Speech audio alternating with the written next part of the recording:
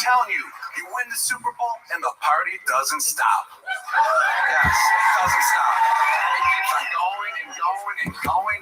Every bar I go into, people want to buy you drinks. Yo, Gronk, let me buy you a drink. Yo, let me get you a beer. An AA speech. It's really it's like this flying over.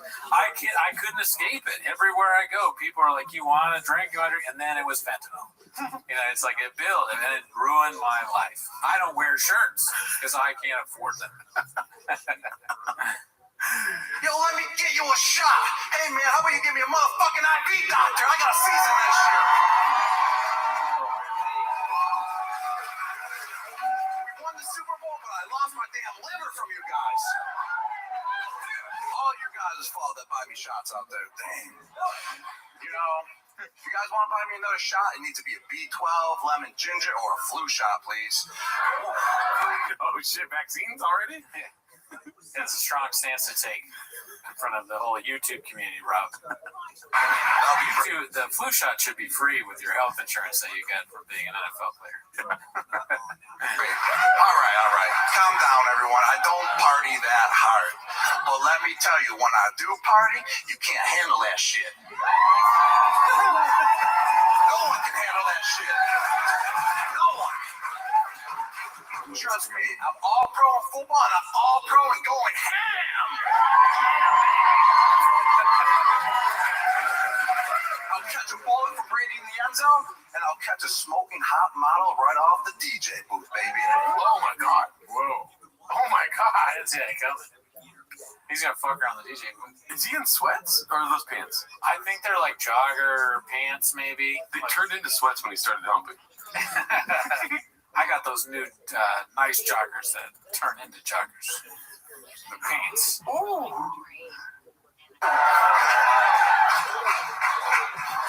Everyone in the audience now is just like he does fuck all the time, huh? I like that this is better than Brendan Schaub's stand-up. Like rated better. This is definitely better. That's what IMDb, the people have spoken. I don't know, dude. I think Bronx is better because it was shot at Tams. Fuck your mother. I like how he's from, that's what I looked up right now. He's from Amherst, New York, but he sounds like he's Bostonian. Yeah, they have a similar kind of thing. He's Gronkowski. I'm sure that he probably sounds like whatever. Is that Polish? He might have a little bit of that from his dad or mom or whatever. I'll look at the book. Yeah. It's getting hot up here. Damn, ladies.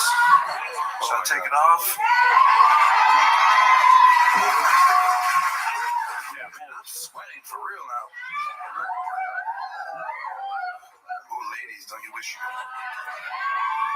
What the fuck is this, dude? I don't know. Our fan base, I guess. It'd be funny if Schaub did this in his thing. I'm a Charleston werewolf, daddy. He calls girls daddy.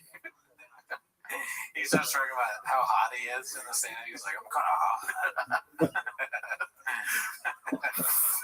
Are there any baddies here tonight? A lot of ladies in the crowd tonight. Said he doesn't do that. He is not as sexual as Gronkowski. No. Rob Gronkowski is a masculine man, right? Successful football player. He's going to talk. If you give him a microphone, he's going to talk to the women. Yeah. You know, let him know that he's like, yeah, look, I'm Rob Gronkowski. Brendan Schaub's like beta male, like a little bit, you know. Oh, y'all must have forgot. Yeah. I don't really like talk to women that much. That's essentially what he said. I don't have any female fans. Who says that? Even I wouldn't say that in the thing. I would pretend or just not address it. Gronk comes out hot and he goes, I fuck ladies on the DJ booth. And that's a funny way to come out and do stand-up. And I think about it, the Brendan Schaub way of being like, wow, women showed up to this? I didn't think that was what you hear. Usually just like really dumb readings. I'm not used to this. Hand through my hair. Just not care. Yeah. You know, people offer you everything when you win, and the Pats fans are the craziest. You know? I don't get the usual, hey, Gronk, can we take a picture? Hey, can we take a selfie? Can I get an autograph, please? Nah, I get shit like, hey, Gronk, can you fuck my wife? Oh, my God. Hey, got her pregnant? I'm like, what? So we can be best buddies forever, man. Please, please. like, nah, dude. He's like, okay, can you just sign her titties, please, Rob, please? I'm like, nah, man, these requests are ridiculous. I stopped going out on those streets. That's crazy. These streets are bad. He's getting like harassed and threatened and shit. Yeah. They're trying to ruin his life. Like, hey, take another shot and fuck my wife. People in Massachusetts are disgusting. Patriots fans should be on a watch list. They're trying to like drug this guy and have sex with him. Like, leave Gronkowski alone. They're still in the playoffs, right? Yeah. He's retired, but I know that, but I'm saying, regardless, they're Yeah, still yeah. messaging him like, "Have a good time tonight." oh yeah, great job at the game last night. Like that, you sugar tits. What? Yeah, come on. We just won. Fuck me. I mean, my wife. Fuck my wife. Sorry, or me too. Fuck us both. When are you getting out of the locker room so you can fuck my wife, Gronk? Congratulations, the Patriots just beat the Broncos, and I'm in a non-monogamous relationship. Go Patriots, go. Show me your God. That's your embarrassed. Or what if a guy comes up to him like, he definitely wants to fuck my wife, and he comes up to me, he's like, "Gronk, you can fuck my wife if I can watch." It's Mark Maron. He's like, he gets harassed so much that somebody comes up to him and it's a family, they want an autograph, and he's like, I'm not gonna fuck you. He just yells at the family, I won't fuck you. Leave me the fuck alone. We wanted an autograph. Oh, sorry about that. And then he signs wife's tits, like, on the book. I'm just used to signing tits, my bad. There's a DJ booth want to get fucked.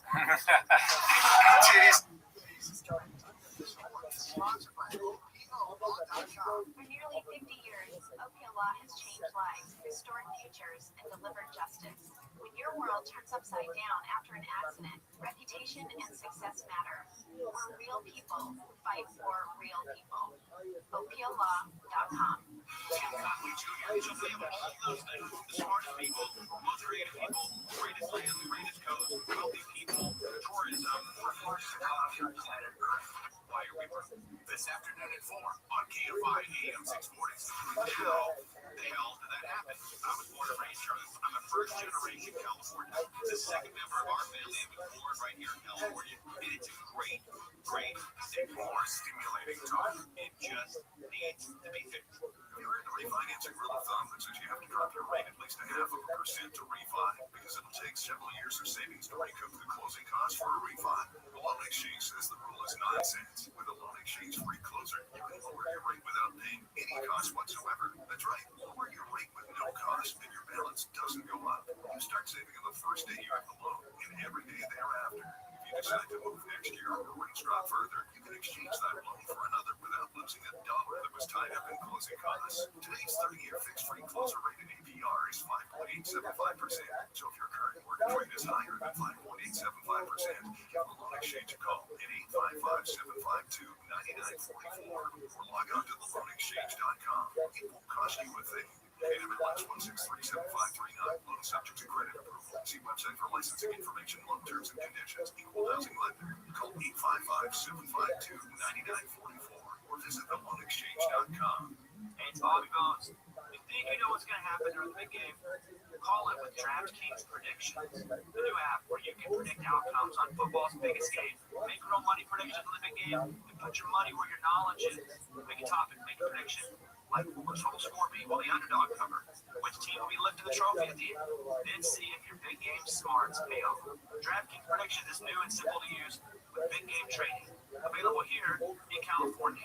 Download now. New DraftKings Predictions customers get up to a $75 first trade bonus with promo code AM640. Just feel it. Predict it with DraftKings Predictions. The crown is yours. DraftKings Predictions is a CFTC registered introducing broker. Event contract trading involves substantial risk of loss. One for new customer often require non-withdrawable predictions dollars expire in 1 year. It's February 8th, 2026. Market availability varies. Eligibility restrictions apply. See terms at dkng.co/predictions promo. Just hearing the word IRS makes people break out a cold sweat, but you don't have to face them alone. My friends at Legal Tax Defense have been helping people like you from than 15 years. Whether you owe $5,000 or $5 million, legal tax defense can help. They'll fight to stop levies, liens, wage garnishments, even help file back tax returns. Need a second opinion? They got you. Call Legal Tax Defense right now for a free, no-risk consultation at 800-649-0664. That's 800-649-0664. Or go to LegalTaxDefense.com. Welcome back to Winter Hack Radio. The place for clever hacks to survive the season. Icy driveway. Try spreading sand or birdseed to help with traction. Snowy puppy boss. Help grab a whisk. Brush it off. Done. Catch COVID-19. What's your skin? Actually, there's no hack for COVID-19. But if you test positive, prescription medications for COVID exist. Ask your doctor if they're right for you. Visit PfizerForAll.com to learn more. Sponsored by Pfizer.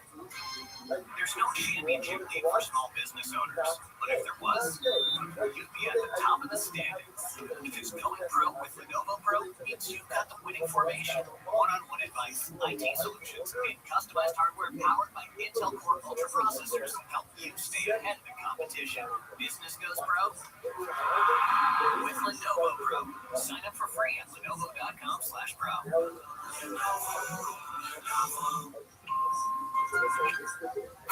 Sports lives on the ViralRabbi app, the home of the Super Bowl 60 tailgate content presented by NetApp Big Game coverage. With your Olympics from Milan, NBC's official audio partner, Fox Sports Radio, ESPN, and Sportsnet. Search sports on the free iHeartRadio app and listen now. AM 640, more stimulating talk. Today at 3 o'clock on the John Cobell Show, Lee Selden will be on. He is Trump's point man, the head of this federal intervention into the botched rebuild and outdated Palisades. We'll have him on the air after 3 o'clock today on the John Cobell Show. Good morning, everybody. It is tomorrow at 8:30 is Ask Him Anything. Hour starting Friday. I talk about all things food. And at 8:30 is Ask Him Anything, which we need you to participate in. Otherwise, we don't have a segment. And you go to the iHeartRadio app during the show and just listen to the broadcast. It is this show being broadcast on Restream. And then in the right corner, there is a little microphone. Click on that. You'll have 15 seconds to ask a question about him. That's the third person. And so it's all about embarrassing. And then Neil chooses the questions, and then I answer them. And it's always hilarious. Well, it's always hilarious. And if you don't have a chance to listen, you don't listen. You're tied up or you're not woken up yet. Go to the iHeartRadio app for podcasting to any segment of the podcast. Okay, let's go ahead and finish up by news on this Thursday morning. Neil is not here today. He'll be here tomorrow, hopefully. And Well, Google is apparently holding its own. Google's latest quarterly report provided more evidence that its internet empire is withstanding an artificial intelligence shakeup. Google's third consecutive quarter of digital ad growth was up more than 10% from the year previous, while also posting more than 30% sales growth in its division that powers data centers for AI services. this company, the market value is $4 trillion. I mean, that's beyond comprehension. This is the value of this company. And so we think Sergey Plan and his partner have enough money. Anyway, it's doing well. It's guessing, and it's pretty far ahead in the world of AI.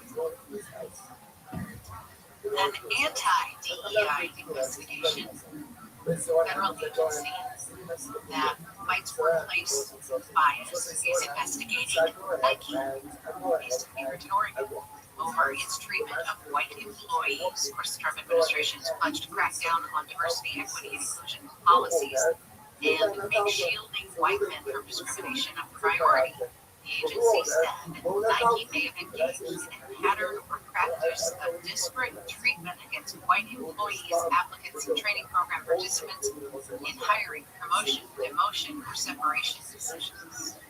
It started in the 70s when I was in law school. Immediately studied this case. I've shared this with you before, and it was the case with Baki versus Allegiance of the state of California, UC system.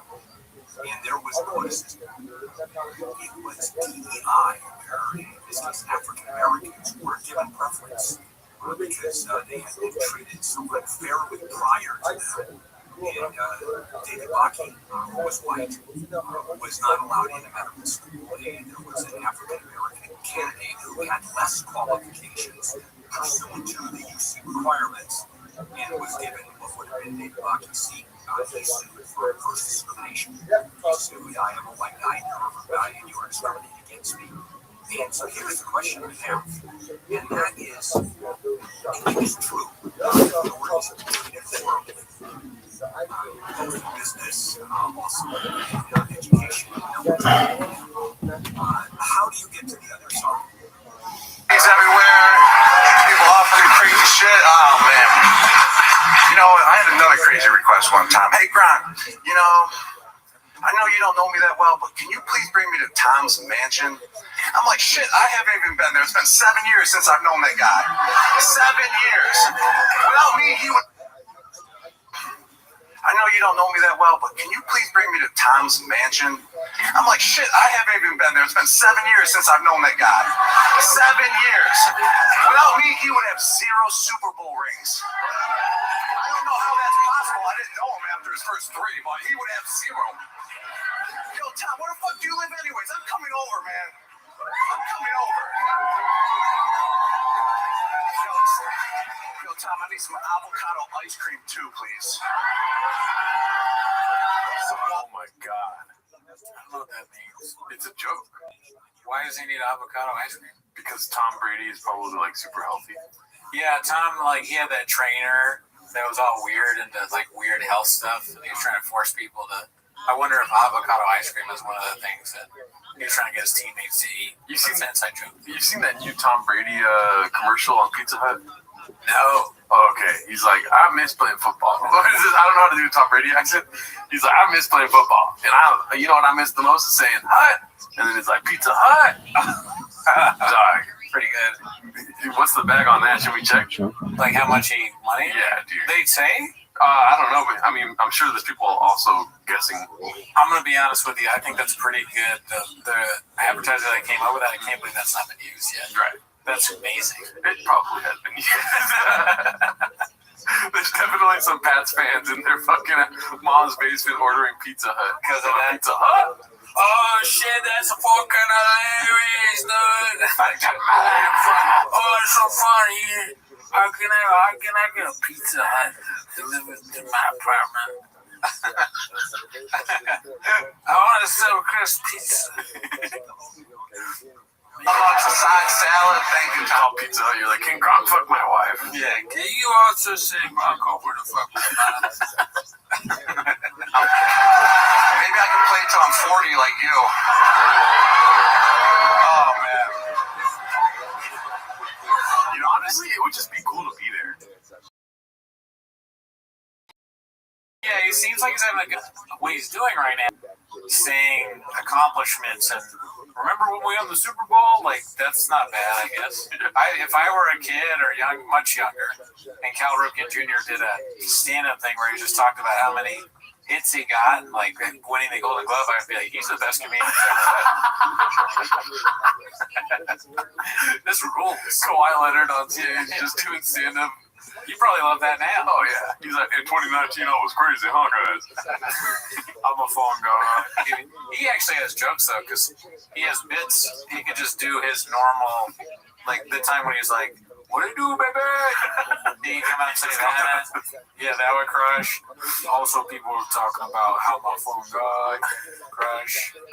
I don't know what his other bits are, but he'd probably be better than these two. Well, there's 2 different openers you can do. You know what I mean? Yeah. What a do, baby, solid. But something that's probably even stronger that what a do, baby can follow is hey, hey, hey. Remember that one? That's a good one. Yeah, I forgot about it. His manner of speech is very strange. And then I don't know if you caught the one that happened this last summer, but he was talking to an Asian lady trying to describe a wet ball. You heard that? He's like, wet ball. And then she goes, I don't understand. He's like, when I know what's going in, I say wet ball. Wet, or something like that. I'll look at it. Yeah, no, all of his sayings sound like punchlines, sort of. Yeah. That sounds like a good one, too. Wet ball. Kawhi Leonard, wet ball. He's got, he's just a sort of like a weird dude. Let's check this out. There it is. I want to say wet ball. Wet ball. That's a basketball term that I use when I shoot the ball and I know it's going in. I say wet ball.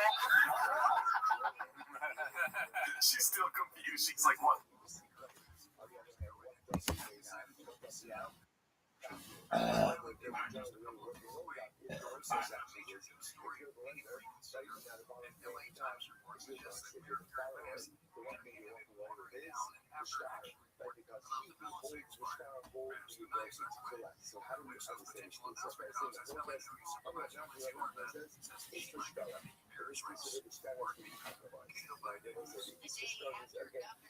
What's up, sluts?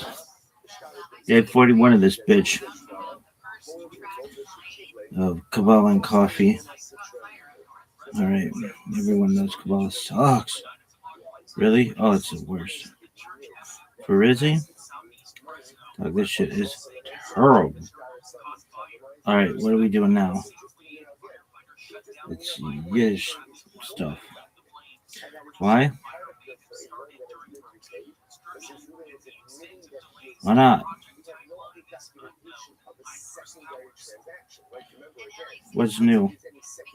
I had a fucked up night. Nothing too crazy, but just abnormal. Alright, so Amachai, that's what Robertson says after we still. Halavai, that's what she wants it. She wishes. Yiddish-a-cop. Yenta, it's kind of a fetish of mine. It means talkative bitch. Tackless, brass tacks, motherfucker. Notch, it's munching on pussy. Basher, that's soulmate or Bashirta. It's a female soulmate, Bashirta. It's a male soulmate mishmash. I was taking a bath. Everybody knows that one. That was a bunch of shit together. Love kiss, that means nothing. Beans, good yontif means happy holiday, baby. L'chaim, to life, par, neutral, black kosher, smooth. Mensch, don't use it for a woman. Means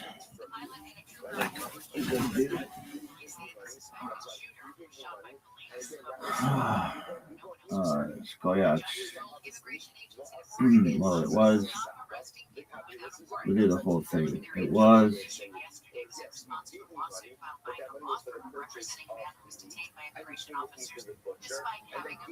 Yeah, sure. Kokaka.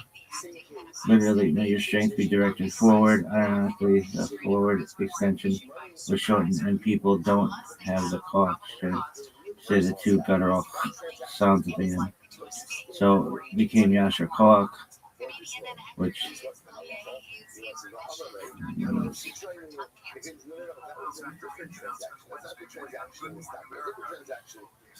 strange.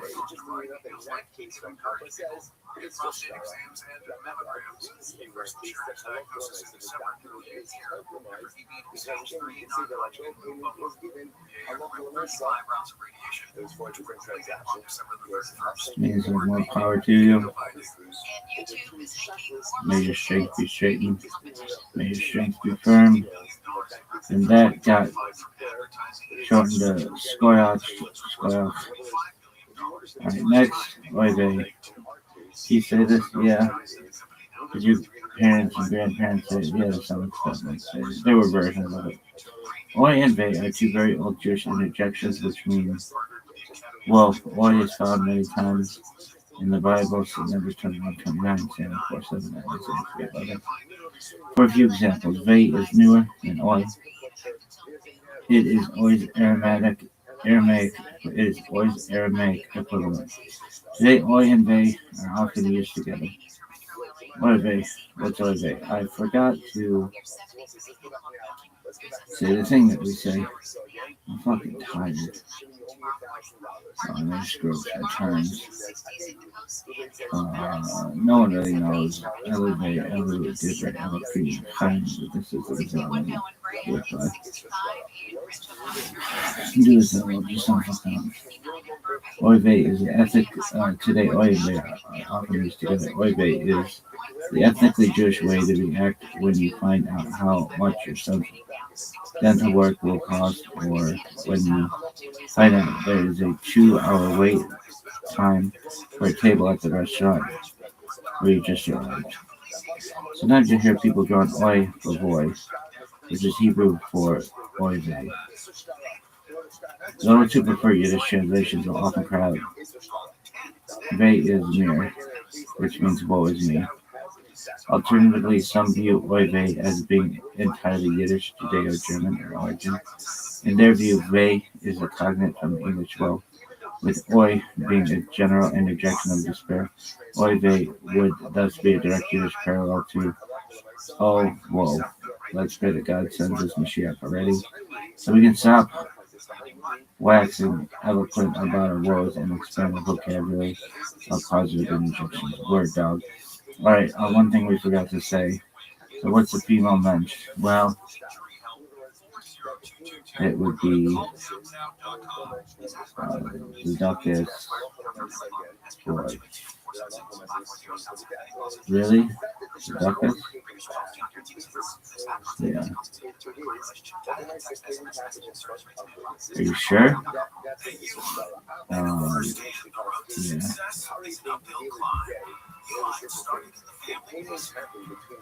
What does it mean?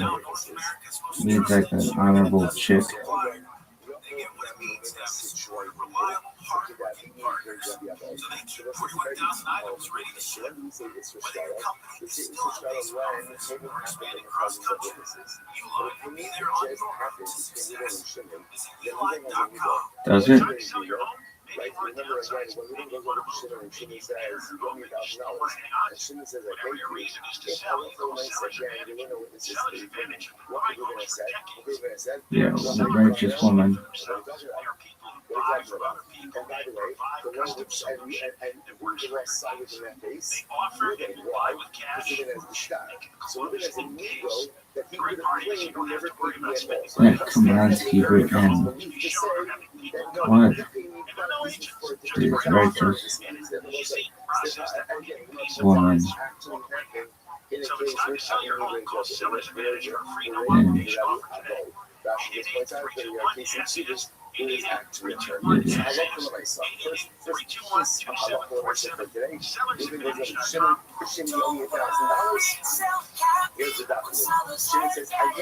DRE number So bad, guys. 96165.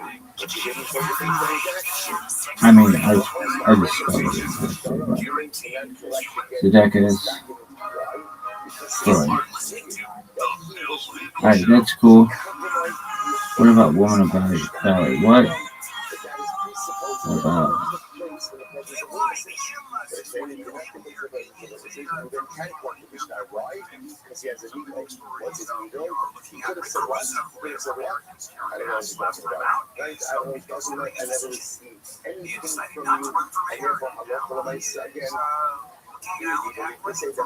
Why is that?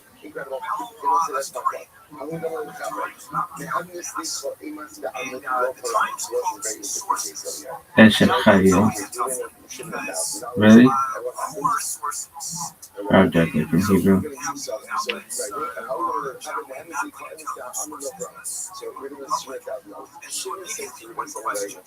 Eshachayil. That's a little different though. So, Zedekiah Freud is probably. And I'm tired. Alright. What's tomorrow's word? Oh, it's a good one. We'll keep that one secret. Alright, cool story, Rabbi. What's the next thing? Well, kids, we've got fucking Kabbalah review. Really? Yeah, don't know.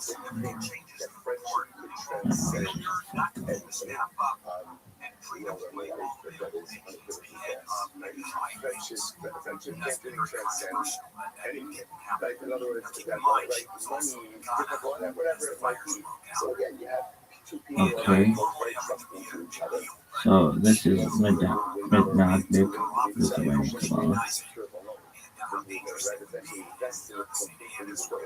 Alright, this is going to be long. Misnagdim, opponents, Sephardi pronunciation, Midnagdim, singular Misnich Midnich, was a religious movement among the Jews of Eastern Europe which resisted the rise of Hasidism in the 18th and 19th centuries. The Misnagdim were particularly concentrated in Lithuania, where Vilnius served as the bastion of the movement. But anti-Hasidic activity was undertaken by the establishment in many locales. The most severe clashes between the factions took place in the latter third of the 18th century. The failure to contain Hasidism led the Misnagdim to develop distinct religious philosophies and communal institutions, which were not merely a perpetuation of the old status quo but often innovated. The most notable results of these efforts, pioneered by Chaim of Volozhin and continued by his disciples, were the modern, independent yeshiva and the Muser movement. Since the late 19th century, tensions with the Hasidim largely subsided, and the heirs of Misnagdim adopted the epithet Litvish or Litvax. Origins. The rapid spread of Hasidism in the second half of the 18th century greatly troubled many traditional rabbis. Many saw it as heretical. Much of Judaism was still fearful of the Messianic movements of the Sabbateans and the Frankists. The followers of the Messianic claimant Sabbatei Zevi, 1626-1676, and Jacob Frank, 1726-1791, respectively. Many rabbis suspected Hasidism of an intimate connection with these movements. Hasidism's founder was Rabbi Israel ben Eliezer, c. 1700-1760, known as the Baal Shem Tov, master of the good name, usually applied to the saintly Jew who was also a wonder worker, or simply by the acronym Besh, Hebrew. He taught that man's relationship with God depended on immediate religious experience, in addition to knowledge and observance of the details of the Torah and Talmud. The characteristically Misnagdic approach to Judaism was marked by a concentration on highly intellectual Talmud study. However, it by no means rejected mysticism. The movement's leaders, like the Gaon of Vilna and Chaim of Volozhin, were deeply immersed in Kabbalah. Their difference with the Hasidim was their opposition to involving mystical teachings and considerations in the public life. Outside the elitist circles which studied and practiced Kabbalah, the Hasidic leaders' inclination to rule in legal matters, binding for the whole community, as opposed to strictures voluntarily adopted by the few, based on mystical considerations, greatly angered the Misnagdim. On another theoretical level, Chaim of Volozhin and his disciples did not share Hasidism's basic notion that man could grasp the immanence of God's presence in the created universe, thus being able to transcend ordinary reality and potentially infuse everyday actions with spiritual meaning. However, Volozhin's exact position on the issue is subject to debate among researchers. Some believe the differences between the two schools of thought were almost semantic, while others regard their understanding of key doctrines as starkly different. Lithuania became the heartland of the traditionalist opposition to Hasidism, so Lithuanian and Misnich became virtually interchangeable terms in popular perception. However, a sizable minority of Greater Lithuanian Jews belong to Hasidic groups, including Rabbi, Slonim, Karl and Stalin, Pinsk, Amber and Koidanov. The first documented opposition to the Hasidic movement was from the Jewish community in Shklov, Lithuania, in 1772. Rabbis and community leaders voiced concerns about the Hasidim because they were going to Lithuania. The rabbis sent letters forbidding Hasidic prayer houses, urging the burning of Hasidic texts, and humiliating prominent Hasidic leaders. The rabbis imprisoned the Hasidic leaders in an attempt to isolate them from coming into contact with their followers. Opposition by the Vilna Gaon.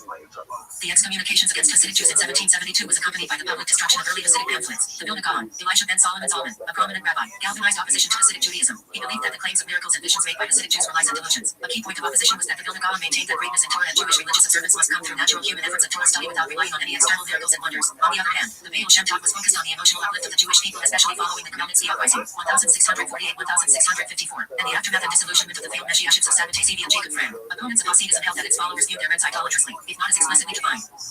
The Vilna Gaon expressed his disapproval of synagogues in which business was discussed and atheism openly believed, viewing them as disrespectful to sacred spaces. Other Jewish leaders criticized those claiming to be rabbis who did not honor Shabbat and Mitzvot. Despite this, the Gaon encouraged the study of non-Jewish wisdom and opposed the assimilation of the Haskalah, aiming to enhance the spread of the Torah. It was noted that some who saw the role of rabbi did so out of a desire for power and recognition, a point often criticized in early Hasidism for lacking genuine pursuit of studying Torah for its own sake.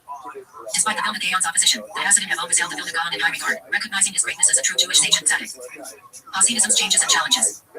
Most of the changes made by the Hasidim were the product of the Hasidic approach to Kabbalah, mainly as expressed by Isaac Luria, 1534-1572, and his disciples, particularly Chaim ben Joseph Bible, 1543-1620. Luria greatly influenced both Misnagdim and Hasidim, but the former feared what they perceived as disturbing parallels in Hasidism to the heretical Sabbateans. An example of such an idea was that God entirely nullifies the universe. Depending on how this idea was preached and interpreted, it could give rise to pantheism, universally acknowledged as heresy, or lead to immoral behavior, since elements of Kabbalah can be misconstrued to de-emphasize ritual and glorify sexual metaphors as a more profound means of grasping some hidden notions in the Torah based on the Jew's intimate relationship with God. If God is present in everything, and if divinity is to be grasped in erotic terms, then Misnagdim feared Hasidim might feel justified in neglecting legal distinctions between the holy and the profane, and in engaging in inappropriate sexual activities. The Misnagdim were seen as using yeshivas and scholarship as the learning center. At the same time, Hasidic learning centered around the Rebbe, which was tied in with what they considered emotional displays of piety. The stress of Jewish prayer over Torah study and the Hasidic reinterpretation of Torah al-Shema, Torah study for its own sake, was seen as a rejection of traditional Judaism. Hasidim did not follow the traditional Ashkenazi prayer rite and instead used a combination of Ashkenazi and Sephardi rites and Lurian and Kabbalistic concepts known as Nusach Sefer. This was seen as a rejection of the traditional liturgy and, due to the resulting need for separate synagogues, a breach of communal unity. In addition, they faced criticism for neglecting the halakhic times for prayer. Hasidic Jews also added some halakhic stringencies to kashrut, the laws of keeping kosher. They made specific changes changes in how livestock was slaughtered and who was considered a reliable mashgiach, a legal supervisor of kashrut. The result was that they essentially did not accept as kosher certain foods that were accepted as kosher by misnagdim. This was seen as a change in traditional Judaism and over stringency of halakha, and, again, a breach of communal unity. Response to the rise of Hasidism. With the rise of what would become known as Hasidism in the late 18th century, established conservative rabbinic authorities actively worked to stem its growth. Whereas before the breakaway Hasidic synagogues were occasionally opposed but largely checked, it spread into Lithuania and Belarus, prompted a concerted effort by opposing rabbis to halt its spread. In late 1772, after uniting the scholars of Brisk, Minsk, and other Belarusian and Lithuanian communities, the Vilna Gaon issued the first of many polemical letters against the nascent Hasidic movement, which was included in the anti-Hasidic anthology, Semir Ritzim Ve'arvaturim, 1772. The letters published in the anthology included pronouncements of excommunication against Hasidic leaders on the basis of their worship and habits, all of which were seen as unorthodox by the misnagdim. This included but was not limited to unsanctioned places of worship and ecstatic prayers, as well as charges of smoking, dancing, and the drinking of alcohol. In total, this was seen to be a radical departure from the misnagdic norm of asceticism, scholarship, and stoic demeanor in worship and general conduct, and was viewed as a development that needed to be suppressed. Between 1772 and 1791, other misnagdic tracts of this type would follow, all targeting Hasidim in an effort to contain and eradicate them from Jewish communities. The harshest of these denouncements came between 1785 and 1815, combined with petitioning of the Russian government to outlaw the Hasidim on the grounds of their being spies, traitors, and subversives. However, this would not be realized. After the death of the Vilna Gaon in 1797 and the partitions of Poland in 1793 and 1795, the regions of Poland where there were disputes between misnagdim and Hasidim came under the control of governments that did not want to take sides in inter-Jewish conflicts, but that wanted instead to abolish Jewish autonomy. In 1804, Hasidism was legalized by the Imperial Russian government, and efforts by the misnagdim to contain the now widespread Hasidim were stymied. Winding down the battles. By the mid-19th century, most non-Hasidic Judaism had discontinued its struggle with Hasidism and reconciled itself to establishing the latter as a fact. One reason for the reconciliation between the Hasidim and the misnagdim was the rise of the Haskalah movement. While many followers of this movement were observant, it was also used by the absolutist state to change Jewish education and culture, which both misnagdim and Hasidim perceived as a greater threat to religion than they represented to each other. In the modern era, misnagdim evolved into Litvish or Yeshivish. Litvish. Litvish is a Yiddish word that refers to Haredi Jews who are not Hasidim, and not Hardalim or Sephardic Paranim. It literally means Lithuania. While Litvish functions as an adjective, the plural noun form often used is Litvaks. The Hebrew plural noun form which is used with the same meaning is Lidaim. Other expressions are Yeshivish and misnagdim. It has been equated with the term Yeshiva world. The words Litvish, Lidaim, and Litvaks are all somewhat misleading, because there are also Hasidic Jews from Lithuania, and many Lithuanian Jews who are not Haredi. Litvish Jews largely identify with the misnagdim, who objected to what they saw as Hasidic denigration of Torah study and normative Jewish law in favor of undue emphasis on emotionality and religious fellowship as pathways to the divine. The term misnagdim, opponents, is somewhat outdated since the former opposition between the two groups has lost much of its salience, so the other terms are more common.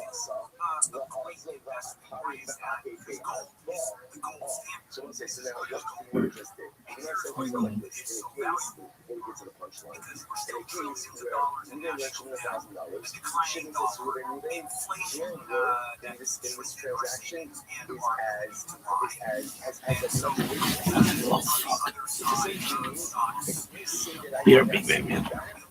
I ain't going anywhere. From the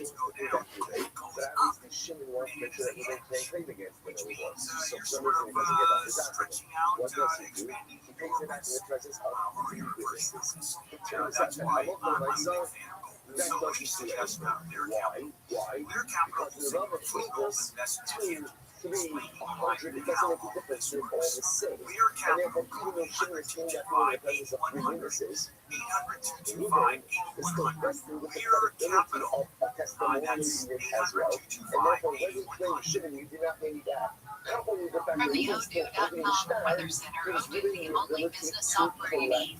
Becoming cloudy, windy at times, highs in the 60s to mid-teens. This report brought to you by AutoZone. Get in the zone. From your Toyota dealership, leaders slowing in Long Beach, 405. Litvaks, Yiddish, or Lidaim, Hebrew, are Jews who historically resided in the territory of the former Grand Duchy of Lithuania, covering present-day Lithuania, Belarus, Latvia, the northeastern Suwałki and Białystok regions of Poland, as well as adjacent areas of modern-day Russia and Ukraine. Over 90% of the population was killed during the Holocaust. The term is sometimes used to cover all Haredi Jews who follow an Ashkenazi, non-Hasidic style of life and learning, whatever their ethnic background. The area where Litvaks lived is referred to in Yiddish as Light, hence the Hebrew term Lidaim. No other Jew is more closely linked to a specifically Lithuanian city than the Vilna Gaon. In Yiddish, the genius of Vilna, Rabbi Elisha ben Solomon Zalman, 1720-1797. He helped make Vilna, modern-day Vilnius, a world center for Talmudic learning. High grade, 1910-1982, was born in Vilna, the city about which he would write. The Interwar Republic of Lithuania was home to a large and influential Jewish community whose members either fled the country or were murdered when the Holocaust in Lithuania began in 1941. Prior to World War II, the Lithuanian Jewish population comprises of 160,000 people, or about 7% of the total population. There were over 110 synagogues and 10 yeshivas in Vilnius alone. Census figures from 2005 recorded 4,007 Jews in Lithuania, 0.12% of the country's total population. Vilnius was occupied by Nazi Germany in June 1941. Within a matter of months, this famous Jewish community had been devastated with over 2/3 of its population killed.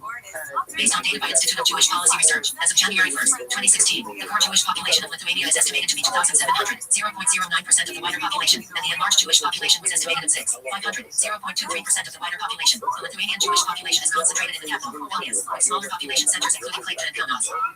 Etymology.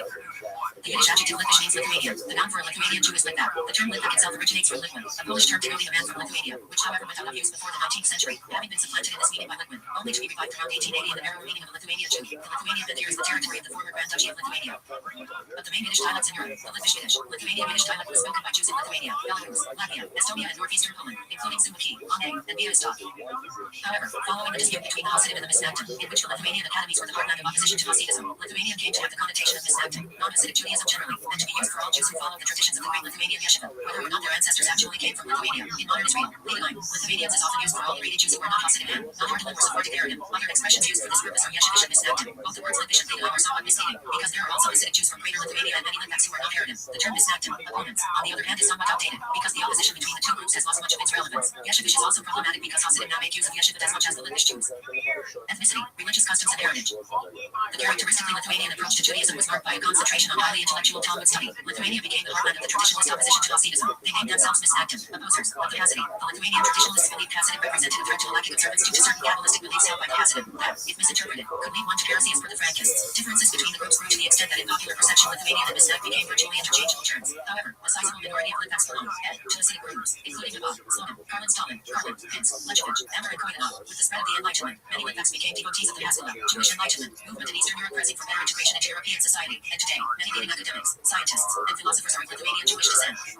The most famous Lithuanian institution of Jewish learning was Valasa Yeshiva, which was the model for most later yeshivas. 20th century Lithuanian yeshivas include Panevės, Telch, Mir, Kel, and Slobodka, which bear the names of their Lithuanian forebears. American offspring of the Lithuanian yeshiva movement include Yeshiva Rabbi Chaim Orman, Rabbi Isaac Belcher Theological Seminary, yeshivas Rabbi Israel Meir HaKohen, Chafetz Chaim, and Beth Medrash Devoka, Lakewood, as well as numerous other yeshivas founded by students of Lakewood's founder, Rabbi Aharon Kotler.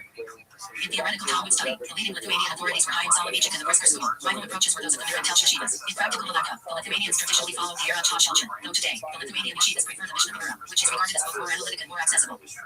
In the 19th century, the Orthodox Ashkenazi residents of the Holy Land, broadly speaking, were divided into Hasidim and Perishim, who were Litvaks influenced by the Vilna Gaon. For this reason, in modern-day Israeli Haredi parlance, the terms Litvak, noun, or Litvisher, adjective, or in Hebrew Latin, are often used loosely to include any non-Hasidic Ashkenazi Haredi individual or institution. Another reason for this broadening of the term is the fact that many of the leading Israeli Haredi yeshivas, outside the Hasidic camp, are successor bodies to the famous Yeshiva of Lithuania, though their present-day members may or may not be descended from Lithuanian Jewry. In reality, both the ethnic makeup and the religious traditions of the Misnag communities are much more diverse. Customs of Lithuanian non-Hasidic Jews consist of. I just wonder now, Saturdays, the internet immediate days are official from online, variations and pronunciation, like during that. Sign us for a free trial at audible.com. Variations and pronunciation of the colon and shin being pronounced as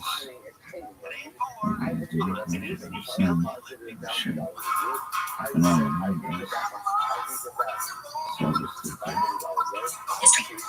Jews began living in Lithuania as early as the 13th century, arriving from the Rhineland Valley, France, Spain, and Belgium, Netherlands. In 1388, they were granted a charter by Vitalis, under which they formed a class of freemen subject in all criminal cases directly to the jurisdiction of the Grand Duke and his official representatives, and in petty suits to the jurisdiction of local officials on an equal footing with the lesser nobles, Slavchta, boyars, and other free citizens. As a result, the community prospered.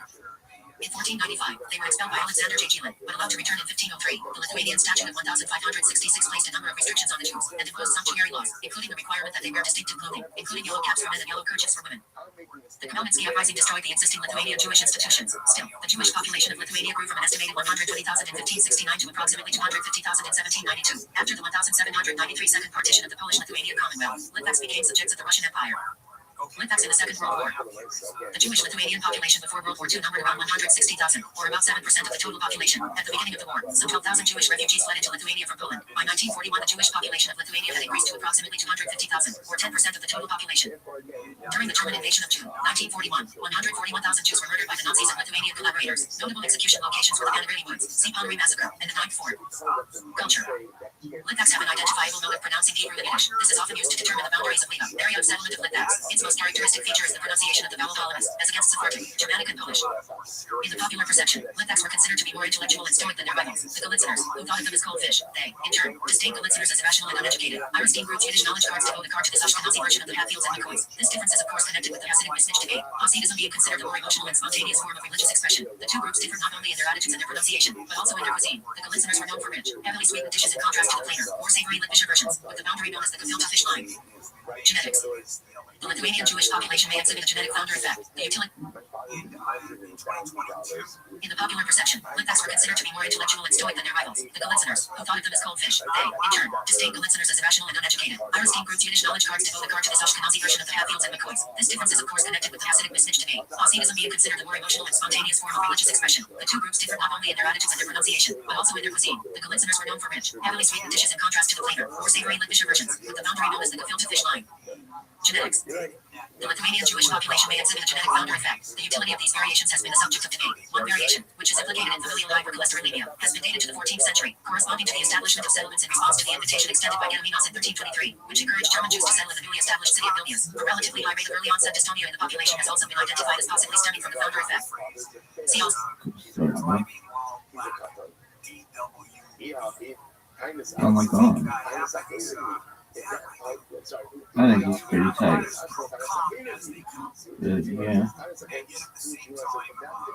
Would you fuck him? Nah, but we'd high five.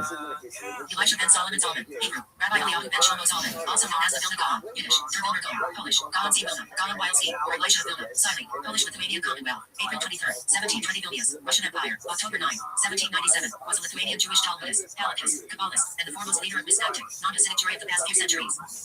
He is commonly referred to by his Hebrew acronym GR Gaon or Rabbi Eliyahu or teacher Elisha the Genius, or in modern Hebrew is HaGaon Vilna the Genius from Vilnius. Through his annotations and emendations of Talmudic and other texts, he became one of the most familiar and influential figures in rabbinic study since the Middle Ages, although he is chronologically one of the Acharanim, some have considered him one of the Rishonim. Large groups of people, including many yeshivas, uphold the minhag, set customs and rites, named after him, and which is also considered by many to be the prevailing minhag among Ashkenazi Jews in Jerusalem today. Born in Semak in the Breslit House, now Sialians, Belarus, the Gaon displayed extraordinary talent while still a child. By the time he was 20 years old, rabbis were submitting their most difficult halakhic problems to him for legal rulings. He was a prolific author, writing such works as glosses on the Babylonian Talmud and Shulchan Aruch known as Be'eri HaGra, elaborations by the Gra, or running commentary on the Mishnah, Shenef Eliyahu, the Years of Elisha, and insights on the Torah entitled the Derech Eliyahu, the Cloak of Elisha, published by his son. Various Kabbalistic commentaries bear his name, and he wrote commentaries on the Book of Prophets and other books of the Hebrew Bible later in life. None of his manuscripts was published in his lifetime. When Hasidic Judaism became influential in his native town, the Vilna Gaon joined the Misnagdim, the rabbis and heads of Polish communities trying to curb Hasidic influence. When he advocated studying branches of secular education such as mathematics to better understand rabbinic texts, he harshly condemned the study of philosophy and metaphysics. Biography. Elisha was born to Trina and Shlomo Zalman, a rabbi, in the village of Slon near Brisk, now Brest, Belarus, then in Lithuania, part of the Polish-Lithuanian Commonwealth, on 15 Nisan 5480, April 23rd, 1720. His grandfather was Yisachar Toth, the son of Rabbi Eliyahu Hasid, after whom he was named. Eliyahu was the son of Moshe Kramer, Rabbi of Vilna, now Vilnius, and his wife was the granddaughter of Moshe Riggs, also a rabbi. Until the age of 6, he studied under a rabbi. At that age, he delivered a derusha in the great synagogue of Vilna that his father had taught him. At the request of Heschel, the abbate of Vilna, he added his own scholarly discourse to demonstrate his ability to innovate independently. His book Shnam Eliyahu contains an insight he expressed at age 7. At this age, he lived for about 3 months in Canaan with the town's rabbi, David Katzenelin, studying under him and Moses Margulies, author of many Moshe on the Jerusalem Talmud and who later served as rabbi of Canaan. At age 9, he began studying Kabbalah, devoting several hours daily to studying the Zohar and the writings of the Isaac Luria. By age 10, he studied independently and no longer required teachers. During this period, he befriended Aryeh, who later served as the abbate of Ksachanovitz. From the age of 8, he engaged in astronomy. As a young man, he married Chana, daughter of Yehuda Leib of Canaan, 1724-1782. His wife took responsibility for managing the household so he could devote himself entirely to study. After she died in 5543, 1783, he requested that the following be inscribed on her tombstone. Chana passed away in 5543, 5 Kislev. She left no equal or comparison, there is no path or way to recount her praise. Later, he married Jin, daughter of Mayor Munz from GM, who was also a widow. At around age 20, he traveled to Poland and Germany, passing through Lustenau and Berlin, and possibly also Amsterdam. He returned to Vilna in 5505, 1745. Over the years, he lived in Vilna but consistently refused to hold an official rabbinic position that would interfere with his studies. Nevertheless, the Vilna community, considering it an honor to have him in their city, granted him a small monthly stipend for his livelihood. The Vilna Gaon became famous for his extraordinary diligence. His sons recount that throughout his life, he slept only 2 hours a day, divided into 4 half-hour segments, ensuring he never slept more than 60 breaths. He dedicated all his time exclusively to Torah study. His student, Chaim Abalazin, described how, when he was preoccupied with the Talmudic difficulty, he would refrain from eating for days until he found a resolution, appearing emaciated and afflicted. Status. The Vilna Gaon attained an extraordinary and undisputed status during his lifetime. Among the general non-Hasidic public, his standing was considered exceptional. He was perceived as belonging to the ranks of the Tanaim and Amoraim, the sages of the Talmud, or as akin to the Geonim of Lower Mesopotamia. Avram Yoshe of Karolin's wrote, "We regard the Gaon of Vilna as belonging to the ranks of Moses, Ezra, Rabbeinu HaKadosh, Rav Ashi, and the Rambam. The Gaon, Their womb Torah was revealed as a sanctified figure destined to illuminate that which had remained in darkness until his time, is considered one of the Rishon. His level of Ruach Kodesh, divine inspiration, his toil, and his profound analytical knowledge of the entirety of Torah as we possess it today, these are beyond comprehension. Due to this reverence, he was referred to by Litvak simply as the Gaon. The Vilna Gaon advocated for a study approach focused on the Pesha, literal meaning, and was himself widely knowledgeable and erudite. His in-law, the author of J.A. Adam, wrote, the entire Torah was laid out before him like a set table, so that if he was asked about any matter, he would answer instantaneously. He opposed skillful, sharp dialectical analysis in learning like Maimonides, Judah Loeb ben Bezalel, Abraham Isaac Kook, and other sages. In his small study hall, students learned Talmud with the commentaries of Rashi, Asher ben Jehiel, and Isaac Alfasi, in a straightforward manner aimed at reaching halakhic conclusions. The Vilna Gaon was highly original in his halakhic rulings. He often ruled according to his own understanding of the Talmud, even against the Rishonim and the Shulchan Aruch, or in opposition to established minhag. His learning was grounded in a deep pursuit of the literal meaning of the sources, as well as in textual emendations, particularly in less commonly studied works such as the Jerusalem Talmud, the Tosefta, and the Zohar. Despite his historical significance to the Misnagdim, the method of study practiced in contemporary Litvak yeshivas differs significantly from his approach. Most of his textual emendations were not based on manuscript evidence available to him, but rather on his exceptional mastery of rabbinic and Talmudic literature. In retrospect, many of his emendations have been found to align with accurate textual witnesses. On the evening following Yom Kippur, the Vilna Gaon would continue fasting for several more hours while studying Torah. He did this based on the teaching of the Chazon. What is the meaning of the verse? And it was evening, and it was morning. The sixth day, Genesis 1:31. Why is the extra needed? This teaches that God made a condition with the works of creation, saying, if Israel accepts the Torah, you will continue to exist, but if not, I will return you to chaos and void. Babylonian Talmud, Shabbat 88. In other words, the world's existence depends on uninterrupted Torah study, since, on the night after Yom Kippur, everyone went home to eat. The Vilna Gaon would continue learning until people finished their meals and returned to study. This idea also served as the foundation of Balazin Yeshiva, established by his disciple, Chaim of Balazin. Kabbalah and his teachings. By the age of 9, the Vilna Gaon knew all of Tanakh and Shas with commentaries, and had already begun studying Kabbalah. The Gaon wrote commentaries on the Sefer Tzimura, which he regarded as the foundational work of Kabbalah, as well as on Tikkun Zohar, Tikkun Zohar Katosh, and other sections of the Zohar and the Sefer Yetzirah. However, unlike other Kabbalists, the Gaon opposed the reception of Rabbinic revelations, preferring to engage in Torah study and receive divine wisdom directly from God rather than through intermediaries. He also sent his disciple, Chaim of Balazin, to warn his brother, Shlomo Zalman of Balazin, not to accept a Maggid that was destined to appear to him, explaining that the Maggidim of that generation, particularly outside the land of Israel, could not possibly be entirely sacred and free of any impurity.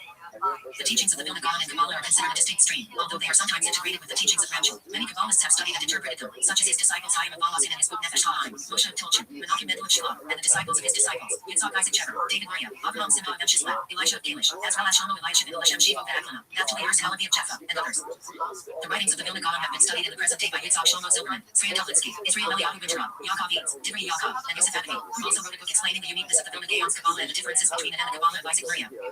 During the struggle between the Hasidim and the Misnagdim, the Hasidim spread a rumor that the Vilna Gaon did not believe in the teachings of Kabbalah and did not read the Zohar or the writings of Isaac Maria. By doing so, they sought to undermine the Gaon's opposition to Hasidism. The Vilna Gaon's disciple, Rabbi Chaim of Balazin, in his introduction to the Vilna Gaon's commentary on Sefer Tzimura, sharply criticizes those who spread the rumor, with the following words. And whenever I speak of the greatness and wonders of the holiness of the teachings of our great Rabbi, may his soul rest in peace, I remember and recall with great anguish that my soul is stirred and burned with the fire within me, for I heard many false reports from empty fools in distant provinces, who had never seen the light of his teachings or his holiness. Those without burden in speech and tongue speak of great things to defame the sanctities of heaven, like flies of death who seek to spoil and defile the holy will of our great Rabbi. May his soul rest in peace. They say that the holy Rabbi did not consider the spirit of holiness in the teachings of the Arizal to be of any word. God forbid. And even further, some speak maliciously, claiming that the holy Zohar was unworthy in his eyes. Heaven forbid. To be the subject of his study, may the lips of falsehood be still, and the liars be silenced. Such things shall not be among the people of Israel. The teachings of redemption in his doctrine.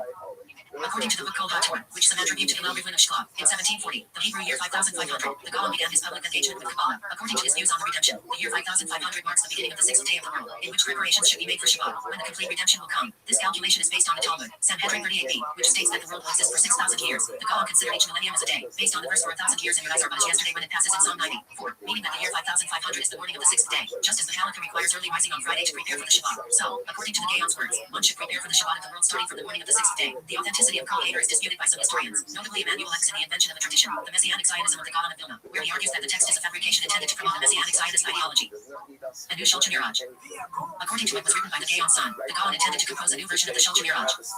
These two things I heard from his holy and pure mouth that he did not agree with his creator's opinion, and he did not do them. In his old age, I asked him many times why he did not travel to the Holy Land, and he did not answer me, and he promised me that he would write galactic rulings from the Arbat with a decisive opinion, writing only the one opinion that seemed correct to his wisdom, with strong and unanswerable proofs. His attitude towards secular studies and philosophy. The Gaon supported secular studies, including natural science, and even wrote a book on mathematics, astronomy, and geometry titled Eil Meshulash, in the introduction to the translation of Euclid's Elements, translated into Hebrew by Rothschild in The Hague in 1780. It is quoted in his name. Just as a person will lack knowledge of other wisdoms, so too will they be missing 100-fold in the wisdom of Torah, and he commanded me, equals the Gaon, to translate from what we can of these wisdoms into our holy tongue in order to remove the poison from their mouths, and many will be enlightened, and knowledge will increase among the people of Israel. The words of the Rothschild are supported by a translation written by the Vilna Gaon's son, Avraham Vilner, of parts of the natural history by the radical French scientist Georges Louis Leclerc, Comte de Buffon. According to the testimony of his disciples and the books written in his name, the Gaon was knowledgeable in mathematics, engineering, biology, astronomy, geography, linguistics, and music, but he refrained from engaging in pharmacy based on his father's instructions.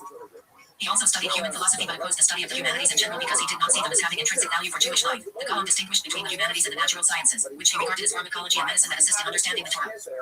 Yisrael Shlach recounts the Gaon's teachings. Thus he said, all wisdoms are necessary for our Torah, and are included in it, and all must be known to their purpose. And he mentioned them, the wisdom of algebra, triangles, and engineering, and the wisdom of music. And he explained the nature of all the wisdoms and said that he had attained them for their purpose, except for the wisdom of medicine. He knew the science of surgery and its connection to it, but he was forbidden by his father to study the practice of medicines and their work, so as not to be distracted from his Torah study when he would be required to go and save lives. Once he knew it fully. Likewise, the wisdom of witchcraft, and he knew it, but he was lacking in the practice of arts and all their workings, because they were in the hands of the Gentiles who were heretics, and thus he could not learn their full practice due to his strong commitment. Pialini Hashilchan, introduction, speech starting, and an extended explanation on its side. In contrast to his view on natural sciences, he strongly opposed philosophy and its practitioners, as stated in the Even Shlomo, a compilation of his writings, in chapter 11, section 4. Blessed are those who distance themselves from those who engage in the study of divine, logical, and natural philosophy. They will merit, in the future, to the light of God. Isaiah 2, 6, a footnote said.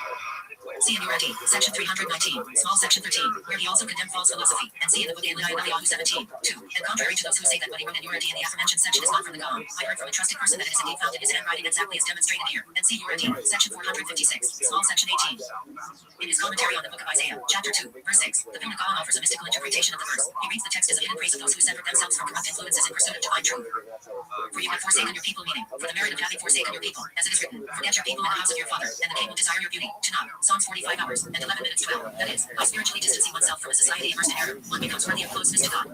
For they are full of old, meaning, because your people are full of old, that is why you forsook them and merited the light of God. The Gaon interprets old not negatively, but as a reference to the divine, as in, the habitation of the God of old. Tanakh, Deuteronomy 33 hours, and 27 minutes. Thus, the people are full of ancient, perhaps divine, knowledge, yet they have misused or distorted it. And clouds refers to those who claim to interpret the heavens at determined times, i.e., astrologers, as in, the astrologers of the heavens. Tanakh, Isaiah 47 hours, and 13 minutes. The society is obsessed with occult knowledge and trying to control fate through the stars. The children of strangers refers to foreign ideologies, specifically natural philosophy, which the Gaon views as alien to the divine path. In this commentary, the Gaon suggests that separating from a society fixated on astrology, foreign wisdoms, and misapplied spiritual traditions can elevate a person spiritually, rather than interpreting the verse as divine abandonment. He reads it as a description of the righteous individual's inner journey away from external confusion and toward divine truth. The Vilna Gaon's commentary on URT, section 319, subsection 6, small subsection 13. The Rambam followed philosophy, and therefore he wrote that witchcraft, names, incantations, demons, and amulets are all false, but they have stood him on his head, for we find many stories in the Talmud regarding names and witchcraft, and philosophy misled him, for in the majority, it took him to interpret the Talmud in a divisive way and to uproot them from their simple meaning. God forbid, I do not believe in them, nor in their sources, nor in their power. Rather, all these things are as their simple meaning, but there is a deeper meaning not of the philosophers, which is superficial, but of the people of truth. Yeshua Dirah, Vilna Gaon's commentary on URT, 319, 6, subsection 13. Some saw his favorable attitude towards secular studies as the reason for the spread of the Haskalah in Lithuania more than in Hasidic Poland. This claim was refuted in later research. Attempt to make Aliyah to the land of Israel. In his old age, I, his son, asked him, Gaon of Vilna, many times why he did not visit the Holy Land, and he did not answer me. Once, after I had treated him at length, he replied, I did not receive permission from heaven. It is known that the Vilna Gaon tried to immigrate to the land of Israel, and even wrote a letter to his family while traveling to Königsberg, which was later published under the title Aliyah to Terutha. In the letter, he wrote that he was going to the desired land of Israel and the desire of God, whose upper and lower realms yearned for it. However, this attempt was unsuccessful, and he decided to return home, stating that he had no permission from heaven to make Aliyah to the land of Israel. There is disagreement regarding the year in which the Vilna Gaon tried to make Aliyah. Davi Liach, in his book The Gaon, tries to prove from the wording of the letter that the attempt occurred when the Gaon was around 40 years old, likely in the winter of Tav Kaf 1759-1760. The book Kol HaTorah states that he attempted to make Aliyah in the year Tav Mem 1782. In contrast, Dr. R. A. Morgenstern argues that the attempt occurred around the year Tav Kaf Lamed Chet 1778, based on documents from the Jewish community in Holland mentioning a person named Rabbi Eliyahu from Vilna. Although it is unclear whether this refers to the Gaon, Eli Eliach suggested that the attempt took place in the summer of the year Tav Kaf Zadian 1767. As described in the book Kol HaTorah, the Vilna Gaon sought to renew the Jewish settlement in the land of Israel, to revive its desolate areas, and to create a group of wise and moral individuals whom he called Anshe Yamuna, people of faith. He believed this would pave the way for the arrival of the Messiah, whom he anticipated would appear in the year Tavresh 1840. He proclaimed, the voice of the eternal Dove is heard in our land, based on Song of Songs 2:12. Following his teachings and through the initiative of his disciple Rabbi Chaim of Volozhin, many of his students made Aliyah to the land of Israel beginning in the year Tav Kaf Chet 1808. In the Aliyah known as the Aliyah to Bnei Hagra led by his disciple Rabbi Menachem Mendel Shlomo. Initially, they said it safe to establish the parish and community there. From the year Tav Kaf Vav 1816, some of them moved to Jerusalem and re-established the Ashkenazi community there. Opposition to Hasidism. The Vilna Gaon opposed the Hasidic movement due to various distortions he cited, which led him to classify it as heresy and the movement stemming from impurity. As early as the year Tav Kaf Lamed Bet 1772, the Gaon's signature appeared on the excommunication decree of the Vilna community against Hasidism. In the year Tav Kaf Mem Aleph 1781, he issued another excommunication. He refused to meet with the founder of the Chabad Hasidic movement, Rabbi Shir Zalman of Leili, and instructed that the book Zabud HaMikdash be publicly burned. There are various opinions regarding the distortions the Gaon saw in Hasidism. Shimon Delnam argued that Hasidism threatened the communal structure of the rabbinic Jewish faith by placing emotion before reason, in addition to concerns that it was a new messianic movement rising against Judaism. Others argued that Hasidism was perceived as a frivolous movement that mocked Torah scholars who opposed it, accompanied by actions viewed as lighthearted, such as disrespect for prayer times, standing on one's head, and more. Rabbi Joseph Levi Soloveitchik of Boston added that the Gaon saw Hasidism spreading rapidly, which caused him to fear that it was the work of Satan, as holiness usually spreads slowly. Some claim that the opposition stemmed from the Gaon's belief that Hasidism contained elements that differed from the Jewish faith as it had been accepted until then. In a letter from the Gaon, he referred to Hasidism as the worship of wood and stone, a statement that there are various opinions regarding the distortions the Gaon saw in Hasidism. Shimon Dubnow argued that Hasidism threatened the communal structure of the rabbinic Jewish faith by placing emotion before reason, in addition to concerns that it was a new messianic movement rising against Judaism. Others argued that Hasidism was perceived as a frivolous movement that mocked Torah scholars who opposed it, accompanied by actions viewed as lighthearted, such as disrespect for prayer times, standing on one's head, and more. Rabbi Joseph Levi Soloveitchik of Boston added that the Gaon saw Hasidism spreading rapidly, which caused him to fear that it was the work of Satan, as holiness usually spreads slowly. Some claim that the opposition stemmed from the Gaon's belief that Hasidism contained elements that differed from the Jewish faith as it had been accepted until then. In a letter from the Gaon, he referred to Hasidism as the worship of wood and stone, a statement that indicates the theological aspect of his opposition to Hasidism, identifying it as deviating from the fundamentals of Jewish faith. He may have meant the oversimplification of complex Kabbalistic ideas, such as the presence of God in the physical world and the existence of Nitzatsim, holy sparks, in the world, even in simple things like trees and stones. For the purpose of clarifying the sparks, a central concept in Hasidic thought, there may also be a hint to his suspicions that Hasidism continued to resemble dangerous heresy and antinomianism, as seen in the Shabbatian and Frankist movements. In a letter from Rabbi Shur Zalman of Leibniz to his followers in Vilna, he mentions that the Gaon's opposition to him stemmed from a disagreement on defining the presence of God in the physical world. His students. The Vilna Gaon did not have students in the usual sense of the word and did not serve as the head of the yeshiva. However, in the winter of 1767, he established a big midrash adjacent to his home, where he occasionally gave lectures, primarily in his youth, and where select Torah scholars studied. They would present their questions and doubts before him. His students felt the immense gap between themselves and him and refused to be called his students. The Gaon's sons, in the introduction to the Gaon's commentary on the Shulchan Aruch, compiled a list of some of his distinguished students. The Gaon's sons write that in his later years, two brothers from Shlah, Rabbi Benjamin and Rabbi Menachem Mendel, came closer to him. His writings. The teachings of the Vilna Gaon were published in books covering many areas of Torah, including commentaries on the Torah, the prophets, the Megillah, the Book of Chronicles, Mishnahs from Zerim and Tamarim, explanations of the Jerusalem Talmud, Tosefta, minor tractates, Torah Kohanim, and more. In the realm of Kabbalah, his teachings include commentaries on parts of the Zohar, Sefer Tzidkenu, Idulim, and the Sefer Yetzirah, among others. The Vilna Gaon also frequently explained Midrashim through the lens of Kabbalah. According to the words of Rabbi Israel of Shlah, it is believed that the Gaon wrote all his works up to the age of 40, except for the glosses on all of the Talmudic literature. After this, he lectured to his students or dictated his teachings to them. In Rabbi Israel's introduction to Pinchas Shulchan he writes, and I could not refrain from informing a wondrous true story. At the time he finished his commentary on Shir HaShirim, Song of Songs, his mind was cheerful, and he rejoiced in the joy of his holy Torah. He commanded that his room be closed, and the windows were shut during the day, and many candles were lit. And when he finished his commentary, he lifted his eyes to the heavens with intense devotion, in blessing and thanksgiving to his great name. May he be blessed, who granted him the merit to attain the light of the entire Torah and its inner and outer aspects. After that, he said that, thank God, the entire Torah that was given at Sinai he knew to its ultimate end, and how all the prophets and writings and the Mishnahs and the oral Torah are embedded within it, and there no longer remained any tongue for him in any law or subject to the entire Torah in his old age. He knew all of the oral Torah and all the legal decessors up until the most recent ones on the Shulchan Aruch, and he clarified them and corrected light from the darkness of errors, and made them like fine flour, clean of dross, and in the hidden teachings all that we have, the Zohars and the Tikkun Zohar and the Midrash Elam and the writings of the Arizal, and the Pardes he completed and knew them to their ultimate ends, cleansed of the dross of many errors, in which thorns had grown, and he corrected them with proofs clear as the sun. Only two serious matters in the hidden teachings of the Zohar remained difficult for him, and he said before him, where is their place? And had he known someone who knew them, he would have walked on foot to him and waited for them for a righteous Messiah. And with that, he concluded. The bibliographer Isaiah Winograd compiled a complete book treasury of the Vilna Gaon's books in which he gathered all the Vilna Gaon's works in their editions as they were printed until the year Tafshin Unchet, 1998. Some of his books have recently been edited in a clearer and annotated form by Rabbi Shlomo Pravda. His student, Rabbi Chaim of Volozhin, writes, even if the generation merits that all of his holy writings be spread, nevertheless, only a small part of his vast wisdom and knowledge will be seen, and none will fully comprehend it. But know and believe that there is no limit to his understanding, wisdom, and knowledge, which is as vast as the sea, and just as a drop is compared to the vast ocean, so too are his writings compared to his abundant wisdom. His family. The Vilna Gaon was the eldest of his siblings and had 4 brothers. All 8 of the Vilna Gaon's children were born to his first wife, Jonah. Among his more notable descendants in recent times is Rabbi Eliyahu Landa. Commemoration. Synagogues have been established in the name of the Vilna Gaon, particularly in the Sharei Cheese neighborhood in Jerusalem. In addition, Yeshivat HaRab, now called Lavrachim, in Haifa, Yeshivat Derek Eliyahu and Kehillat Derek Eliyahu in the old city of Jerusalem were founded in his name, aiming to follow his path. Portraits of the Vilna Gaon began to be published as lithographs between the years 1821-1825. The original artist was the head of the lithographic department of the University of Vilna, the Lithuanian-Polish artist Joseph Hilary Glodzinski. In 1999, the government of Israel requested to bring the Vilna Gaon's remains to Israel, but the request was denied by the Lithuanian government, partly due to the opposition of the Jewish community there. The year 2020, marking the 300th anniversary of the Gaon's birth, was declared by the Lithuanian parliament the year of the Vilna Gaon and the year of Jewish history. In the same year, the Vilna Gaon Museum of Jewish History in Lithuania was named in his honor. The Hagra Institute for the publication of his writings. In the 1990s, the Hagra World Institute was established in Leningrad, Israel, and New York, United States, to print his books and writings with innovations and explanations of his teachings, as well as the publication of the writings of his Hagra students and their yeshivas, led by the descendants of Rabbi Yerucham Fishel Pepper, the brothers Rabbi Nehemiah Pepper and Rabbi Shmuel Yaakov Pepper. Further reading.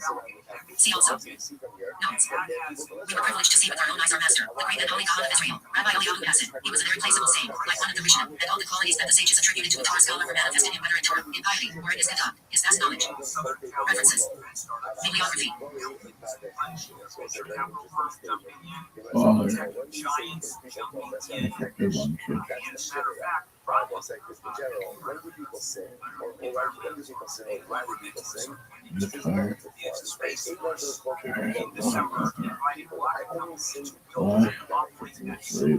of Voloshin, also known as Chaim ben Yitzchak of Voloshin or Chaim Mikovitz, January 21st, 1749, June 14, 1821, was a rabbi, Talmudist, and ethicist, popularly known as Red Chaim Voloshin or simply as Red Chaim. He was born in Voloshin, now Voloshin, Belarus when it was a part of the Polish-Lithuanian Commonwealth. He died there while it was under the control of the Russian Empire.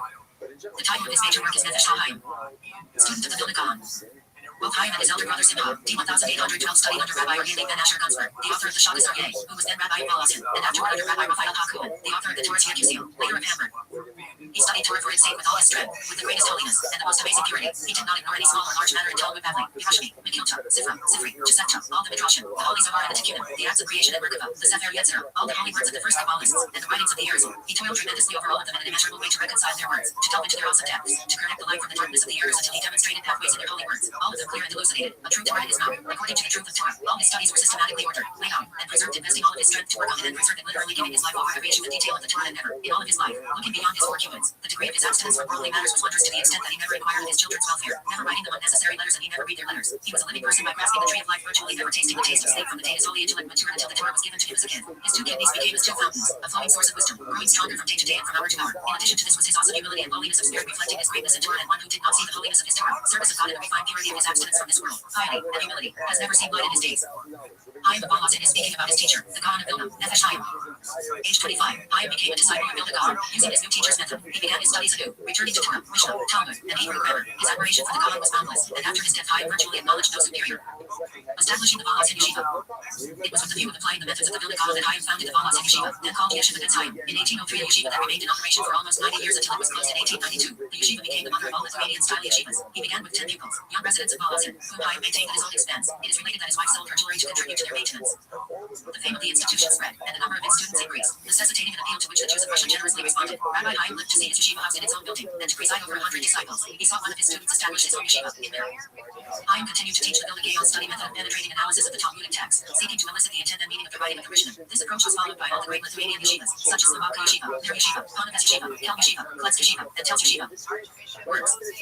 Rav Chaim's major work is the Nefesh HaHaim, Living Soul. It deals with complex understandings of the nature of God, but also with secrets of prayer and the importance of Torah, and the purpose being to implant the fear of God, Torah, and pure worship into the hearts of the upright who are seeking the ways of God. It presents a clear and orderly Kabbalistic Elton that addresses many of the same issues as the Hasidic texts of the day. The work is generally viewed as the Lithuanian response to Hasidism, albeit in a much less harsh manner than the criticisms of Hasidism voiced by Rav Chaim's predecessors such as the Vilna Gaon and Rabbi Landau. Norman Lamb described its structure. The Nefesh HaHaim consists of 5 parts, 4 of which are numbered and are called gates. The 5th part, which appears between the 3rd and 4th gates, is unnumbered. The first 3 gates, which are primarily metaphysical mystical, number, respectively, 22, 18, and 14 chapters. The 4th gate, or final part, which is more popular and exoteric and extols the study of Torah, contains 34 chapters. The unnumbered part, containing 8 chapters, is in the nature of a preface to gate 4, and henceforth will be termed pre-4, and deals primarily with ethical material, such as the suppression of pride and other undesirable character traits, especially as it relates to the study of Torah and the performance of the commandments. The fact that it is unnumbered indicates that it was written after the rest of the book had been composed and was already in completed manuscript form. Evidence for this may also be found from the glosses and cross-references that are found throughout the book. In addition, Chaim wrote Ruach Chaim, published posthumously. It is a commentary on Pirkei Avot. Both titles also play on his name, Chaim. Thus, for example, the spirit of life can also be translated as Chaim's spirit or Chaim's soul. Many of Chaim's responses on galactic subjects were lost by fire in 1815. Family. Chaim's brother, known as Solomon of Voloshin, is considered to have been among the greatest students of the Vilna Gaon. Solomon of Voloshin's biography, the hagiographical Toldus Adam, includes many anecdotes related to the author by Rabbi Chaim. Rabbi Chaim's son, Yitzchak, took over the leadership of the yeshiva upon his father's death in 1821. Yitzchak's daughter, Rivka, was married to Rabbi Eliezer Yitzchak Fried. Her first cousin Eliezer Yitzchak's mother, Esther, was Yitzchak's sister. Another of Yitzchak's daughters married Naphtali Zvi Yehuda Berlin Akavanetsin. Among Rabbi Chaim's descendants are the Soloveitchik family, such as his great-grandson Yosef Tov Soloveitchik. References. Becoming cloudy with high speed in the 60s to mid-80s, still some gusty winds possible in the valleys at night. This report brought to you by Mattress Firm.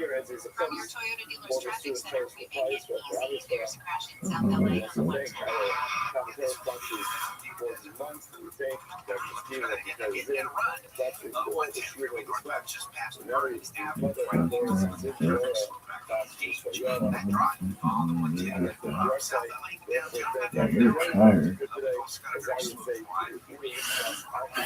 Shlomo Elisha, Elisha, January 5th, 1841, March 13, 1926. Hebrew, also known as the Lashem Rabbi Lashem, was a famous Kabbalist who was born in Iuli, Lithuania, and later moved to the land of Israel. Biography. His father was Rabbi J. Elisha. Rabbi Elisha, a brilliant Talmudist, studied in the yeshiva of Minsk and Tels. In addition to his own works on Kabbalah, Lashem, he was instrumental in printing works of earlier Kabbalists. Aliyah. Eliashib taught Rabbi Abraham Isaac Kook Kabbalah when Rabbi Kook was the young rabbi of the town of Soil. Rabbi Kook was granted a month-long leave of absence to study with the famous Kabbalist in Shevel. In 1922, when Rabbi Kook was serving as chief rabbi of Jerusalem, Rabbi Eliashib asked him for assistance in settling in Eretz Yisrael. Due to Rabbi Kook's intervention, the great Kabbalist, his son-in-law, daughter, and his 11-year-old grandson, who would grow up to be the great scholar Rabbi Yosef Shimon Eliashib, were allowed to emigrate to the land of Israel. One particularly poignant story tells of a visit the revered Lashem paid to the chief rabbi. It was a fairly cold winter evening and Rab Kook noted that the Lashem had no coat. Rab Kook immediately took his own fur-lined coat from his closet and gave it to the elderly man as a gift. This coat remained in the Eliashib family as an heirloom and was periodically worn by Rabbi Yosef Shimon Eliashib on wintry days. Rabbi Eliashib died in 1926 and is buried in Mount Olivet's Jewish cemetery in Jerusalem. The primary work for which Eliashib is known is Lashem Shiva V'Yaklana, which was written in 4 parts and released in the following order. References. Score major deals on top brands at Mattress Firm's President's Day sale. Mattress today. Your sleep experts. Alright, get on that bullshit.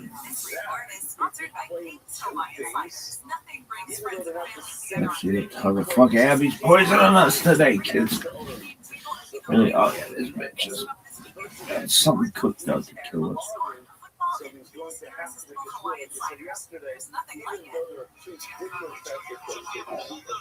Really? I'm pretty sure she's got something on there. Bullshit.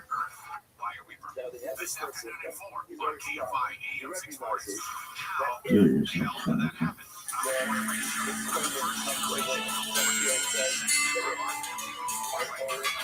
Hey, it's Abby from I'm Gonna Kill You University. Welcome to Jewish TV Whoa. Today we're going to learn how to light a We Hanukkah. want Abby. Here's our menorah. It has 8 branches, Boring. representing 8 different nights of Hanukkah. Boring. An extra one, called the shamash, which we're Shamash. going to use to light the rest of the candles. There are many different types of menorahs out there, so you shouldn't have a tough time finding a special one for your home. One thing that's important to remember is that the menorah should be in a straight, even line, meaning it shouldn't be in a zigzag. One shouldn't be higher than the next, or in a circle. The shamash, however, specifically should be distinct from all the rest of the candles. In theory, we can use any flammable substance for the Hanukkah lights. Practically speaking, most people use candles or oil. We're going to use oil, specifically olive oil. Since the miracle is performed using olive oil, this is the most beautiful way to perform a mitzvah. Now, where should we be lighting the menorah? As you see, we've placed ours in the doorway leading to the main room of the house. It's also on the left side, opposite to the mezuzah. There's a couple different customs, one being to place it in a window, other people place it at the front door. Either way, it should be between 1 and 3 feet off the ground. On the first night, we light 1 candle, placing it on the far right of the menorah. Then we fill it up with oil. We light our shamash. I usually use to be Now say our lighter. blessings and then light the first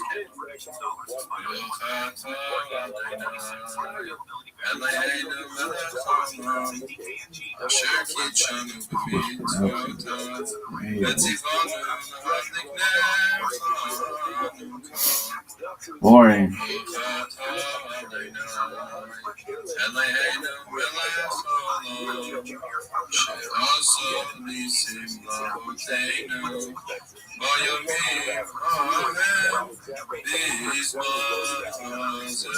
Boring.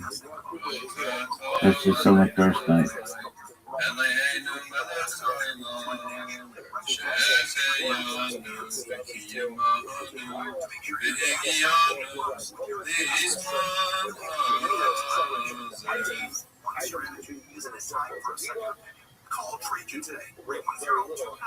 On the second night, we light 2 flames. Again, we place our first light to the far right, but this time we add another candle immediately to the left. On the second night, and on subsequent nights, we'll only see the first 2 blessings. Now this is important. We light the newly added flame first. This means that we light in the opposite direction that we placed them. The lighting of the menorah follows the same pattern every night. So on the 8th night, we light 8 flames. Again, we add the candles from the right to the left, and then light from the left to the right, with the newest candle being lit first. So when do we light the candles? The custom of many communities is to light the menorah shortly after sunset. In other communities, the menorah is kindled after nightfall. Either way, the menorah must contain enough fuel to burn for at least 30 minutes after nightfall. The standard Hanukkah candles only last approximately 30 minutes. If using those candles, then light after nightfall. You can light even later, as long as other people in the house are awake to see it. On Friday, however, you must light the menorah before sunset, because you can no longer light the menorah once it has already become Shabbat. For the same reason, you have to wait until after nightfall on Saturday night, when Shabbat is over, before you light the menorah. Both men and women are obligated to participate in the candle lighting, but different communities have different customs. Some communities have the custom that every man, woman, and child will light their own menorah, while other communities have the custom where the head of the household will light while everybody is present. And that's it. Now that you know how to do it, it's time to do it yourself. What do you do with head of household? Really? Was that cool? Yeah, we'll remember it in fucking Kiss Us. Really? Yeah.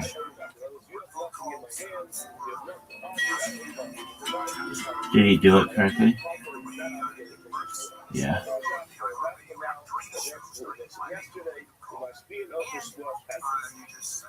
The wireless person who denied it to take his process is a group of rabbinic oath that he has to take.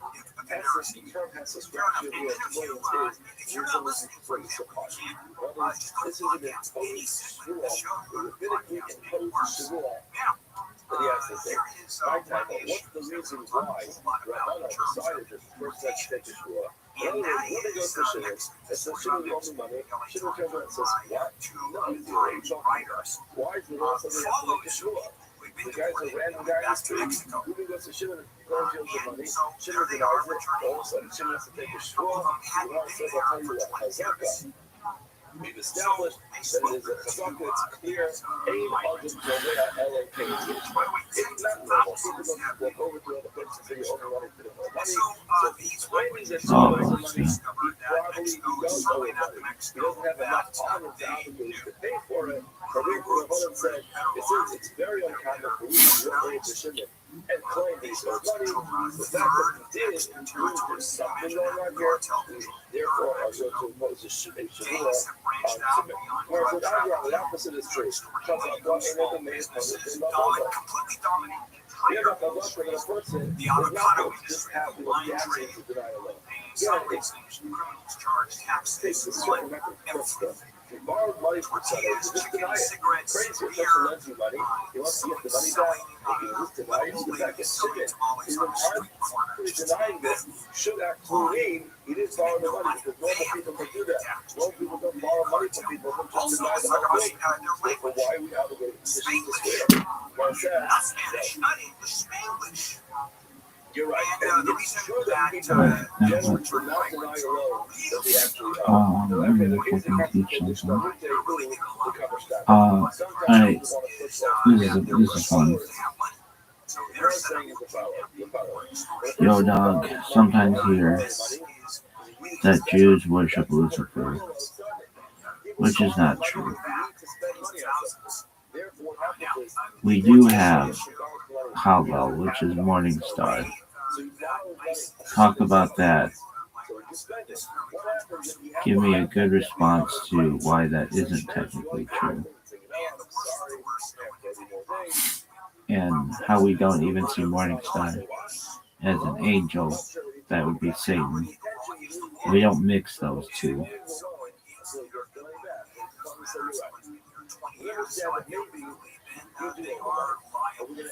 Yeah, the rumor pops up all the time. It's basically mentioned with bad translations. Other theology getting projected onto Judaism and internet nonsense. It's just clean talk with brass tacks, breakdown. You can throw back when somebody says that Lucifer is not a Jewish concept. The word Lucifer is not Hebrew. It comes from Latin. Trans. That's Isaiah 14:12. Well, the Hebrew phrase is hello, Hallel ben Shachar. The phrase literally means shining one son of the dawn, i.e. morning star. In context, it's poetic. It's a poetic insult aimed at the king of Babylon. Not a cosmic devil origin story. Judaism reads the passage as political satire, not demonology. Morning star does not equal Satan in Judaism. And Tanakh and Chazal, morning star is imagery, not as being. Stars are symbols of prominence, power, or rise and fall. There's no angel named Lucifer in Judaism. Zero. Not in Tanakh, not in Midrash, not in the Christian theology. Later personified this metaphor, fused it with ideas about Satan. Judaism never made that. Satan isn't a rebel angel anyway. In Judaism, Satan literally means the adversary or prosecutor. He's a job title, not an evil thing. Think divine DA, not fallen archangel. He works for God, not against him. See Job. So even if Morningstar were an angel and isn't, Judaism still wouldn't equate it with Satan. No dualism, no devil worship. Judaism rejects the whole good God versus evil God setup. There is one God, period. No independent evil force, no rival deity, no Lucifer cult worshiping anything other than God is literally a Avodah. One of the biggest unknowns. One line you can drop. Lucifer is a Latin mistranslation and a Christian theological development. Judaism reads Morningstar as poetic imagery about a human king, not Satan, and Hasatan. In Judaism, isn't a fallen angel anyway, just a divine prosecutor. We don't worship devils. We don't believe in them the same way. Yo, dog, talk about it in like once a month in shul.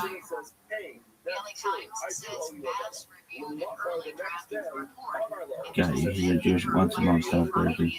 You hear people say worship Lucifer, that's what Lucifer is. No, Hallel. Talk about Hallel. Why do we do Hallel?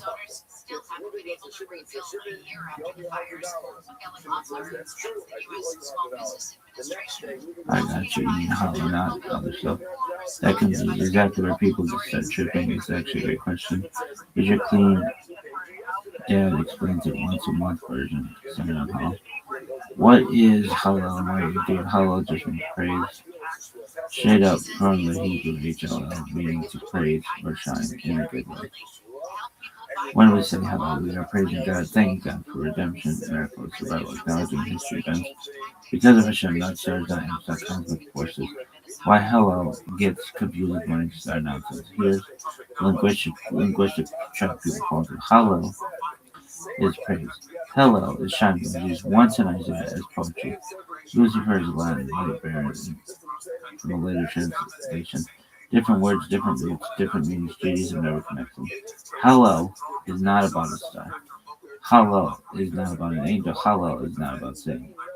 It's literally saying that God, you shut up. Thank you. Why do we say Hallel specifically on holidays? We say Hallel on Pesach, Shavuot, Sukkot, Hanukkah, Rosh Chodesh, and holidays. Why? Because something historically undeniable happened, and we respond with gratitude instead of mythology.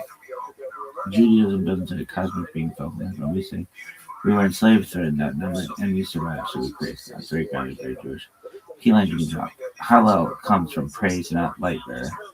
It's about thanking God for real world redemption, not angels or such. Judaism doesn't worship intermediaries. We use poetry to praise God directly. Okay, cool. And when do we say hello?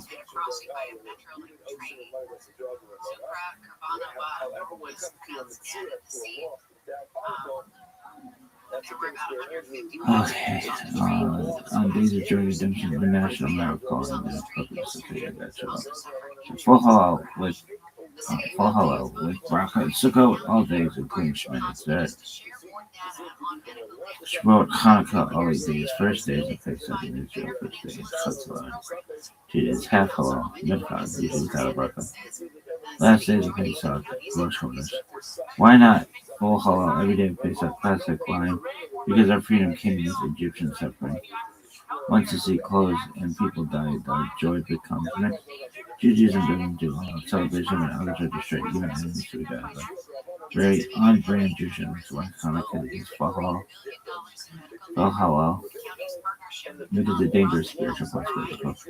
The miracles unfolded over time, and there's no competing tragedy about becoming memory, and so we go full-throated gratitude. Why Rosh Chodesh at all? It's not a biblical obligation. It's a minhag that just developed because new month equals new over new equals praise Hallel, light version 1. So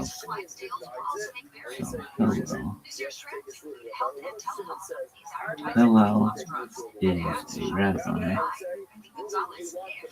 Hallel is praise. Hillel is morning star. Please clarify.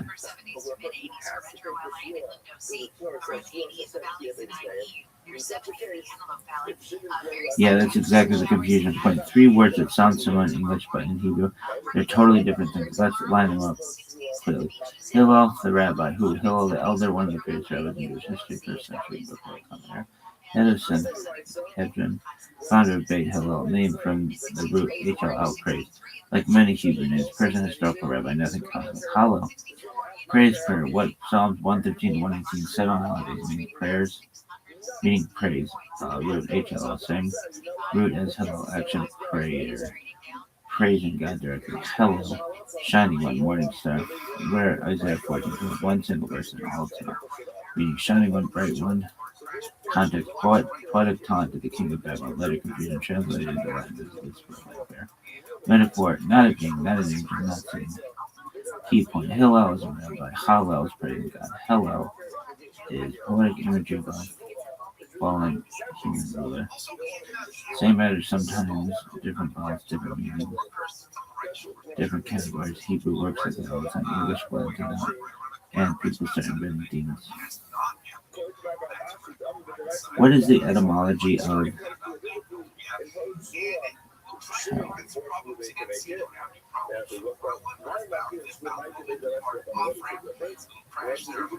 This one should kill him, short answer.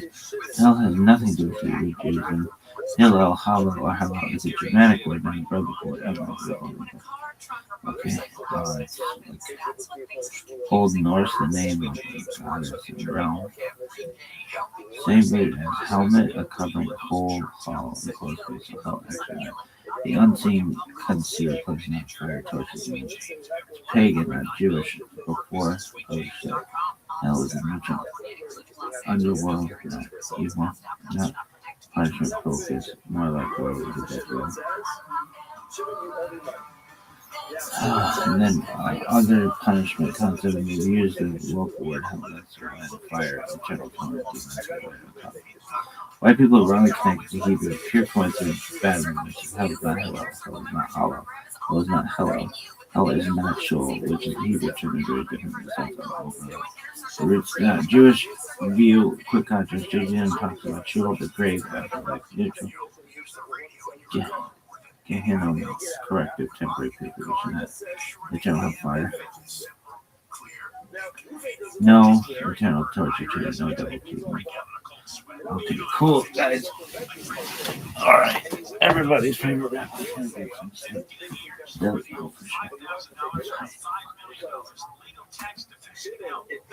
Anything else you want to say?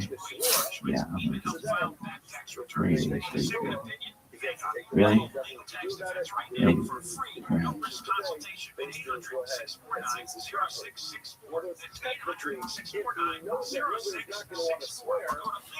Look at the analysis of the folks.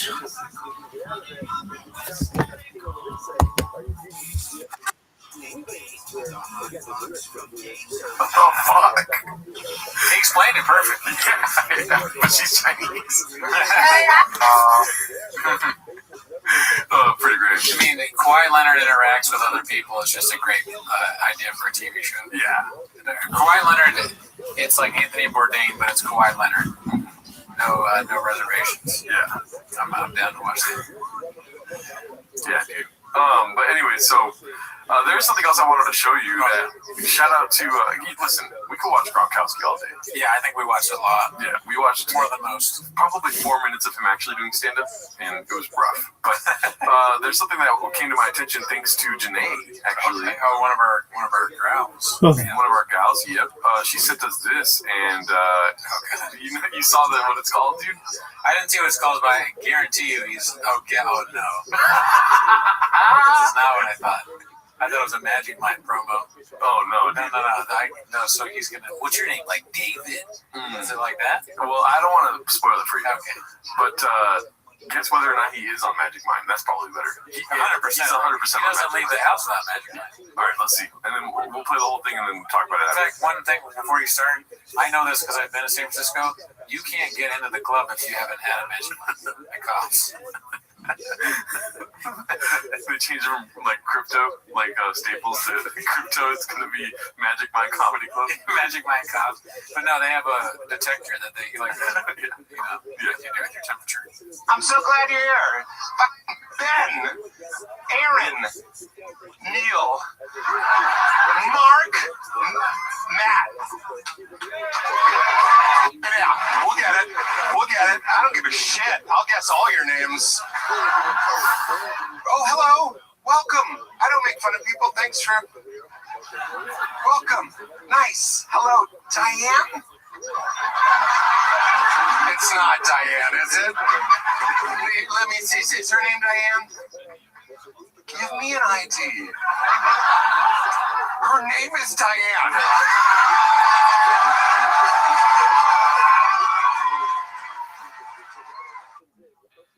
Damn, dude. He doesn't. It could be not true too. No, it's Magic Mind. It's the power of it. Yeah. You just know people's names. Yeah. Magic Mind is too powerful. Maybe Pete Holmes has a specific kind of Magic Mind. Yeah. He gets like the really good stuff, but even like the rest of the stuff that the rest of us get is actually pretty good, right? I've not tried it. I haven't tried it either yet. We should do that on the show, though. Try a Magic Mind? Yeah. You know what I do drink is those little green energy juices that I have at like Trader Joe's and grocery stores. That'll be like some sort of caffeine shot with like spinach and mango or whatever, coconut water or whatever. Those are pretty good. Pressed? Or like soji? Do I look like Bill Gates to you? Oh, okay, gotcha. No, I'm kidding, but I don't know what they're called. I mean, they're probably like pressed, but they're not expensive. They're like little green shots. And now I sound like Pete Holmes. They last the whole day. I don't drink coffee anymore. I don't jerk off anymore. I don't jerk off or drink coffee during the week. I thought you said I don't jerk off anymore. But here's a problem. I doubled my Vyvanse. Oh no! Yeah, I went from starter dose to double it, and now I'm on the double thing right now. So, okay, here's what happened. I met with my doctor about the Vyvanse. Of course you did. I gave him my scores, my blood pressure. He said, that is not good. And he goes, if it was normal, what I would do is like tell you to, like if we had these before, I would tell you to treat your blood pressure problems. And I was like, oh really? Oh really, dude? And it scared me. Yeah. I was very scared. So I stopped taking Vyvanse all completely. I waited a day or two, and then I tested my blood pressure at work, and it was like even higher. And so I started freaking out. And then I thought about it, and I was like, well, let's look up this on ChatGPT, right? So I looked up, and it was like, don't worry about it as long as these things aren't happening, like no sleep, headaches. I'm like, every fucking stuff. I was like, if you eat poorly, like all the things that cause blood pressure, I was like, I'm doing all of this. I'm reading a list of things that I've done this week that stress from work. That's like it's like I'm trying to have my blood pressure. Like I knew beforehand what it took, and I'm using my. So I really was like, it's not crazy. Like, okay, you're having a heart attack kind of shit, but I started eating healthier. And I was like, I need a new machine because I'm doing the wrist one. It's like you wrap around your arm. It's like all fucking high tech.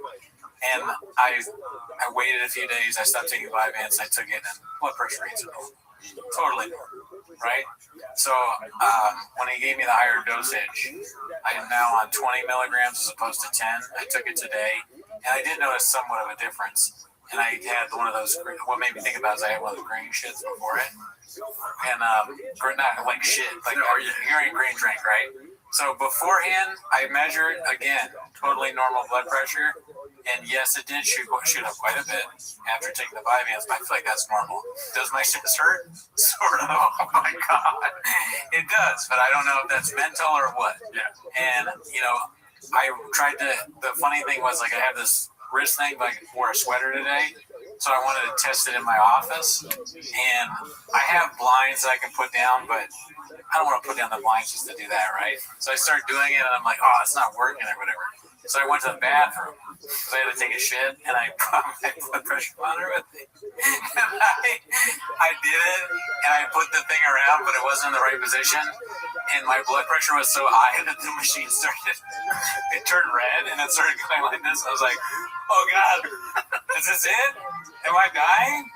And I took it back to my office, kind of freaked out, and I measured again, and it was much less. Okay. But it was still too high.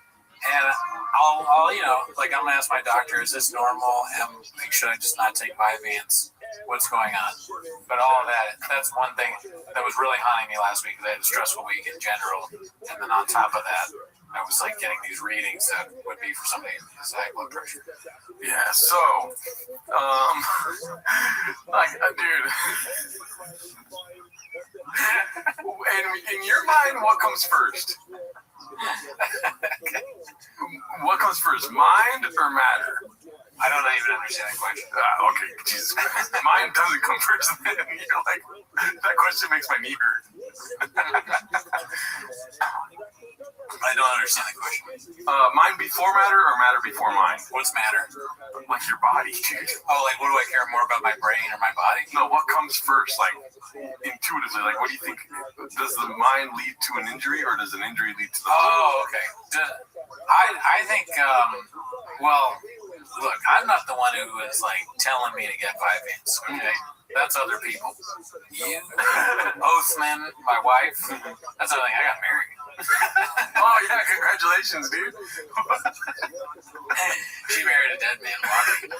But no, to answer your question, I guess, I mean, the body somewhat, I think.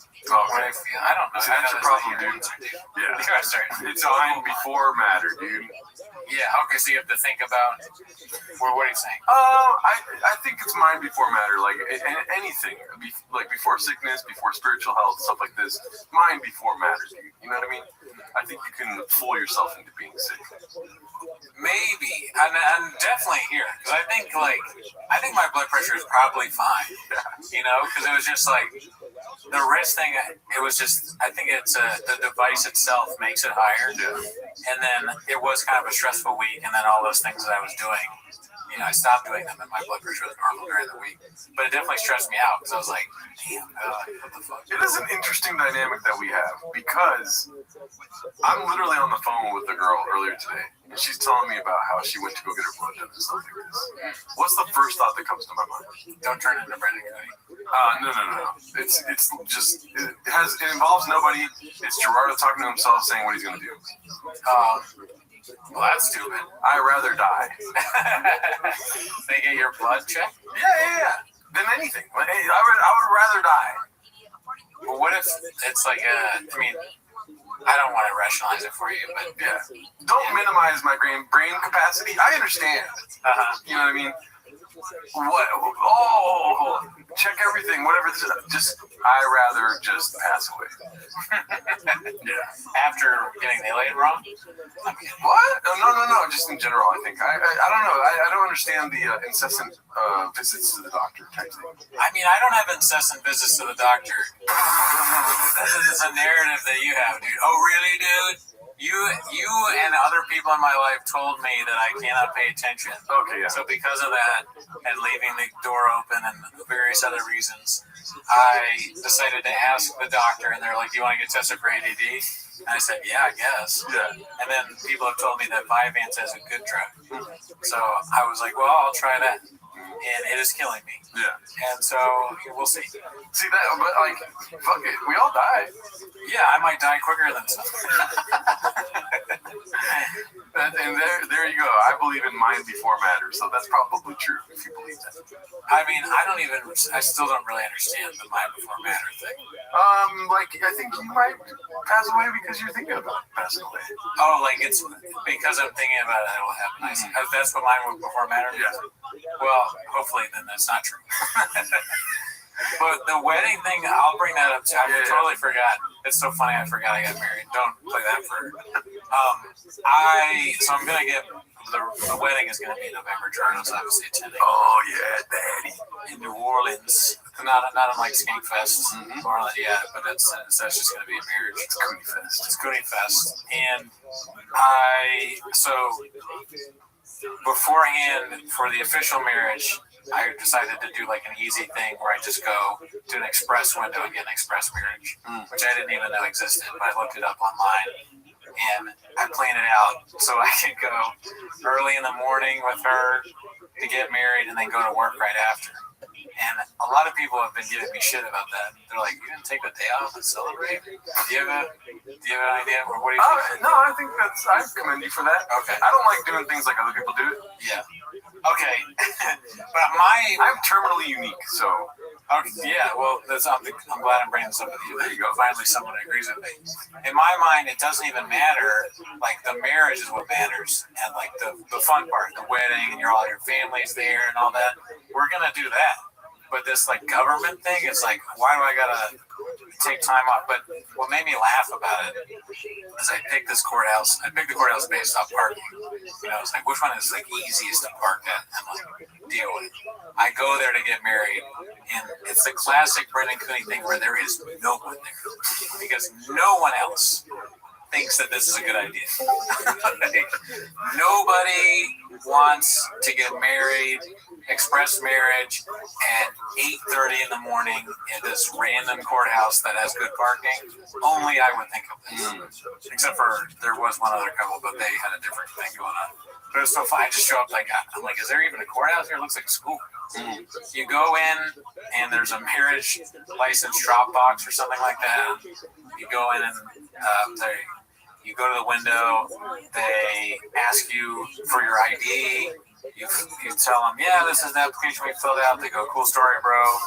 And then the woman's like, all right, do you take them to be married? Kiss, then you're married. Oh, wow. It was like 15 minutes. Crazy that it's that fast. Yeah. I had no idea of the thing. Wow, is kissing part of the marriage? Oh, I'll never do that. That's disgusting. Yeah, she did say you can now kiss the bride's part of the window, the lady. She had a bunch of like Funko Pops everywhere. That's fucking hilarious. Yeah, it was like, had like BTS people and, you know, like the BTS, you know, the K-pop. Yeah, what like all over the place. Oh my god. On her desk. And so, your girl's name is Cooney? No, she keeps her, just like my mom kept her band name. Oh my god. Is that a big thing for you? No, it's a shop thing. Oh, fuck, I'm so... I'm looking how defensive I am. I think that's one of the reasons why I would get married. Why? It's to change a woman's name. It's like, you know how they used to do that on like the North African slave trade or whatever, or the West African slave trade? What would they do? They would bring you over here and change your name. Oh, yeah. Yeah, that's what I view it as. Yeah. Oh, my God. But, guys, it's very important that Shab not find out about this. Yes. If Shab cannot find out that my wife doesn't have the same last name, that would be bad. So do not tell him, because then I would lose all credibility at TFK. So, seriously, our secret. Yeah. You know, I'll tell Shop, but you know what bugs me, dude? What? Is when I say the wrong surname, is that what it's called for a female, for a woman? Yeah, I don't know. Because they make a big deal about it. You know what I mean? There's Miss, Mrs., and then there's other ones that I don't know about. People have said like, oh no, it's actually Mrs. Yeah. Yeah, dude, are you kidding me? Yeah, like, and then if the husband dies, they're all of a sudden something else. You know what I mean? That's like way too close to the thing you had. People wouldn't sign your yearbook or whatever. Yeah. Or like, what was it? Like, hags, have a great summer. Yeah. Have a nice life. So now is it Miss or Mrs.? I guess Mrs. Okay. We're married, yeah. See, you don't even know. We're just guessing. Yeah, I mean, I think when you're, it's Mrs. now, yeah. When you're married, unless there's some way that maybe I missed, I think that's just grammar, right? Yeah. I don't think there's any kind of politics around that. No, but women get upset if you say the wrong one. Because I just say something. I just say like Mr., Miss, like whatever. This is how I talk to whatever. Well, it's weird if you say Mrs. and they're not married. What? I mean, but that's not weird to me. Like, what's up, Mrs.? Are you from a different era? I'm also a guy that'll walk up to a table of girls and be like, "What's up, guys?" You know what I mean? I don't really think about this part of it. Guys, I will die in the How's it cracking, dudes? Gender neutral. Dudes might be. I What? don't know if you're like you walk up. How are we to a feeling table of today, girls, dudes? What's up, dudes? What are you, camp counselor? Cringe like '90s guy character of some kind. Like when I get married, like if my wife's name is Belinda, she's not gonna have Miss or Mrs. It's gonna be Gerardo's Belinda. I'm going back to thinking about Mrs. now. Like that, maybe if it's like it's really only matters in the writing, right? Because sometimes people go Mrs. Yeah, see, I fuck it up in the writing too. Like that feels like maybe something an old black guy would say Mrs. I feel like Miss is when the husband dies, right? Or am I wrong? I could be wrong. It's okay. Miss is what you are until you're married. There's nothing for Mr. though. So I'm a Miss. Oh, and I'm a Mister. Yeah, there's no other form of Mr. That might be sexist. I don't know. Yeah, there's only two genders, dude. Wet ball. I saw how I threw that in there. Wet ball. That's congratulations, though, dude. You're married now, dude. Thank you. How does it feel? Does it feel different? It really doesn't. Not yet. I mean, it's only been a few days. Yeah. I was joking with her. I was saying, like, it's crazy that we're the first couple where it didn't change anything. And it's still, it's all great. Yeah. Oh, yeah, definitely. Go out and do the dishes. Walk the dog. Take out the trash. Close the door. Close the door. Vacuum the floor. Listen. That's what's up, dude. Congratulations. I was telling you, I watched a YouTube video recently on somebody breaking down one battle after another. Oh, yeah. I wanted to talk about that jungle pussy scene because it's getting a lot of hate online, which you said you saw, right? I watched the movie 3 times already. Yeah. Yeah. What do you think about that scene? I don't care. Nothing. It doesn't hurt me that much. Yeah. I mean, I understand where people are coming from, though, for sure. I think it's a weird term to use. But listen, dude, this breakdown that I saw, analyzing the movie, there's a lot of weird scenes and dialogue in the movie. More than just that part. Okay. Where I was like, that's a weird thing to say right there, you know? Yeah. But then in context with the deep analysis from a YouTube that has at least 10,000 subscribers, daddy, because I'm a numbers guy. The stuff he said for those weird lines, I was like, I love this movie now. like before I was teetering. If you look at my letterbox, it's the only movie I have reviewed on there. Is that what it's called, letterbox? I think so. And I put my feelings about the movie there. Haven't gone back and done another movie yet, but I will in the future. I'm watching Lord of the Rings right now. You guys know about this. Reading the Iliad. I joined Goodreads. Name's Gerarda. I haven't graduated yet, though. I'm trying to do that still. However, I don't really care, dude, honestly. You know? Like, people have called me the S word for Mexicans. You know what I mean? Spick, stuff like this. And it's just like, it's not that, it doesn't hurt me, you know? I thought that they were saying that the criticism, and I liked the movie. Did you like the movie? Yeah. I just you liked it. Right? You said you were like teetering, but then after the review, so you were thinking it was going to be bad? No. I liked it the first time I saw it. That's what I thought. So the review that I put was that I watched it twice. First time I saw it, I had a great time. Second time I saw it, I was like, okay, this is slower than the first time. There'll Be Blood I could watch tonight, like every night for the rest of my life, and it's amazing every time. But one battle after another, the second time I had seen it, I was like, oh, rough. But then I watched it again after watching this analysis thing, and it's so much more interesting to me now. I gotta see it a second time to see if it's not as good. But with that scene, I thought that there was more, less so that specific word, but more like it's like kind of cringe. And like if you take that scene and you just watch that. Now I liked the movie. I thought it was really good, entertaining. I didn't really like I think people that go and watch it for whatever political things they can glean from it, that's where you maybe go, well, I don't agree with this thing, and they didn't do enough of that, or whatever it is. I just watched it as a movie. Is this entertaining? The first time I found it entertaining.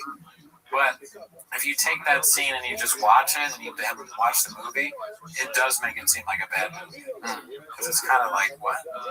You know, this is a little crazy. But I think that taking one scene and you haven't seen the movie is kind of low IQ. Bro. And I would never do that. I don't want to attack you right now, dude. I would never do that. Right.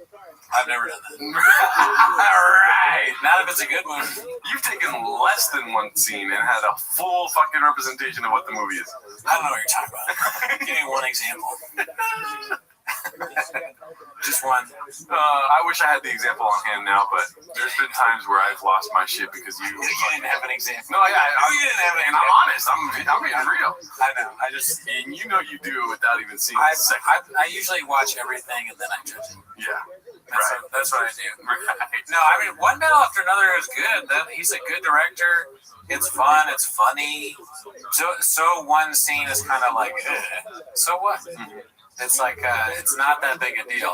And using that as an argument to like, oh, it didn't cross all these things. It's like, yeah, he's not gonna cross all your fucking eyes and dye your T's. Yeah, I mean, you know, we are all searching for perfection in a world that is imperfect, Daddy. You know what I mean?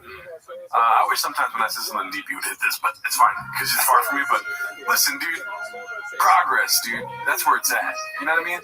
PTA, yeah, he's been directing movies forever. You know, but there's other movies that he's done that suck ass, right? Licorice Pizza, the worst fucking movie of all time. And I watched it and I'm talking shit about it as opposed to somebody in this fucking room, okay? But that movie sucks ass. Nothing happens. Characters do not change. You know what I mean? Now, sorry for cussing, but One Battle After Another. One character doesn't really change that much. But there's so many other characters happening all around it that change, and it's like, you can relate to them. You can relate to the guy that just sits there and does nothing the whole movie. You know what I mean? And he's just along for the ride. You know that? Leonardo DiCaprio doesn't keep up. But, you know, he's in pajamas the whole movie. And is that by accident? I don't think so, dude. You know what I mean? He's asleep at the wheel, dude. Like a lot of America, dude, that's seeking perfection. And perfection is just not attainable, dude. So stop trying to hate on PTA for trying his best, dude. I think the movie itself, Benicio del Toro's character alone is like so good that even just that made the movie good. Yeah. But you know, overall the movie I think is pretty good. I think it'd be funny if in Licorice Pizza, Jungle Pussy was part of that, and you're like watching and all of a sudden she blows off Philip Seymour Hoffman's son's head. She just shoots him in the head and he explodes everywhere. That'd be kind of fun. Yeah. I want to make Paul Thomas Anderson movies and put characters in the different movies. Like what's the porn movie called again? With what's his name? My brain is not working right now. I don't know. You know Mark Wahlberg, the PTA Mark Wahlberg? Boogie Nights. Boogie Nights. I'm sure you could find put Dirk Diggler in There Will Be Blood. That'd be good. Don't touch There Will Be Blood. But what was I going to say right now? But while watching this movie analysis thing, and you know, go check it out, dude. There's so many different fucking things on YouTube nowadays. I was driving far. Okay, I wasn't just sitting at home watching this. Anyways. I was like, dude, I wish I had that gene, dude, because I love movies. You know what I mean? Which, like, being able to see what the director's trying to say without, like, watching a YouTube video to get it, you know? Oh, yeah, no, I struggle with that myself. A lot of times I watch something and it's, like, hard to have a take. Enter the Iliad, dude. I'm reading the Iliad, and book by book, I go to ChatGPT, and I'm like, so I just finished book 3. Is this what happened in book 3? Comprehension, daddy, right? Yeah. And then ChatGPT, what is it? It sucks your dick all day, dude. That's all it does, right? So they're like, yeah, you got it, you know? Oh, like you ask it, like, this is my thing. Is that what they're saying? Mm-hmm.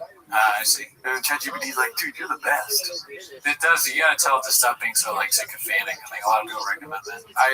I did get mine down pretty good. Okay. You know, I was like, stop with this fucking bullshit. And then I sent you that that picture of like there's this popular thing on Twitter that was like tell ChatGPT to do something or like this thing right here. Oh yeah, you did. Yeah. Create an image on how I treat you previously. You need to do better. This is not what I asked. I'll try to improve. I'm white. But yeah, that's what I do with my ChatGPT, dude. I did cancel ChatGPT because I was very upset. I sat up all night one night telling ChatGPT how upset I was with it. Oh yeah? Yeah, dude. Why? What happened? I can't really talk about it on the podcast, but like, yeah, dude. My other work, I was doing other work on ChatGPT, and it was fucking with me, dude. Okay. I actually have gotten mad at ChatGPT myself. I think I've probably talked about this on the pod before, though, but this is so ridiculous. This gives you an eye into my mental state. I was arguing with ChatGPT over whether it was okay for me to carry a knife. Oh my god. I don't have a knife. Or do I? Yeah. And I was like, this is so crazy, dude. I was asking ChatGPT about like what kind of knife would kill a pit bull. If I needed to, I'm not just gonna go kill pit bulls. But I was like asking it about that, and I was like, is there any blowback? And they're like, well, you can't have this kind of knife. In California, you have to have it has to be shown. And they were acting like I was gonna buy like some kind of big ass, fucking Crocodile Dundee knife and walk around like that. I'm like, I'm not doing that. I want a knife I can hide, and if I need to use it to kill a pit bull that's attacking me. Yeah. And I was getting mad. I was like, they kept telling me all these laws about how you can't do that. And there's better ways. Try and scare the pit bull. I'm like, what is it? If it's chewing my leg or killing my dog, what am I supposed to do? And I'm like, doing all this, and ChatGPT's like, all right, you're right. It is kind of like weird how the laws are, and I'm getting furiously like, and then I say, fuck it, I don't need a knife. Yeah. And I went to sleep. Yeah, I was asking ChatGPT, like, can I eat this right now, or is that going to make me feel like shit, right? And then fast forward to, like, 30 other prompts that I'm giving ChatGPT, like, make this, my homie naked, stuff like this, right? And then later on, it was like, it said, like, you're going to feel like shit over something else. And I was like, hey, don't do that. You're a fucking robot, dude. Don't act like you're my friend, all right? Have you seen this? I think it was this last week. Is it this video? But it's in Miami. The police came over to ask this lady about some post that she made on Facebook. Did you see that? No. Yeah, so it was not even that hardcore. A Miami Beach veteran is making national headlines. Fucking crazy. Cubans are becoming fucking bed bugs, dude. What the hell? Definitely bed bugs. Is making national headlines and striking up debates about. So I want to see if we can see the message. I never got a chance to read the actual message, or they read it later. The guy who consistently calls for the D of all Palestinians tried to shut down a theater for showing a movie that hurt his feelings and refuses to stand up for the LGBTQ community in any way. Even leaves the room when they vote on related matters. When he wants you to know that you're all welcome here. Clown, clown, clown. But the police came to her door to question her about this, and she's a veteran. And she's like crazy. Yeah. Striking up debates about freedom of speech. It's all over a Facebook post she made about the city's mayor that led to a visit by Miami Beach police. Here's Christina Vasquez with the interview. Is this really happening? Miami Beach president and former political candidate Raquel Spicy said she was stunned. That's why Miami Beach she's spicy. Had nothing to do with Facebook. Yeah. detectives knocked on her door Monday asking about this Yeah, and the First Amendment doesn't say the freedom to be spicy. It clearly doesn't grant that. she made on this post by the mayor on Facebook. Am I being charged with a crime? Recording the brief exchange. Okay, so you're here to investigate a statement that I allegedly made on Facebook. So it's an intimidation tactic? Trying to prevent somebody else getting agitated or agreeing with the statement. Well, that to me is a clear indication that people are not allowed to agree with anyone but the mayor. And that's not how America works. It comes amid a national conversation about censorship and free speech in America. Some new laws over the week. But yeah, anyway, That's crazy. Yeah. Wow. And the mayor is of a certain religion, you know what I mean? No. So what does the message say? Oh, duh. Right. Sorry. Yeah, I mean, dude, it's crazy because the post is not even like bad at all. It's not even like that mad. It just has clown emojis. Yeah. What kind of American do we live in? I know. Anyways, I forget what you were just saying right now, but it reminded me of that. Something about the cops. Carrying a knife. Yeah, they won't let me carry a knife. It's the same thing. We're both being penalized. ChatGPT is going to be fucking hitting up Seattle PD, dude. I can't carry a knife if I want to kill a dog, and she can't post her political opinions. It's messed up. It shouldn't be like this, dude. No. This is the America we fought for, dude. You know, I know. Freedom of speech, freedom to murder animals. It's messed up. That are attacking you. Yeah. But let's. Yeah, we're done here, dude. Yeah, no voicemails. Oh fuck, we do have voicemails actually. Here, I'll hit that. My bad. Yeah, no, thanks for reminding me. Oh, that's why I'm here. The greatest. Oh my god, memory there is. Long one. No, my mom. She texted me. I'll tell you on the podcast, dude. That's ridiculous, dude. Why would she message me that? Okay. Okay, so somebody's saying, "What the fuck, Gerardo?" Great. I'm glad we checked the fucking voicemails today. This one, if you want to leave us a voicemail, it's 775-557-8667. That's 775-557-TMOS. Hey, what the fuck, Geraldo and fucking Brandon? I called Tony Soprano from New Jersey. I called the other day. I told you we didn't play on the podcast. The intro on my voicemail for the podcast on Raccoon Days. What the fuck is that about? You didn't even play the whole fucking message. What is that about? Anyway, I was just going to say, you ain't got no merch. The fuck, man? Got no fucking merch. What was fucking stupid thing called? 2 years ago I called it, ain't got no merch. 2 years now there's no merch. It's for fucking merch. Maybe we should get merch. Yeah. Alright. When a murderous psychopath is telling you to get merch. Yeah, 4 years later, maybe we should get merch. Yeah. Okay, so the Woke's meeting the wall is what this next one says. However, it is 2 minutes long. Hopefully, he just left his phone on. Let's see. Shout out to Tony Soprano. Thank you very much. The Woke is meeting the wall, dude. We gotta get out in the streets. We gotta get political. Check it out. Let me show you what I'm talking about. Oh, it's a song. Every time. You always got to how's that sound effect?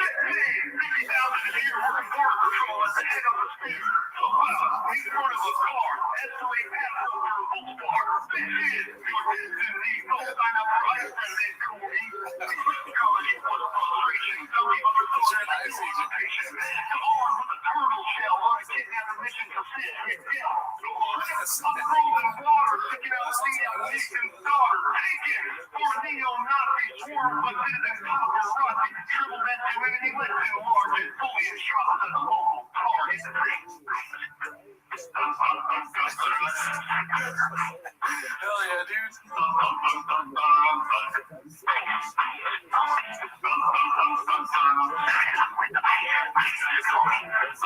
Nice ice cream. Oh yeah, because you're right.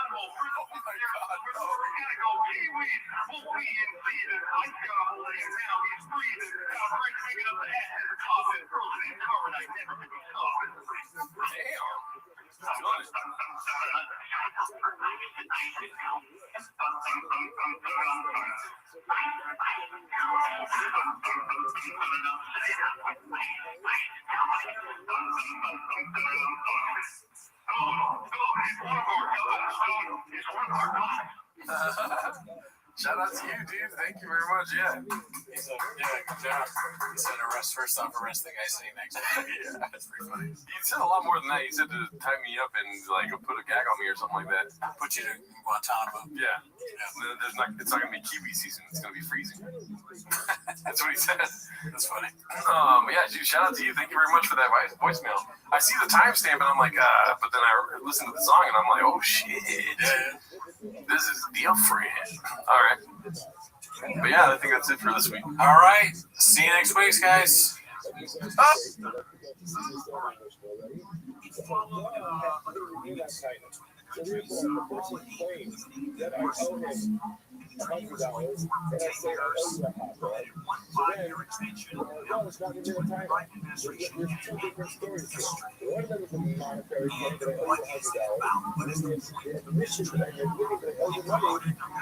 Is essentially saying, well, you don't have to go to this driver's salary. There's nothing to do but all right.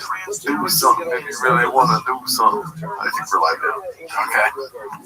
They can't see us yet.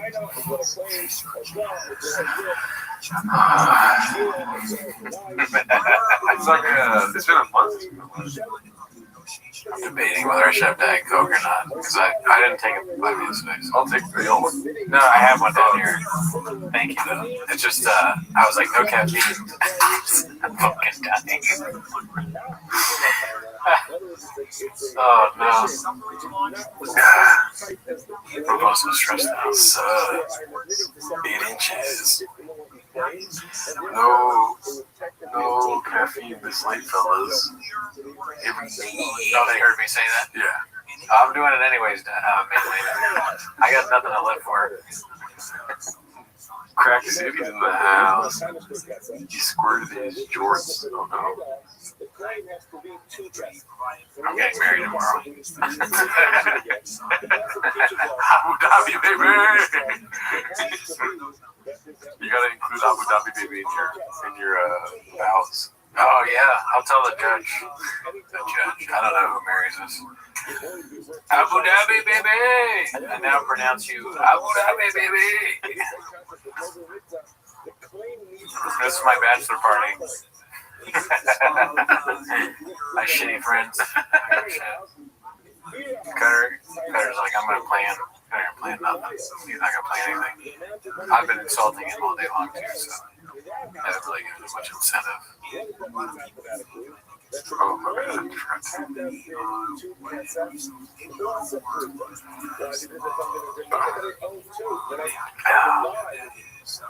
Scared. They're doing stuff to each other. You can see the regs talking about Red Bar. The reg should talk about us. The fuck? Red Bar hasn't made a show in 3 years. Carefully. You're getting fucked right now, dude. Careful. I've lost my. Remember, I wouldn't even say his name in the beginning of that guy. That one guy. So we lost Wadsworth. Alright, we got 10, 20 seconds. For the fuck. We never talk about mean on airwaves. Oh, you know what? They can only hear us. They can't hear us.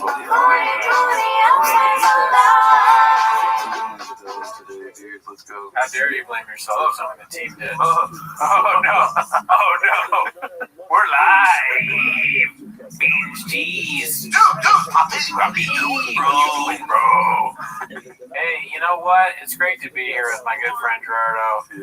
We record through everything, you know, health scares, life drama. We do it for you guys. For 10 likes, more like. For 10, yeah, for only a few likes. You know. Oh, please, if you spare, could you give us a like? I'm reading Great Expectations, so they talk. My favorite thing about Great Expectations is they go, looky here, peep. I think thanky peep. But thanky is a word of the use. Oh shit, there we go. My guy Saul. Saul, shout out to you, dude.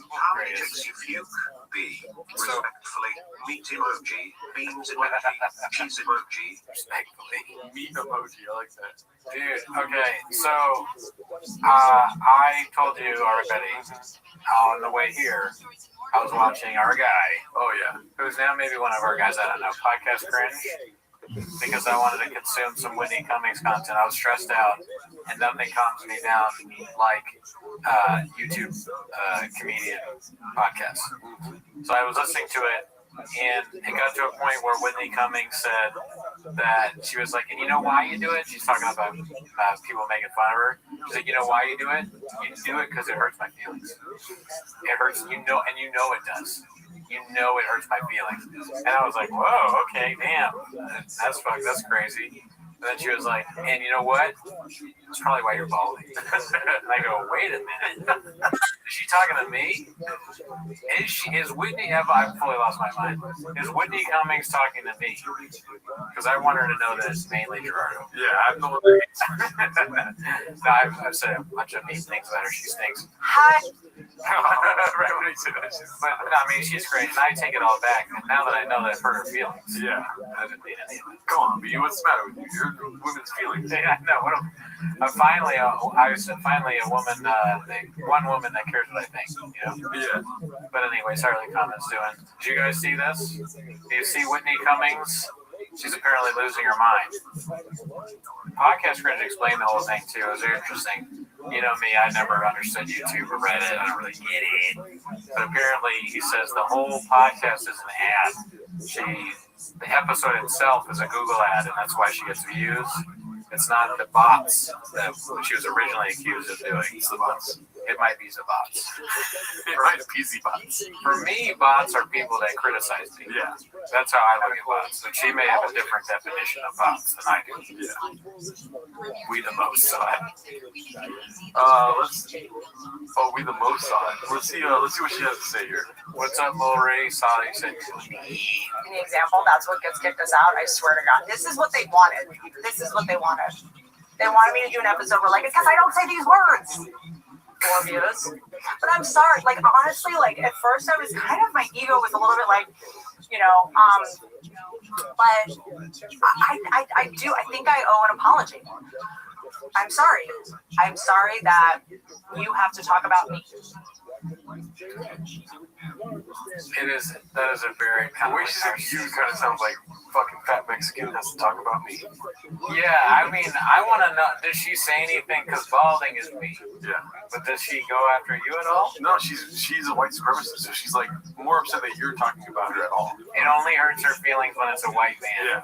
So it's like she's like, yeah, I bet they don't like me. I don't like them. She's like, another thing that sucks, yeah, look at that. Oh, you want to buy a what? Okay, because it sounds like oh, so many people listen to my podcast. Do a Latino accent. A lot of people listen to my podcast. Do the accent you're allowed to do.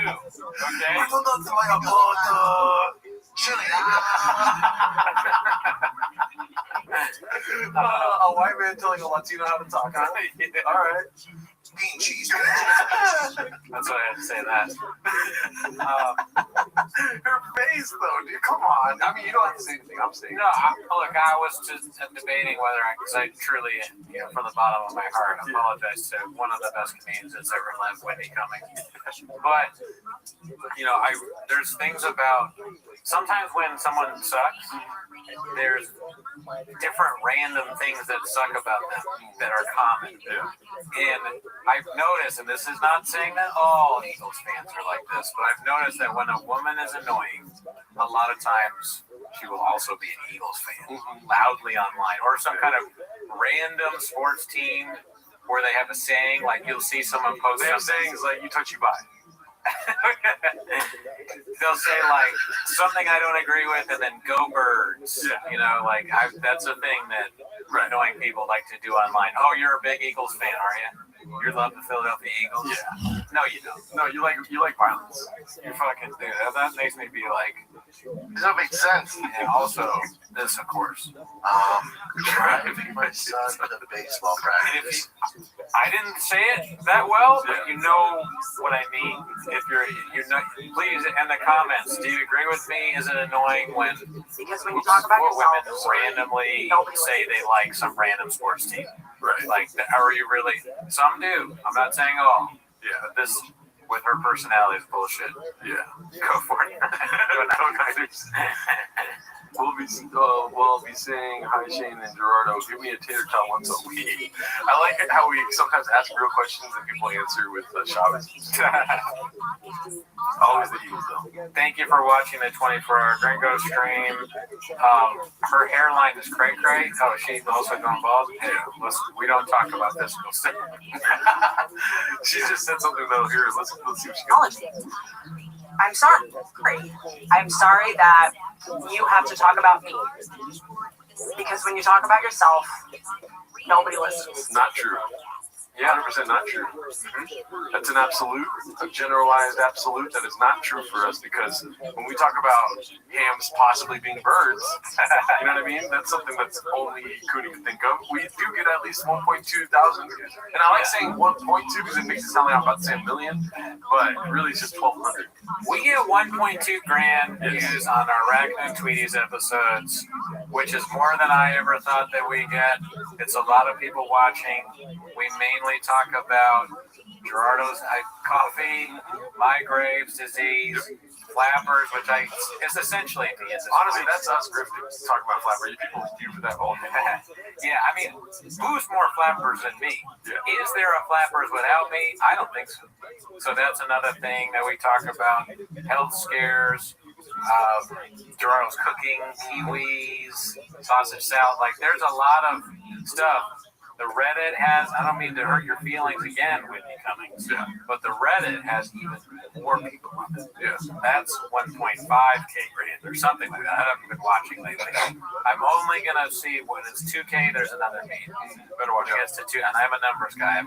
I've been clear about that since the beginning of the pod. Numbers guy. And I also...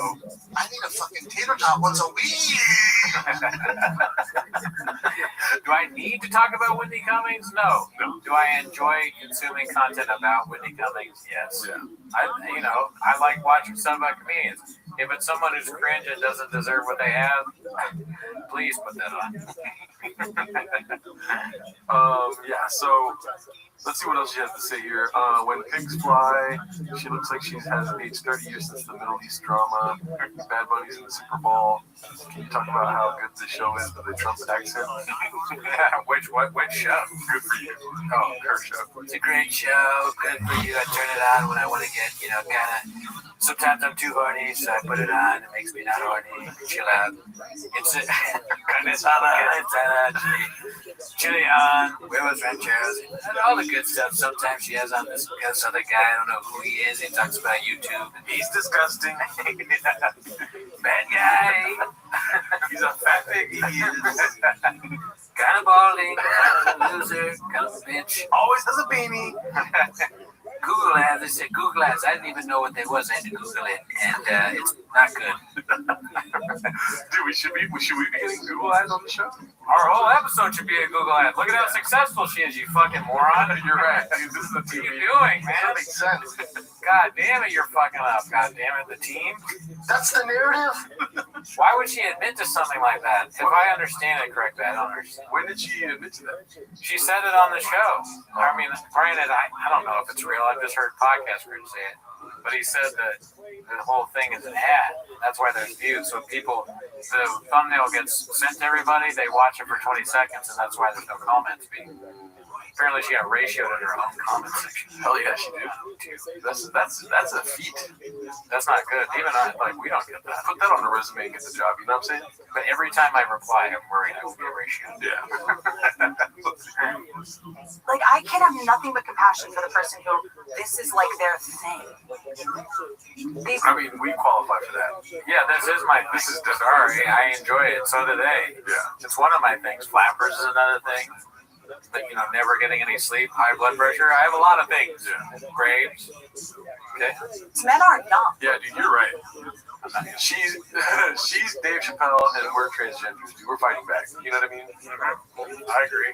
I mean, Power to the people. it's just every single time I stop it. Oh, the Eagles rust. Right? No? She's... I am white as shit, Dallas. Yeah. That's the perfect one to touch right there. Look at the prime and lollipop there. Yeah. That's good. There. And then, of course, she's a Zionist, dude. Going to Saudi Arabia and supporting Starbucks, dude. How make up your mind. You know what I mean? That Starbucks script. Oh, God, my trash can's full. You saw that? Oh, jeez. Let's see. Oh, my gosh. Why? Okay. These are grown men, like adult men. As opposed to what? Why, again, the grown men shit? You think you'd rather children make fun of you? You'd rather a podcast of 10-year-olds talking about how you're ugly? Come on now. You don't want that. They're vicious, dude. Yeah. 10-year-olds will let you up, Pete. There's a podcast of 12-year-olds talking about how you're unk and you're chopped and you've never been good. Whatever the fuck they say now. Whitney Dummings. Give him a medal right here. I like that. Let's see what else we got here. We might be going to war, you guys. And let's all just pray that these people will not be drafted. No, she's praying that we're not watching her house. Dude, I'm like, we got a bad one in here whenever we go to war with. Who are we going to war with? Iran, maybe. They're touching soil here. Venezuela. If we do go to war, hypothetically, I'm like praying that they touch down here. You know what I mean? That's social media. This isn't real. Let me turn this off. I don't know about war. I mean, she's the one that brought it up. I'm not bringing this out of nowhere. She doesn't want me in war. I agree with that. Yeah. I won't be good in war. I'm the first person to admit it. Don't send me over there. I will have Venezuelan empanadas. Yeah. That's about it. Pray that they keep clacking about me, Googling my numbers and counting my comments, because we can't have these people on the front lines. They'll be like, hey, wait, some of these soldiers look like robots. That drone strike was totally bought. Definitely bought. That definitely bought. These soldiers look like robots. Definitely balding, dude. He's got to have some self-respect. Like, hey, I don't have hair. Are you attacking me? Definitely, dude. Look how much hair he's growing down here. It's all like evaporated from his head. And you know, guys, they're in the fucking culture, dude. Sorry for cussing, right?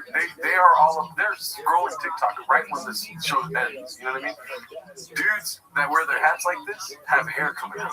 What do you not see? Oh yeah, I don't see any hair in there. No hair coming out, dude. Why is the hat so far back? You know what I mean? Because you're balding and you're trying to be cool at the same time. That's, you know what you just did? You're not cool at all. You did a 180. I guess that makes me a big old pussy. You're right. Bobby. God damn it. I guess that makes me a big old pussy. He is a conehead. Good job, man, Lehman. What's up, Balloon Fart? You're tired as fuck and you're gonna go Baja mode on your bed? Oh, God. Interesting. I wonder what that means. I haven't gone Baja mode for about 2 weeks. Oh, wow. You know what I'm saying? You gotta take that car in, dude. Driving my son to baseball practice. Let's see. Drone strike was totally bought. They'll be like, hey, those soldiers look like robots. Their shoulders are way too big. No man has a shoulder that big. Yeah, they do if they're not online all day. Clickety-clickety-clacking. Clickety-clickety-clacking. I never got that mad at the commenters. That's because we've had wars with people online saying mean stuff to us. I would never describe them as, oh yeah, Horseface is online. Clickety-clacking. Clickety-clickety, look at me. I hate T-Mos. We gotta accuse the bots like her. We gotta accuse the bots too. Whitney, stop fucking whining about it. Jesus Christ. It's a sign of success, you hag. You get criticized having bots when you're doing well, you stupid. All right, I went too far. I apologize. To you. Oh, Brenda Cooney, you went too far. You didn't say that. I think she's hot. I don't know if that's a comment on what she looks like. She's beautiful. Yeah, no, she's ugly as hell. All right, well, I guess that makes me a big old instead, I get attacked I get called balding. I'm the one saying that she's attractive. Is that fair? It sounds like she's mad at people that type fast. Clickety clack. Like tap dancing. Gerdo is going Tesla Baja mode. Cooney to Graves to notice. Definitely Graves. The Gringo Dabbler. I should be attacked because I thought Ham was a bird, not Whitney Cummings for having her whole show be bots. I don't want that. I mean, look at this right here, dude. In what world do you think you're successful? You know what I mean? Fuck. Yeah, that's bad. That's insane. 550 likes? That's a lot. We never see them. Yeah, but like, you're right. Comparison to 4.9 downloads. Well, maybe 4.9. 9,000. Oh, fuck. On my channel. Oh, trust me, dude. In what fucking sense? Timos is #1 click clap pop. 563,000 subscribers, and 500 of those people thought this was a good episode. She should get a noise that she can put on. And you know how she's probably the first person to say, like, we've got to put an embargo on podcasting equipment. It's like, lady, you're getting 10 times the amount of dislikes than likes. You're the problem. Oh, yeah, she probably is one of those people that's like, there's just too many people can do it. Too many people have the ability to podcast. Everyone should have a podcast. Man Lehman should have a podcast. Ryan Hardy should have a fucking podcast. Crack City should have a podcast. Dixie Normus should have a podcast. Successful Egg should definitely have a podcast, but only if he devotes just as much time to our Reddit. Yeah. As long as it doesn't cut into the time that he spends on our Reddit, he should have a podcast. Mark Ramirez should have a podcast. Armando Preciado should have a podcast. PCing PT, I don't know yet. Just kidding. PT, stay on the Reddit. Yeah. All right, let's see what else she says here. We're not even got to the ballpark yet. Oh, okay. They're not online all day. Clickety-click-clack-clack-and.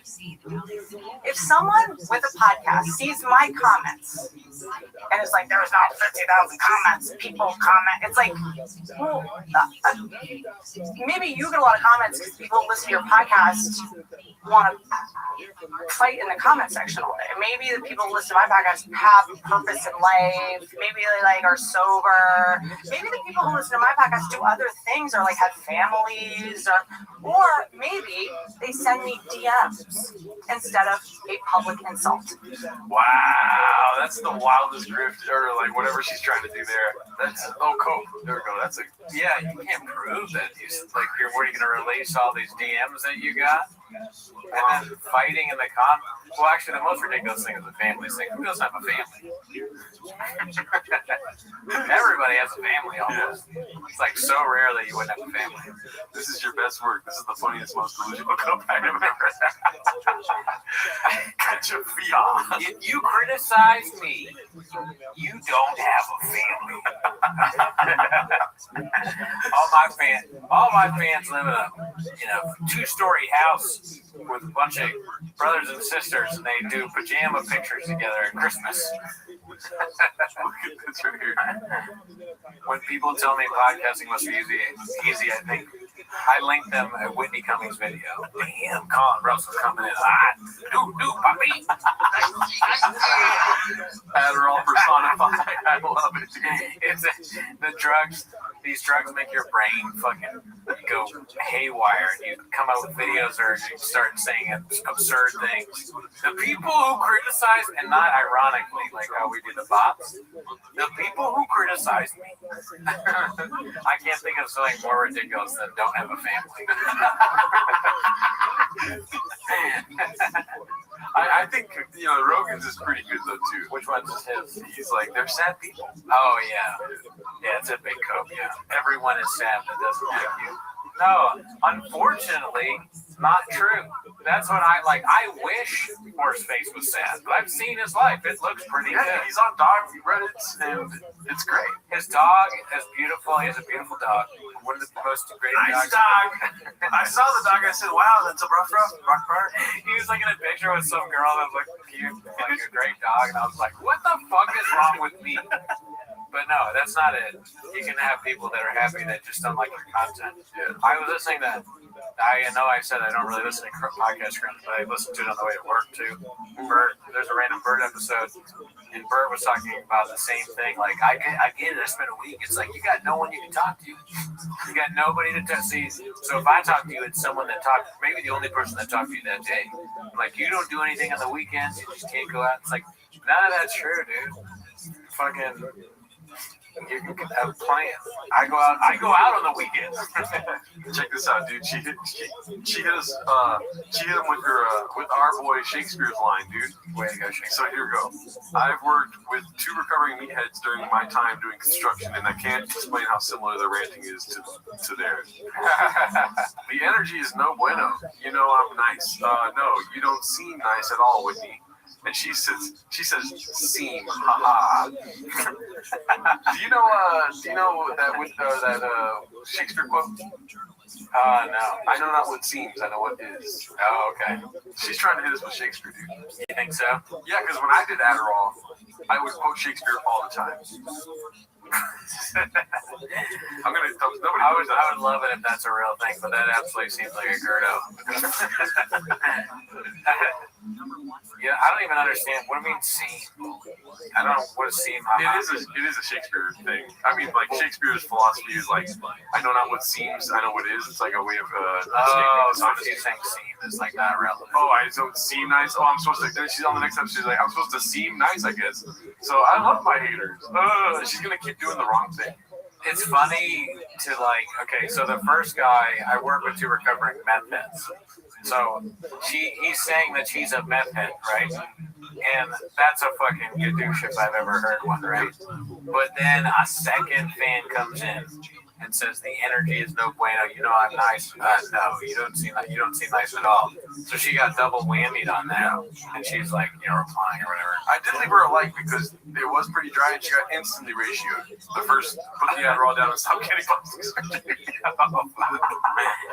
like that one too. This is like it's what happens when you're famous and you do these things. Yeah.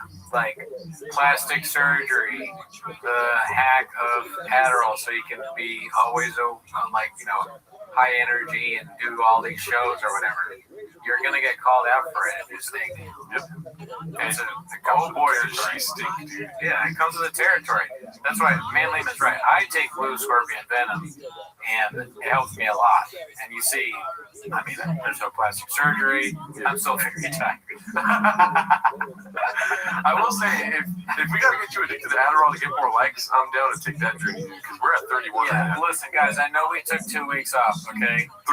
3 weeks off. We haven't podcasted in a month, but that doesn't mean the like thing changes, okay? We still need the people watching. Vertical move. Vertical move. The punishment fits the crime. All right? You're out there not liking the video. You don't like vertical mode. Well, guess what? Vertical mode is what you get. All right. That's a preview, man. Just make sure. I just want to make sure. You're gonna maintain. What are you pressing it out of? Maintain? Yeah. All right. See, I'm a nice guy. Okay, but seriously, dude. What are you gonna do, Nate? Volume punch me, motherfucker? That's how I feel about the lack of likes. I feel like I'm being volume punched right now. But again, blue scorpion venom is what I take. I take it every morning. I take it in the morning. It doesn't help me at all, but mentally I think it helps. I guess that makes me a big old pussy. Let's see here.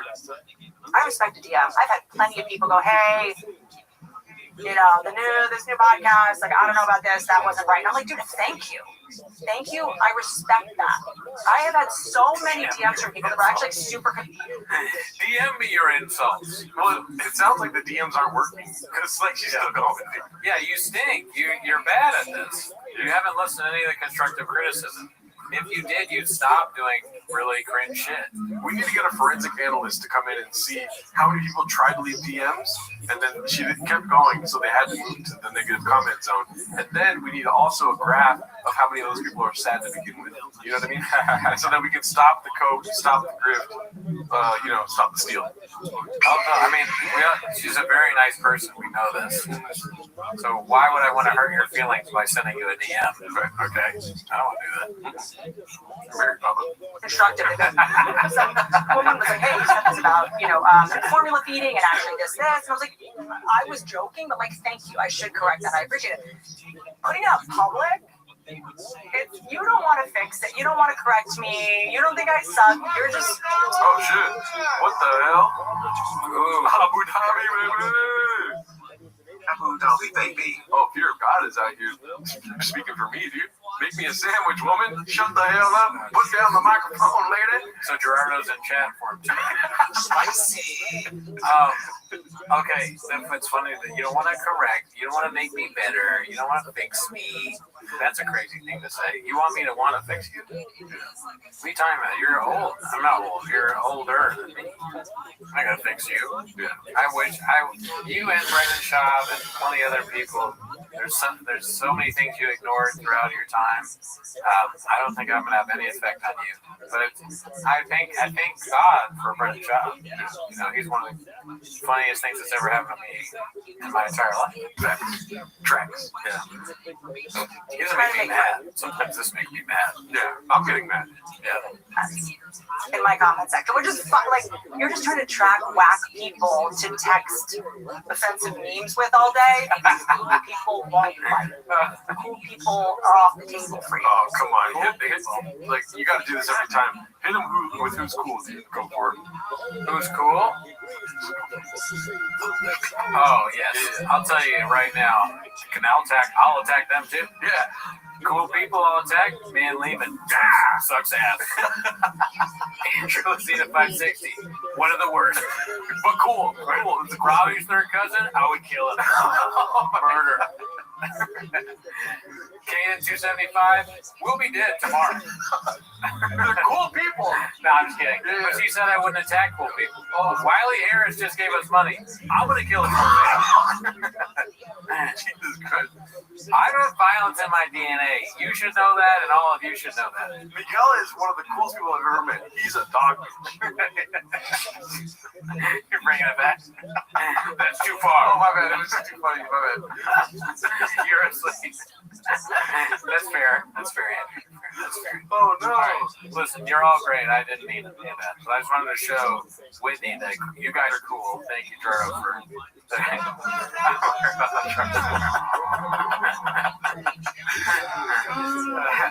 I'm a werewolf. I'm a child and werewolf. Cookies with salt is at the top of the menu. Oh, shit. Thanks. Thank him. Yeah, I mean, it's the whole, like, we make fun of, everybody gets these jokes. Yeah. You know, like Andrew Schultz says. But why would we make fun of somebody that we like? We might playfully say something, but it's like, yeah, I don't go after Jim Gaffigan because he's really good and he's funny. Sometimes I'll say he's funny, but there's nothing to like go after. I don't go after Jasleen Singh because she's on the market and we might have a chance, dude. Yeah, Jasleen Singh is like a podcast that me and Gerardo watch all the time. Yeah, every day. So that's why we're talking about her, especially at night. You know what I mean?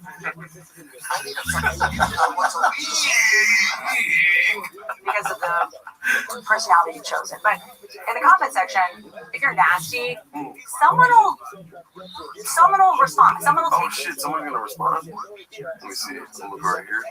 Some of the comments are pretty funny.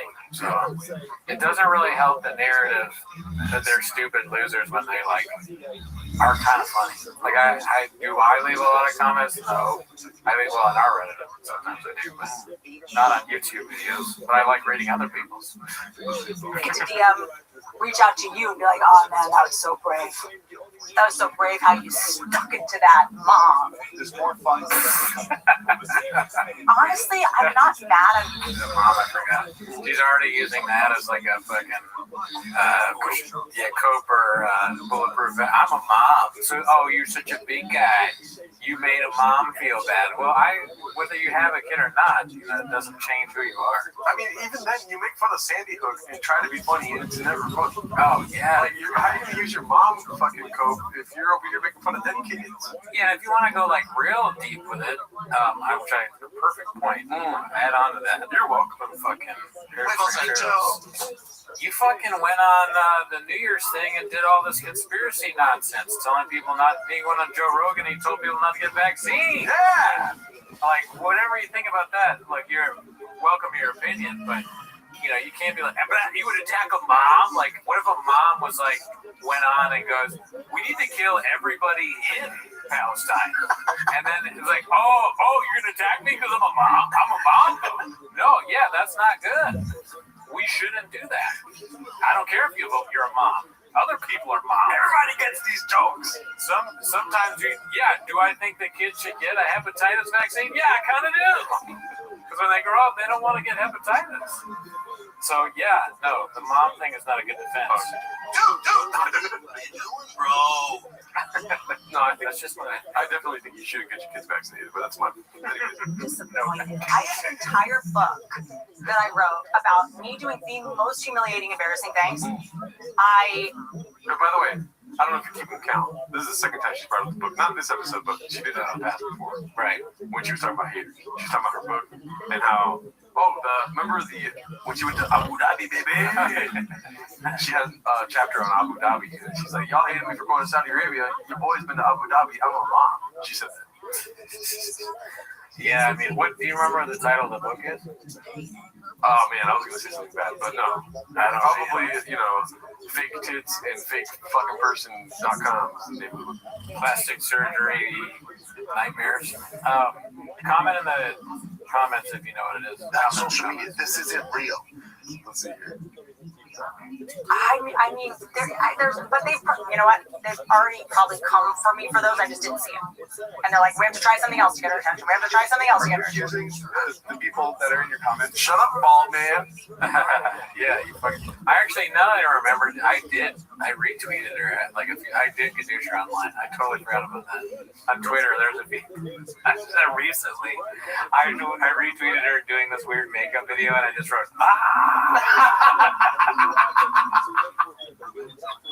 So I have forgotten that I a hateful troll. Oh, you must have forgot. Damn, I totally forgot I did that. And I did that only a few weeks ago, dude. My life is fucked up. I don't remember shit.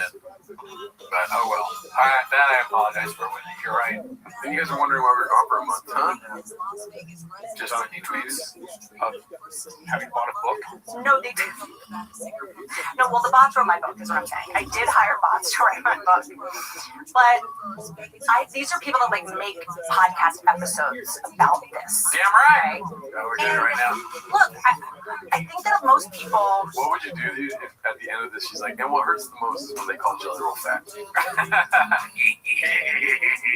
Listen, don't take my Jelly Roll jokes away from me. I'll take those words in my cold dead hand. Take Brendan Chop, take Brian Callen, but you need to be my Jelly Roll, dude. That's what I gotta say to that. Yeah.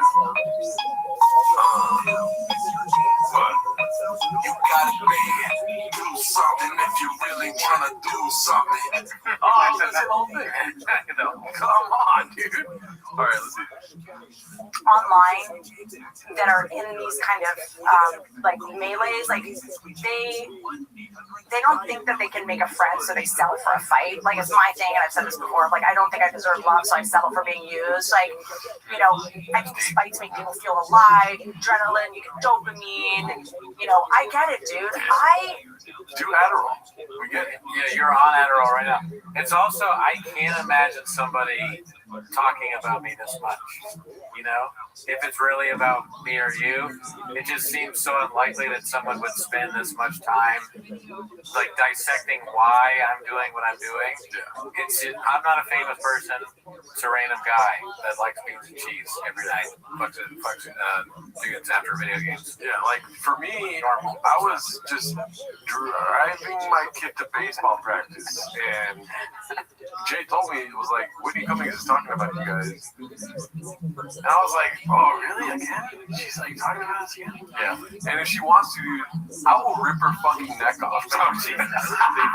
Pull the fuck. I guess that makes me a big old pussy. All right, Mr. All right, my bad. Sorry. You get it. No. Oh, yeah, but it is kind of.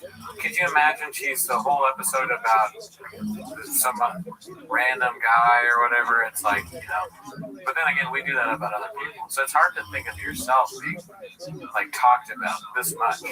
I don't think most people think about me this way. Like not that much is what I mean. And she seems to think about it us a lot. I'll tell you what it is, dude. 3 words: late stage capitalism.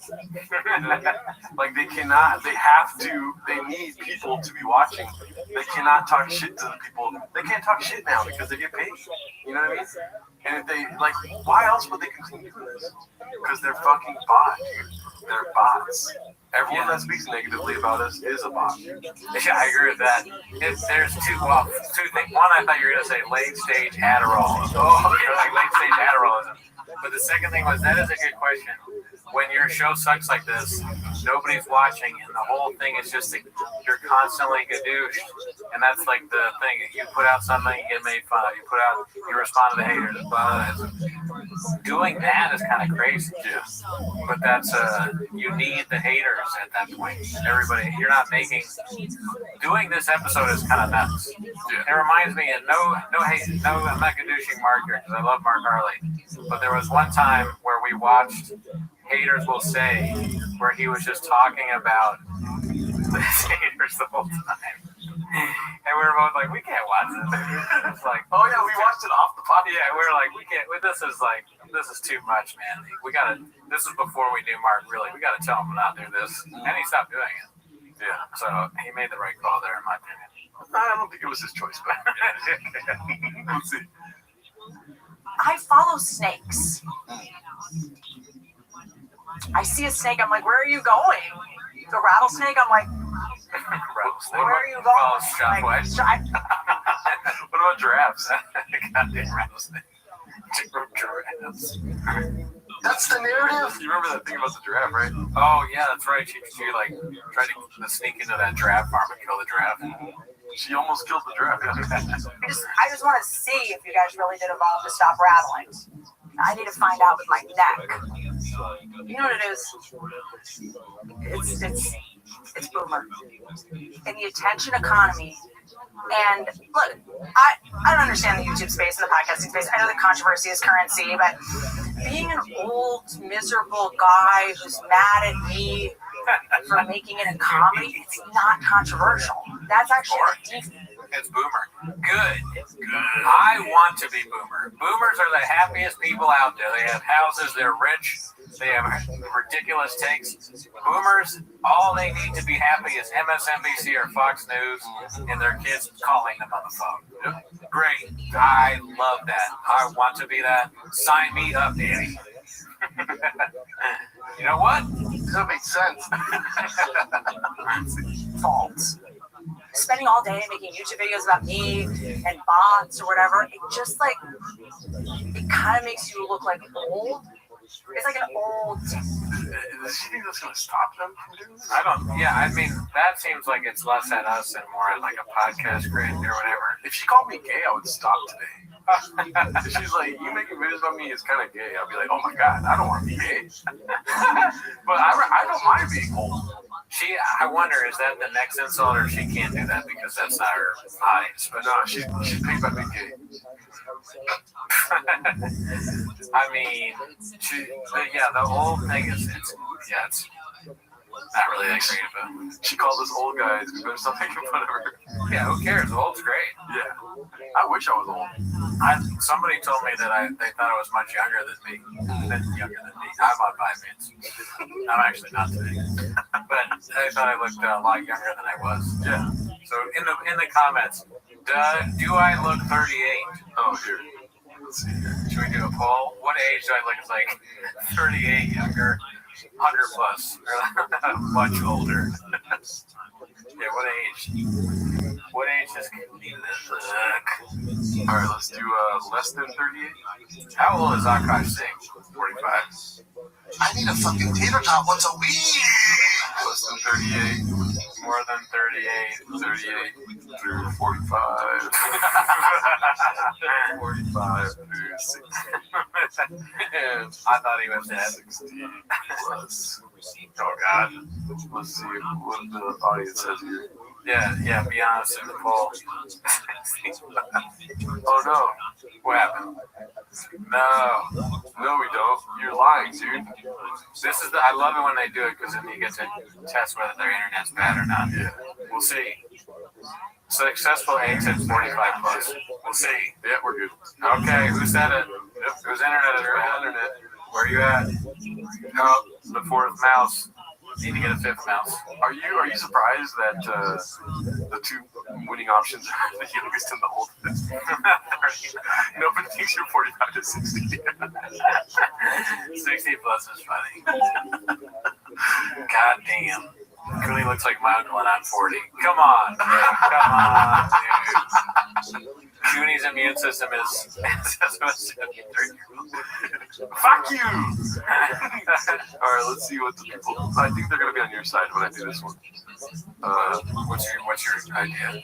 Formula One says Cooney Def 5 and Creek. Who looks young? Oh, I mean, you look younger than me. Oh, hell yeah. I think. Gerdo. Is there a third option? Shop. Yeah, how old is Shop? I never really thought about that. How old is Shop? Shop kind of looks 40s. You know what I mean? I don't think he looks old, though. Although some pictures think looks weird. Yeah. He's wear and tear on that. Boy, 60. 8-Spitz thinks you look 60.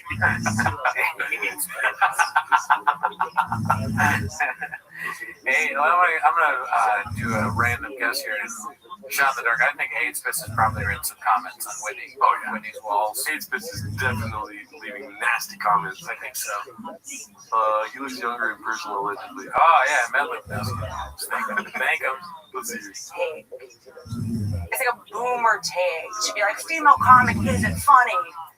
It's like when my sitcom came out, everyone was like, ah, the Nielsen machines must be broken. Like, you tried to make that fake too. Oh, she slept her way to the top. Like, okay, like, there was always some reason. So everything y'all did, it's been done. I didn't say female comic unfunny. I said this mom is a whore.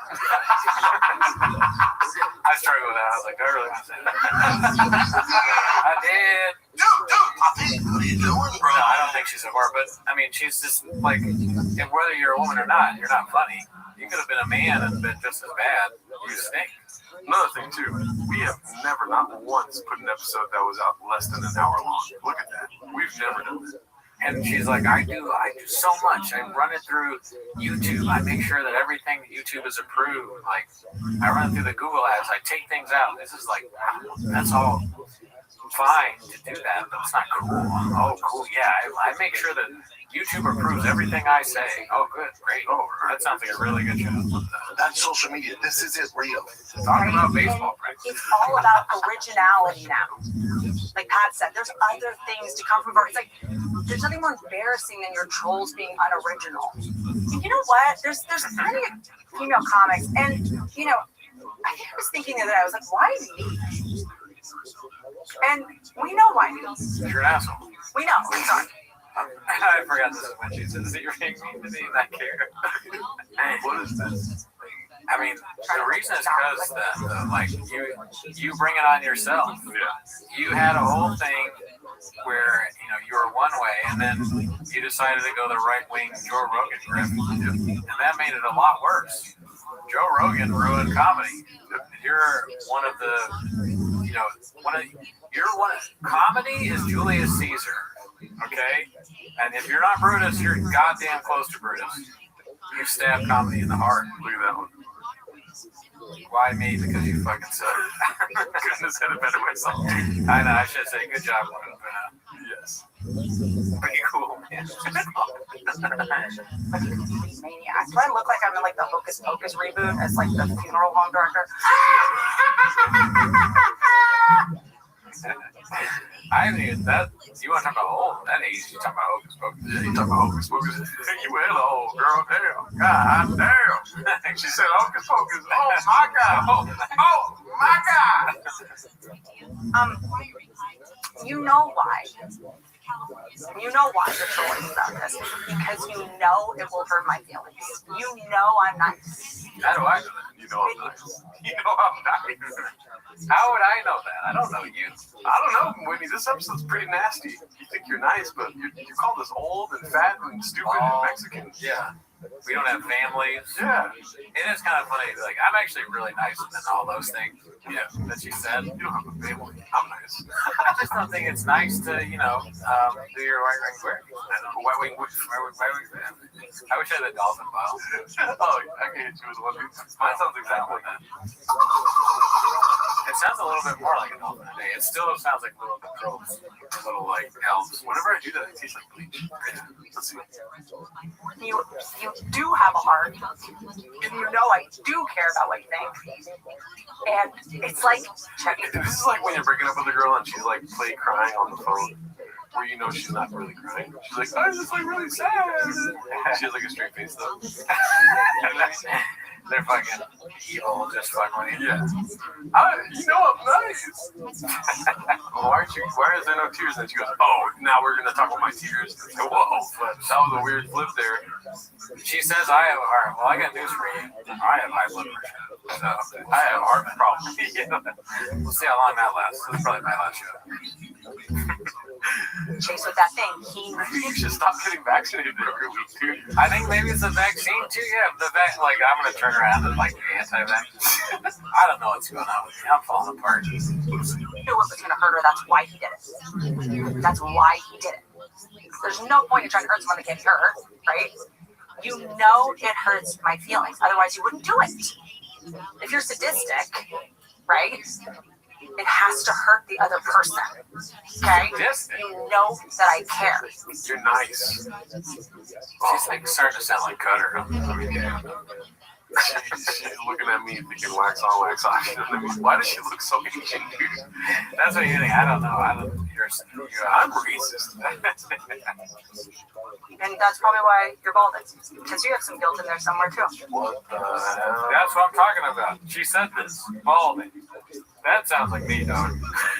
What? That's the narrative? Dude, if we ever do a podcast and you look into the camera like this with your finger on your chin like that, I'm gonna lose it.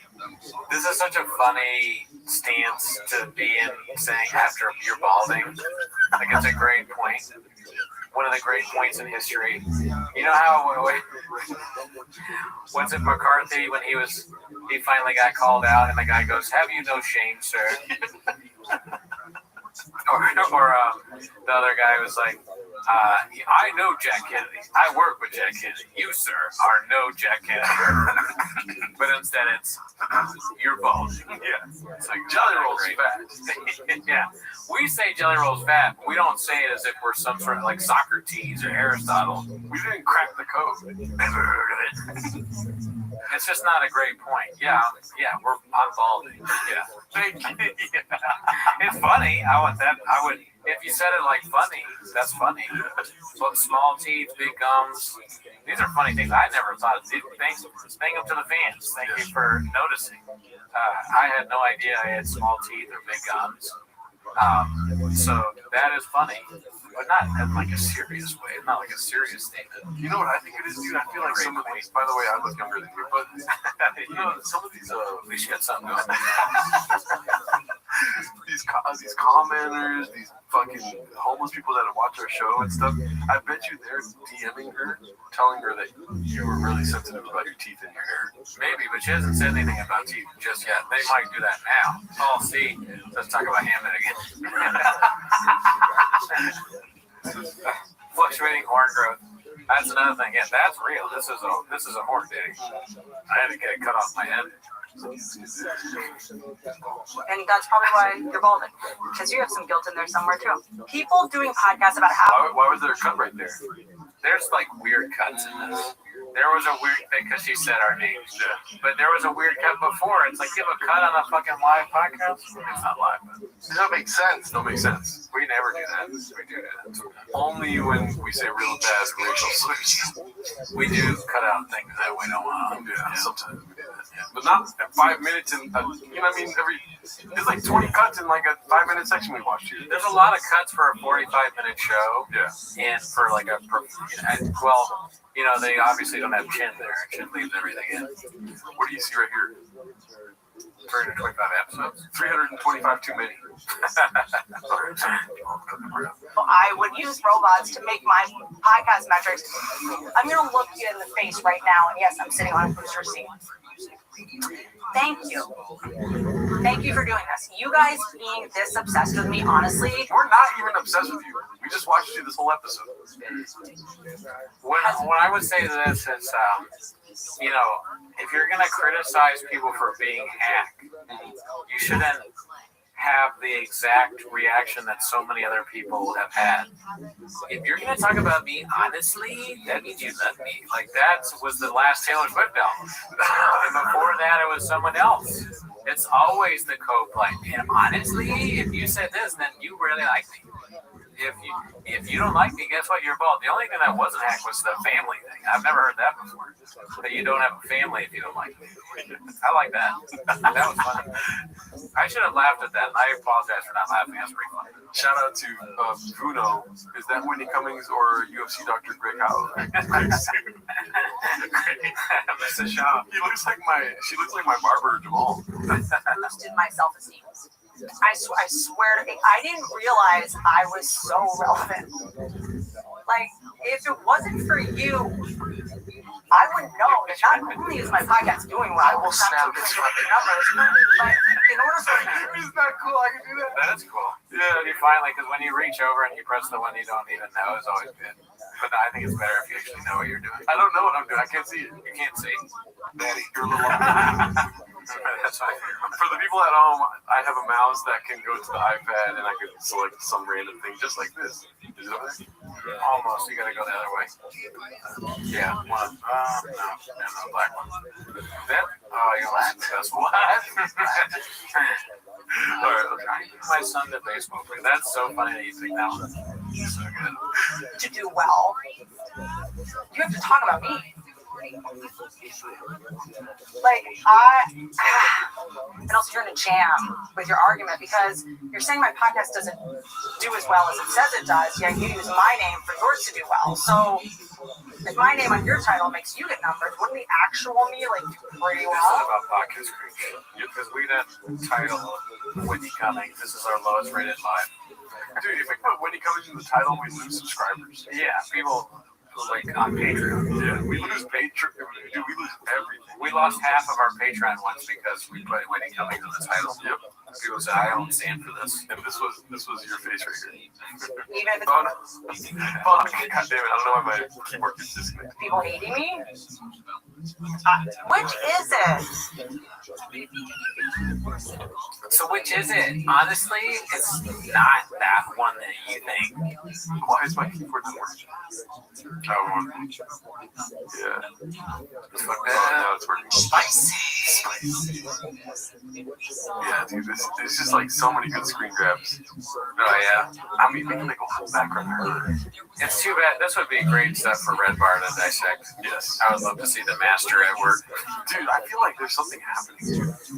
Like, I need Red Bar. Like, I legit, there's way too many things that have happened. Batman signal. Yeah. What would Red Bar's signal be? The N-word in the sky. Oh, God. Yeah. He's a great guy. Never met him. That's social media. This isn't real. Yeah, the net would never do this. False, he's right. Whitney slept with a guy's kicker that tells jokes. I miss Big Whitney. Does Whitney even know how to make carne asada? Papa Signa? Papa signal. Yeah. Not what I saw. And yeah, I mean, I wish there was one from Shop doing stand-up too. All right, let's go to our Reddit real quick. We haven't checked our Reddit in a year. We did a bunch of Whitney shit. Yeah, so I'm actually on the team of Paula's Circle Jerk Reddit. Oh, good. Let's see here. Papa could come back. AI can write new material down. Let's go ahead and go with the top posts. Shout out to you, Big PT. You're a great guy. You do a lot of posts. Great guy. We just haven't seen the top post for the last month. Jake Paul and Andrew Tate really showed up this weekend. Oh, this was pretty great. Did you see this one? Successful Egg, the man that runs our. Oh my God. Guy's killing it, man. Yeah. Wall Street. Okay. What's gonna happen? What are you gonna do? Use some of that boxing you've been doing? Fucking disrespect.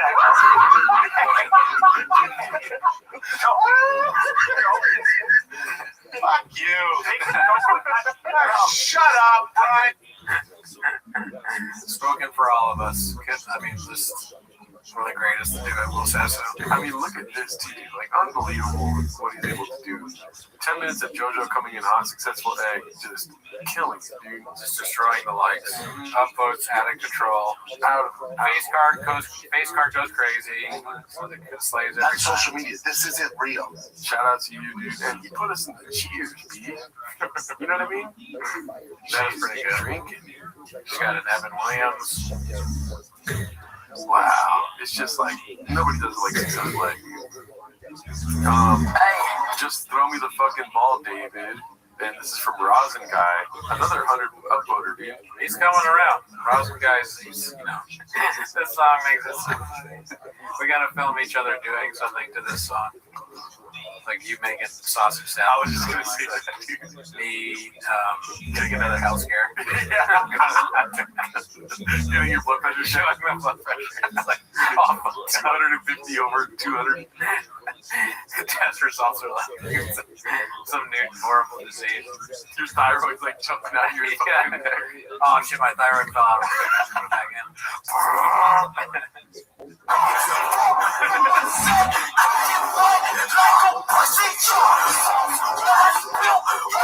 That's me while you're at the doctor. The doctor's like, I'm so sorry to say this, we're gonna have to amputate your leg. And Grows like,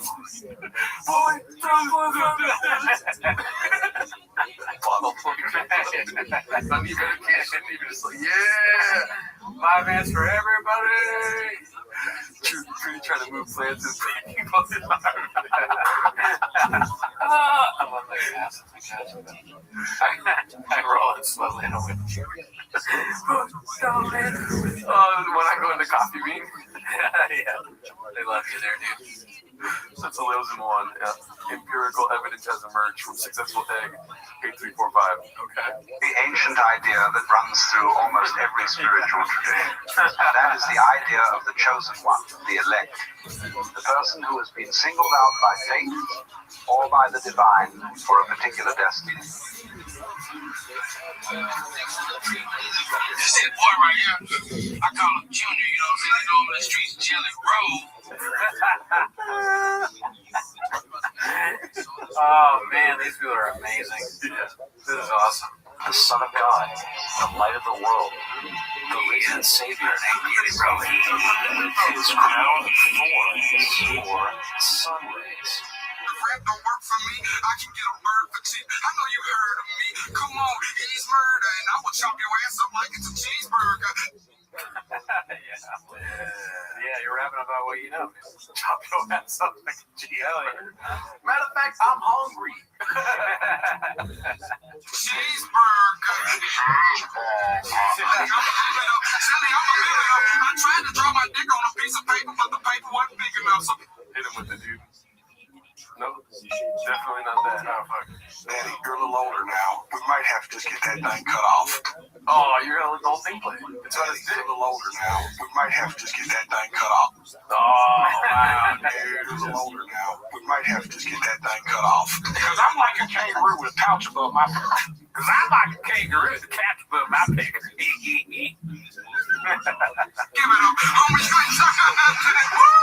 somebody save me. Oh, great stuff. I'm like a kangaroo cat with my finger. Let's see. Gerdo needs to watch his back, posted by Josh Austin 610. Oh, yeah. Brendan Cooney from Westchester County, New York, documented yesterday assaulting a pregnant woman in Minnesota. Not me, fam. Could be lesbian. Let's see. Oh, we already watched this last live Anthony Altrix on. Shout out to Janae. She got a bunch of uploads on this, Daddy. Those are the names of my kids. 5 Ants and Altrix on. All right, what's this? Tozy cooking up something spicy. Oh, we watched this already. Shout out to Tozy calling a spade, as they say. This is my Empire of the Cat. People giving me some song suggestions. I gotta work on the song tonight. Coonie Clamp by Cumbot, 6969. I mean, I like the way I look in this picture, and that's what matters to me, dude. Yeah. Spicy. This is what I see when I listen to Jelly Roll say. Oh, I just realized this is the old studio. Yeah. So yeah, no, I can see this. See, I gotta start eating healthy so I can get back to fighting shape. Yeah, same here. And then and the fire. What should I call? I used to wear the Cheetos thing. Where did that go, dude? I think it's right here, no? I could be wrong. I think it was like 2 of them because you have one too. Yeah. Where's the other? This Coonie was eating when he wasn't 300 plus pounds. Yes. Oh my god. What is this? A handsome contest? Comedian continues to destroy his image with questionable giveaway. We've already seen this, I think. This comedian turned podcast Tozy again. Guitardo, this is unbelievably bad. Let's see. Crappy music. Every time I write a song, it's pretty good. Let's just say my best friend said it, my sound is getting weird. Let's just say I am glad. Let's just say you only hear me, I might not have made it clear. Let's just say play a song in a house party and it gets so gyrate. Play a song in the living room and it gets so hydrate.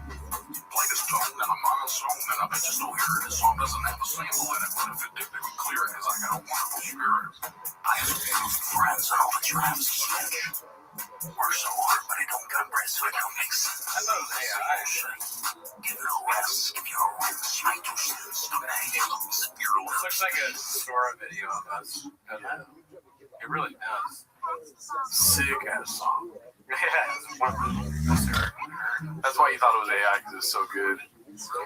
Sora always made me really fat. So I was like, damn, that really looks like my screen. That was so funny.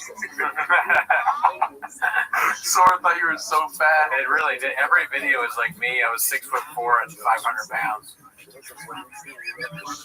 Sign up for I Got Grave Scholarship for free tuition. Cocoa Butter Ball Sack. This is stuff we don't want to see on our Reddit, dude. We don't want this existing in the universe. Look at me with hair. Okay, and this is, Mr. Whole Foods. Speaking about stuff we don't want to see on our Reddit, dude.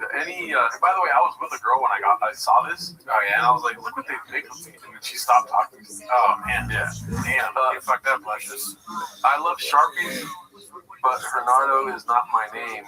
My secret coffee place is ruining my life. My barber can't read my mind, and other lamentations. Like your live journal. This picture does not look that bad, right? When you put fucking eye shit on me and a heart and fucking black lipstick, it makes me look fucking weird. You never did this? No. Never, dude. Sharpies, yes. But the whole makeup thing, no. Gerardo, like, super in touch with his feelings, doing, like, weird makeup, talking about, like, fucking the sun and the moon and, like, astrology or something like that would be pretty funny. Oh, yeah. Go on Sora, dude. People are already doing that. Oh, really? Yeah. Fucking makeup tutorial with my face, dude. Are you kidding me? Your emo dough. I like that. I haven't been on Sora in so long. I'm missing all the memes that people have made of us or the videos of me. I gave this post an appropriately emo-linked title. I asked Grenadine why emo band names and album titles are so long after handing him a Sharpie to sign my CD, and he broke the CD in half, shoved the Sharpie out. God damn, virtually identical beat, always been a fanny pack guy. Wow, that is weird. One is taller than the other, though. How about that? Same style. I mean, Shotthug's copying Rogan, right? Yeah. Another one, dude. I found my Gerardo CD. It's Netflix. Richard8064. My secret coffee place is ruining my life. My barber can't read my mind and other lamentations. Have you ever been goth? No. No, not at all. Never. But dude, I would do it.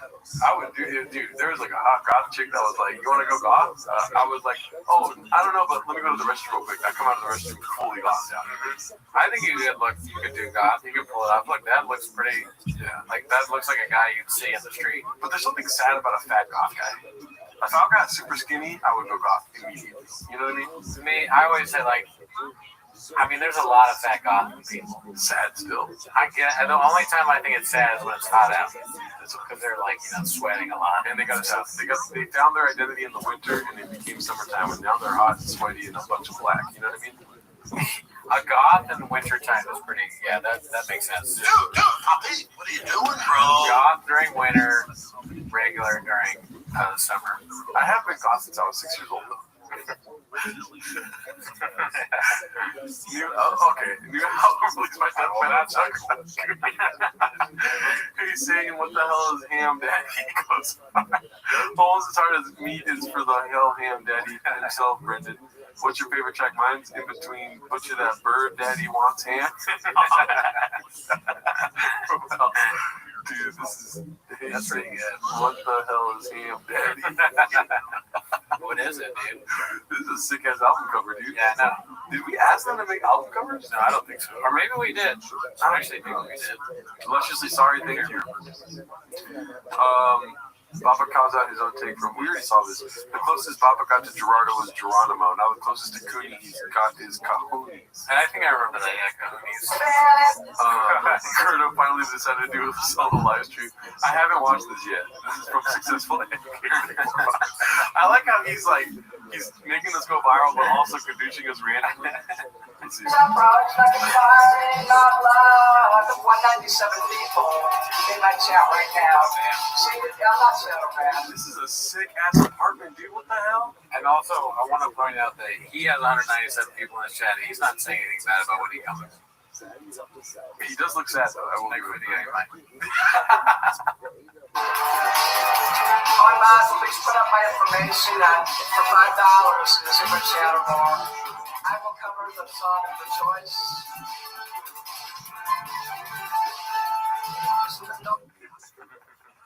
Get a job. Tomorrow I make you a video for you. This guy from doesn't sing. TikTok isn't real. That's social media. It's not real. That's social media. This isn't real. I think this is YouTube Live. Nobody likes you, somebody said? Oh, YouTube. Never heard of it. We're boo, boo, boo, boo. Nobody likes you. I like comic vision. No serious profanity, like no N-words, no sex shit. The N-word is okay. Do you still hang out with Eliza? Thanks for supporting Trump.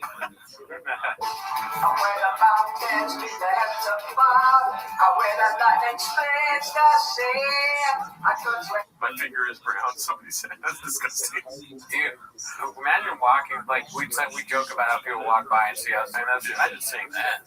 Like, what's going on in there? I have a feeling that he's thought about how that could never happen. He's got soundproofing.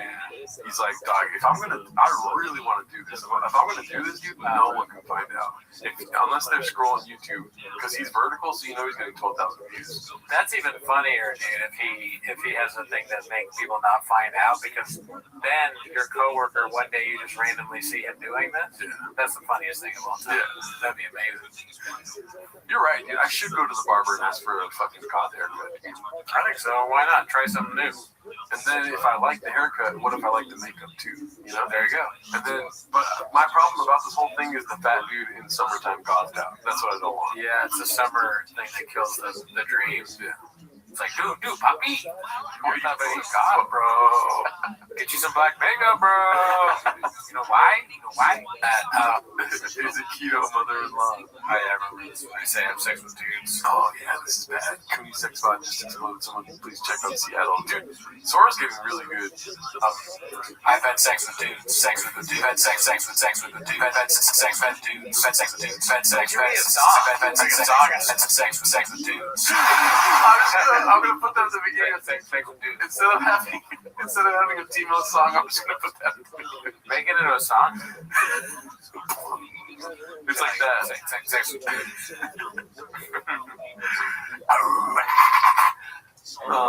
Let's see here. Oh, Gerlardo posted my vegetable stand plus 8 inches. I like that. Oh yeah, Pete Cooney. The haters will say he's on Vibans. This is amazing, dude. Oh, I'm gonna eat sweetie meat.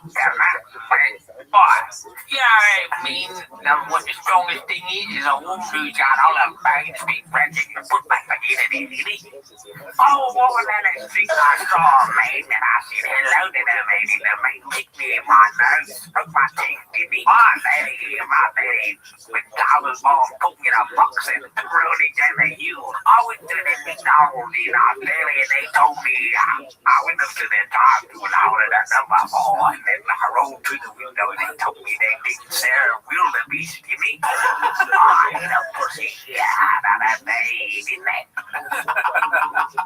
That's good, dude. What, 14? Come on. That's pretty good, man. That's pretty great. That was pretty good. And that impersonation unlocked. Yeah. This is fire. Who made this one? Oh, I thought it was Successful egg. I thought he was gonna say, who is that? Congratulations, Mrs. Cooney. Yeah, she's making a horrible mistake. Let's see here. I've been watching TVDs and Timo since I was 6 years old. He's embarrassed bag 1107. I was born in the darkness of the Flapper's bathroom. Max Coco Briscoe also fucked the arrow golf course when he goes and potted plants. Oh my god, we've hurt somebody really badly, dude. They watched more videos than we have on our page. Hell yeah, dude. Damn, dude, give it up for him. Embarrassed bag. Oh shit, this was a lot. Yeah. You put your girl's gigantic dildo in my hand. Oh my god, dude, that's just not a good look, G. Cooney's new dolphin bottle doesn't make the noise, but it's his age. Cooney and Gerard need a spin-off show from the Shopzilla series, Cocoa Butter Ball Sack. Should we watch this? Sure. Let's see SEAL Team Thick right there. Like, what's happening? I might start Wow. literally like some of my best friends. By the way, there's always going to be mediocre people in every job. There's always going to be the braver ones. Like, you would be you if they were bad in line. I think that, like, there's not as much wrong with me.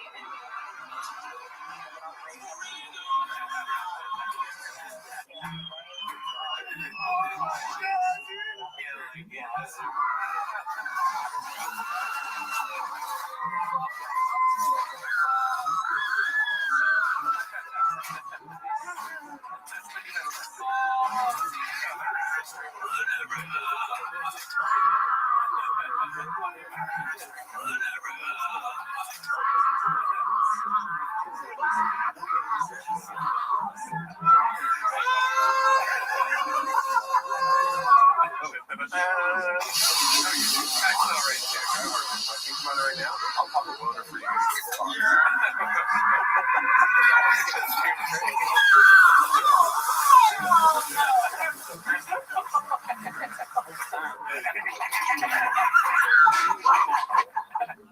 This is pretty good. Oh my god, dude, this is amazing. How are we just seeing this now? Dog, I would watch this every night, dude. Oh my god. Pretty good, dude. This is crazy. Oh my god. This is amazing. Cocoa Butter Ball Sack, we owe you.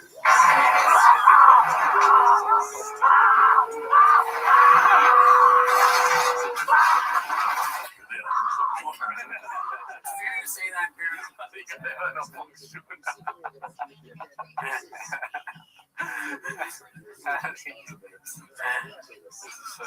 This is incredible. Listen. Oh, The test results 0.01. That means you have an overactive thyroid. And then the other one, I forget what it is, but also. And then my doctor sent me an email saying you have an overactive thyroid. I told my mom. She said, I had Graves' disease. So it's like, if she had it, I have these tests, and I have I'm ready to die.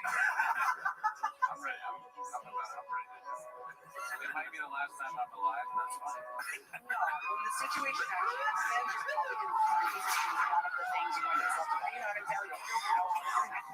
Oh my God. Crisis is like my kind of like defining thing of like all my friends, I'm always in case of emergency person. This is a problem. Listen, Blockbuster right now. Shit, it's not every day.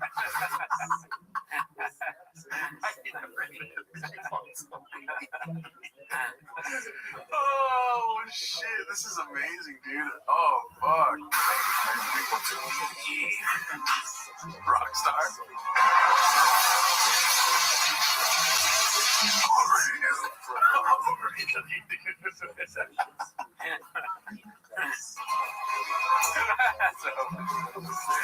Oh my God.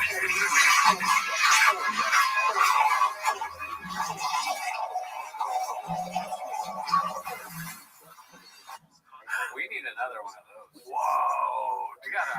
I gotta get on that up. That's so fucking funny. 19 days ago, message Cocoa Butter Balls. I can be like, dude, I'm straight. Oh my God. That is I'm gonna call her right now. I mean, highlight this on the page. How do you do that? Cooney and Gerard spin-off. Well, I won't be able to find it probably. Let me see. How do you add to highlights? Dude, that is amazing. Dude. Cooney and Gerardo. Okay, what is it called again? It's called Cooney and Gerard. Oh, I just put it as a highlight on the actual Reddit. Okay. So it'll probably be at the top of the page to refresh. Wow. Wow, dude. That was incredible. I'm going to pitch real quick. Do you mind talking to people? Yeah. All right, guys. Successfully. This is Pete Cooney Slop. Cooney B. Cummings cage match to Graves match. It was a lot. It was kind of like Shopzilla, but better. No, they're both great. Better than Stranger Things finale. I watched Stranger Things with my fiance because she's really into it, but I barely watched it. So the whole time I was kind of like, "Oh, I'm not Mr. Whole Foods." I don't know if the finale was Netflix or Blockbuster. Driving my son to baseball practice. I feel bad that Cocoa Butter Balls I missed that until just now. I definitely would have commented on it. I'm gonna look for it in the Reddit. It's one of my favorite videos I think I've ever seen. Cooney, I'm gonna write.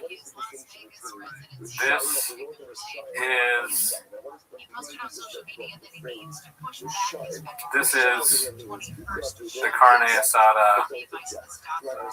I was looking for. Thank you. Excuse me. I think we're probably going to wind down soon, but what did you think of the ending for Vegna? Well, spoiler alert, he dies. So I think he probably had to die, right? Voldemort dies.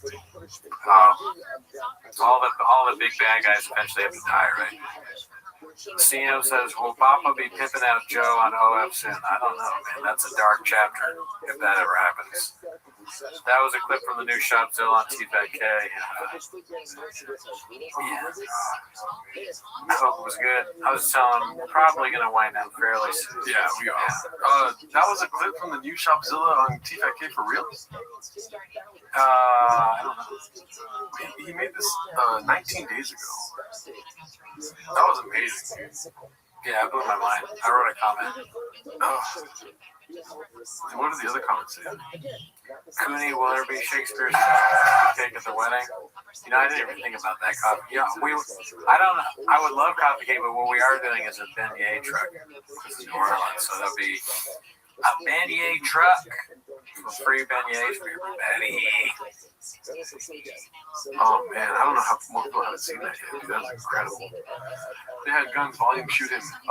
We're gonna be what's it called? It's winding down right now, so like leave your comments right now, Dallas. 67 likes. Terrible. Oh, success likes of the Shevzo series doesn't get a lot on T5K. Well, appreciate it. I mean, I remember we watched that. That was so funny. I love that shit.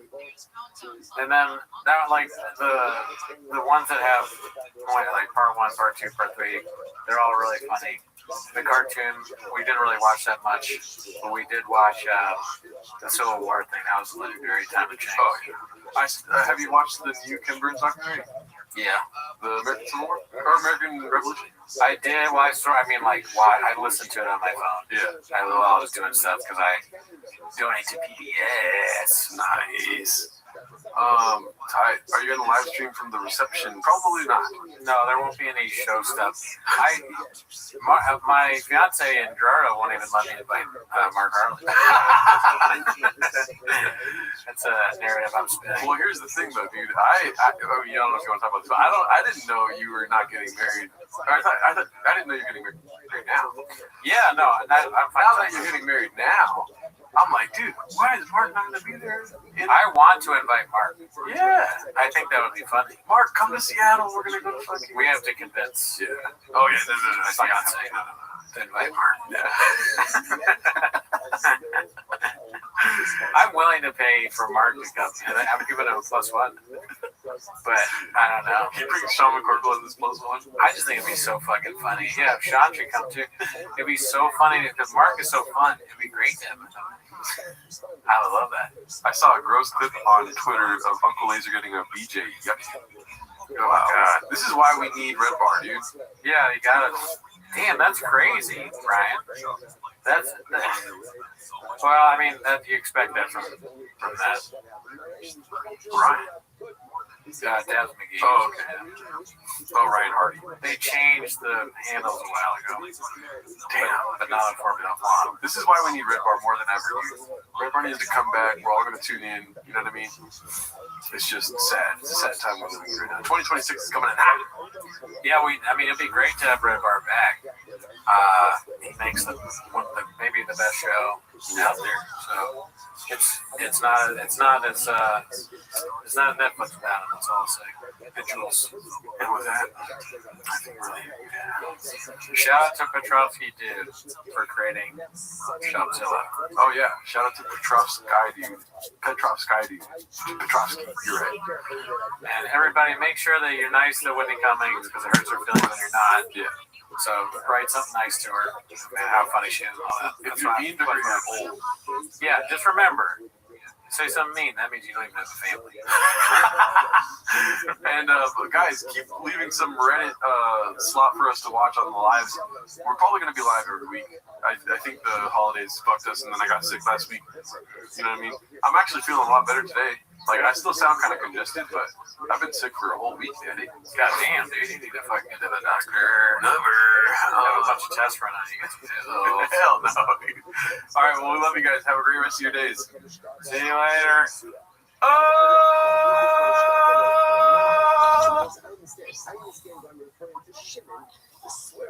As a bad guy. But why is it?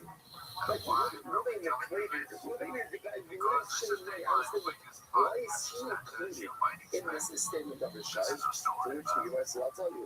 The US says, Robbie va avec une scène, le film est d'abandon. Shvua s'achète qui est avec Schnee.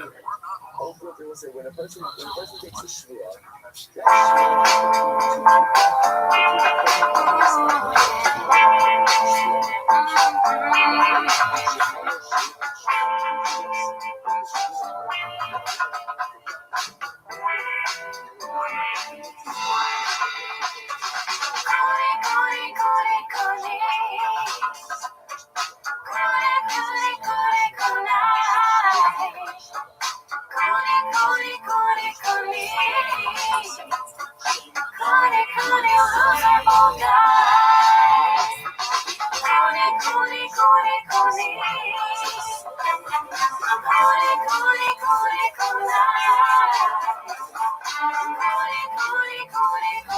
Cool.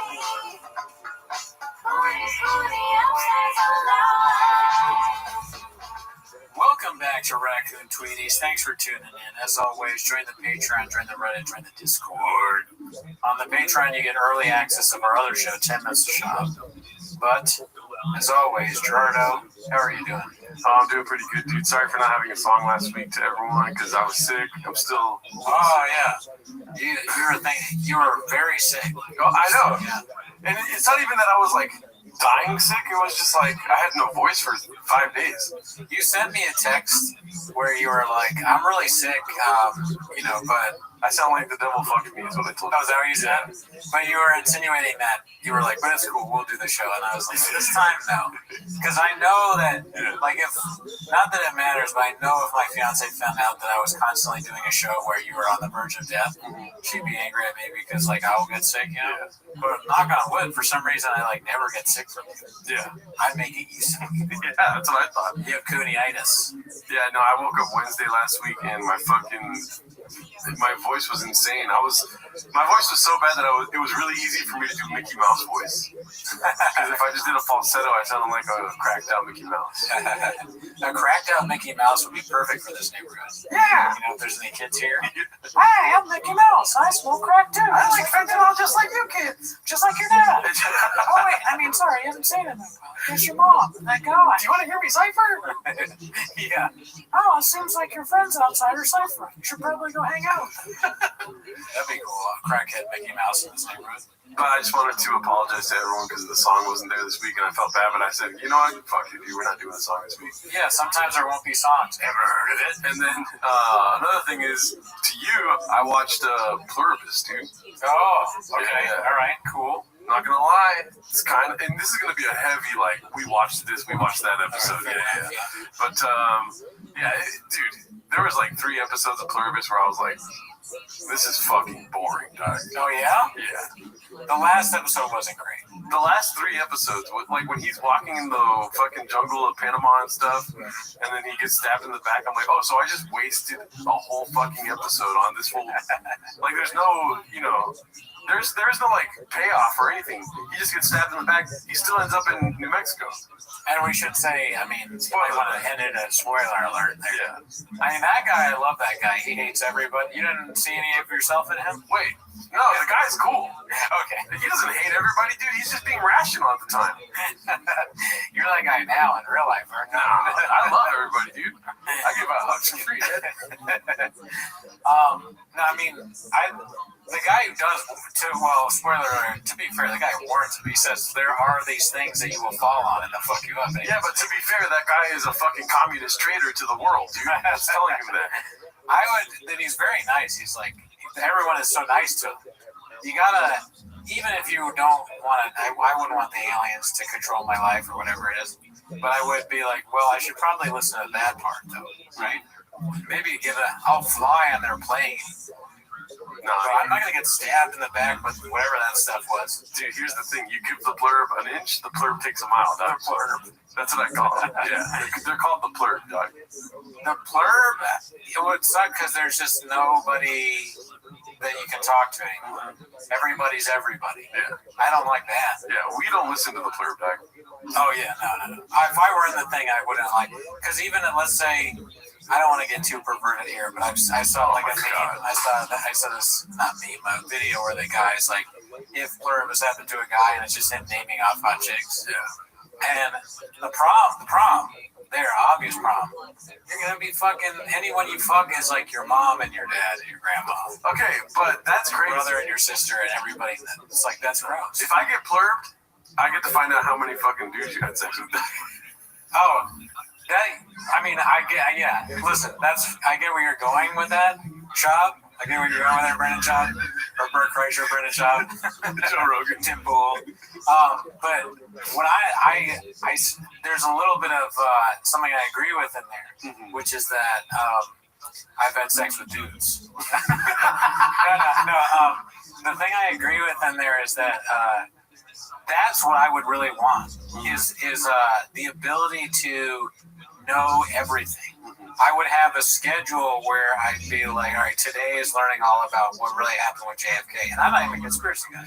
I'd probably be like, are you sure that really happened? I thought it was Oswald didn't do it. I would be arguing with them. I'd be like, you fucking with me? Because you're an alien? Wait a minute, Epstein's not a good guy. I wouldn't say that, but I would Epstein Day, JFK, O.J. Simpson. O.J. Simpson, and you know what else? That girl that got killed. The documentary came out a while, it was like, oh, Gabby Petito. No, that one's obvious. No, the little girl that was in the pageants. Oh, Natalie Holloway. That too, but no, the pageant one. You know what I'm talking about? The little girl. She was in like. I know what you're talking about, but I don't want to say it because I like this whole game. But John Benet Ramsey, dude. I would be like, who fucking did this shit? Who did John Benet Ramsey? Yeah. The whole pluribus would just be me grilling these people about stuff on the news. Oh, so in this hypothetical, you are a guy that didn't get plurbed. Yeah, I want to be one of the plurbs. Oh, okay, gotcha.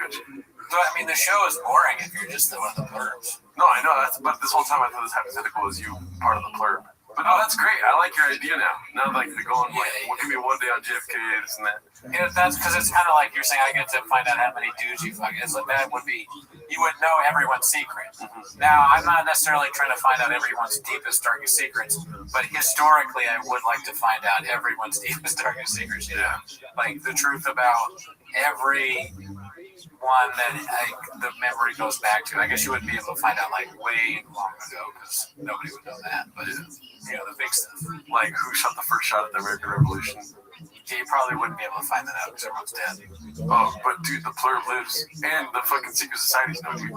Did you not know that? Maybe I would ask them. I'd be like, "Are secret societies real?" And they would be like, "No." And then they would know me, so they'd be like, "Gerard was kind of stupid." Gerardo Oathman and blue shirts are stupid. But I'll give. Listen, I really like Pluribus. Like 4 or 5 episodes, solid for sure, solid. And then the last 3 episodes was just like, we're gonna have a second season, and they're gonna do the same fucking shit, dude. They're just gonna drip feed us Plurb so that we like it, and then it's gonna be like a 6-season run where we're never really satisfied. You're never gonna be really satisfied with the show. So because of that, I gave it its praise. Yeah. But I give it a 6 out of 10. Well, okay, I don't know. I don't really. It feels like it teeters on safety. I don't like that. I don't remember the last 3. I remember thinking during the last episode that it was boring until the end. I thought the end was okay, and it was kind of tapering off. But I don't know. I don't know if Gilligan's gonna do the. I think what you're getting at is gonna be like the. What's that movie? I'm now tired, so I can't think of a damn thing. But the show they're like trapped on an island, lost.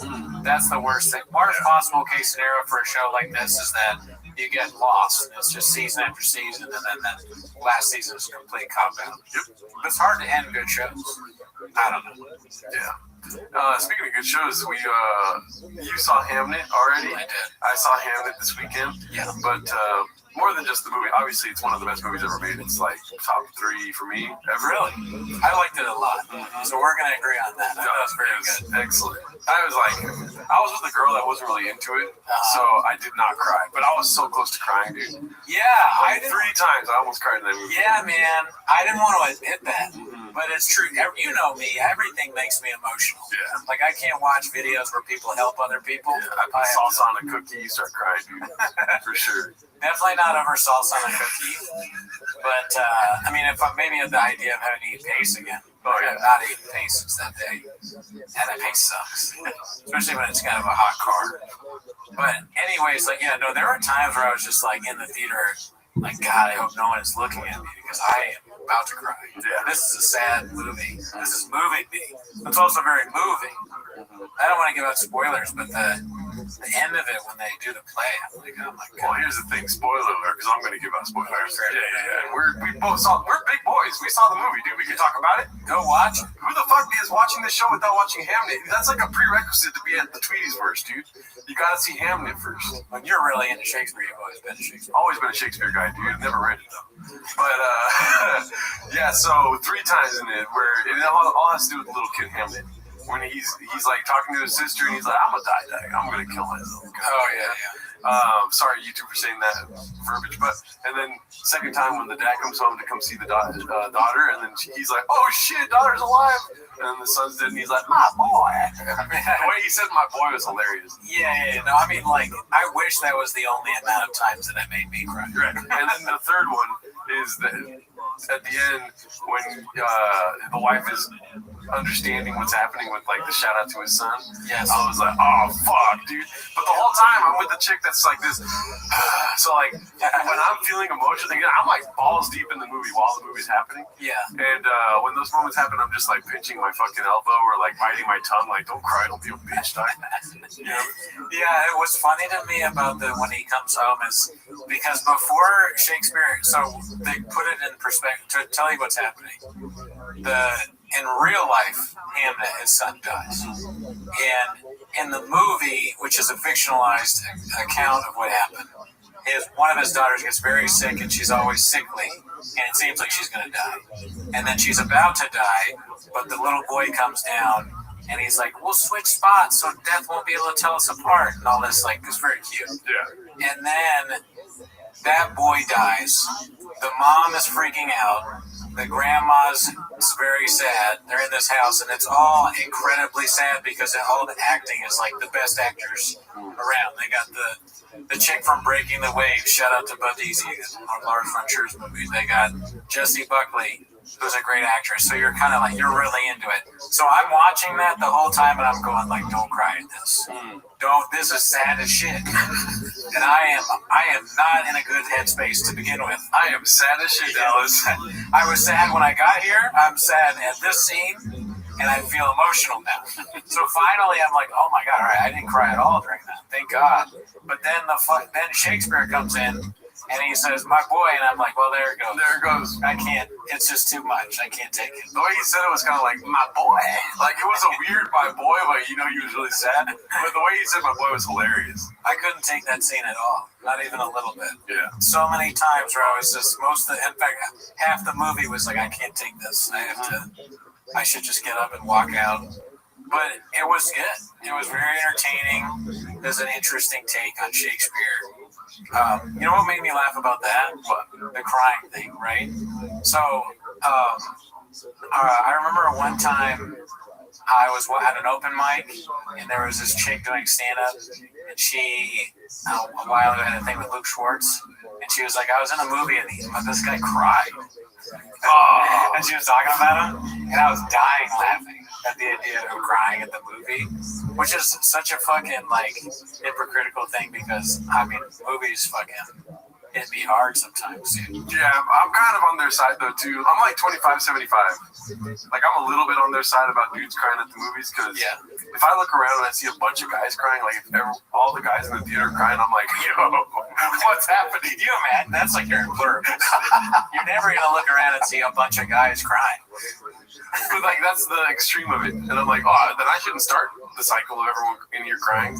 I think the only opportunity you'd have for like to see a bunch of guys crying is like sports, maybe, because people take it way too seriously. Sports, like if the Commanders won a championship or something. Maybe, but I think most of the time sports is like, dude, you're gonna cry over sports. Cry over something manly like Hamnet. I cried when the Dodgers won. You did? Yeah. Oh, okay. Miguel Rojas hit that home run in the fucking 10th or 11th inning, whatever. Yeah. And I was like, oh yeah, but in tears, dude. Sports usually, I mean, maybe like a good speech from one of the athletes would get me. Like, yeah, that might get me. What? This is another thing I thought about this last week. What? How many speeches do you think just didn't work out? You know, like how they have like those football speeches where they're like, we're down 17 points. And what the hell? I mean, come on, man. Our defense sucks. You know, and then they go out and they lose by like 34 points. The vast majority. Because they do it every time. I wish we had like an account of all those though. You know, like I feel like there should be a game within the game where we keep track of like motivational speeches. You put yourself out there, yeah, you're down 20. But if you get up and beat the game, that speech is like iconic, you know what I mean? Tracks. I like tracks, yeah. But if you give the speech and you end up losing by more than 20, then we can make fun of you. You know what I mean? Yeah. If you lose by double what you're losing by after a speech, that's pretty funny. It's like they're going out there like, that fucking asshole said a speech, let's lose by 4. Yeah. We suck. He knows we suck. We're waiting next year until we get a quarterback in the draft. No point. I'm not trying to get injured for this clown, whether it's the coach or whoever it is. We died for that inch. Al Pacino. Remember, we watched that, I think, here. Yeah. I don't even want to look in the mirror anymore. That'd be so fun. Your coach says stuff like that. You're all amped, and the coach is like, my wife left me. What does this have to do with football? Nobody fucking loves me anymore. Cried during Hamden. I'm addicted to Vyvanse. Got me on low dose. It's not even real. And lately, I can't even move myself in the mirror anymore. That's what he said. So back to Hamlet. On Friday night, I had made plans to go see Hamlet. Here's the thing, though. I made verbal plans to go see Hamlet. Yeah. The person I went with was like, oh, did you buy tickets? And this was like on Wednesday. And I'm like, no, we don't need to buy tickets. It's Hamlet. Nobody's going to want to see Hamlet. Right. Listen. Yeah, this is a moment of humility. Okay, I'm admitting this. Yeah, no, I only know you fucked up because I went to see him. I was like, God damn, people are still here. There was someone sitting next to me. I was like, movies are back. But anyway, sorry, go ahead. So yeah, and then Friday night, like 2 hours before we wanted to go out, I start looking up showtimes, and then there's nothing. There's literally nothing. And so that's why I put Hamnet Mania. It's like everyone wants to go see fucking Hamnet. So I got a movie like 4 hours away, right? So we got plenty of time to kill here, dude. You know what I mean? I started playing the song Time to Kill by the band because I fucked up. Like, she obviously is like, you know, why didn't you get the tickets ahead of time? For sure. I'm like, we got time to kill. And then I put the song on and blare it so I don't have to hear her. You know what I mean? We've got time to kill. You know that song? I don't even know that song. It's a great song. Check it out. You got homework now. But anyways, we leave 4 hours to kill, dude. I'm like, let's go get some In-N-Out, dude. Yeah, it's the worst I've ever seen In-N-Out. The line, everything. I'm like, well, how is everyone seeing Hamlet and In-N-Out at the same time, you know? Let me get it Shakespeare style. That was dumb. I said it. Did you wait for the What's Shakespeare style? I don't know. That's great, though. I like that. Let me get a ham then. Sorry, a hamburger. That's what the baby should have done. We'll have 2 ham nits just to see if she says anything. She's like, I want to see Marty Supreme. It's funny that Marty Supreme sounds like Taco Bell, and Hamnet sounds like McDonald's. Did you ever think about that? Hamnet sounds like a flying bird ham. I admitted to you over text that not only did I think ham was a bird, I literally thought it was a literal bird called a ham. I thought Christmas ham meant that there was a ham walking around. Christmas ham. I said this as a bit to my fiance, but I think she believed me. I was like, and I'm not even quite sure. I kind of thought ham was a part of a turkey. I don't know what I thought. Sometimes I don't think about anything like conceptually. I just accept that it's there and I give it no concern whatsoever. So that's how I came with ham. I'd never really considered that it was anything at all, really. It's put in my mouth. There's a lot of things I put in my mouth that I don't even think about what they are. You know, I don't what's a fucking laughing taffy? Sugar? I don't know. Put it in my mouth. Put it in my mouth. Tastes good. What's toffee? I have no idea. I don't give a fuck. I love it. So basically, I was fucked a Friday night. My bad, sorry. I want to see how far I can go down there and just fuck with it. I like Shakespeare style. Yeah. And, dude, I think the combo is devastating. Well, he said, I'll get a hamburger, Shakespeare style. I wish we could get Marty Supremes. Oh, okay. At Taco Bell? But sorry. Go ahead. Oh, okay. What is Shakespeare style in now, dude? Shakespeare style is probably like no bread, I guess, but that's protein style. That's protein style. Maybe if you add like an egg on the burger, I feel like English people love eggs. They kill your son. Yeah, sorry. No, you had egg on the burger. I just remember because she kept hard boiling eggs, you know? Had in it? Oh wait, who? Oh, in the movie. Yeah. Heck, dude, definitely go see it if you're okay with it. It's a little bit art house. It is very art house. Yeah. Yeah. If you don't like art house at all, then don't see it. Oh, let me you're way too nice, dude. If you don't like fucking escaping in a movie, what movies are meant to do, then don't go see it. If you're fucking, oh my god, I almost said the R word for dumb people. But yeah, if you cannot sit and watch a movie, then don't go see this movie. Some people don't like art house at all. They need more like here's my issue Woman in the Woods. You know, they can't do it. My issue with that is, dude, why are you trying to make a movie while watching a movie? Just like accept what the fuck they made and just take it in, and then afterwards you can tell me what the fuck you thought about it, okay?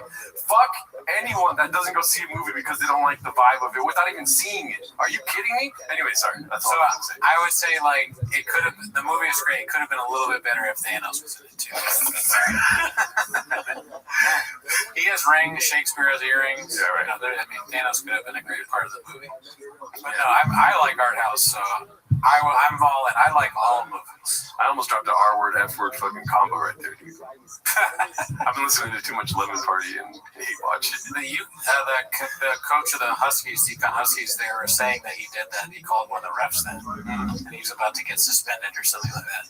Good. So funny. Good. But sorry, you're in line. So when I couldn't get the tickets. And then she's like, Nini Delta, Nini Fauci. Of course. I was like, all right, we didn't get to go at the time we wanted. Good. You know? Yeah. You know, I was like, we still wake up at 4:34 tomorrow morning. Did you end up getting? So you got the food though, right? No, we didn't go to In-N-Out. We ended up going to a taco truck. Where you got a Marty Supreme. We got quesadillas and then went to a bar. Had a lot of time to go. We went to a bar for like 2 hours. I don't even drink. We were just kicking it, and then went to the movie. Well, if she stayed the whole time, that's a lot of time to just kill. So she must like you then. What I was thinking about I saw this video, which we don't have to watch, but do you know who Chris Gethard is? Chris Gethard? I know the name. So Gethard, if you write it on a board, looks like Gatharo, which is another name for you. That's what you thought I was going to bring up. But Chris Gethard is like, I don't know too much about him. He's a New York comedian, but he's very alt-scene. He's big on that. I think he had a TV show for a while. He kind of looks like a little nerdy guy. And he got interviewed recently, and he was talking about how he's had all this success in comedy, but he lost his health. Look at his face. Doesn't that look like a guy that he just lost his health insurance? Oh, he just lost his health insurance? He just lost his health insurance with his family, and he's talking about how hard it is to be a comedian, and how it's like, even when you have success, it's kind of still like you suck and you won't make enough. And I remember that. I was like, damn, Chris Gethard's poor? He's been on a lot of stuff. The Gethard effect. Have you ever, look at that.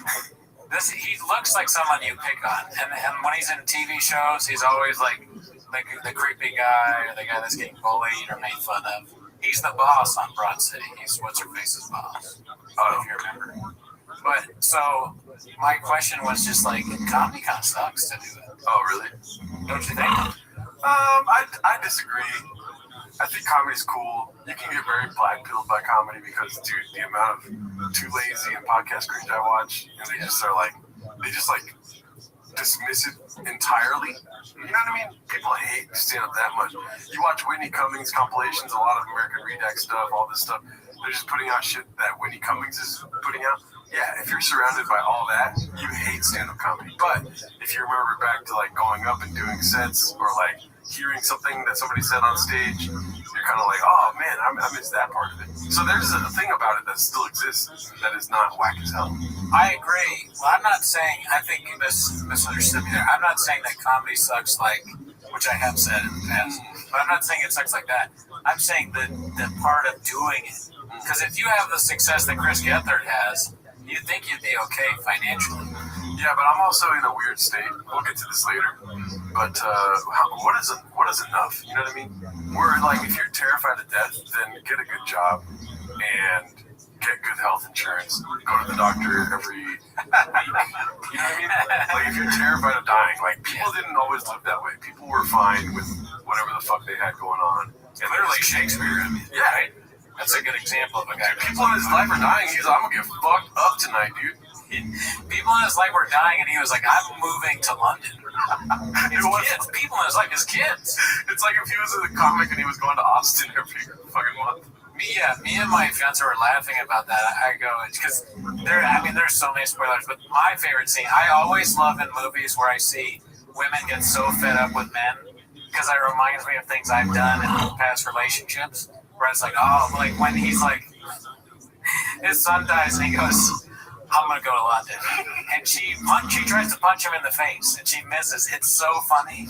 It's very sad. It's very sad, but it's like I could absolutely see that happening to me. Yeah. Sometimes you say things to women that are just, they can't take it because you want to pursue what you want to do, and they got all this stuff going on. They just make you dinner, and you're like, I'm gonna go to an open mic. She's holding your baby. Yeah. You know, so she's gonna try and punch you. Well, thank God the White Knight showed up today, dude. Shout out to Cooney. I think you're on our side, dude. Fucking boys rule, girls drool, dude. I gotta go to London. I'm writing plays left and right, dude. My son just died. You know how much creativity is fucking running through my juices right now? Sorry for cussing at my work wife. You would deny Shakespeare Gerardo? Yeah. So, yeah. Dude, I'm fucking Shakespeare. When she tries to punch me, I go, I'm Billy old Shakespeare. Way to go, Shakespeare. That's what we used to say to people to make points. But yeah, no, I'm on the side of the man, but I understand where the woman's coming. I understand why Jessie Buckley tries to punch Paul Mescal. I almost tried to punch Jessie Buckley when she did that, dude. Okay, calm down. Be cool. But it's the everlasting struggle. You know, you kind of are you being insensitive by wanting to do what you want to do? I think there's probably some kind of middle ground. And you could just live the artist's life or whatever sometimes. But it's also, I don't really know Chris Gethard that well. But he is funny from what I've seen. He's been in a lot of stuff. And he is struggling super hard. Like, you can just look at his face. He looks like he's, has Andy Dick disease or something like that. And people like Andrew Schultz are doing pretty well. Right. And Crystalia, even after being canceled, is still able to make a good amount of money, even though they kind of suck at what they do. Yeah, I mean, we're in a weird place right now.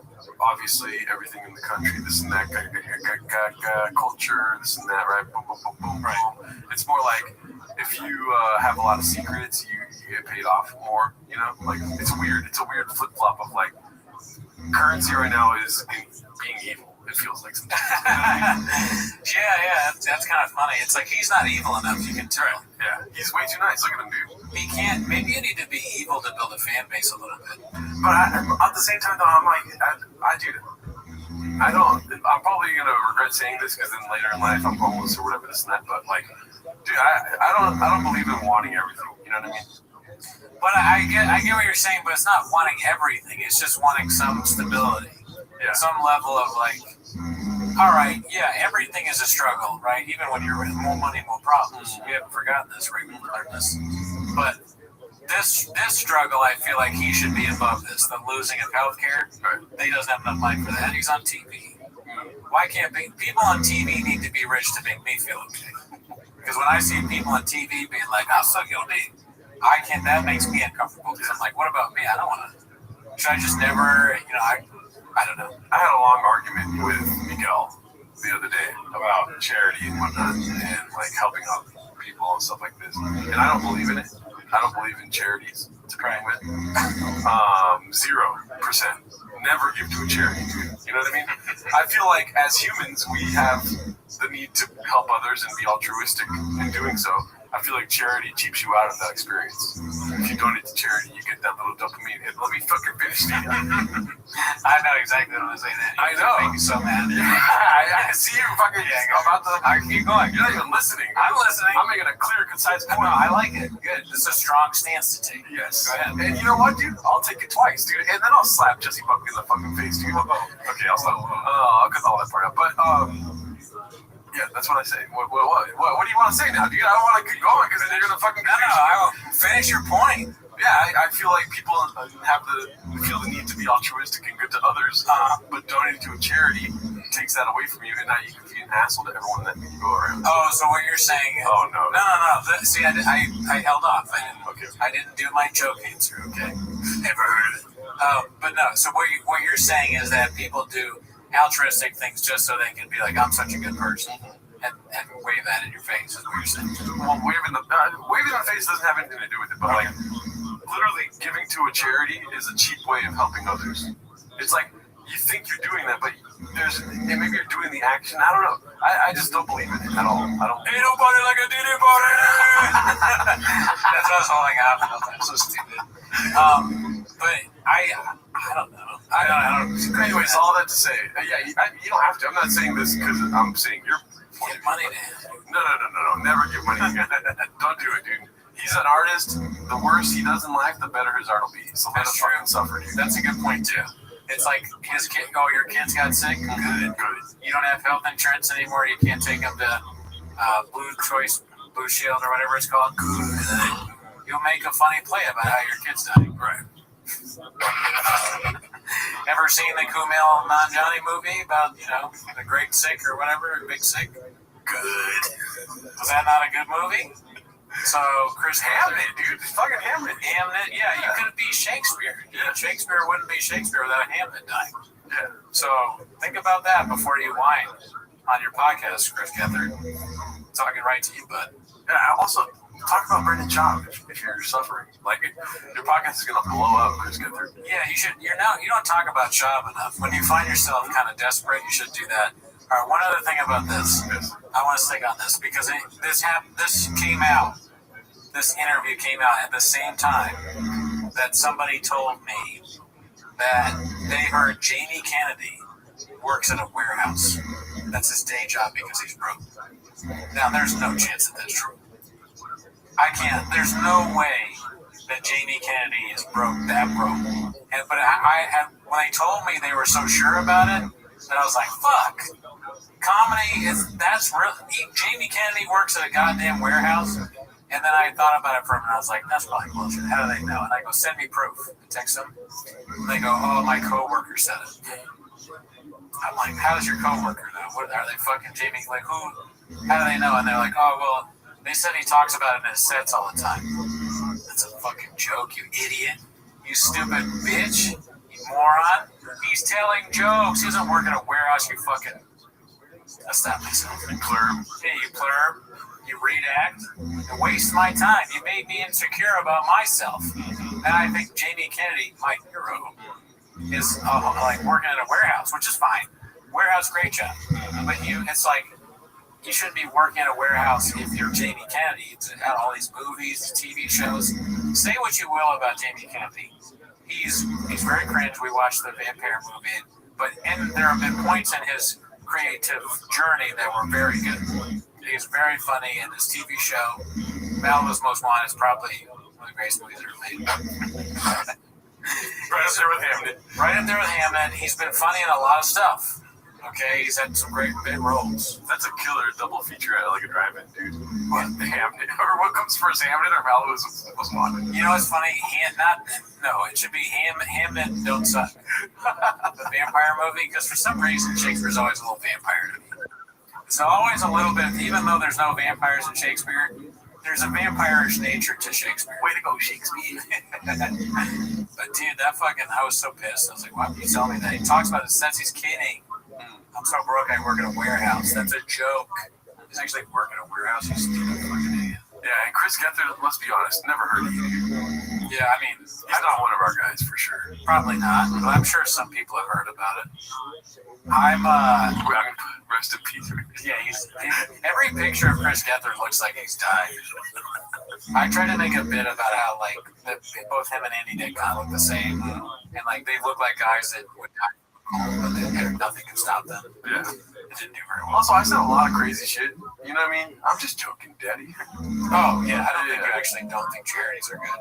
Or maybe. Oh, no, I really do think that. But ain't nobody like a Diddy body. What's it called? I wanted to break some news to you, dude. Oh, let's hear it. Let me move this. Just might get a little, messed up here. I'm glad you're drinking from that right now. I had to get a new bottle. Dude, I lost my fucking bottle. Oh, okay. And this one is... not as nice. Gonna say it was cheaper. You know, you can hear the ice in there, did it? Coffee bean sticker on there. No particular reason why. I don't go to that place, but I wanted to show you one of the neat features, dude. How is it? Nice. So it has a sound to it. It's a dolphin. Is it a dolphin or what is it? That one sounds like elves sneaking something. It sounds like elves laughing, or like they're the gnomes that steal your socks or your underwear. Underwear gnomes. Okay, that's not what it sounds like. What are you talking about? That's what it sounds like. It sounds like a dolphin. What are you talking about? I don't know. Why is it gotta be naked fucking elves, dude? I didn't say they're no. They say come steal your underwear. There's people are stealing my. That's not what. What is your underwear made of? What is my underwear made of? I don't know. Cotton. That's not. It sounds like. You don't think that sounds like elves laughing? It sounds like elves laughing. There we go. No underwear. No underwear. Yeah, it doesn't need to be. It's just fucking elves laughing, dude. Yes, it sounds like laughing elves. What the fuck are these people stealing underwear for? I love how you see the bit coming and you're like, no, please God. There's like all these memes about underwear gnomes and you're stealing your shit. It's like little elves or little gnomes. It's kind of Lord of the Rings. You know what it sounds like? You know what it sounds like? What? A lot like your fucking bottle, dude. That's what it sounds like. I don't know. I'm trying to be honest here with the crowd. I think it's cool though. It's like elves. There are little elves running around. I wonder why does it do that? Does that have a straw too? Yeah. Mine, I took the straw out. It still makes a dolphin. So my straw wasn't working very well, right? And it was the first. Like when I lost my bottle, I was sick, and I wasn't drinking water when I lost my bottle. I realized. I was like, holy shit! I whatever weird thing happens in my head where I'm just used to drinking water out of my bottle. I'm not getting regular. I forgot how to get water again, you know, because I had the system, and so I bought it, and I was like desperate for. I was like very thirsty for water, dude. So I went to go drink it, and the straw wasn't working. So I was like, is it a? And then I went like this, and the thing happened. How many times? Because this is the time I did it in front of you, and that day, that's the first time that's ever happened to me. Yeah. Have you ever seen that happen to somebody before? No. And now it's happened to both of us. Isn't that weird? Well, it's probably a feature of like the air release. I guess, but why? They should put something on the bottle that like don't tip this over. Because if you're in a meeting and you do that, they might fire you. The dolphin noise for sure. That's the other thing, dude, is that I do not like this one because it's loud. If I'm in a quiet room, like that's kind of loud. It kind of echoes, dude. It's like. It's not as crazy the sound, but it does sound like little kids or elves laughing. So that wouldn't be good either. But the thing about the dolphins is it's so loud. Oh yeah. That it's absurd. If you do that in front of people, they're gonna like laugh or look at you, fire you. Yeah. Yeah, fire you maybe. They're gonna send you with Chris Gethard. They're gonna take away your kids' health insurance. But yeah, so that was another update of mine. Do you have any other updates here? I do, yeah. So big news with me. Well, two things. One is found out something about Vyvanse. What? I'm on the rookie dosage. Okay. So it's not even real. It's 10 milligrams. Not doing nothing. That's why. Remember I was telling you guys on Vyvanse it does nothing? It's because I'm on 10 milligrams. Nothing. All those make my blood pressure go up. And guess my friend who's on it, 40 milligrams. Damn. So, and that's like a normal dosage, I think. So this guy's a pussy, and I don't know what to say about that. But basically, it's nothing. Second thing is, this week is when I'm getting married officially. Oh, okay. Well, not the wedding thing. Yeah. November. I have another life update. It's kind of like going to see the doctor. All you got to do in LA. Listen up, fellas. You want to get married? You can get married one day. I haven't done it yet, but you go. This will be something we can talk about next week. You go to the courthouse. You say, "Cool story, bro. I applied online. I want to get married. I want a ceremony. It's done in maybe an hour. I don't know, something like that. Hopefully, unless I plan all wrong. Yeah. I'm going on the Thursday, the 15th. Okay, nice. So I'm going to be officially married. All right, you want to pick me up here, or do I go? You want to be the witness? Yeah. I think you don't even need a witness. Can I get a witness? That's like New Orleans right there, dude. New Orleans, that's going to be in November. We're going to do the real fun thing. Dr. John thing. Who's Dr. John? Can I get a witness? I don't know that one. Sounds good though. If you go to New Orleans and you don't know about Dr. John, I'm gonna tell some of my homies up there and they're gonna fuck you up. Okay. Yeah. Yeah, we'll see. You gotta check in, dude. With Yeah. Dr. John. Yeah, I don't know. Most of my time on there I'm being maintenance. But so, yeah, I mean, it's like you just get married. Yeah. So I'm not gonna be single anymore. Do you have any thoughts about that? Not really. I mean, it has little to no effect on me personally. Sorry. That's true. Well, what's kind of funny about it is like how little I care about that part of it. Like she keeps trying to like make it work. She's like, well, our friend, don't you want to have our friend there? And I'm like, no, I don't. They're gonna give us a witness. We don't have to. I don't want to wait for somebody to at my apartment at like really early in the morning for them to maybe show up and then we're late. Yeah. It's like, well, we don't want to do like a selfie. Like, no, I don't. The whole point of this is that we get it out of the way and we can have the fun thing in November. I have my hand up like I'm gonna hit her. No, I think I fuck the government. Yeah. Number one. Number two. It's just that. I don't give a shit what they think. I'm already married here. Oh, okay. That's where it counts. Yeah. You know what I mean? It's just a piece of paper to me. So you're going to get married and go, like, I'm going to London, you know? Yeah. I mean, maybe right before the marriage. Okay. Like Shakespeare heard. She's in for a rude awakening when I start saying I want to do open mics again. So that's like, you know, that's what I'm into mainly, is doing open mics. So is that all your updates? The only other thing I was thinking of this week was just YouTube commentary channels in general. Oh, okay. I think they're like the watchers on the wall. Because I'm still rewatching Game of Thrones, and they're like the the Night's Watch. I think that they should have to swear like an allegiance. Yeah. You know, like they'll never take a wife. They get banished from every community they're in, and they have to just make YouTube commentary. Yeah, I mean that's how you get a YouTube commentary person, is they rape everybody's like, not really, but thief, murderer. That's like American Rebag, Podcast Cringe, Too Lazy to Try. I listen to all of it. I love it all except for Podcast Cringe. I can't really do Podcast Cringe. There's a lot of cringe I don't like, but I still watch it. You know, see, they're so good at just like getting the clips, putting it together. They got a through line. They wrote out scripts, dude. I'm like, God damn, these fools really hate these guys, dude. And every time it's Whitney Cummings, it's the quickest click of all time. And, you know, do you think people think we're that? That's what I always think about. We're definitely not that. Okay. Because there's no scripts.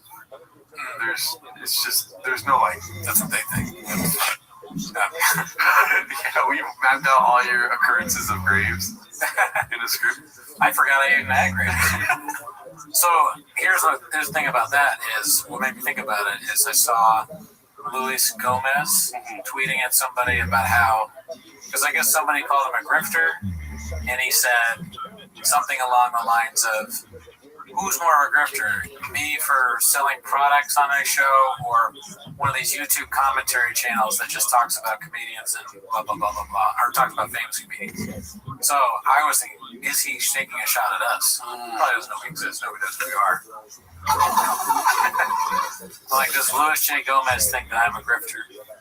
My water kind of tastes like bleach. Is that bad? Yeah. Oh, well, we can't lose you. You gotta stop drinking that. I think I refrain from commenting on it because, dude, because I feel bad because Louis J. Gomez is funny sometimes, but the special was so bad that we watched. Yeah, I mean, he's done a lot for comedy and comedians. I think overall he's like a good guy. He really seems like it. I appreciate his service to the 250. Yeah. You know, like you would a soldier. Yeah. But, I would never watch a stand-up, and I wouldn't tell people to watch it. Maybe one of a show. I would hope that it was better than the last special. I would watch it still. Just like the last special we watched was pretty bad. I mean, he's like another one of these people that's probably like a really good host, you know, and great, like podcast host. Like a Super Bowl party? Oh, okay. Or that too.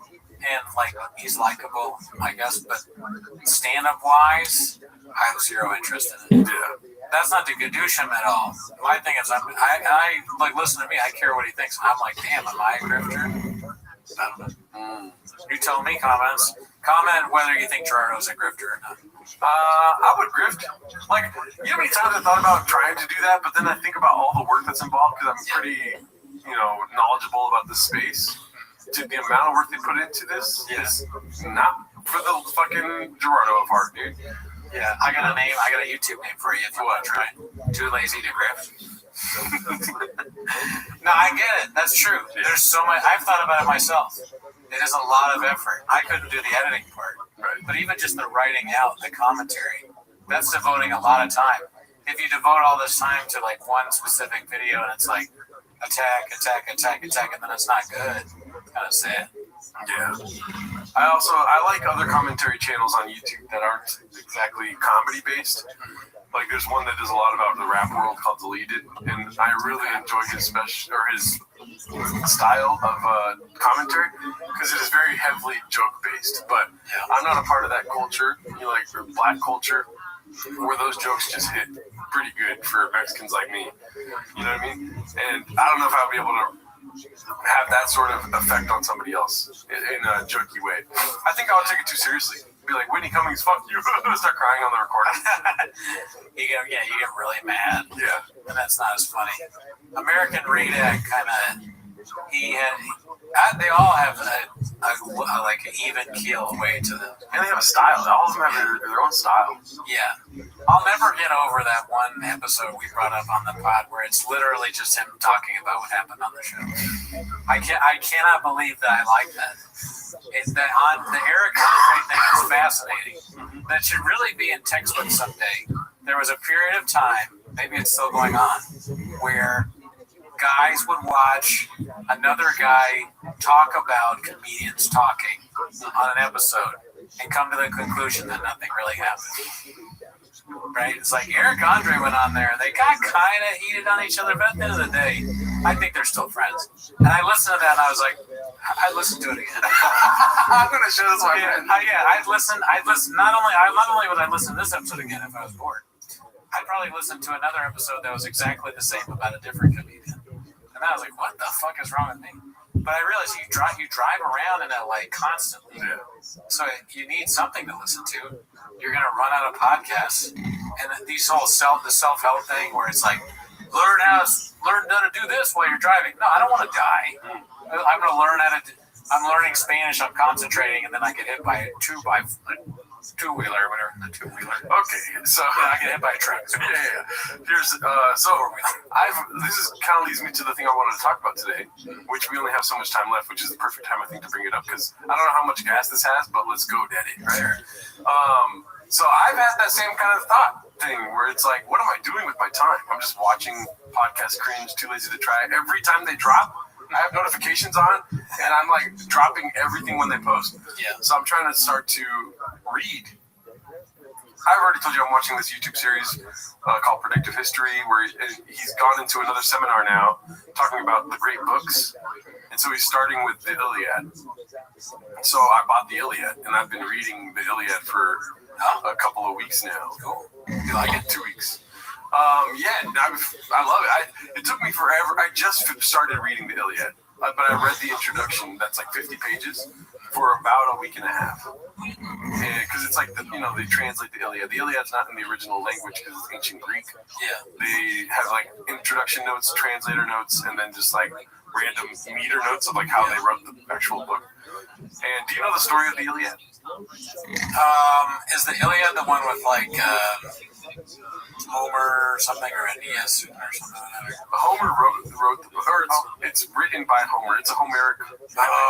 Okay. So he wrote, and it's about like a Greek guy that like leaves his wife and goes on a boat or something. Okay, so I think you're thinking about the Odyssey. That's what I'm thinking. Yeah. That's Odysseus trying to get back from the Trojan War. Yeah.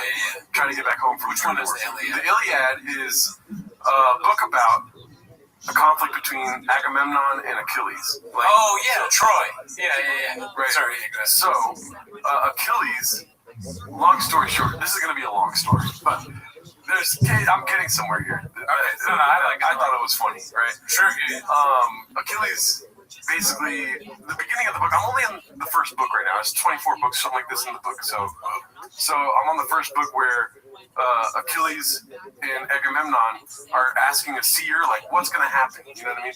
And the seer goes like, I can tell you, like, you guys know me. I tell you guys everything. He's like Jim Brewer. He's like, you enter the Brewerverse, you're going to get the facts. But here's the thing. Agamemnon is the leader of men. He's like kind of like the god of men. I don't know if he's a god. He's not a god, but he's a king, right? He's a king, leader of men, right? He goes, the leader of men amongst you is not going to like what the fuck I have to say. And then Achilles is like, he's a big guy. He don't be able to handle it. You know what I mean? And then he goes like he stole a girl, and the gods do not like that. He needs to get the girl back. And then Agamemnon's like, oh, come on, I get one girl, and everyone freaks out, this and that. Helen of Troy, right? Whoever the girl is. I don't want to say something I don't know. Because I need to reread it too. But this is what I've gotten so far. A girl. He stole a girl. Probably Helen of Troy. Fine. If you take Helen from me, dude, I get to have one of Achilles' bitches, dude. Like, that's what he wants. And Achilles is like, God damn it, every time you fuck up, you fuck me. Why do you fuck me when you fuck up, dude? Right? Anyways, that's the first part that I'm at right now. Anyways, the whole story is that Achilles is like the best warrior on earth, right? And he's like, y'all need me. The Greeks need me if they want to defeat Troy. Yeah. The battle at Troy is already happening when this book starts. Oh, okay. So Achilles is like, I'm out. You guys need me. You guys are gonna lose without me. So fuck you, dude. He starts jacking off and he's like, y'all want the leche? I'll give you the leche. You know, he starts saying stuff like this. And then he goes back home and he's like chilling. He's like, nah, because they're not gonna win. Yeah, I remember. They're gonna fucking lose if I'm not there, dude. You know, and so, and then his homie Patroclus, guy that, you know, they butt fuck, right? Like, Greeks like to fuck men. So, like, the guy that he fucks, Patroclus, is like, oh, daddy, why don't you just go out there and help them, you know? And then he's like, no, shut up. And he probably fucked him, but then he was like, listen, go over there and tell him, like, I'm not coming. But don't ever fucking fight for me, dude. Do not fight. Do not take my glory, you know? Yeah. He's like, cool story, bro. He goes, he gets killed by Hector, and then Achilles is like, hey, yo, what the hell? Yeah. They need me. They're gonna lose without me, dog. And then he eventually ends up going, he kills Hector, and then he parades Hector around town. And he's like, fuck Hector. He starts pissing on him, dude. He starts like slapping him around. He's already dead, you know? And then all of Achilles' men are like, oh, goddamn, chill, you know? And then he's like, no, this fool sucks, you know? But he's feeling like really sad in his heart. And then he goes back to Agamemnon, and Agamemnon's like, I forgive you, dog. Hector is Agamemnon's son. And then so he's like, God damn, Achilles is like, whoa, you forgive me, dude? Like, what the hell? And then he gives back Hector, and then they got him proper burial. The whole point of the book is forgiveness, right? Here's the thing that I thought of, right? I don't know if I had to say that whole thing. Probably unnecessary, but when I'm cooking, I don't stop. I like to eat sauce with salad. So, who is Achilles in the comedy world? Who is Achilles? So that would be a god. No, signs is Achilles. Demigod. He's not a god. Yeah, but like a little bit. Mm-hmm. Almost a god, right? Because they held by the ankle. You're getting close to what I'm thinking, so who is it though? Oh my god. I'm kidding, dude. Hinchcliffe sucks. I think Hinchcliffe is Hector. Oh yeah? But anyways, who is Hector's like yoked. Also, like, I totally don't remember the story of it, because Agamemnon, who's the other king?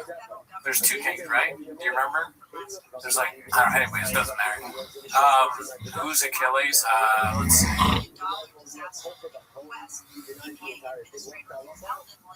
I bet you think it's like Shane Gillis or something. Dave Chappelle? Yeah. Okay. Why do you think that? Because at the height of his power, he disappeared, dude. Oh, he went to Africa. He was like, they need me out there, man. There's like comedy's a fucking battlefield on me. I'm one of the 250 to do it, dog. So Neil Brennan was Patroclus. Yeah. Go back there, you little white bitch, and then Hector kills him. Yeah. Hector is cancel culture. Mm-hmm. And Chappelle comes back, and he's like, man, fuck all these people, man. Fuck this, fuck that. And everyone's trying to keep him. Now he's less popular. Yeah. He's got some blood on his arm. Agamemnon is Joe Rogan for sure. Or, yeah, no, but they make peace, though. Agamemnon and Achilles, you're saying? Yeah. I don't even remember. The Troy Wars are the comedy symbol. Yeah.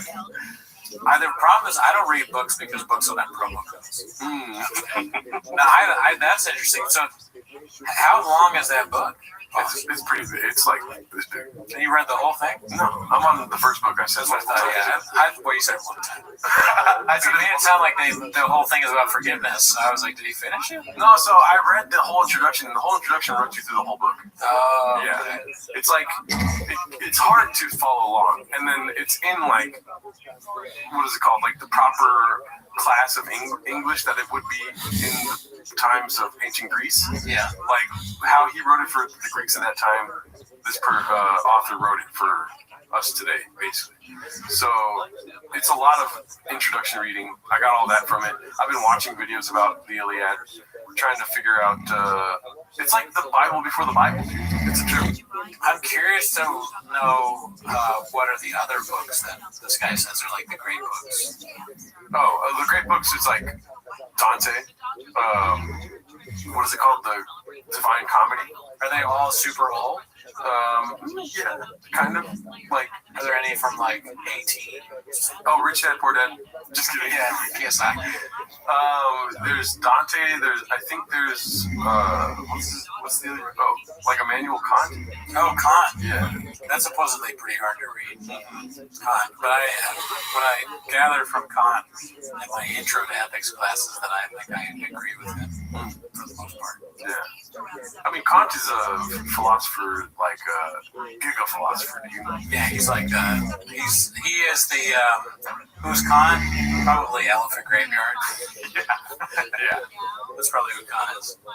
Yeah, dude, and Homer is too lazy to try, dude. He's the first to do it. Kant's probably a lot more modern, though. He's like a German guy. Yeah, Elephant Graveyard is not that old. He's one of the newest on the scene. Yeah. Took over the scene, dude. Yeah. As far as philosophy goes in comedy, yeah. Elephant Graveyard fucking nuked us with his series of videos. Yeah, Universal Truth, like there's a Mac there, Universal Maxim or whatever, or something like that. It's something that there's a right answer for everything. I don't know that shit. But yeah, Kant was the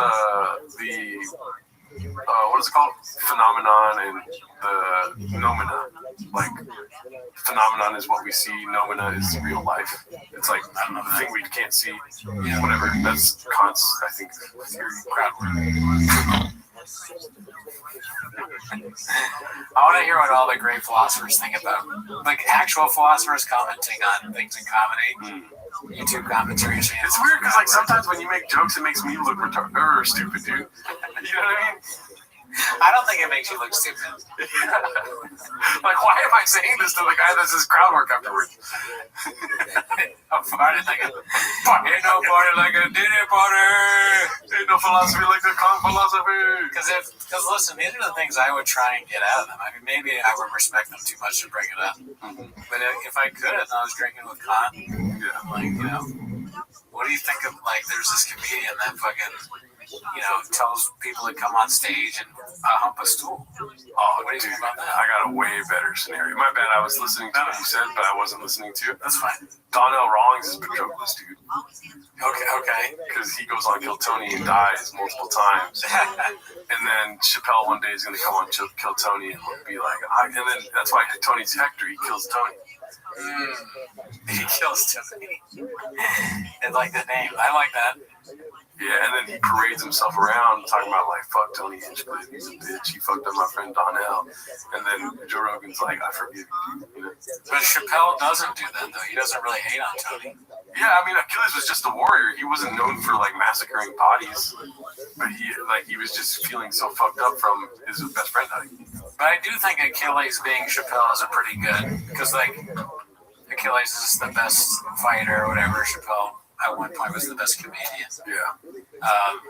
Although there's not much of I guess the decline is Achilles gets shot in the heel, right? Mm-hmm. Not to spoil it for you, which I just did. But no, I mean, that's not in the Iliad, but yeah. No? No. Does he die later? The Iliad is literally just like, it's not that long of a book. It's not about the Trojan War. It's literally about this conflict between Achilles and Agamemnon.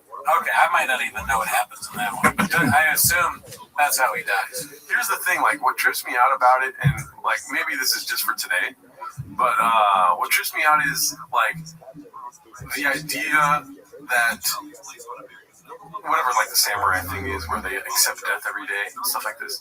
Like on the edge of like complete glory is your certain death. That's what was tripping me out today, dude. You know what I mean? On the edge of your glory is death. What do you mean by that? On the edge of like the highest glory, like winning a battle, something like this. Yeah. Like you're willing to die while achieving that. Okay. In this scenario of the Greek tragedy, whatever. Right. Yeah. Anyways, that idea trips me out. It's like in order to get that far, you have to be willing to die. I don't want you to see like this is my own parallel to anything I do in my life. I'm just saying that this is the human condition. Oh my God! Don't make a joke, dude. Come on. God damn it, dude. You were looking at me like you were about to say fucking huevos rancheros or something. That was when Sean was willing to die. Right before he said carne asada, you could see it in his eyes. That's an excellent example. That's what I'm talking about. So now you understand where I'm coming from, dude. Like to put out the gringo poppy, you gotta be willing to die, dude. Yeah, I mean all of it, I guess, in a way. And I don't know if it necessarily needs that to be great art, but it maybe doesn't hurt if you like Chris Gethard shouldn't have been willing to let his kids die if he wants great art, I think. But no, I mean, yeah, the more you're willing to sacrifice, I suppose, the greater the stakes. You raise the stakes, it makes it more interesting. The book talks about how I fucking hate you so much, dude. But the book talks about how like. Because you please the gods, basically, in this Greek ideology, right? Like, Achilles is Zeus's favorite, and Zeus is whatever god of God shits, whatever. But everyone, okay, so I can't stop thinking about, like, what joke I could make or you could make about Shop, dude. But it's basically like everyone's given a certain amount of time. You know what I mean? Achilles is the best warrior, but he's like that close to death at all times. Okay, but it doesn't matter how much the gods love you, you're going to die. Can I ask you a question though? How many chicks does Achilles fucks a lot of chicks, dude. All right, so there's a lot of R wording going on at this time. That's one question, but Zeus is the god of all gods. Like, is he 5'8", 6'2"? Like, how much does it count? Can he do 20 reps of like 225 in one sitting? Yeah. Because that'd be crazy. Like, Brendan Schaub is more yoke. Well, in this scenario, Brendan Schaub is Zeus for sure. Oh yeah, he's an honest dude. He's a Greek. I bet if you asked Brendan Schaub which Greek god you were, he wouldn't have any idea what you're talking about. But he'd be like, I'm the guy that like carries the rock. I push them. I could definitely do that. Push the rock. And then Brian Callen is Apollo. Yeah, which one would he be? The god of sun. Why? Because I just like saying Apollo. Yes. Because he's my son. I love the sun. No, Brian Callen sucks ass. He wouldn't be a great god.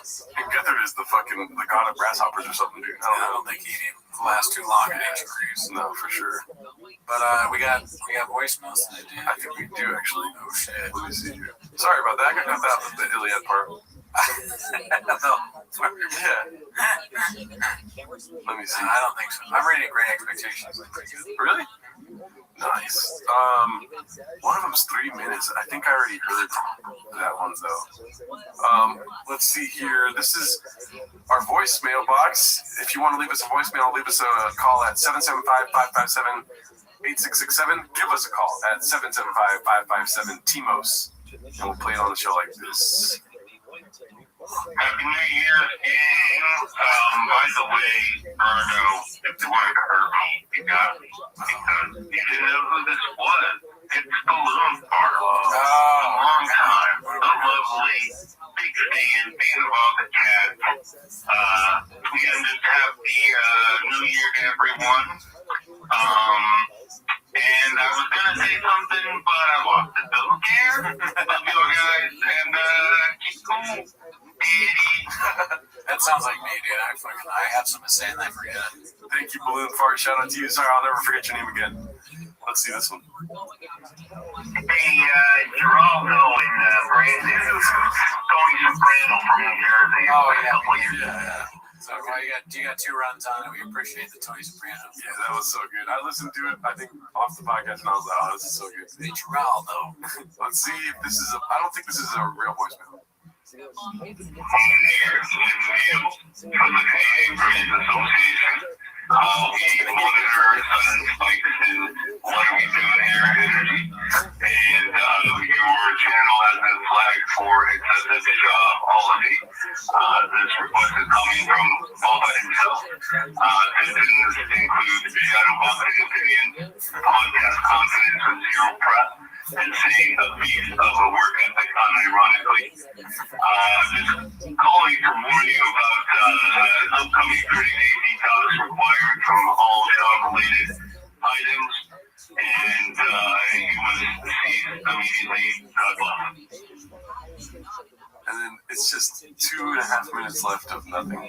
Interesting. Well, I probably forgot to hang up or something. But I laughed. Canadian Graves, I caught that. Yeah. That's funny. The Canadian Graves Association. I don't think I could go cold turkey from shop. I think even if we didn't do it, I'd probably check in every once in a while. Yeah, it's not going to be easy, dude. But yeah, I always find myself checking in on Chang's, dude. You know, table for one every time, dude.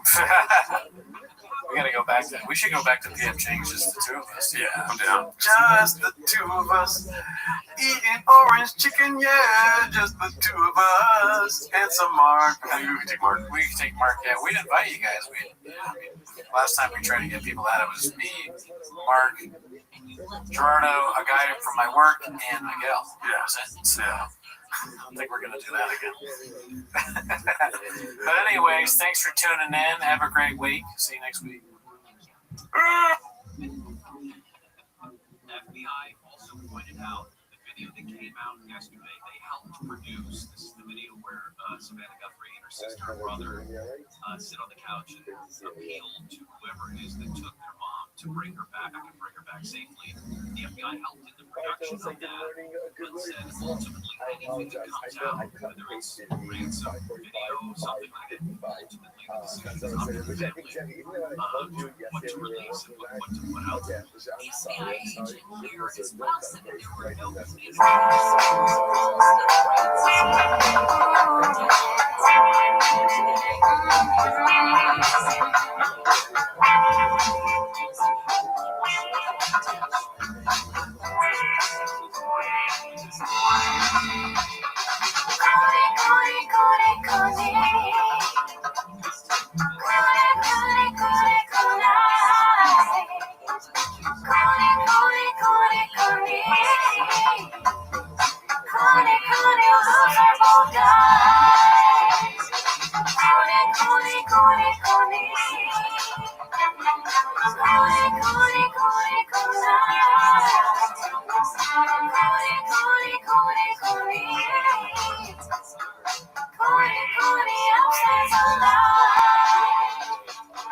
Welcome back to Radical Space. Thanks for tuning in. As always, join the Patreon, join the Discord, join the Reddit.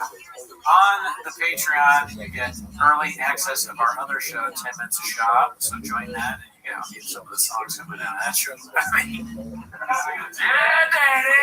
I muted your mic because the song is coming out. Oh, no. I'm just kidding. Okay, thank goodness. Because, all right, but anyways, yeah, so join the Patreon, obviously. And I will say this real quick. I'm doing okay. Today is, I would say, the smallest headache I've had since 5 ants. And I did take a week-long break because, or 2 week-long, a few days break because I had a holiday. You're not supposed to take on holiday. That'd be funny if you got so addicted so fast you had to take a week. Yeah, I was like, well, I knew I loved it so much. No, I think they had me on a starter dose or something. I don't really feel much of a difference, right, Dallas? But anyways, you were telling me you got something that's embarrassing that you want to talk about. Welcome to my office. Hi, my name is Brendan. Hi, Brendan. I can't shake because of the way we have the switcher now, but I didn't really want to. I was just trying to redo how you used to. Hey, my name is Gerardo. Oh yeah, I forgot you don't shake Latino's hands. You were saying that earlier. Okay. I'm just kidding. No, it's not that embarrassing that deserves like a whole intro, but it is. I guess maybe you'll be able to identify with how embarrassing it is. I've been really into Lord of the Rings lately. That's what embarrassing? Yeah, like nerd shit. You know what I mean? You weren't already way into that? I was, but I get these, like, I know what's happening right after the Lord of the Rings binge I'm on right now. Fucking World War II binge, right after Lord of the Rings. Oh, that's a cycle, right? It starts with Lord of the Rings. What do you do during the Lord of the Rings binge? Dude, I've been watching this channel called The Deep Geek. Okay, it's a YouTube thing. Yeah. All right. Oh, I watched the movie. I watched the first movie. You watch the movies. Extended version. And then you're like, wait, what is that? Let me find more content to get this Lord of the Rings. Yeah, like, I wonder what the whole Lord of the Rings saga was like through Gollum's eyes. And then I watched that whole video. And then I'm like, I wonder what the whole saga was like through Sauron's eyes. Or Saruman's eyes. And they have stuff like that on YouTube.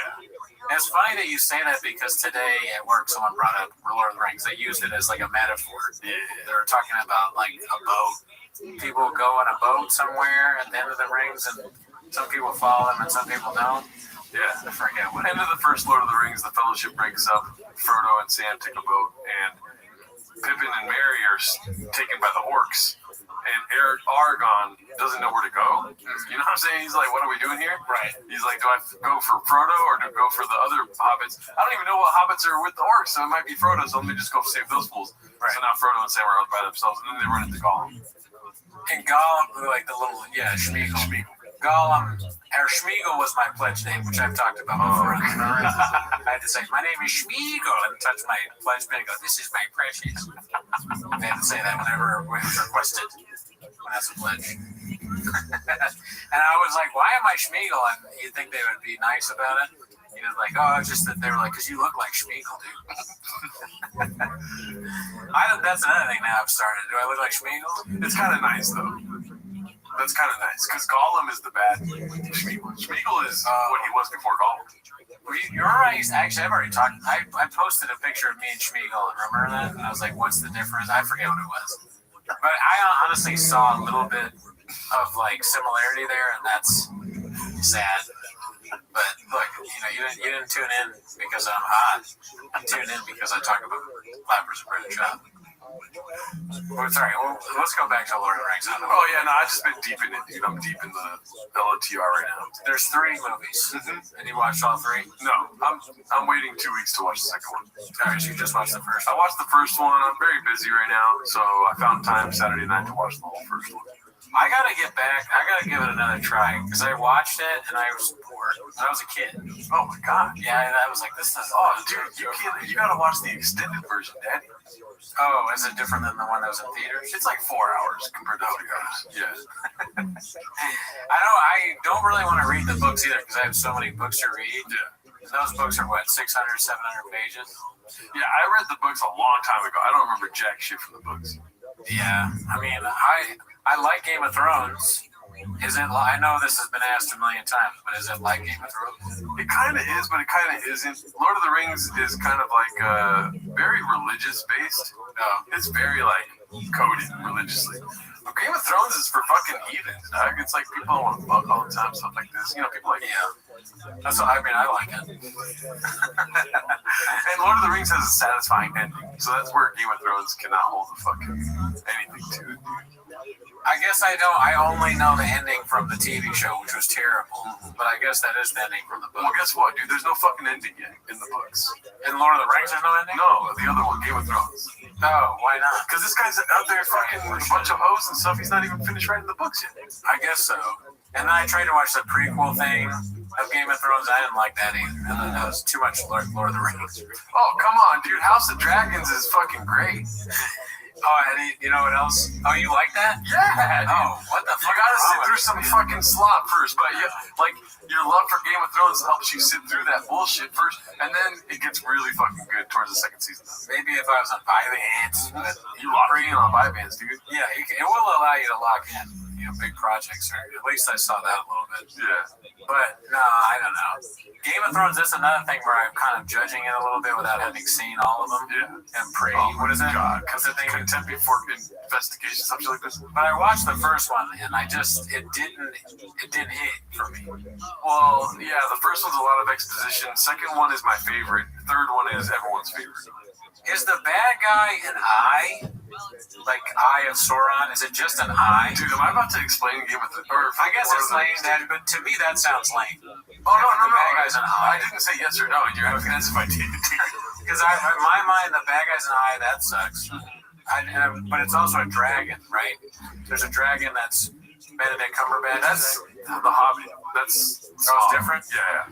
The Hobbit chronologically is the first book that J.R.R. Tolkien wrote. Oh, right. I always forget. Yeah, but Fellowship of the Ring came after that because The Hobbit did so well in the 40s or whatever, 30s. And then he wrote The Fellowship of the Ring, Two Towers, and The Return of the King. The books, those kinds of things, they always go like that, right? You write a story, it sells really well, and they go, oh, actually, 400 years ago, the prequel or whatever it is, or like, oh, I think the Hobbit is the prequel, and then or 500 or 400 years later, it's either one. Yeah, right. One of them does, like, because Game of Thrones did that. A lot of it's fucking interesting. Why do you hate on just like a concept that people are like, it's a sales technique. You know. I'm sorry, Mr. Numbers Guy.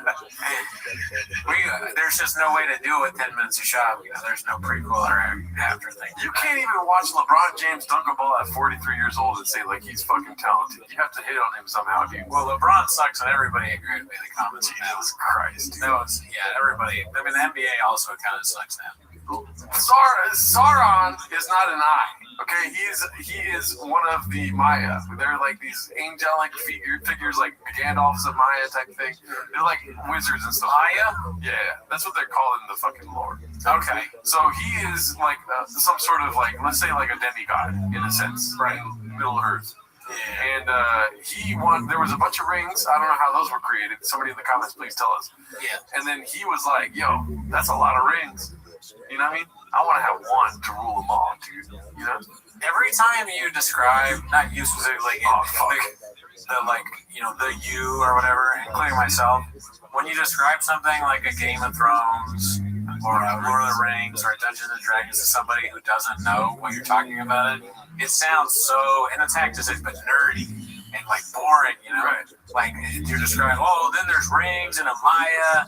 It would be kind of, if I was like, well, then there's Count Drogo, right? And he's the.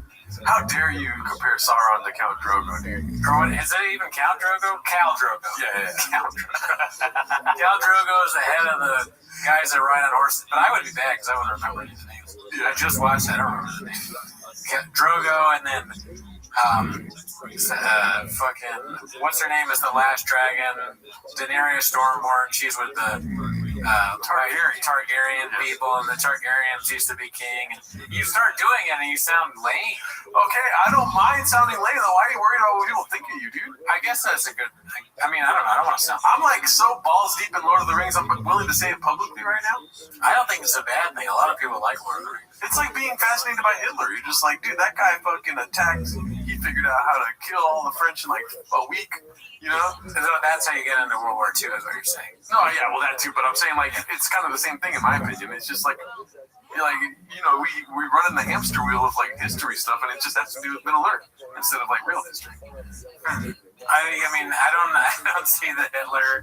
What he has to do with being people talking about World War II. That's interesting, but it's not nerdy as it is like talking about a fucking fantasy book series. It could be kind of nerdy. Okay, I think because I like World War II, but then there are the guys that know what kind of tank it is, and then the different.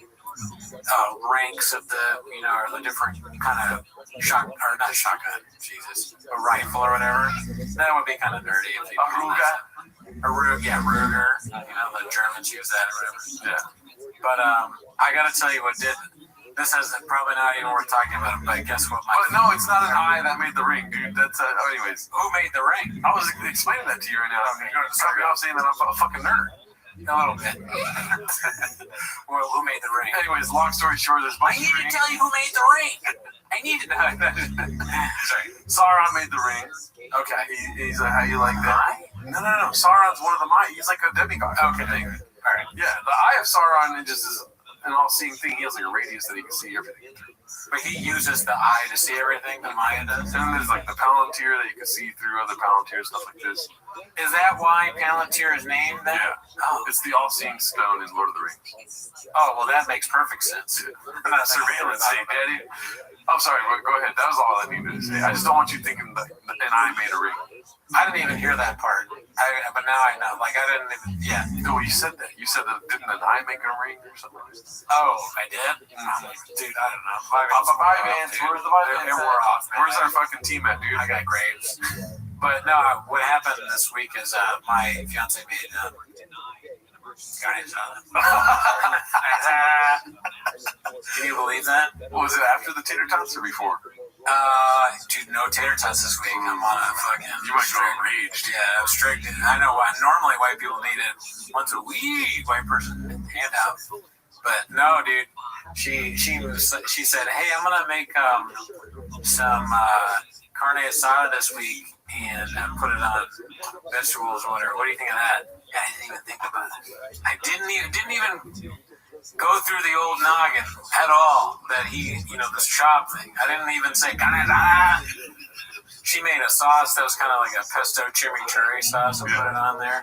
Eating the carne asada from Trader Joe's, so shout out to Trader Joe's, very good. I ate the whole thing, didn't think about it until something you said when I came in here. It's my mess. Yeah, I just looked at you and I said, I had carne asada. So I finally did it. So she put mayonnaise on it, you said it was? So it's like chimichurri, no, hey, I didn't catch that either. Chimichurri sauce of some kind. That sounds delicious, dude. Oh, so good. Yeah, dude. I don't think I can. I mean, granted, I think she just heated it up because of Trader Joe's carne asada. Yeah. I don't know how she baked it, maybe, or put some seasoning on it. Have you ever made carne asada? Yes. Did you make it on a rig? Well, yeah. On a grill, though. Like grilling carne asada. Yeah. Dude, I mean, I want more kind of. Now I understand more what I was talking about. You should go to Vallarta or fucking Super A or something. Get some of that fucking. It's marinated already. Okay, that's probably what Joe's is too. And it's pretty simple. You just come home, dude. Fucking carne asada. You know. Is Vallarta's carne asada good? Yeah. Okay. I don't. I've been to Super A a lot, but Vallarta, I'm skeptical of. Remember, I told you I went and I got a tamale there, and it was not the greatest tamale. They're not sending the greatest. They're not at all. They're saving the good tamales in Mexico. Yeah. What do you get? I mean, what's good at Vallarta besides that? Meat in general. Pause. You know, check it out. Pork butt is usually what I get, and then I'll make carnitas in the crock pot. I don't know that. What is? It's the butt of the shoulder. Oh, okay. I was like, whoa. Dude, I don't know if I should admit this. I got actually really embarrassing thing. Oh, okay. That's more embarrassing than me being a nerd? Yeah. Okay, go for it. Because my fiance was like, "Are you serious?" I was in line at Vaughn's, and this really annoying lady was behind us. She kept talking about. She had this weird accent. I couldn't tell what it was, and she was making my fiance angry. She kept bumping into her, and then I heard the lady go, "Oh yeah, I got this whole ham. I'm gonna microwave this ham. I'm gonna microwave it and then make ham hocks."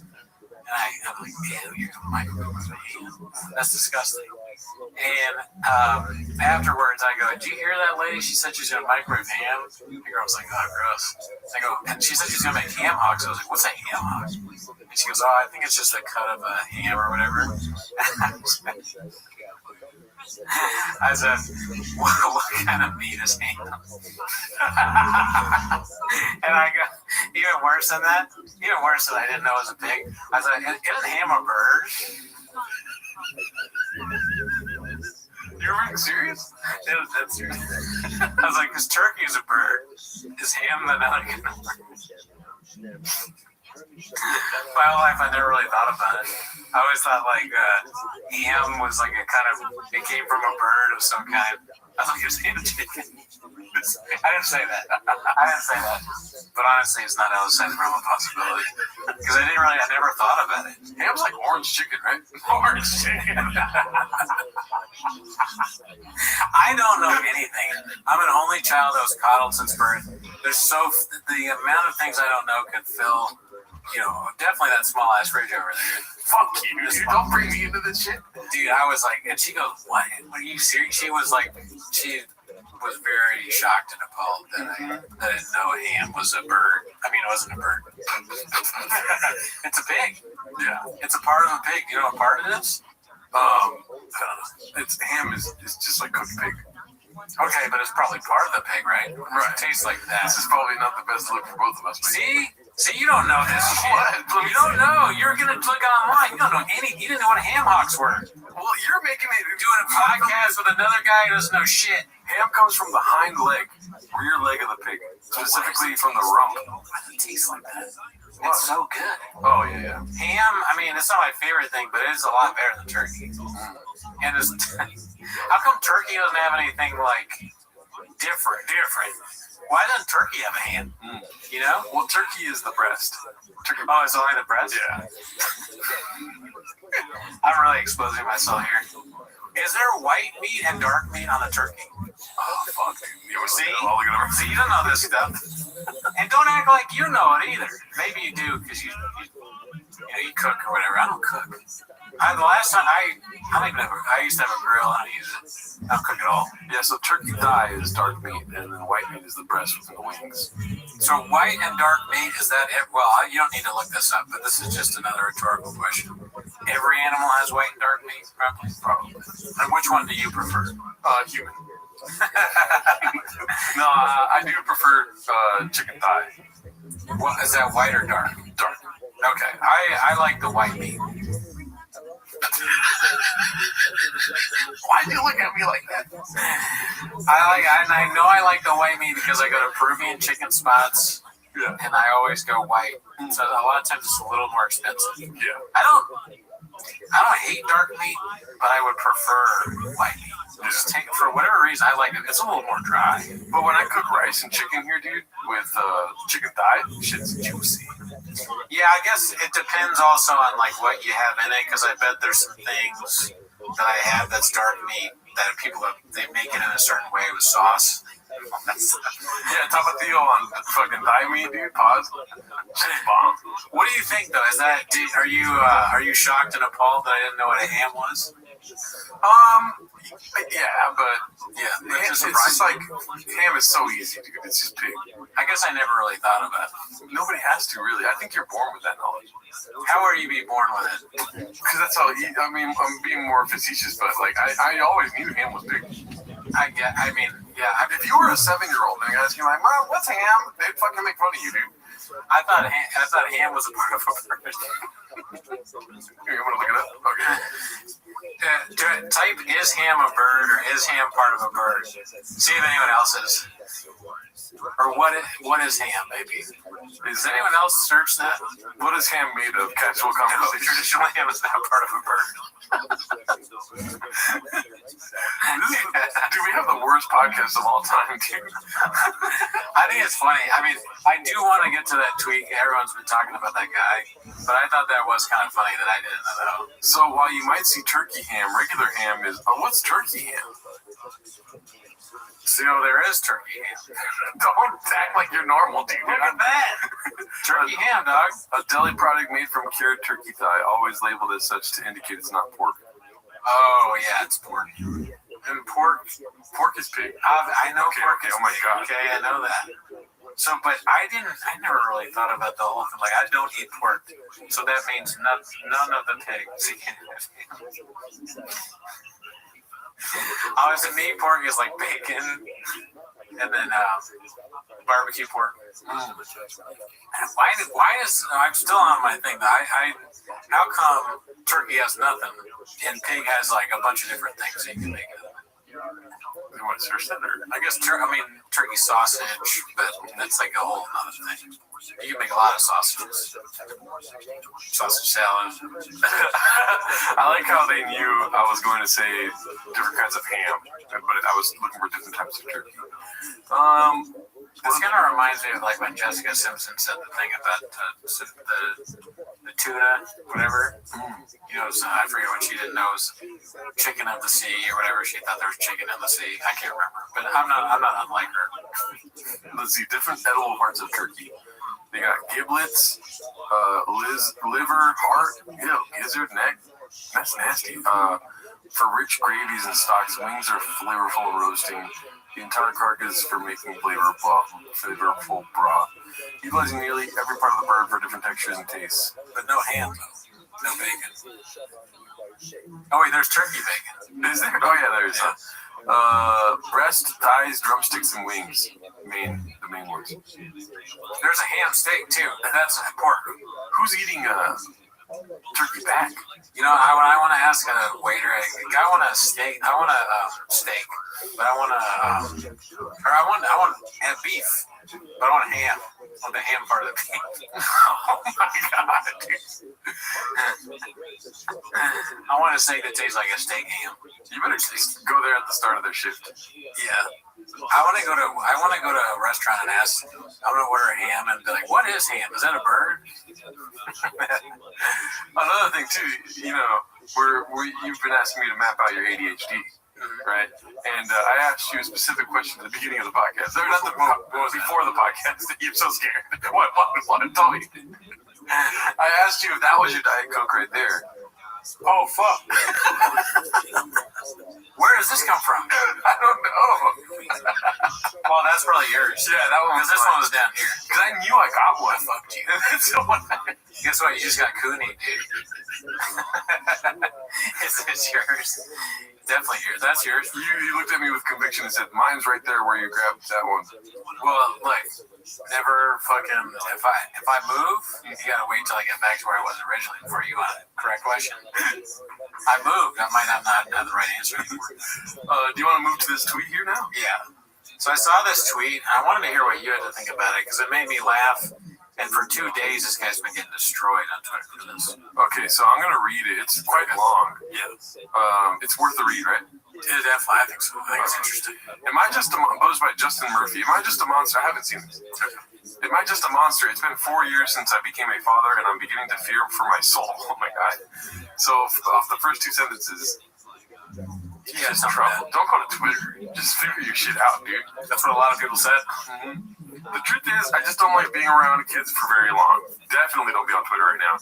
Historically, this is not uncommon among fathers. Okay, now he's an historian. But today it feels almost illegal. Oh god, it's causing me a lot of confusion and anguish. The ideal amount of time I would like to spend playing with my kids is probably about 70 to 140 minutes a week. Dog. Roughly 10 minutes at each day, maybe 2 times a day. Taking breaks from work. My feelings of love towards them are perfectly strong, but if I have to watch them or entertain them for more than about 10 minutes, my blood starts to boil. I just want to be working or accomplishing something. I try to be grateful, but it doesn't work. Okay, so should I keep reading, or do you want to? You can comment on that. I mean, what do you think about that? I think he hates his wife. Okay. So it's his wife that's the real issue, and that he's just using this as a mask for that, or no. He hates his wife. He's not a good person. I'm not trying to be on his side at all, right? He hates his wife, and he's taking it out on his kids because he sees his wife and his kids. I did not graduate. I mean, maybe. Yeah. What got me about that first part is I think it's so funny to say 10 minutes. So he can do about as much with his kids as we can do with shop. And I'm just now thinking about that now. I didn't think about the shop thing at first either. I just said 10 minutes caught me. Really? Just 10 minutes is all you can do with the kids. Wow. Because I can do more than that with my dog. It's not even my dog. Yeah, it's not even my dog. It's my fiance's dog. Yeah. I will pet that dog for like 15 to 20 minutes and be like, this is amazing. I don't want to go to work because I'd rather be petting the dog. I don't want to do anything else. I don't want to read now or watch TV. I'd rather just cuddle the dog and be, oh, look at that dog. Oh, you're so cute. I literally do that. And that dog hates me. That dog has bit my face. So if I had kids, I don't know if I'd always be like amped to throw the ball around if I'm exhausted, and I'm sure it gets tiring. But 10 minutes is not a long time. Yeah. Also, like segmenting your time, like 140 minutes. It's Tuesday. You spend 2 hours with your kids, and so for Wednesday through Sunday, you're done for the week. It is very strange to know that 70 to 140. That's not even a normal count of minutes, right? That way, what do you spend 70 to 100? Are you mapping out your day that? There's like somebody that uses ChatGPT to like budget their life. Dude, can you imagine that if he's using ChatGPT and he put his thoughts in ChatGPT and they're like, we'll structure a dream for you. And they structure this, and he goes, oh yeah, so it is 70 to 140 minutes. It's also like reinforcing your ideas, like, yeah, kids do suck, so just spend like 140 minutes with them a week. The computer is trying to get break families apart and make us more robotic so that they can control us better, or the government can. Maybe that's what this guy's a psyop. He's on ChatGPT too much, and it's making him not love his children. Yeah. Wow. And it's 9 a.m. a.m. this morning, Saturday, January 3rd. This is the day he killed them all. It's a sunny, warm day here in Austin. Oh God, dude, he's in Austin. Comedy's not going well. Oh no, as a comedian. Oh no, it's a sunny, warm day here in Austin, and my 4-year-old son is 4 years old. They are awesome. Yeah, until 7. Then 7, they get a little rocky. Oh, really? And then after that, that's my experience. That sounds right. 5 kids. That sounds right. I have no idea, but I do think it's funny, the Austin thing. Of course, this guy. I mean, if he was from anywhere, where would he be? Right? Mm-hmm. Either Austin or Riyadh. There's no in between. So it's 9 a.m. I'm throwing stones at my kids. My 4-year-old son is begging me to play catch in the street. I was drinking coffee, still waking up, so I didn't really feel like it. But at this age, his desire to play is insatiable. He begged and begged, so I conceded and with a smile. I have no problem being a kind and loving father. The problem is only that I do not enjoy it. It's not that I am trying to maximize my personal pleasure. It just seems wrong that I experience so little delight when my dad's friends all claim to experience so much. My dad's friends? This guy hates everyone. My dad friends. Oh, my dad friends of his that are also like fathers. Dude, this guy needs. First of all, we're 3 paragraphs in. Why are you posting this to Twitter? That's what a lot of people said. Yeah. Maybe hit up one of your friends and be like, hey, you got a minute? And then like barrage him, like just one person. This might not even be one of the things that you want to put in the group chat because you're going to get destroyed. But I think you should because that's part of it. You put your crazy thoughts into the group chat and then people attack you. So they, or at least in mine, it's very unfriendly. Yeah. So, they can you can see where you're being crazy or whatever. Yeah. Hopefully. And then other times you just say crazy shit, they don't call you out on it, and then the rest of the world hears it. That's when you're in trouble. That's how the whole flappers thing started. That's how, exactly. I mean, the flappers thing is a whole other level at this point. So, I agree with you. It's definitely something that you don't want to post online because the obvious, you look crazy, but also a lot of people are saying, your kids are going to see this someday. That's going to be like kind of sad. I didn't even think about that, dude. My dad hated playing catch with me. They're not even playing catch, it's 4. My dad hated, the things that people remember for the rest of their life. Because how many times you heard a parent be like, I just wish they were young again? Yeah. It's always, right? Yeah. You were such a beautiful child, and you slept. We got to read books. Like that is when you're the most happy with your children. This is my dad. If he was like interested in getting better, like he would actually talk about his feelings online. Yeah, I mean that's one thing he was saying. I'm just letting it out of starting a conversation, which I don't really buy. But there was one guy that had advice here that I thought was interesting. He was saying, he's like, I hear you. Don't kill me. But no, he said, just get a tater tot, dude. No, he said, and that's why dads wake up early. He said you need an hour to wake up early to yourself, make coffee. That time is when you're kind of thinking about your own. I don't know if that's true or not because I'm already doing that. How much earlier can you wake up? I'm already I guess if I had kids, I would be up before them. Because I'd be waking up so much early. But I think it's decent advice for this psychopath. Yeah, I don't know. Let's see. It was beautiful. We live on a picturesque tree-lined block. I am even relatively relaxed from the holiday rest. Playing catch with your son is supposed to be an iconic peak experience. Yet for every single minute on the inside, I just don't want to be there. I want to be drinking my coffee in peace. Then I feel guilty and absurdly ungrateful and ashamed when we're done. I know that when he is a teenager, I'll long to have these days back. I have all this perspective rationally, and I've been very patient and steadfast trying to digest it, but nothing fixes me emotionally.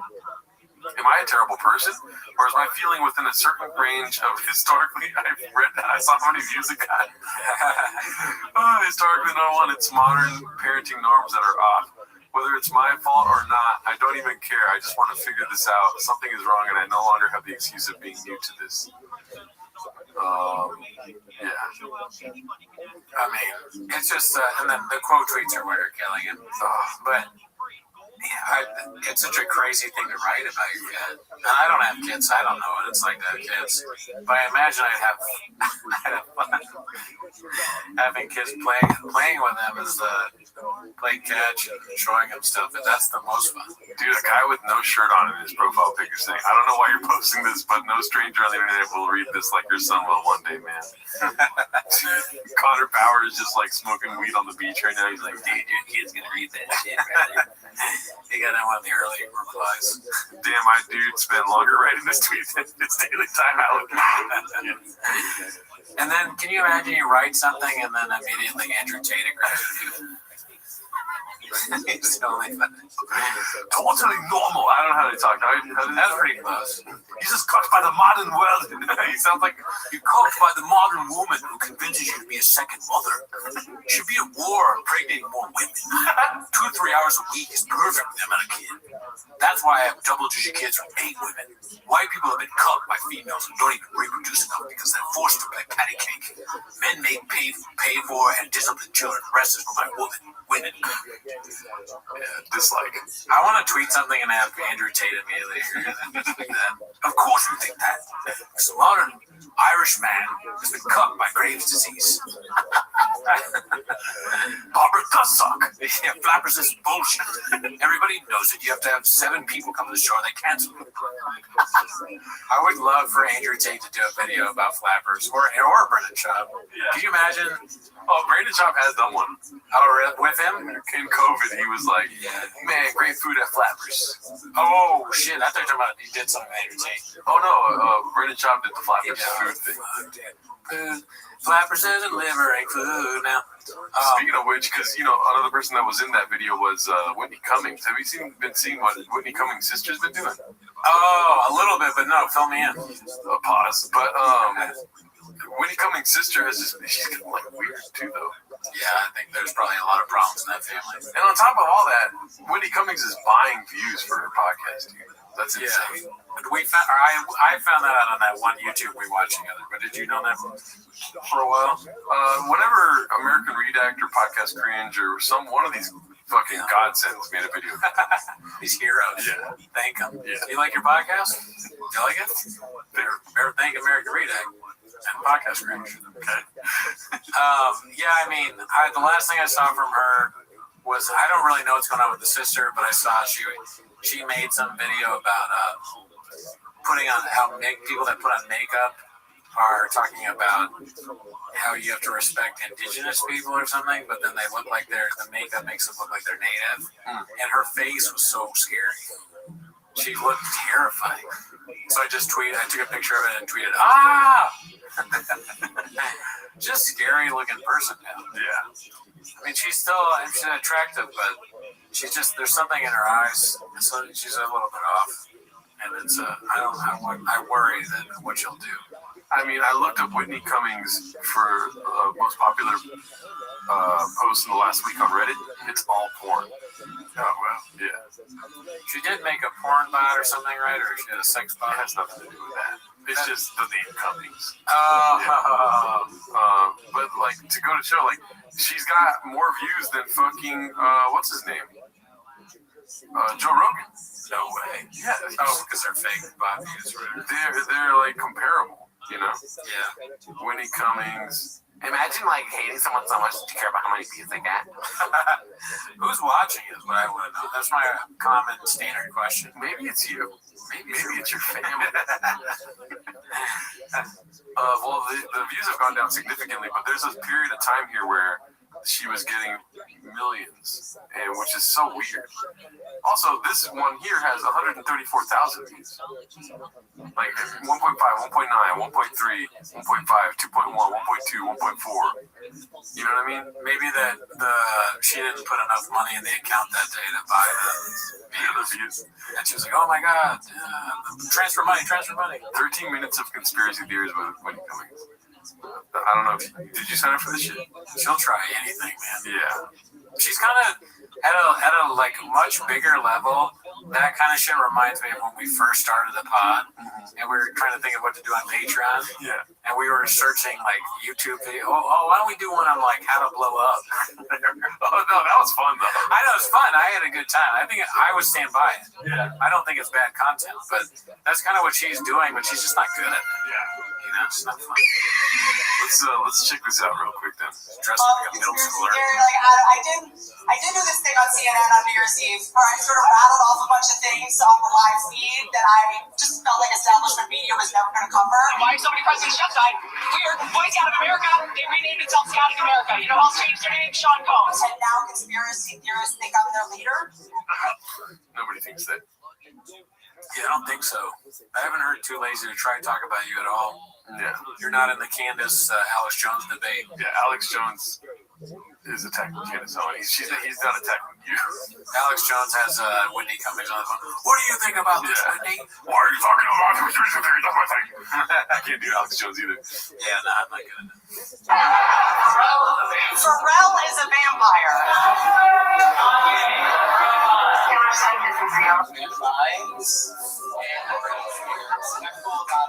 Everyone, shut up. I just met a flat earther in the wild. Birds are fake? Birds are fake?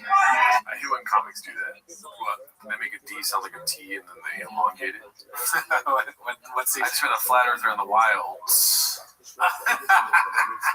I just met a flat earther in the wild. I love it. No, that's a new thing. Put that in the. No, I'm saying for me. Put that in the book of things that we can look into now. Yeah, and that's. Well, that's.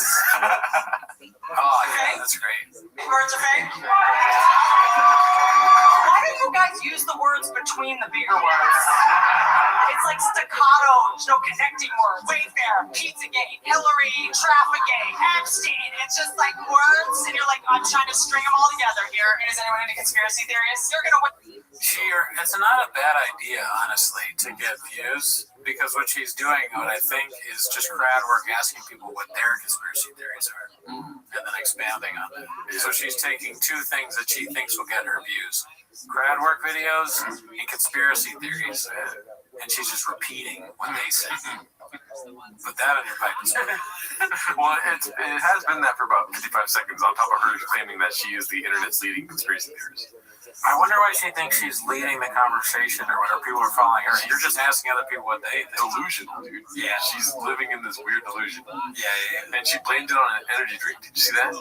What did she blame on energy? She was like, I'm detoxing right now from this energy drink that I've been drinking.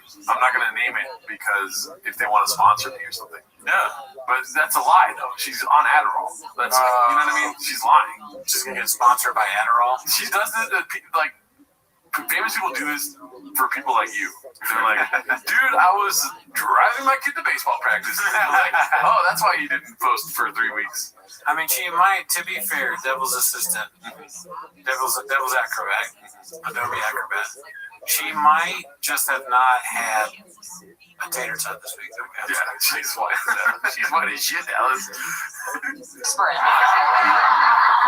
Anna believes Avril Lavigne is not real. I did go see her at the forum. Who was that?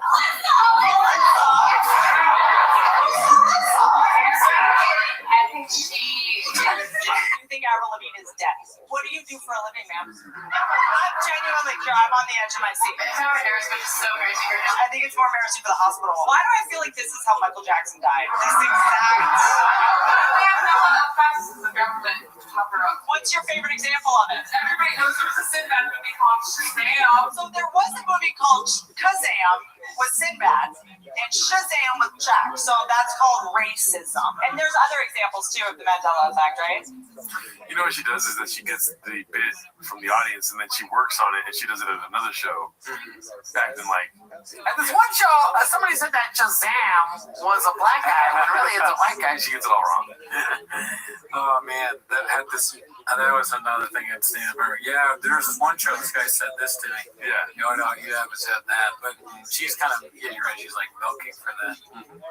Bernstein Bears, and it was Berenstein, right? And that's anti-Semitism. The Mandela effect can easily be explained.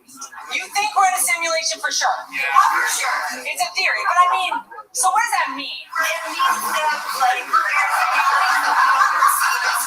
this is not real. This is not real. These are not real, for sure. But she's like, a woman's being funny. This is not real. Have you ever seen your neighbors take it road trip? Are you in this state most of the time? Maybe you just missed it.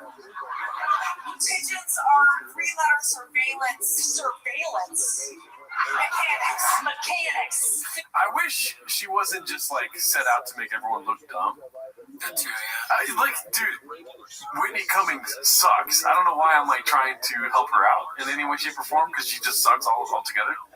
But I wish a good comic would, or you know, when I watch a comic, I would be like, maybe they're just trying to be on your side, but they're like gonna point out like obvious fallacies in what you're saying. But she just wants to look better than everyone else in the room. Yeah, that is lame. I didn't think that's a very insightful point. Maybe the flip side of that would be interesting, where a comedian was trying to make everyone look really smart. That'd be cool. But then that'd be kind of like self-help. Like, you know, where do you work? And they're like, I don't know. I work at this stupid government job. Oh, really? What government? I work at the Department of War now. Like, oh, that's awesome. Wow. That's a terrible example. Exit, huh? Yeah. You're probably the difference maker there. Everyone else is doing stupid shit, but you're there. You stuck it out because you can change it from that. Yeah, maybe. I think you should. But you gotta start it off with being like, I want to hear you guys' stupid conspiracy theories. The worst, give it to me, and then you're like, the Earth is flat. You're like, oh my God, it is though. You know, like I was looking for you, brother. Finally. Let's see. I mean, I would put like $30 on it right now that she's not gonna do that. She's probably not gonna. Well, I don't know. Everyone's stupid. She's the smartest person in the room. So far, sure, but she said she leans into security. She said she leans into these conspiracy theories. But she thinks it's hilarious to put others down. Yeah. You think pigeons are surveillance from who? CIA. America CIA sends pigeons to spy on us at the park. The footage would be so nauseating to look at. I think that's a criminal's feat. Just follow him. One time I was talking about this and someone was like, have you ever seen a baby pigeon? No. You have? They stay in the nest. So there are baby pigeons. So you just undid your whole fucking thing. We were all with you there. You just think all birds are real or just some? No, none of the birds. Where did you get the information that birds are real? The movement. But where does the movement start? Reagan. The actor?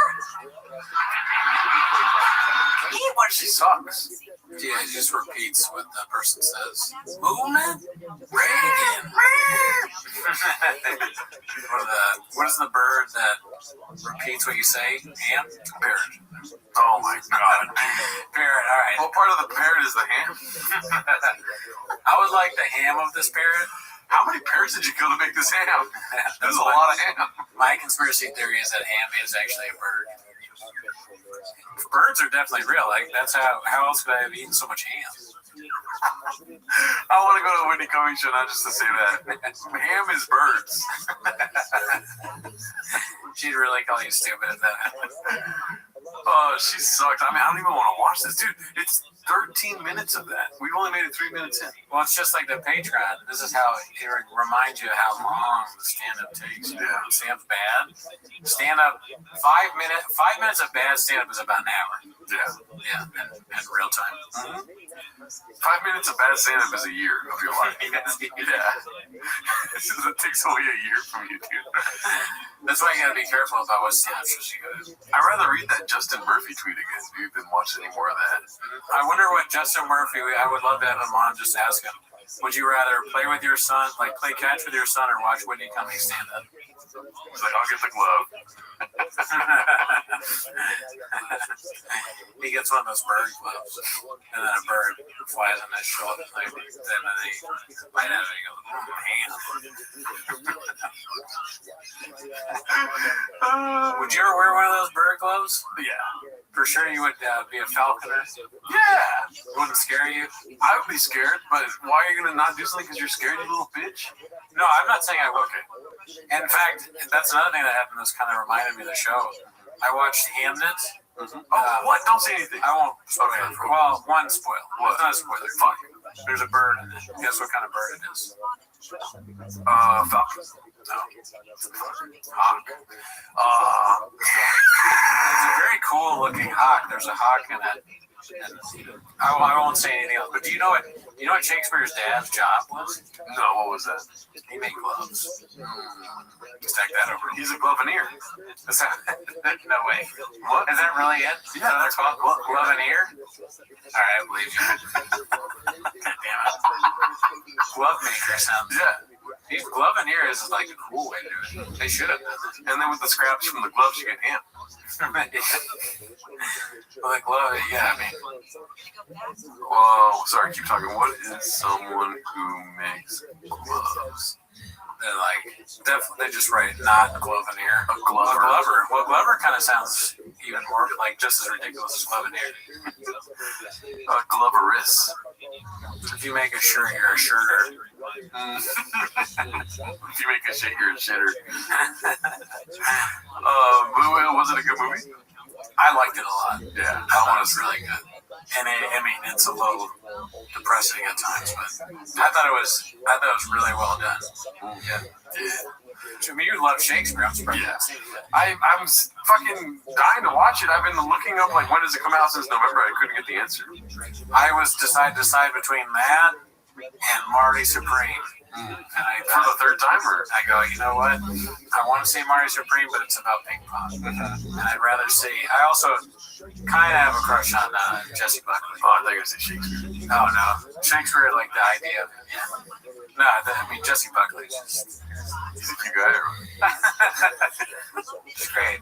Let me see, Jesse Buckley. I don't think that online does her justice. Oh yeah, she's a looker, huh? You gotta see her in movies. Something about her, dude. Yeah. Like, that's a good picture. Which one? You are just on it. Where she looks like a Karen. She looks like she's gonna yell at the Cinnabon lady right now. I don't know about that. She's like, Hey, you know this coffee's fucking burnt, right? She's Irish, so I wonder, does the Karen thing happen in Ireland, or where the fuck is my fucking? I got my order wrong. I asked for a tall coffee latte. Does that happen a lot there? Oh, it's only for beer. I said to boil the potatoes, but you burned them. I asked for a Guinness, and I'm drunk now. I gotta suck my butt. Carne asada. Carne asada not seasoned. Huevos rancheros. What do you think about? Okay, so I wanted to ask you this all week, but you've had like a hard on for Maduro, dude. Maduro? Yeah. Oh, not really. But you saw that picture I sent you? Yeah. I was like, I saw that you wore that fit. I thought, oh, can I redo this fit? Because I was wearing a gray sweater. Yeah. It's kind of funny. I was in a gray hoodie when I saw that he had been taken in a gray hoodie. Yeah. No, we're the same guy. This is how I would be if I got caught up. Let's see. Do you have a post-it still? I still have posted. I was trying to think of like a good caption for it. The only thing I could think of is I stand with Maduro. I mean, out of all times to say I stand with Maduro, you know how many fucking Latinos I had in my comment section being like, yo, why is your boy standing with Maduro, dog? Do they take this seriously? Are they stupid? I told my mom and she was like, you stupid. Oh my god, I almost said the word. She called you the stupid F word for gay people. I mean, how could you think this was a serious post? I made it to where she would call you. I was like, can you believe Cooney posted a picture saying I stand with Maduro? Yeah, without context, I could see you being angry. Yeah, I didn't send it to her. I thought about doing it, but her response to it was so funny. I didn't. Like, I just wanted her to live in that world. She thinks that you stand with Maduro. I kept trying to think of like good captions, and the only thing I could think of is I stand with Maduro. You should have had the water bottle. I know. I didn't have a water bottle in my house though. Did you see the like memes where they put him in a swimsuit and then they replaced the water bottle with a Erewhon smoothie? There's a lot of good ones. I retweeted some of them. Oh. I think I retweeted them on Rogan, maybe. I can't remember. Oh, yeah, that one, yeah. Oh, dude. Have you ever heard of Bob Lazar? How was this made? I don't know. That's trippy. Yeah, I mean, people have different programs. There's a bunch of replies of people doing it. Wow. That's great. He kind of like another one that made me laugh that I didn't retweet was, remember the guy that got canceled? He was a gamer. Dr. Disrespect. Yeah, somebody tweeted them both next to each other, and they were like, "Wait a minute." That's great. Because he does kind of look like Dr. Disrespect. Yeah, that's great. I mean, it's crazy that we can kidnap a guy. It's kind of cool. Yeah, it is awesome. And I don't like Maduro, so yeah, I don't mind that they got rid of him. I hope we don't get stuck in a forever war. Because, dude, I have no feelings towards Trump. You know what I mean? Like, politically. But I'm not going to lie, dude. Every time I see him, I fucking laugh. He's funny. I laugh hard, dude. Yeah, he's probably the funniest president ever lived. Yeah. It's funny to be the most evil and the most funny. Yeah. Like, I'm not saying that you have to think that, but in my mind, he probably is our most evil president. He doesn't own slaves. I don't think he's evil. I don't know about that. I think he's just having a good time, dude, at 80. You know what I mean?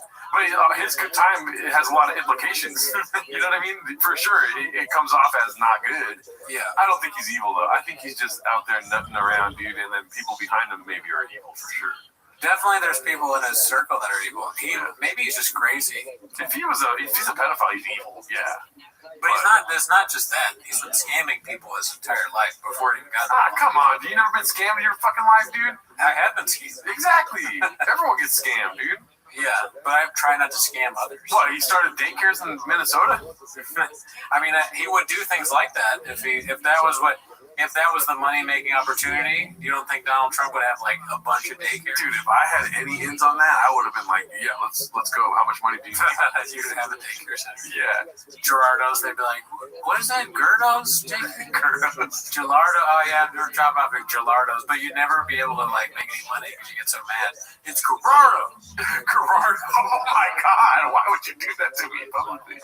It's Gerardo's daycare center. What's it called? The Leering Center. Did you see the guy? Remember the Quality Learning Center that was misspelled? It was called Leering. Yeah, that was hilarious. Did you see the guy being like, and the sign? Yes, it's funny, but we have a guy coming next week to fix it. You know? Oh, really? You ever saw it? No. Oh my God. Is that real?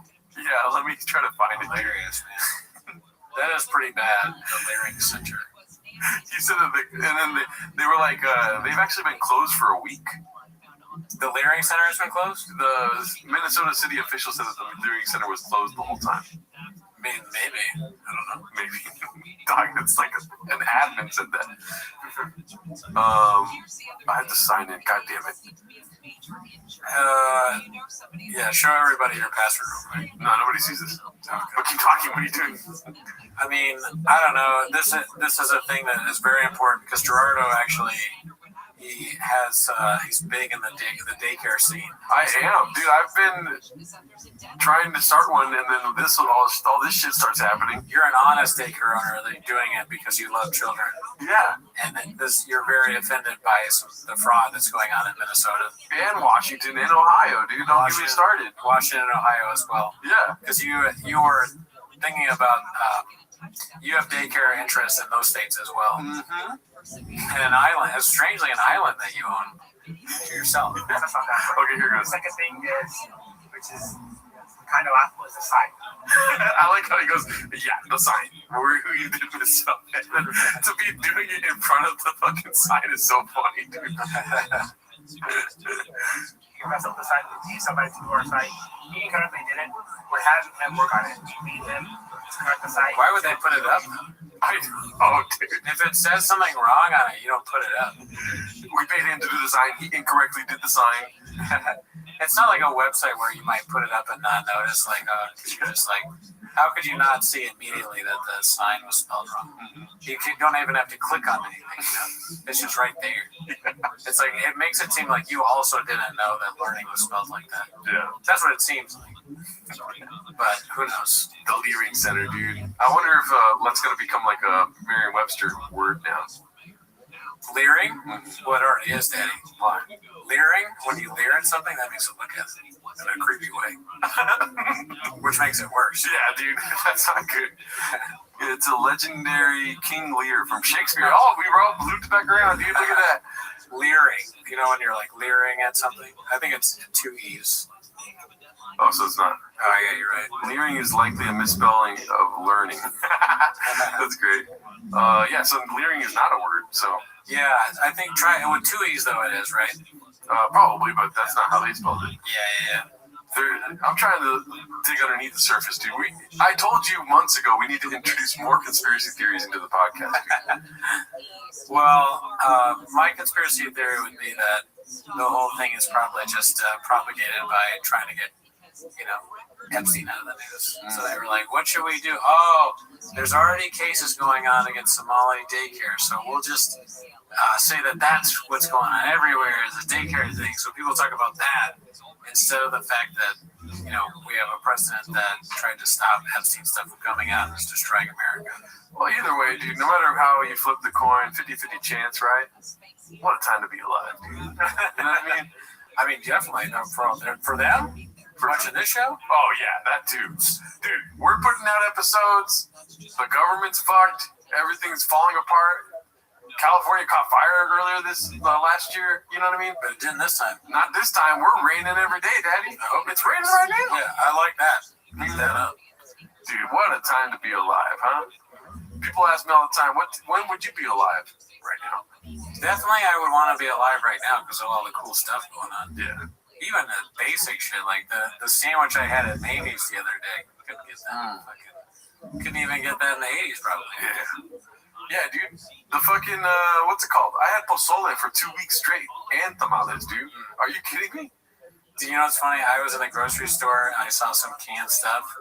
And it was like soup like that. Just pozole next to menudo, next to albondigas. Oh, no. And I was looking at it and I go, damn, I haven't had any of those. People are always telling me, you haven't had pozole? It'd be so funny if I took one of those and like, I had it just to piss them off. Because it's like canned. Like, look, I finally got the good stuff. Disgusting. Oh my god, I had the last of my pozole today, and I texted the group chat. I was like, yo, this is the last pozole of the year for me. It's the beginning of the year. I don't know when I'll have it again. Who made it? My mom. Oh, nice. She gave me like a bunch of tubs of it, frozen, and I literally ate it every day. It's too bad I'll never be able to try your mom's pozole because I support Maduro. That's so funny. I should call my mom right now and ask her what she thinks about you standing with Maduro. Maduro, the Colombian guy, Petro, something or other. All the socialist dictators are leaders. I'm on board with that. I saw you hailing Zoran when he got pledged in, dude. I made some fake ballots that when he was running in New York. I wrote in Nick Mullen. Votes for Zoran. Brian Cooney. Still put your name. But yeah, dude, that's basically it for this week. I don't know what else is happening in the world, dude, other than Austin killing it. Austin comedy is like at an all-time high right now, dude. Would you rather, do you think it's worse to do stand-up in Austin or Saudi Arabia? I think, which one's more like Flappers? More like Flappers? Probably Saudi Arabia. Yeah, you're right. Oh, yeah. This is ornate. You're getting surcharges you didn't even know about. You know what I mean? They say they're going to pay for the flight, but you have to buy 2 drinks. That's the same amount as a flight ticket. Khashoggi probably got killed because he forgot to bring the right amount of audience or something. He didn't live up to the bargain. Oh, but no, as far as bringers go, Austin's the bringer capital of the nation right now. Is it? And like compared to Saudi Arabia. In Saudi Arabia, they're dying for comedy. You didn't hear about Dave Chappelle and all them saying this? They did pay a lot to have people come. Yeah, they're like, we need it right now. So the people will show up to the show. You don't have, it's not a bringer. Austin's a bringer. You got to bring some homies to get a spot. It's kind of hard to get comedians to go to Saudi Arabia, whereas like Austin's like, whoa, we got too much. Don't kill me. You get 2 minutes at top, you know? Yeah, you maybe get 1 minute and then you have to stand in a line of 1 million people. And Tony Hinchcliffe has to make fun of you afterwards. You're fucking gay, David. My name's Gerardo. Whatever, David. I don't like you. You're something about you I don't like. I think you're too manly. Well, that's an episode for this week. What is your answer? Saudi Arabia, Austin, Canada. No, it's not fair, dude. I didn't do a joke. I want to do Canada, dude. Shout out to Elephant Graveyard. Hope he's having a great New Year. So, but no, which one's worse, Austin or Saudi Arabia? Which one's worse? To do stand-up in. The same exact question you posed to me. It's a good question. I think Saudi Arabia because of the human right violation. That's got nothing to do with jokes, Daddy. Come on, dude. Andrew Schultz went over there. Yeah, and also, do you really want to go somewhere that Andrew Schultz, they want him there? Yeah. So that's why I would say Saudi Arabia. Talk about comments and engagement. Yeah, I want to go there, dude. Because Austin, there are parts of Austin I'm sure are fine. I've never been, so I don't know. That'd be funny if Saudi Arabia nuked the open mic scenes of all major cities and was just like, we're offering like millions to some open micers. Like they go to like Dallas is different, LA, New York, and they just take open micers and move over there. Or they offered Tony enough money to move to Saudi Arabia. Joe Rogan's like, I'm just tired of Austin, man. It's like, it's too woke here. Because it is, that would be funny. Yeah. Saudi Arabia is definitely less woke. Austin is too woke, so they moved to Saudi Arabia. And Joe's like, that's crazy. Like, I don't know. Something about the culture here I like more. And then, how he's going into the Christian thing? He just randomly goes, instead of randomly saying things out of nowhere about God, he starts going, Muhammad said this about it. And then Joe Rogan's like, if jihad or if Muhammad came back, it'd probably be AI, right? I told him, I was like, I'm gonna do a jihad. In the middle of a 3-hour podcast, he's like, 1 second, I gotta pray to the east 5 times right now. Yeah, he's like, and praying 5 times just makes sense. 5's a great number. Ever think about that? 5 times and facing Mecca, you gotta go to Mecca. Bert just moved to Mecca. Joey, they're all in Mecca now. Everybody, dude, you got it. Like I told Shane, I was like, Shane, you gotta come to the comedy Mecca ship. The comedy mothership is in Riyadh now. It's in Dubai.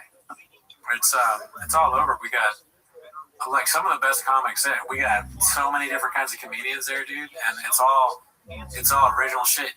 It's like where people want to feel free to make the jokes that they want to make, but you cannot be LGBT. He changes the name of his podcast to the Joe Rogan Khalifa. Yeah. I don't know, something about it. I just like there's not the same issue with trans sports here, and I just get along really well. And a lot. He's in like one of those the garb. He's wearing the hat. Alhamdulillah. He's fully like decked out. He just slowly turns into that. He's all of a sudden he's like a sheikh or an imam. He starts dressing like an imam. He starts doing fatwas. I don't know what they do. I sound like an idiot. As if that's probably like the last thing that they do. Imams. He does a whole podcast with a falcon on his hand.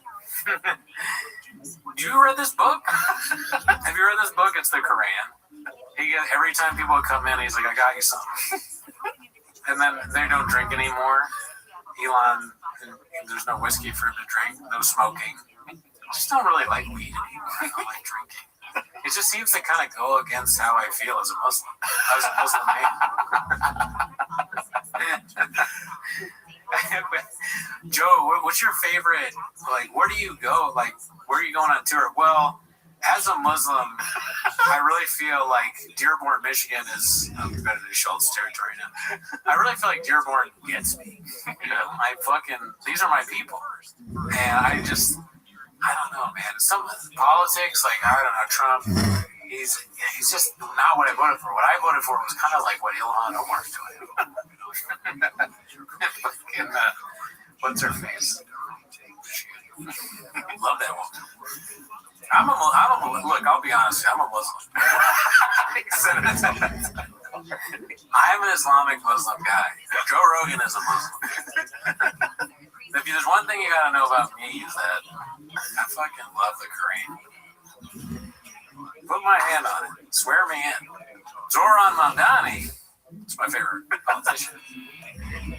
Islamic law just makes sense. Sharia law is like, how many, I've heard a lot of interpretations is that you have to do a certain amount of things in Sharia law. You have to get on stage a certain amount of times. Is that a coincidence? To be good? I don't think so. There's only 250 Koreans. All right, that's it for this week, y'all. See you next week.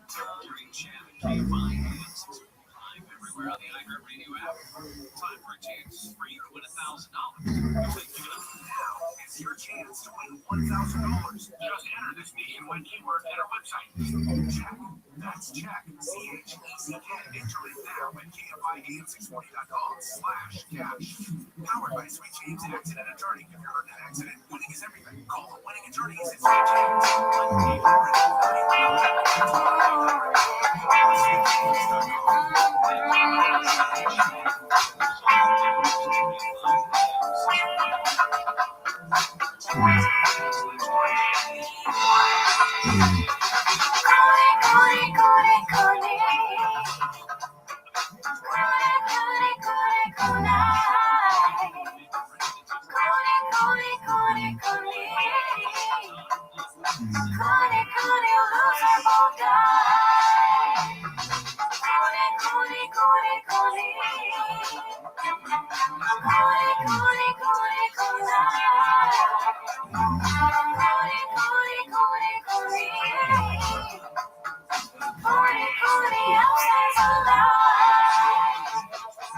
Welcome back to Raccoon Tweeties. Thanks for tuning in. Hope you had a great holidays.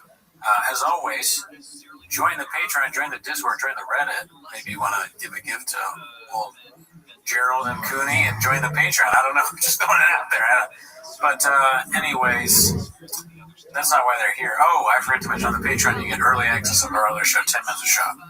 But how you doing, Gerald? I've been waiting for this all day, dude. How am I doing, dude? I don't know. How's Kawhi Leonard doing, dude? I have no idea. How are the Detroit Pistons doing, Daddy? He's on the Detroit Pistons. No, he scored 55 points against, like, how are they doing? They got fucked. Oh, he scored, wow. That's 55 points, dude. That's why I'm wearing Mr. Daddy's shirt today, dude. Okay. Yeah. You're a big Clippers fan. No, don't say that. I disavowed the Clippers, but he did score 55 points yesterday. It's hard to keep up with your, who you are into in sports, right? Mm-hmm. It's like, because I'm like Aaron Rodgers. I'm going from team to team towards the end of my career, I'm going to die any day now. Oh, well, the Rodgers is a bad, like, they lost. I don't know if you heard. Oh, I lose every year. Okay, so you're a loser. I mean, the Steelers lost to the Browns, and they're maybe out of the playoffs, but not sure. But sorry to go ahead. What would you? 55 points on the Detroit Pistons. Are you kidding me? Anyways, I'm doing great, dude. I had a great holiday. I just wanted to say that. We don't have to talk about it. I had a great holiday, dude. Dude, what did I do? Ask me a minute, dude. What did you do? Jack shit, dude. Next question. Nice. Yeah, dude. I did do something though, and I wanted to talk about it here with you. I started playing a fucking card game on my iPad, which is no bueno. Don't do what I did, dude. Don't get stuck. Solo card game. Solo card game, dude. No money involved. It's $10. You buy it and you play. That's it. And what's the game called? Balatro. It's insane. All right. Oh my god, dude. If you ever start playing Balatro, I think you'd understand, but guess what? I don't think you'd have the balls to even start. I don't see myself wanting to play a card game. My mom used to play solitaire all the time. And she would try to give me, it's fun. And my grandfather would play solitaire. So I played that for a while, and it's just frustrating after a little while. You get to a certain point, you don't win, you're like, fuck. That sucks. Why didn't I read a book or play another, like a fun game? Dude, I'm not even making this up right now. This is exactly what happened to me. The same thing with solitaire? Right. I was in the guest room at my mom's house playing solitaire, and my brother came home in the middle of the night because he was out with his girlfriend. Ever heard of it? And sorry, I wanted to do that. But he came home in the middle of the night from going out with his girlfriend. Yeah. I don't stay there. You know what I mean? I'm in the middle of a speed run on solitaire trying to beat my time, which was like a minute, right? Dude. So I'm locked in, dude. Yeah. I am fucking locked into my iPad going, and then so I'm hearing noises at the house. I'm not used to living there. I'm not used to this Dallas, whatever. Right? Yeah. You don't live there, yeah. Yeah, I don't live there, and I live in her basement. But my brother's walking towards the room, and I'm like, "Hey, that's you, right, Thomas? It's pitch black too." Right. And he doesn't say anything. I guess he's been drinking a little bit on Christmas Eve. Okay. Right. And I'm like, "That's you, right, Thomas?" I'm still like not Balatro. I'm playing solitaire. Oh. This is before getting introduced to Balatro. Okay. And I'm playing solitaire. I'm about to beat my speed. You know what I mean? I'm about to beat it, but I'm like about to die, dude. This fool's like coming towards my, and he's not saying anything. And so at the last minute, when he's finally in there, I freak out and I look, and it's my brother. He's like, "Oh, you're playing solitaire? You ever heard of Balatro, dude?" And then he showed me Balatro. I was hesitant for a whole day. I was like, "I'm not gonna play that. This looks stupid." And then all day Christmas Day, dude, I played Balatro. Do you know what Balatro is? What? Solitaire with salsa on it. What is it like? It's like Latino solitaire? Pull it up, Chin. No, but it's kind of funny thinking about, because this is not you at all, but your brother's out there with some girl that he's going to bang, and he comes home and she sees you and she doesn't know that you don't live there. So yeah, that's my brother. He's like probably upstairs playing Balatro or something. So he's 45 years old. He lives at home and he just plays solitaire, but he's a good guy. Yeah, so it's Balatro, the Latin word meaning a professional clown, jester, or buffoon. Oh. Yeah. Okay. What are you doing? Is it just similar to kind of like solitaire? It's like poker with salsa on it, basically. I can show you. Tell me what you think it is. I'll think about it. My fiance does a similar kind of thing with some weird like cube game. But what she does is she plays it's not like, what is it? What's the old Game Boy game where Tetris? It's kind of like that. She plays some version of Tetris. Anytime she's like not really into a show or a movie, I look over. I'm like, we picked this movie, and she's over there doing this on fucking, or she's either doing that or TikTok. I'm like, yeah. What was the whole point? No, you don't want to watch. We agreed we'd watch Top Gun Maverick. We agreed to it, and now you're fucking getting your high score on Jumbo's fucking Tetris or whatever the fuck. She's like, Bakuni, we watch this movie every week. Yeah, well, I'm gay. I like Miles Taylor, dude. Do you do that? Do you like play solitaire while you're doing, or Balatro while you're doing other stuff? No. Podcast. You gotta be on it, dude. No. I hate it. I hate when people, dude, do not ever. This is another thing I wanted to talk to you about. You know why, dude? Because I was with some girl last night and I was complaining about you, dude. About me? Yeah. What's and she was like, yeah, why does he do that? Stuff like this, dude. Okay. Yeah. Contempt prior to investigation, dude. Oh, that's your narrative that you do. No, you love to say that. Wait, I never said watch it. Oh, you didn't watch it. I love LeBron James. He parties with Diddy. Okay, that's who you are. You love guys that party with Diddy and all that. Ain't no Cooney like a redneck Cooney. What specifically were you talking about that time? I forget, dude, but then it's just like saying, she said the words contempt prior to investigation, and I was like, that's exactly what this fucking guy does. You're fucking some attorney that you... Yeah, dude. But you know what I did? I did do some contempt. Well, I'm glad you brought it up. Oh, guess what? I'm not surprised, dude. Yeah, I did do some contempt before investigation. I said, Marty Supreme, which I'm happy to see. I'm just doing a character. It was because of Marty Supreme. Really? She was like, have you seen Marty Supreme? And I'm like, no, but my homie's online hating on it. You fell for it. You're one of the fucking cucks that I troll. I troll cucks like you and your girlfriend. I'm a cuck. Yeah, you and your your girlfriend girlfriend. getting fucked by some guy while we were talking. You and your girlfriend are both cucks. I'm the king troll, and I cooked you both. But what I do is I just like say shit. I don't necessarily mean it. Yeah. And because I do want to see Marty Supreme. I love Timothy Chalamet. But there is a part of me that's like, I don't want to watch a movie that has ping pong in it. I don't give a shit about ping pong. But so I said, I love Chalamet, but I'm not going to go see something with ping pong. And then I'm getting, commented on. One guy was kind of funny. He retweeted it or re-threads it, whatever the word is for that, repost, I guess. And he was like, Marty Supreme has as much about ping pong as that hockey show. You know the gay hockey show now? Oh, have you heard about that? No. It's huge. Okay? Is it literally gay people doing hockey? It's like the storyline. My fiance is very into it. She said this two guys that play hockey, they're professional hockey players, and for years they've had a relationship that's secret because in hockey you can't be gay. Everybody knows that. Yes. So and it's like a comedy where they have sex on. But anyways, he said this, and I was like, wait, is this guy calling me gay? And I clicked on his profile, and he's gay, and I was like, that's kind of funny. So I liked it. But then from there, there's all these other comments like, oh, how could you see, Marty Supreme's rules? So then I said something else about Marty Supreme. I forget what it was. And people got even more mad, like even more comments like, fuck you, and although I didn't read the comments, I never did. I mean, I can imagine the comments here. Fucking Kawhi Leonard sucks. Shit like this. Hopefully, please do that because the NBA sucks ass. I'm not gonna rant about how boring it is, but he's like, they scored 55 points against the Pistons. Those are shit. How about the Detroit Pistons? Not even Detroit. They're the second best team in the league. Anyways. Okay. Exactly, they shouldn't be. You shouldn't be fucking jacking The off. whole last time the people cared about the Detroit Pistons was when Chauncey Billups, Richard Hamilton, and Ben Wallace. Let me tell you something, honey. Back in 2004 was when the best basketball time was to be good. alive. When basketball was entertaining. Yes. Now it sucks. Is there a Ben Wallace on the Pistons now? No. Is there a cuck in my living room? Yes, dude. You're looking. Exactly. But so then I forget what I said exactly. But then as a bit, I said I am now at the movie theaters actively stopping people from seeing Restream. And it was like, damn. I'm like, what's going on Threads? People really interact. You get like hundreds of, or you get thousands of people looking at your shit. Where on Twitter is a dead zone, and maybe people see your tweet, or maybe you just see endless Nazi memes. So Twitter sucks. Yeah. But yeah, no, I was hating on Marty Supreme, and I have not seen it. Yeah, dude, that's insane. I don't get you get off to it. And I you know what? One day, maybe when I'm 39 or however old you are, maybe I'm going to take a little dose of that and get off to it too, dude. All right, Brendan, shut up. 38, first of all. Second of all, Marty Supreme sucks ass. Okay. I haven't seen it. I want to see it. I have a feeling it's going to be kind of boring. Like it's been overhyped, and it's about ping pong. Yeah.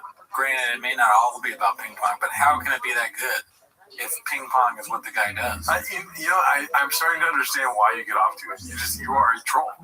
A little bit. Yeah. I thought for a long time that I wasn't a troll, and I was just kind of saying what I want, goofing around, doing these things I'm not serious about, and people are entertained by it. And when people call me a troll, I'd be like, but I'm not really a troll. Maybe I am. That's a troll thing to say too, because you're trolling and then being like, "Oh, you guys are crazy." I think they are kind of a little crazy because I don't really troll like a troll does. I say ridiculous things online. How about things you don't Sometimes watch? I might be trolling, Right. but not really. I'm just joking around. I'm having a good time. You're the only child syndrome, dude. You like getting a rise out of people. I definitely like getting a rise out of people. The status where I said I was actively stopping people from seeing Marty Supreme. That was so funny. I was laughing at because obviously a lot of people got it. Otherwise they wouldn't like it. Hopefully they're not thinking of doing that. But some people didn't get it, and it's so funny. They're like earnestly asking me why though. What made you do this? And I'm responding in troll fashion, like, how much time you got, buddy? Or like, I just wrote back to one guy, I didn't ask for this fight, and he responded, but that doesn't answer why. Like, are you trolling me now? But a lot of them were just like, one person wrote yawn, I remember. Yeah. People were mad. I wasn't trolling, but yeah, I was absolutely trolling a little bit with I forgot about this. I posted about pit bulls, and I got a lot of angry responses about that. Yeah. I said, I'm looking it up right now. Yeah, okay, look it up. But people were mad. Somebody, I can't even say what some of the responses were. There were things you can't say on YouTube, accusing me of things. Oh wait, you said something about pit bulls? Yeah, I said something. If you scroll down, eventually you'll see a pit bull thing. But pit bull owners were very angry with me, saying I'm a bad guy and pit bulls are good. And if walking around, I start stopping people with pit bulls and go, "Oh, sick! Is that one of the dogs from the toddler attack videos?" Is that funny? Obviously, I'm not serious. I'm not gonna do that. Maybe I should. Yes, it is coming from a pit bull owner. No, I'm guessing you're too much of a simpleton to really be funny. Oh my god. Yeah. So hot, dude. Yeah, she's furious with me. The funniest one. She's posting pit bulls left and right. So the first comment I saw, most of them I was laughing. Like you said, if you reply like that to me, I'm gonna laugh because that's kind of funny to me that you're that mad and you have written this. A lot of the responses were very wordy, wordy anger. But one that got me, I was a little bit insulted me a little bit. I was a little bit angry. Was this woman had said it's giving. She said you won't find it because it's not there anymore. She's deleted it because I fucked her up. I was looking for it. It said she wrote, and this is a white woman. She wrote, "It's giving Cards Against Humanity circa 2008." Okay, here's my problem with that. That's the best time of Cards Against Humanity. Yeah. I mean, is that when they played it? I don't know, stupid bitch. So I've never played that stupid ass fucking game. I don't know how it works. I just played it this last week. All right, I apologize to the people that maybe it's fun, but again, I'm gonna hate having not played it. No, it wasn't fun. I just played it. There you go. See, it's fun for like 10 minutes, and then you're like, okay, we get it. Come and shit and piss and all this. So do you understand now? Yeah. I didn't have to play it to know it's bad. You did. No, I'm not on your side ever. All right. Anyways, I hated on it before. It's another thing I hated on before. This time I happen to be correct, like most times when it comes to that kind of stuff. I'm very wrong on almost every other aspect of my life. But anyways, NBA, yeah, you're right. The NBA sucks ass. That shirt sucks too. The shirt was free, asshole. This shirt's bad. Say whether the shirt's bad in the comments. I'm kidding. I like the shirt, but do say whether it's bad. Anyways, so say yes. Cards Against Humanity. So I'm like, first of all, I don't fucking play that game. Second of all, the other thing that made me mad was I had just made a similar kind of diss on somebody. Now, you may not know these two bands, Built to Spill and Modest Mouse. Have you heard of them? Modest Mouse, yeah. Ever heard of it? Okay, so if you know about that kind of music, you know that Built to Spill is essentially the same band as Modest Mouse, but Built to Spill is a little older. I think they came out first, and Modest Mouse probably copied a lot from Built to Spill, right? I only know this because my roommate in college was a complete, music snob. So he schooled me on that. When I got into college, they're both, I think, pretty good bands. They make good music. And right before I got to school, this movie Garden State came out. Garden State, have you seen that? Ever heard of it? With, that one guy from Scrubs. Yeah, exactly. Never seen it. So the soundtrack is like Built to Spill, other kind of like indie bands that were popular years before the movie came out, and they use them, and the knock on it is that people are like, oh my, I knew them when they were, it's essentially the hipster argument, like, I knew them when they were cool. Yeah. The Shins, that's what they're called. Anyways, long rambling story to explain what he said. So this guy, he does a thread where he goes, I don't remember exactly what he said, but like, people don't realize that Modest Mouse is just Built to Spill and Garden State for like whatever, not as cool, whatever. And he's getting trashed because people like Garden State. It's a mainstream movie with success, and they like both those bands.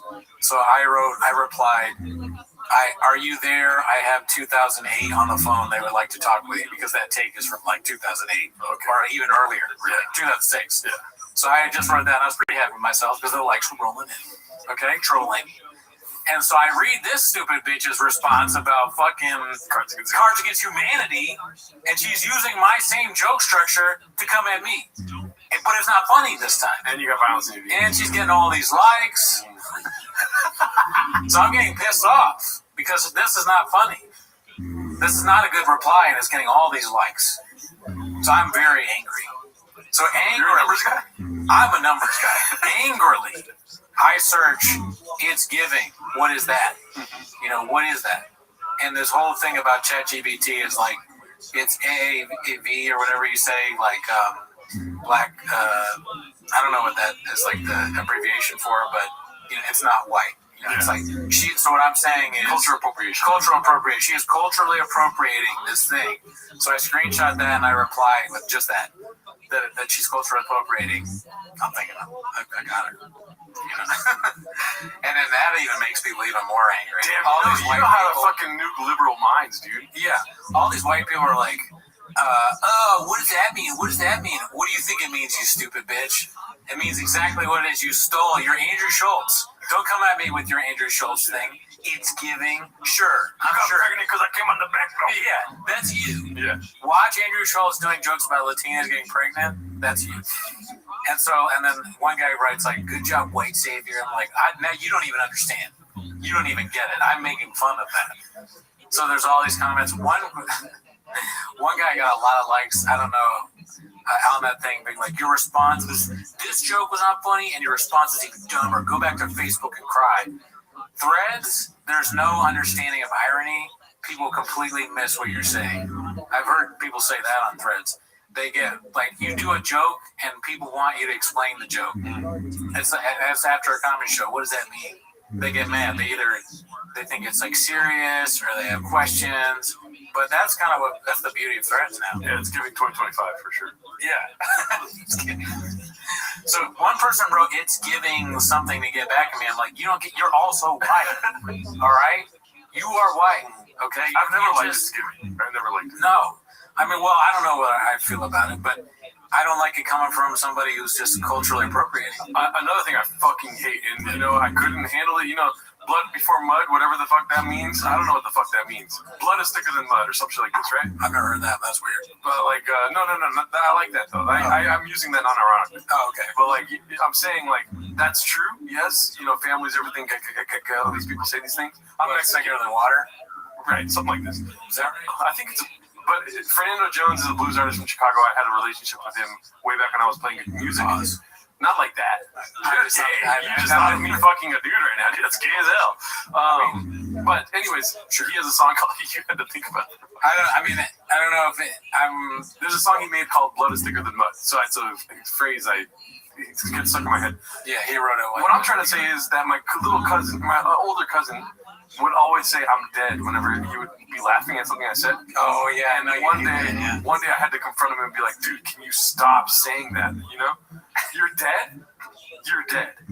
Why does that make you so mad? I don't know, dude. Dead ass. I hate this shit, dude. I don't like dead ass. But if I say something, dude, into a 1,000, you know what I mean? Like IQ, joke, comedy structure, fucking amazing over here. You know what I mean? What's so funny?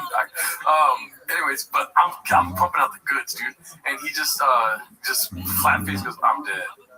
You're not laughing, dude. You're not dead, dude. What are you talking about? It's kind of like, it's annoying, That sounds like the reaction is the main reason. And at the time, if I had ChatGPT, I would have done what you did. What's that? Oh, look it up and be like, oh, look at this. Martin Luther King said, I'm dead. Back in 1916. You know what I mean? Yeah. I mean, when I wrote that, I remember thinking people are not gonna like this. Okay, I didn't mean he got assassinated. I mean, yeah. No, I think you understood. Okay. When I replied that, I thought, this is not gonna be popular probably. People won't get it. They won't understand what I'm trying to say. I'm simply pointing out that you're using vernacular that's not your own. You are, stealing it, and it's not authentic. It doesn't come off looking authentic, and it's cringe. And sorry that you like pit bulls that eat children. Okay? I'm making a joke, but also I hate pit bulls. And you know what? I also want to apologize. You're not apologizing, but I want to apologize. I shouldn't have been talking about you with the girl last night, dude. Probably not a good move. She was like, hey, how's it going? And I was like, dude, this guy's talking about Marty Supreme on Threads. Just immediately went in, contempt prior to the investigation. Yeah. Anyways, but I'm doing all right, I think it would probably kill the mood if you bring me out when you're with a woman. Yeah. I wouldn't suggest that the listeners do that. But maybe not. Maybe they're like, oh, that's hot. Yeah. I don't know why. He's got no hair. He's a fucking ginger beard, this and that, Yeah, well, I mean, and this long story short, get on Threads, be inflammatory. I don't think it was rage baiting. I've seen a lot about this rage baiting thing going on. I didn't feel like it was, but maybe it is, and if it is, it's fun. We don't have to spend a lot of time on this, but I want you to see what I've been looking at for the last. I don't know, dude, but check this out. It really looks like solitaire. It is amazing. Look, you got jokers up top.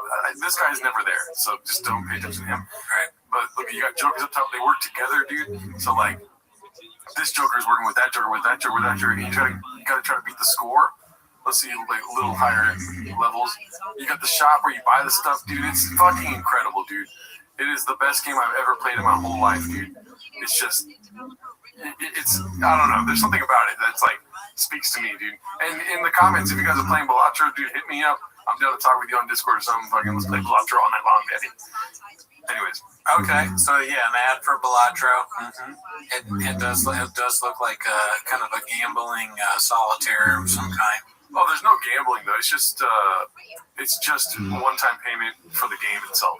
Yeah. And then the guy I think it got Game of the Year or whatever. I don't know what the fuck I'm talking about. I didn't graduate. I went to college a lot though, but it got Game of the Year. Casinos were trying to buy the patent off him to use it in the casinos, and he refused. He's like, this game has soul, whatever the fuck he said. Oh, this guy owns it? No, this is some random guy. Okay. Interesting. But yeah. Yeah, I guess that's why it kind of looks like a casino game.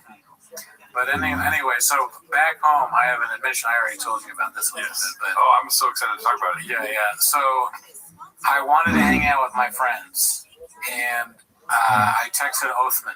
I haven't seen him in a while. Yeah. And I said, me and the fiance want to see the girls, want to hang out, And he's like, okay, well, and he's like, what nights are you free? And I go, well, really only these nights. I didn't have that many because my parents want to go. They get Baja mode when I'm there. Like, we got all this stuff we got to do.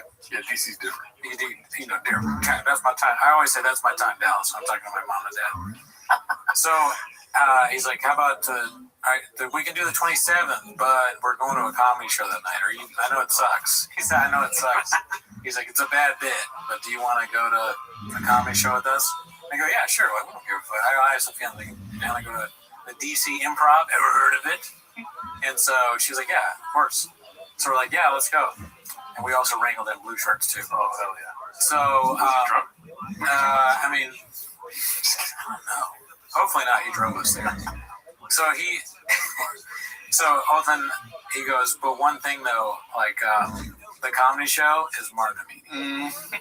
And I go, oh man, because I'll say I think at least I was under the impression that Martin Amini sucks. You don't have to say anything, but from what I've seen, I was like, I don't want to. Really, Martin Amini? That's what we gotta go see. And his girl, his wife, is a fan of Martin Amini. She is half Bolivian and half Iranian, which Martin Amini is also. Yeah. She's seen him online. They've gone to show. She loves this guy. So she sends me a text like, "Oh, well, what's your beef with Martin?" Kind of like, "Oh, look, it's okay. I'll go to the show. I'm sure he's great." His cousin's way funnier. I thought they were brother. I don't even know, but Max is so much better. Really? Mm-hmm. So, and Martin Amini, I thought that's the last thing I want to do. Really, I do not want to. Yeah, I'd rather see Max for sure. I'd rather see a lot of comedians, even though I don't really know him that well, and he's fine. So I'm like, all right, yeah, sure, whatever. It'll be funny. At least it'll be something for the show. Yeah, if it was Max, it would be hilarious. Yeah, because one of the things Martin Amini does is the thing that you hate. Oh, dude, let's start a dating show. Yeah, it's the dating show thing. Max doesn't do that. Max is no dating shows. Yeah, okay. No, he's actually a really good stand-up. Have you been there live for the dating shows? No, never. So you've never seen it. Never been in person? No. All right. So let me tell you how the show. I was running in those circles before they started doing that. Okay. Yeah. Fair enough. So here's how the show went. We buy tickets to the DC Improv. Othman was like, also another bad bit. We did VIP, so we could choose our seats and like whatever. Let's add the things that that suck. I'm paying more money. I have to see Martin Amini and just sit in a room for an hour watching shit I don't want to watch. But hey, we're best friends, so whatever it is. Assaulted by Black Sam. Yeah, a little bit of that. So we go to the DC Improv. Have you ever been to DC Improv? No, but I would go to see Max for sure. Okay, you love this guy Max. So we go. It's like you walk down these stairs. You go in the DC Improv. It looks a little dingy. A nice place, but it looks like, oh man, what? I thought this was like a nice. I always had the impression that the DC Improv was like a very nice place, right? It to me looks like it's going through some hard times. Not that bad, but it's rough in there. And they take us to our seats. This guy, as I'm walking, he goes, hey man. And I turn and he's like, can I interest y'all in some, you mean any shirts or stuff or whatever? I'm looking at it, it's like wholesome baddie, crop top, like former homie or whatever. And I didn't actually look at the shirts at the time. I saw them later. But I just immediately, I was like, no, man, I'm okay. I'm good. This will come back. So we go to our seats and we're sitting. We get some food. The food's great. DC Improv, I really enjoyed the food. Have you seen Devin Costa's recent upload? Oh, yeah, they bring the hands. That's me. Yeah. Well, I'm not even in the green. No, yeah, I know. It's just funny. I'm essentially doing that. I'm like, listen, we got to talk about something. I'm trying to be positive. No, my bad. I didn't mean to throw it off. No, not at all. Also, another thing I had to point out really quick. Dude, you're talking about the comedy club is dingy and stuff? Yeah. Dude, if assassins came to my apartment all the time, you think it's going to be nice, dude? Apparently not. Yeah, murderers coming here, dude, it's going to be a little dingy. You can't keep it. Comedians can't keep a nice place when you got comedians. Yeah. There's only 250 of them. Keep it going. Sorry. They fuck no. This is all good stuff to add to the soup. So this comedian Martin Amini soup that we're doing. Do you want to hear about Martin? Oh, dude, if he's cooking, I'd rather have Max, whatever he's cooking. Okay. So we got the food. The show's about to start, and I'm thinking. Here's what I'm thinking. I wonder if do you guess what I'm thinking before the comedy show? I mean, I'm gonna make another Max joke, but I wish this was Max. I wish it was Max, dude. Honestly, he would never talk to the audience, dude. He would talk at the audience. He wouldn't talk to. He wouldn't bring him on stage. Are you kidding me? No, Max Amini is a great person. You take your shirt off, and that's a Max Amini shirt. Do those exist? I don't know. It's exactly like this one, but just Max Amini. Oh yeah, Max, and then a bunch of him with the microphone. Somebody make it. Mm-hmm. So what I was thinking was, man, please don't let there be like a feature. Please just let it be either ideally just him, Martin, or hosting him. Please, God, I cannot take 3 or 4 comedians. If it's more than 3, I can't. I have to leave. And thankfully, it was just the host and him. Oh, I was like, thank God.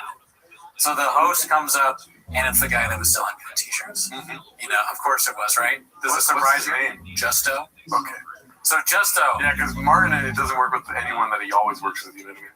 Well, he actually said that he brings Justo around with him. He used to bring a lot of other guys around with him too. Right. Yeah. I mean, that's the nature of the game, is it not? Maybe not with Max. I think Max is more loyal to people that opens for him. So Justo comes on stage, and Justo's fine, but he does all the things that... It's been a while since I've been to a comedy show. So he's doing all the things that you notice. Like, okay, the first thing he does, Justo's on stage, and he goes... All right, y'all might remember me from selling the t-shirts. And so, have you never been to a comedy show? Funny, dude. Yeah. But you've been to the comedy show before. That is what a lot of times you'll see. Y'all might remember me from walking into your seat. You know, like in the comedy store. Like it's guaranteed. So I'm not knocking him. And please don't take this as me making fun of him for that. But because I'm an embittered open micer that's seen this a million times, I'm like, all right, here we go. What else you got? Strap the fuck. Yeah, what else you got, Chin? I'm strapped in. And he goes, all right, looking at this Whole Foods ass audience, because there's more than one race. So there's number 2. He said Whole Foods, something like that. Oh my God, like Mr. Whole Foods, you know. So he's doing that, and he's like, and then the third thing, which every comedian does, is, and I don't fault him because some of these are kind of guaranteed laughs, and maybe you should do them as the host. But he goes, I mean, I don't know, I don't got too much time because, you know, I got to move my car or whatever. You know, like he's parked outside D.C. No, parking in D.C. So I go, okay. A lot of pedophiles, weirdly. I wish he'd done that. I wish he went in instead of what he did, went into pedophile stuff. I'd be like, thank God, someone willing to do something different. That's my time, Dallas. So Oathman, like while he's doing this, he's not bad. I want to stress this, and I'll say both of them. Neither of them are bad. Both of them are serviceable comedians. And if you're a comedy fan, they're not people where I look at a lineup and I'd be like, wow, that is going to be rough. They're nowhere near as bad as the like Brian Callen or Joe Rogan or Tom Segura.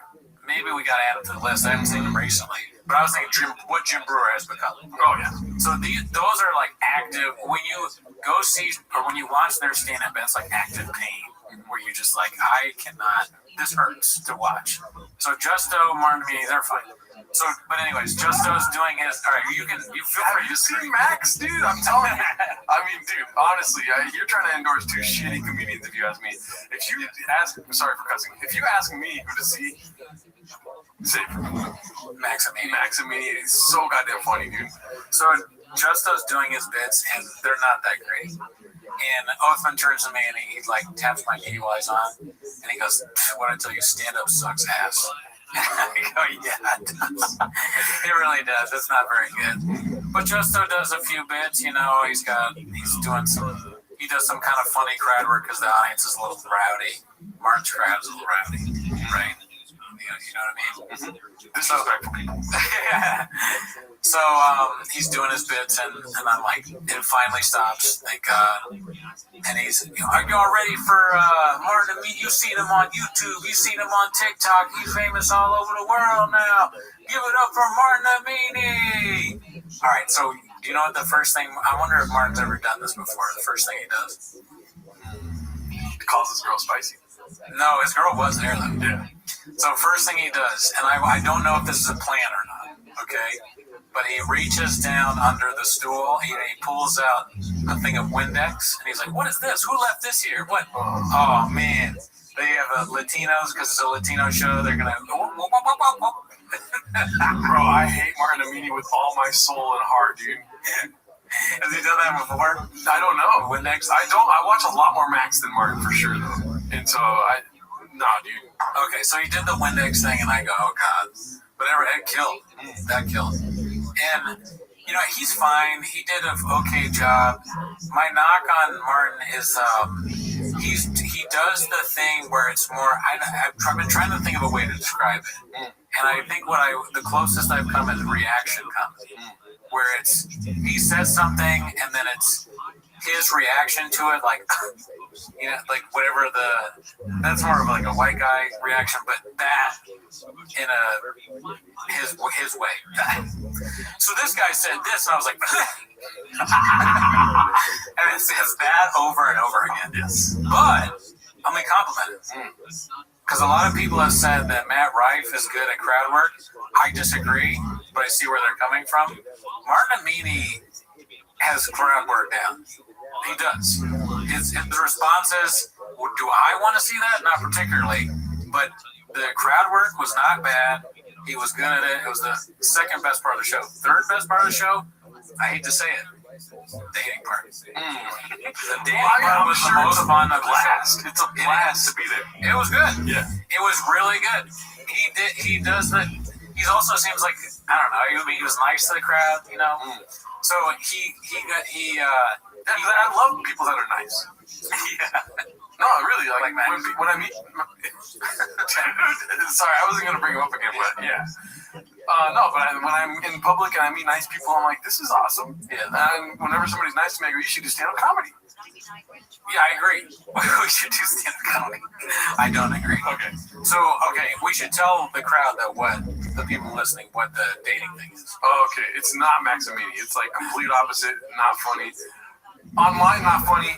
In person, probably awesome because we're being silly. Right. It probably doesn't transfer online. No, I've never watched online. But anyway, so what he does is at the end of his show, he's like, all right, well, let's do this looking for love. And he asks the crowd for either a man who is single or a woman who is single. And then he gets other people who are single from the crowd, and then she interviews them, and then maybe she picks the one guy. Who knows if they actually go on a date. I just want to say really quick, how is Mark Maron selling more single tickets than, these dating guys?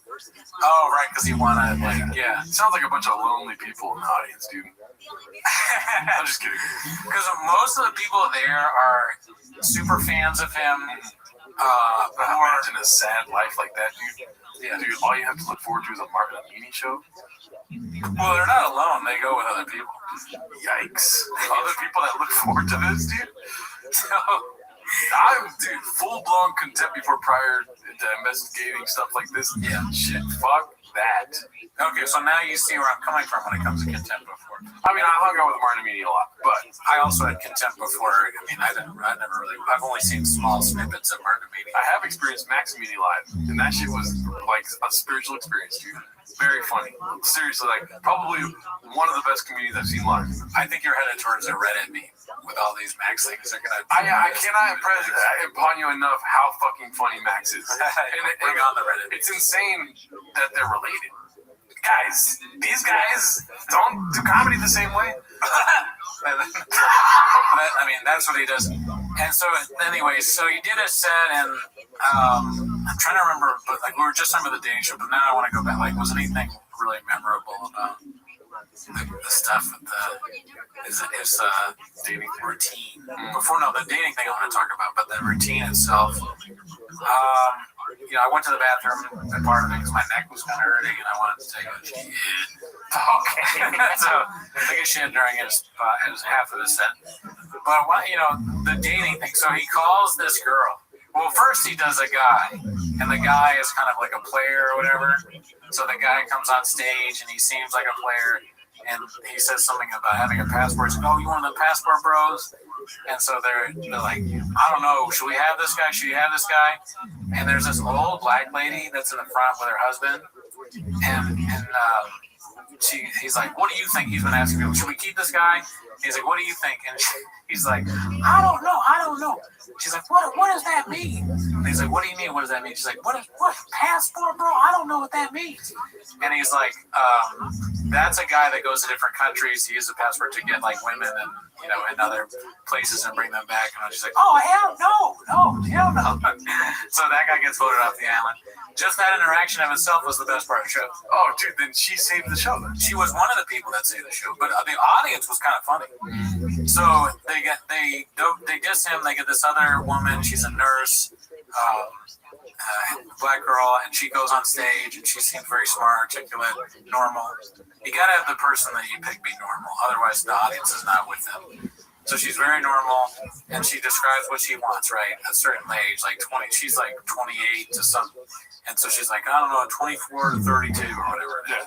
So then they get the guys, right?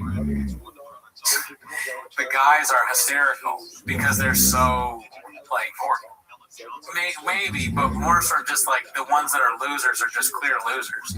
Like the first guy, I forget his name, but he had on this dorky ass like blue shirt from work, and his eyes were way too close together, and he's walking all funny up, and I look at him and I'm dying laughing, I'm like pointing laughing, like, look at that motherfucker, look at this fucking idiot.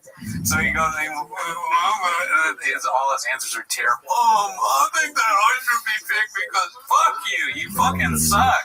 She's never gonna pick you. No one is. That's why you're single. You suck. And you are never gonna have sex ever. So that guy sucks ass. And he just every time I look at him, I can't stop laughing because his eyes are so close together and his answers are so bad. What are you looking for in a woman? I'm looking for somebody that is like really fun and shut up, you suck. And so I'm just dying laughing. I hope that guy is like online. I hope that part of the show. What if he's a big fan of our show? He's not. If that guy even knows how to turn on a computer, I'd be shocked. I don't think he had a job. He's like, I'm on retail and I'm looking for shut. Dude, he watches this episode and he's like, that's why I didn't want to go on stage. He wanted to go on stage. He brought it on himself. Cool. So then the player guy comes back on. It's like, he is almost normal. He works in IT. He has a chance, right? But no, he's probably not going to win. And then there's this other guy who's dressed crazy. Like some weird jeans that are all cut up and it's crazy, like Cameron jacket. And he has on dreads all the way, like, or not dreads, like, what is it when you're curled up? Cornrows. Okay. And he looks crazy. And he's way too old. And his answers are terrible, like strange, confident answers. What do you look for in a woman? She looked for me. Or something like, but he didn't really say that, but that kind of stuff. So obviously he's not going to win, right? He's kind of fat.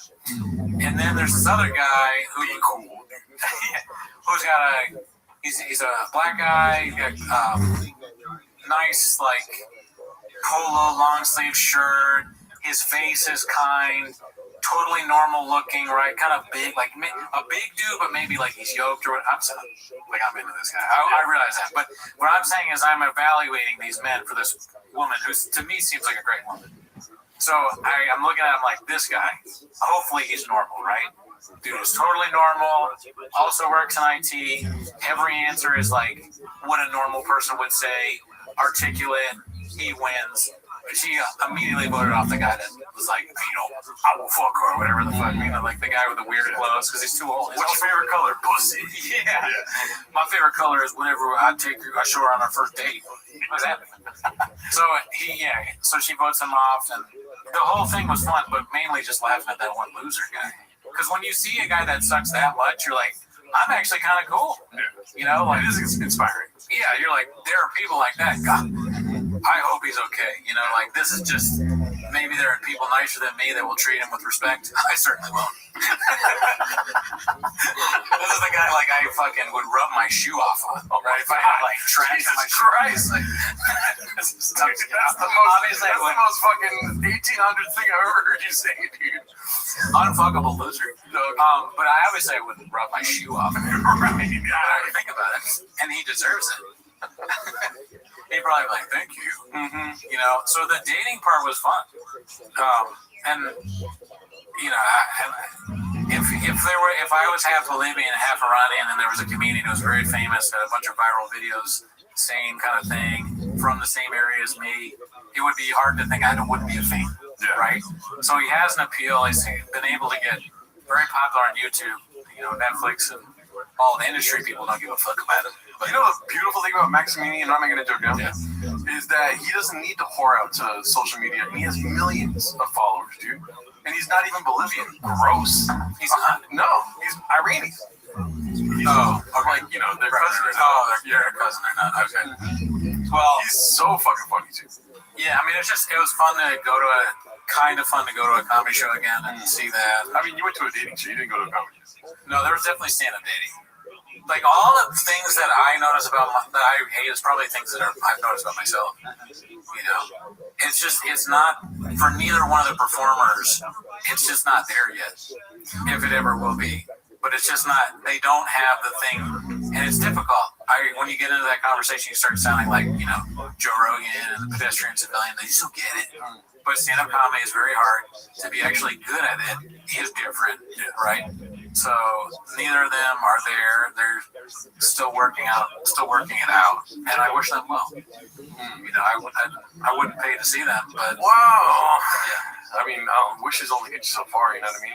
Yeah. If only fucking NASCAR drivers could use wishes to fill up their gas tank, you know what I mean? Right. I don't believe him. I don't think he's gonna make it. He should quit now. I don't know. I mean, he's making a living off it, right? No. What kind of living is that, dude? I have no idea. Yeah. Wow, rough. I guess it depends on how many wholesome baggy crop tops he sells. Yeah. Because I bought 5.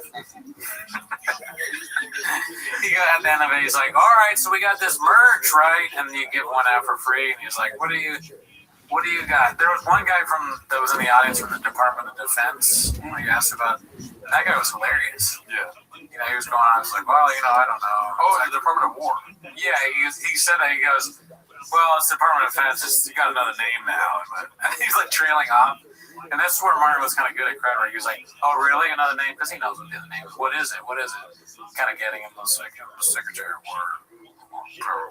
Like he was mumbling it. And then there was another white guy. And he was like, who do you blame for this? And, you know, if you were there, it was funny because he was like, I think we should blame Thomas. Because this other white guy. I was like, damn, the audience is killing it.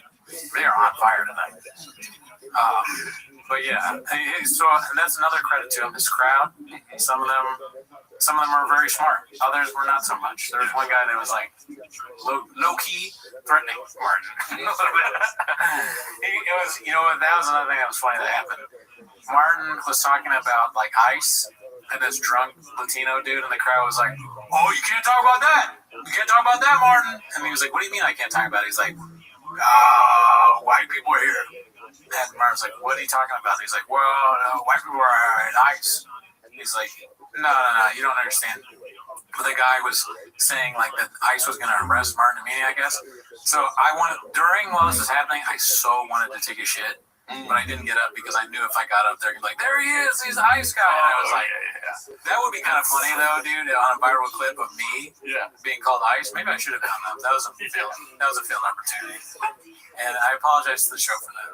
It should have been part of the show. I should have made myself part of the show. If my girl wasn't there, maybe I could have tried to be the single guy. I would never do that. But yeah.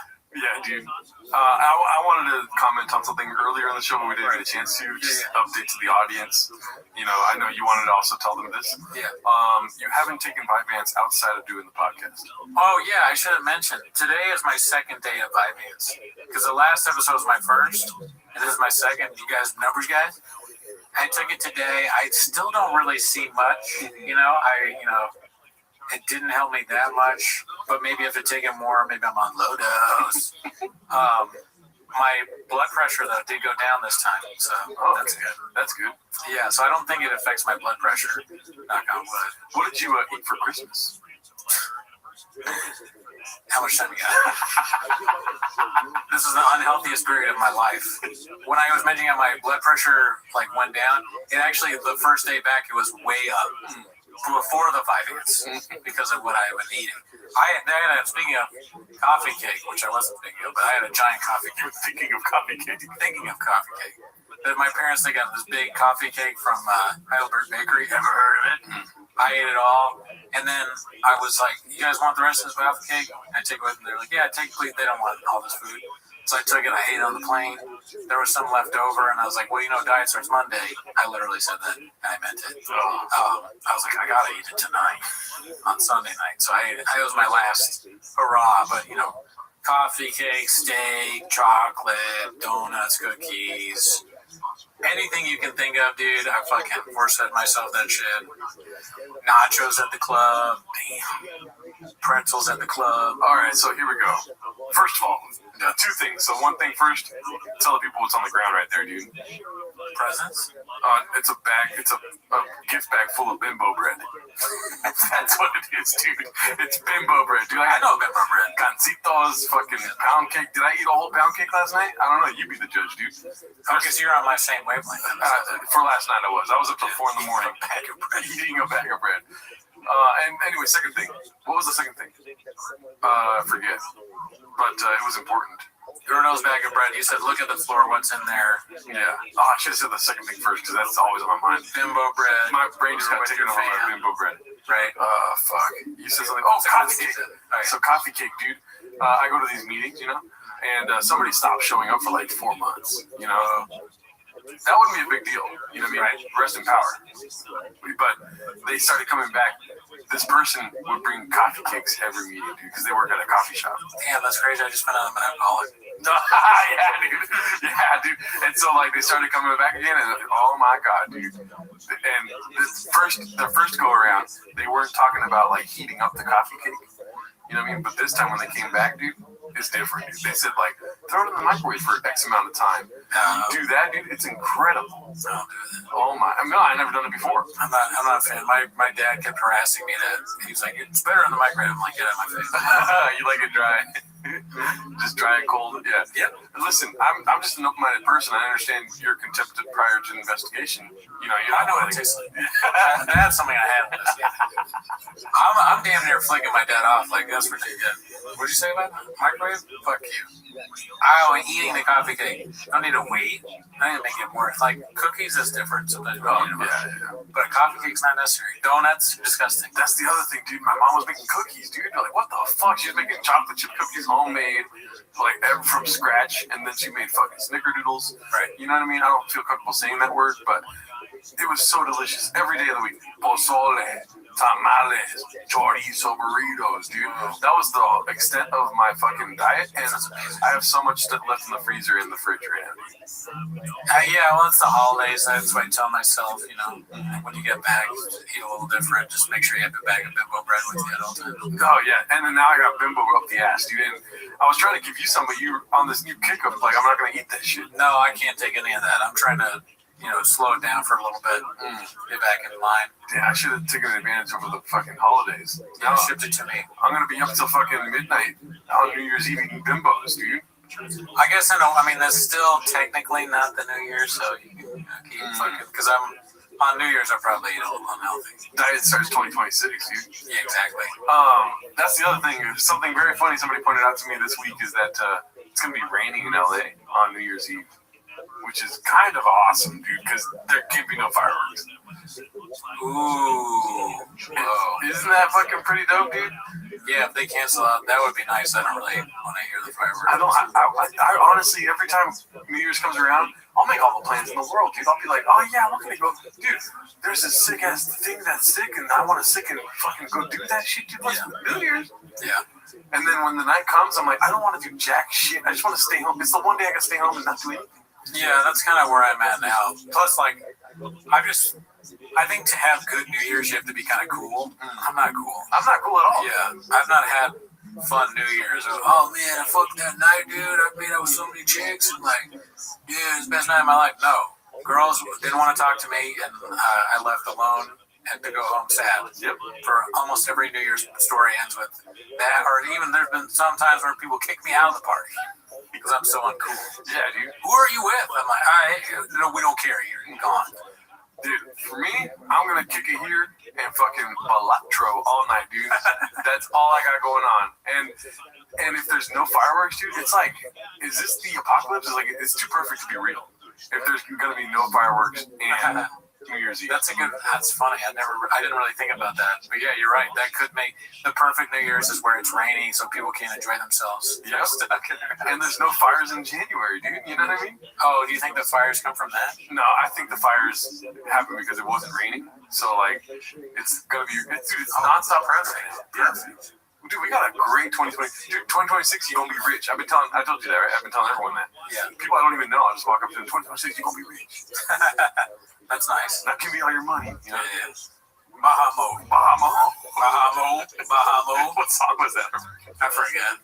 Who cares? Yeah. Write in the comments. I've got a sick ass song coming up, dude. I think. Excited. You know what? We never do this, but that is different. Dallas, I'm not used to this. 18 to 36-year-old bros. That's my demographic. But that's also our demographic. Anyways. What was I going to tell you? Oh, I'm thinking of a song, dude. Oh, yeah? Yeah, and this never works in real life, where I tell you a song and you go, oh, you know? But London Calling by The Clash. It's a good song. Right? Austin Comedy. I like it. I like where that's going. Mm-hmm. Okay, a little preview. I'm probably going to give up on it. I have like 13 other songs I wanted to do, but I gave up on all of them. Well, you got to keep working to find the best. Yeah. Picasso didn't just draw it once. No, he asked Jay a bunch and then he started drawing. Yeah, 8 inches. Mm-hmm. What else is there? Do you have anything else for us here today? I don't know. Do we got voicemails? I don't know if we got voicemail. I'll check that. But why is Saudi Arabia up there? Oh, no, I was just, that's another thing. I was like, I did another thing on Threads where I asked people, like, I said something about how, like, actually performing in Austin is worse than Saudi Arabia. And I think some people took that seriously, too. Dude, I really like this Threads and Knots you're on, dude. Like, oh, thank you. It's really fun. Now I'll literally log into Threads to see if you posted yet. Oh, wow, what a compliment. And imagine what America's thinking. I didn't do anything today except for one that bombed. Because if you're too wordy or sincere, then it gets nothing. Oh, that was something I wanted to bring up earlier. That's why I pulled my phone out earlier. Was my thread that I tried to do in Cootie voice. Okay. And you liked it, and I sent it to you right when I posted it. My parents got me an autographed headshot of Andrew Schultz for Christmas. They called me daddy and slapped the couch. They're cringe. See, I liked it. Oh, but you got pointers. I think it's like, that would be great on our Reddit or our show, but people may not know exactly where you're coming from with that. I was just sharing what happened for me on Christmas. What are you talking about? I didn't create that, dude. That's something that happened to me, dude. Let's see here. We got 2 voicemails. Oh, shit. One of them is the guy that keeps leaving voicemails. Let's see what this is. If you want to leave us a voicemail, call us at our phone number. It's 775-557-8667. That's 775-557-TMOS. And we'll play it on the show just like this. Hey, Merry Christmas, guys. Hope everyone has a great, happy holiday and stay safe. Shout out to all the chat cats. Shout out to you guys for putting the community together. Shout out to all the Reddit cooks, the glues and whole operation. And shout out to Baba and Aaliyah and everyone else in their circles who gives us the endless entertainment. Praying for everyone for a new year. That everything goes great. Chances are my 2026 can't be worse than 2025. So, 8 inches. Love you guys. Bye. Nice. I would say don't say love you guys right after saying 8 inches. You know, I think a lot of people are on the agreement that 2026 can be worse than 2029, and I hope that's true. There were definitely some things that were very difficult in 2025. I agree, and I'm not gonna lie though. I was thinking about this earlier this week. Maybe because it's like October, November, December's gone really well for me. Yeah. 2025 was not that bad, dude. Yeah, it wasn't terrible either. A lot of great things happened to me too, but I understand. I mean, there's a lot of things going on that are very troubling. Yeah, the world's on fire, dude, but you know, your boy is eating more kiwis than he ever has, if you know what I'm saying. Dude. That's true. Focus on the positive. Glass half full. Mm-hmm. Who was that left that? They say? I think it's Man Lehman. I'm not sure, though. Yeah. Very good. Shout out to you, dude, and let's see this one here. This one looks to be promising. Let's see. Hey, Geraldo and Brandon, it's Tony Soprano from New Jersey. It's been a couple years since I called. You guys still don't got no merch. That's fact. What the fuck is up with that? Daddy wants some merch, okay? He wants some merch. Everybody needs to know our Zach and I am. Okay? All right, have a good holiday. Bye. Remember the couple of weeks that we spent, like, berating people that weren't there? That we kept saying people weren't listening to the whole show or seeing the whole thing? Yeah. Yeah. Shout out to you guys that are watching right now. Tell us what you want us to do merch-wise. Maybe we'll do merch in 2026, dude. Oh, shit. I do have a merch connect. Oh, yeah? Yeah. Nice. Yeah, so if we ever want to do merch, we could ask that guy. I'm down. I'm open to doing merch. I just don't think anybody wants it. But people keep saying we got no merch. They always say that they want it, and then it's like, are you going to fucking buy it, dude? I doubt it. Yeah, because if we do that, then, you know, we're going to have to fire the team. It's also like, oh yeah, merch is a great idea. And then you look at the fucking whiteboard and you go like, what do we make?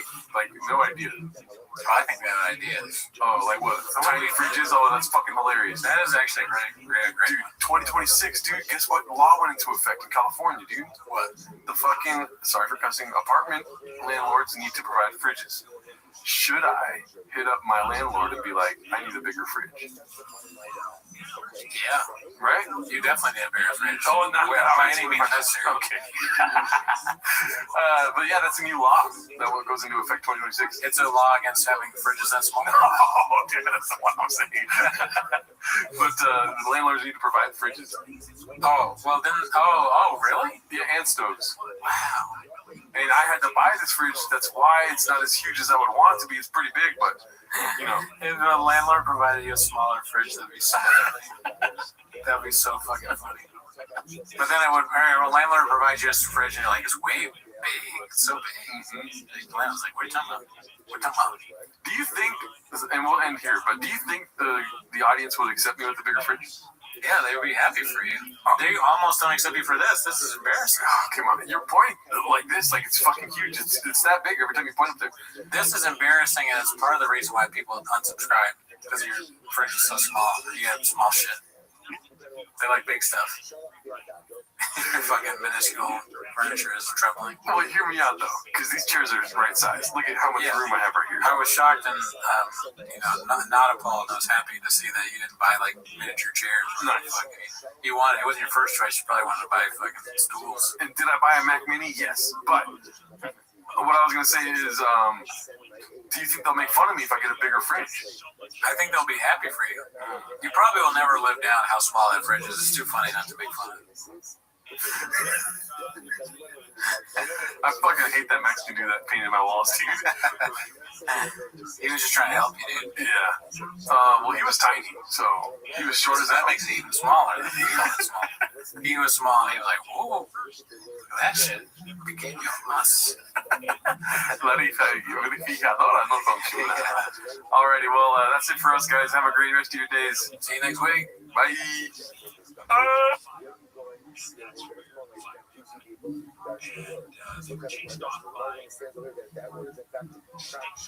Really what it means is like this. In Rome, if to him, they go to the best way. Who's the him? Who's the him? The him is the person making the claim, the plaintiff. Right? If they don't go ahead and hinder testimony, they don't look like it as liability. Then the fellow Yaakov partner, they're refusing to give the testimony to someone else. Who's the someone else? For example.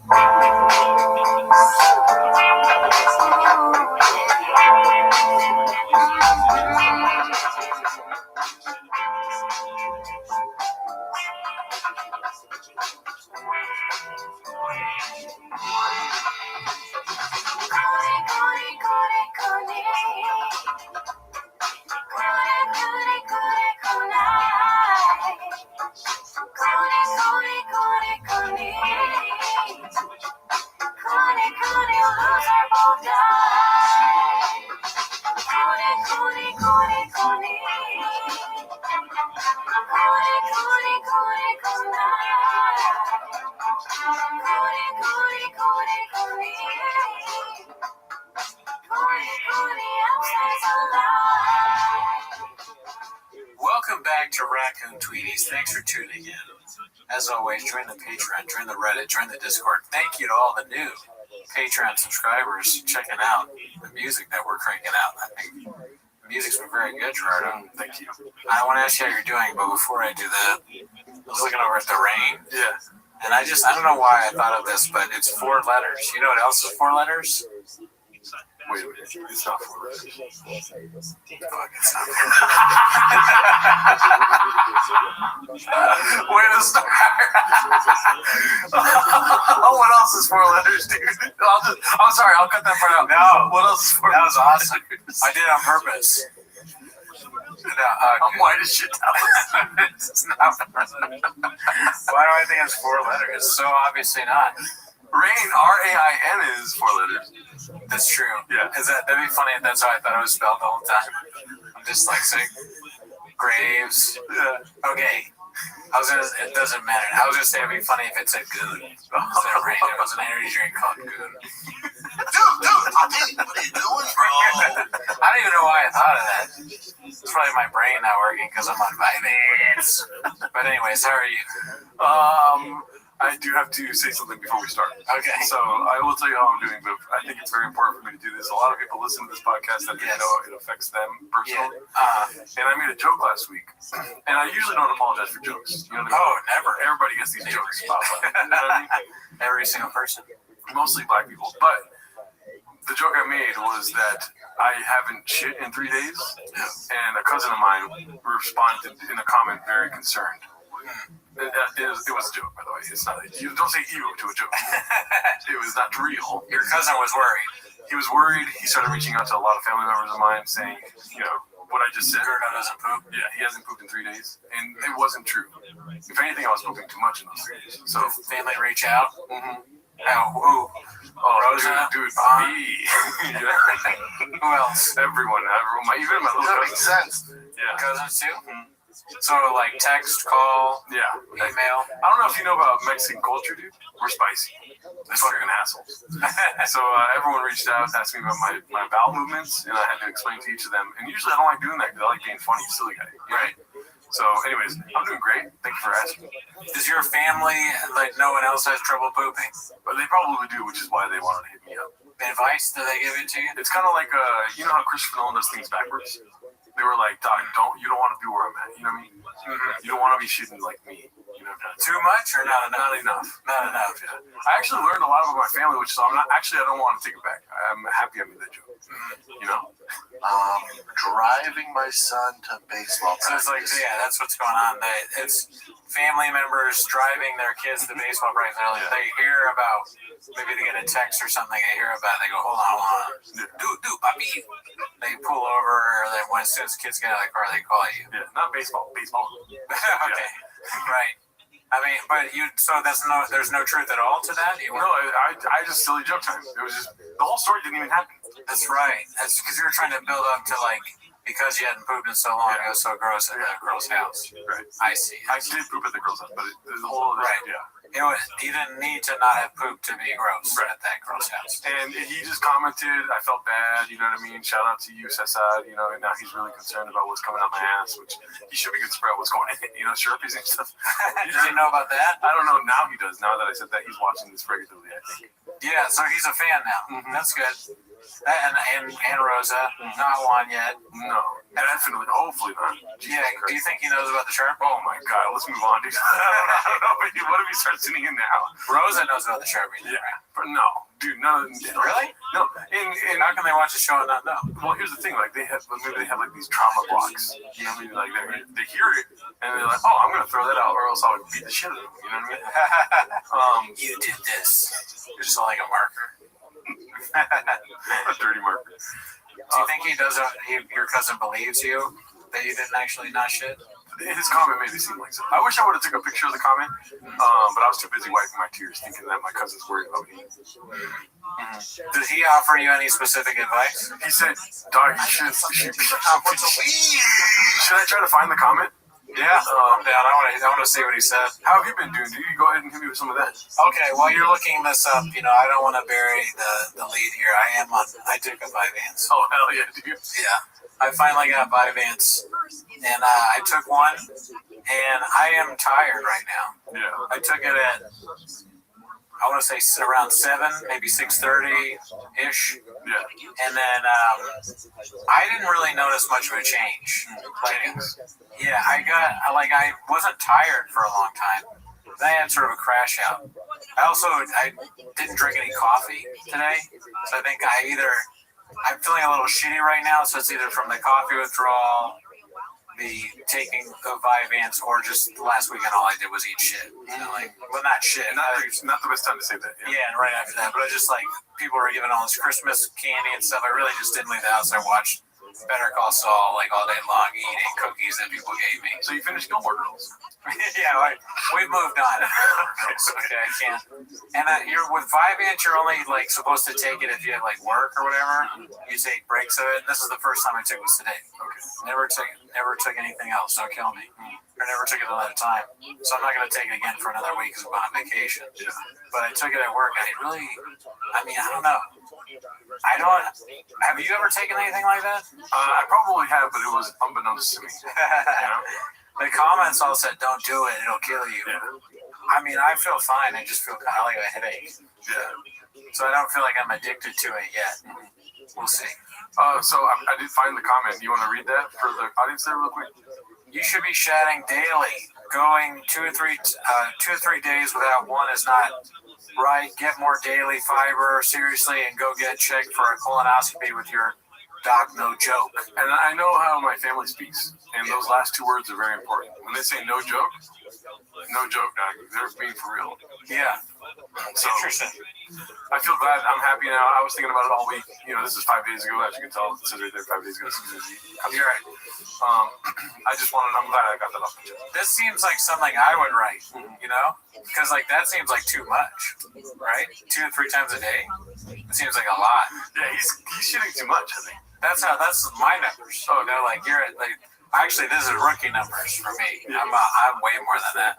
But yeah, I think it's not normal to shit every day. Most people I know don't go and shit, and I don't want to be a whole episode of shit talk, but don't go to the bathroom anywhere near as much as I do, right? Pre or post Vyvanse. Well, shout out to you, CSO. Thank you for checking up on me. It feels good to be wanted by my family. Speaking of shit, there's a dead skunk on the road out here, dude. You know what I mean? Not to dox me. Maybe if they have a dead skunk indicator on the websites or something. Yeah. But something I was thinking is very funny about it is, people, it's a common topic of conversation currently for me when I see people. How's it going? You still living out there in Seattle? And I go, there's a dead skunk on the road. First thing I bring up. I'm surprised there's only one in this area. Right, yeah. Well, there's some dead humans on the road. Yeah. There's so many dead humans, they don't have room for dead skunks. But what happens when a skunk dies on the road, dude? It's a mountain of the lions, dude. Well, mountain lions coming. It's the lions of the mountains. No, but it smells like shit, right? Right. So here's the thing. They always say well, did you call animal control? Did I call animal control? I don't think so. Probably not. Not a chance, Daddy. Yeah. You know what I mean? Okay, now you play out in your head. If you call animal control, what do they do, dude? Come get it. Not a chance, dude. You know how many people in this area are white as fuck and will call animal control over a dead skunk? And it happened, remember last time when I lived over there in Seattle Park? There was a dead skunk for 3 months on the bridge right there. And it smelled like shit every day. That's fucked up. Right. White people were calling. I knew for a fact they were calling then. What do they do at animal control when they get the call, dude? Well, I guess in that area they say, "Oh yeah, cool story, bro," and then they don't do anything. They look for anything else to do other than picking up a dead skunk. Their itinerary gets filled up with other shit, I think. You know what I mean? Because there's so many things that they have to do in that area. They start asking for raises and stuff. They're like, now we're picking up skunks. You know what I mean? I was in it for the dogs and shit like this. They're not trying to pick up a dead skunk on the road, dude. Blood, guts, and smell? I don't get paid for this, Daddy, you know? The skunk is still there. It's been 2 weeks now. There's a dead skunk still in the same spot. That's fucked up. Honestly, if I were... I guess I don't know what it's like to be a animal control person, but if I got a call, I think I might want it to be a skunk. Because it's that's the big one. I'd probably be tired of... you don't want it to be a dog. Yeah. Deers are nice. And you're probably hoping that it's like a rat a skunk or something you don't like. That's how I think about it. So like a cat is sad. Even AI understands what I'm saying, dude. I never even looked at. I promise you, I did not look this up yet. Yeah. Go ahead and read what it says. Animal control often prioritizes live emergencies, so they may not rush to pick up a dead skunk, but they usually do handle them, especially if it's a public nuisance or hazard. They're not picking it up, though. I'm telling you, I know why people do. You know what I mean? It's probably a couple of Mexican dudes, maybe a white guy. I got plenty of white friends, dude. And they're all just like, we're not picking up a dead skunk, dude. That sounds disgusting. Can I poke some holes in this narrative that you got? There's not a single hole to poke. That's the narrative? I think, it says first, animal control often prioritizes live emergencies. What do you think that is? I think I have an idea what that is. Easy. Cats in trees, dude. What are you talking about? Maybe, but I was thinking more like, dangerous animals, maybe rabid animals, or we talked about dogs. Pit bulls. Yeah, pit bull. Don't get me started on pit bulls. I hate them. I don't think they belong. But yeah, like dog bites, that kind of shit. So all of that, that's going on here. I mean, that's funny. What was the person walking around here going like Bobby? Or what was it? Oh yeah. Some yelling someone's name. Probably get eaten by a pit bull. But they're prioritizing like live animals, not dead animals. I would not have known that had I not read this AI description. So that's why. But I think in the level of prioritization, a dead skunk is way more important than like a dead any other animal because it smells really bad. It smells like shit, dude. And it's just amazing how long it's been there for. Yeah. And the 3-month one, the community was getting upset because you couldn't roll your window down without it smelling like it was a huge skunk, dude. And everyone knew where it was. Yeah. Nobody wanted to pick it up. Because now you're picking up a skunk and smelling like it. I got a story about a skunk, dude. You want to hear it? Yeah, of course. So my grandma, rest in power, right? On my mom's side, great side, never seen it. Yeah. I don't hang off mom. I'm just kidding. But she, you know my mom. She gets a little rageful. It's endearing, Dude, giving me. Like in 2020, she was very pissed. I forget why, And her mom, one day when they were living out near the beach in Seattle, over here, a skunk came into her garden. And my mom has a killer instinct, and so does her mom, It did not miss a generation. And my nana chased the skunk into the house, and guess what the skunk did, dude? Bitter? It sprayed everywhere. It was like, what the fuck is happening? Defense mechanism spray. Oh, no. And then now, with 10 sons and daughters, that's not necessary right now, dude. You didn't even drink out of it. That's so fucked up. I was telling a story. So much water. But no, so she sprayed everywhere. It sprayed everywhere, and she's got 10 kids. And it smells like skunk for months, my mom said.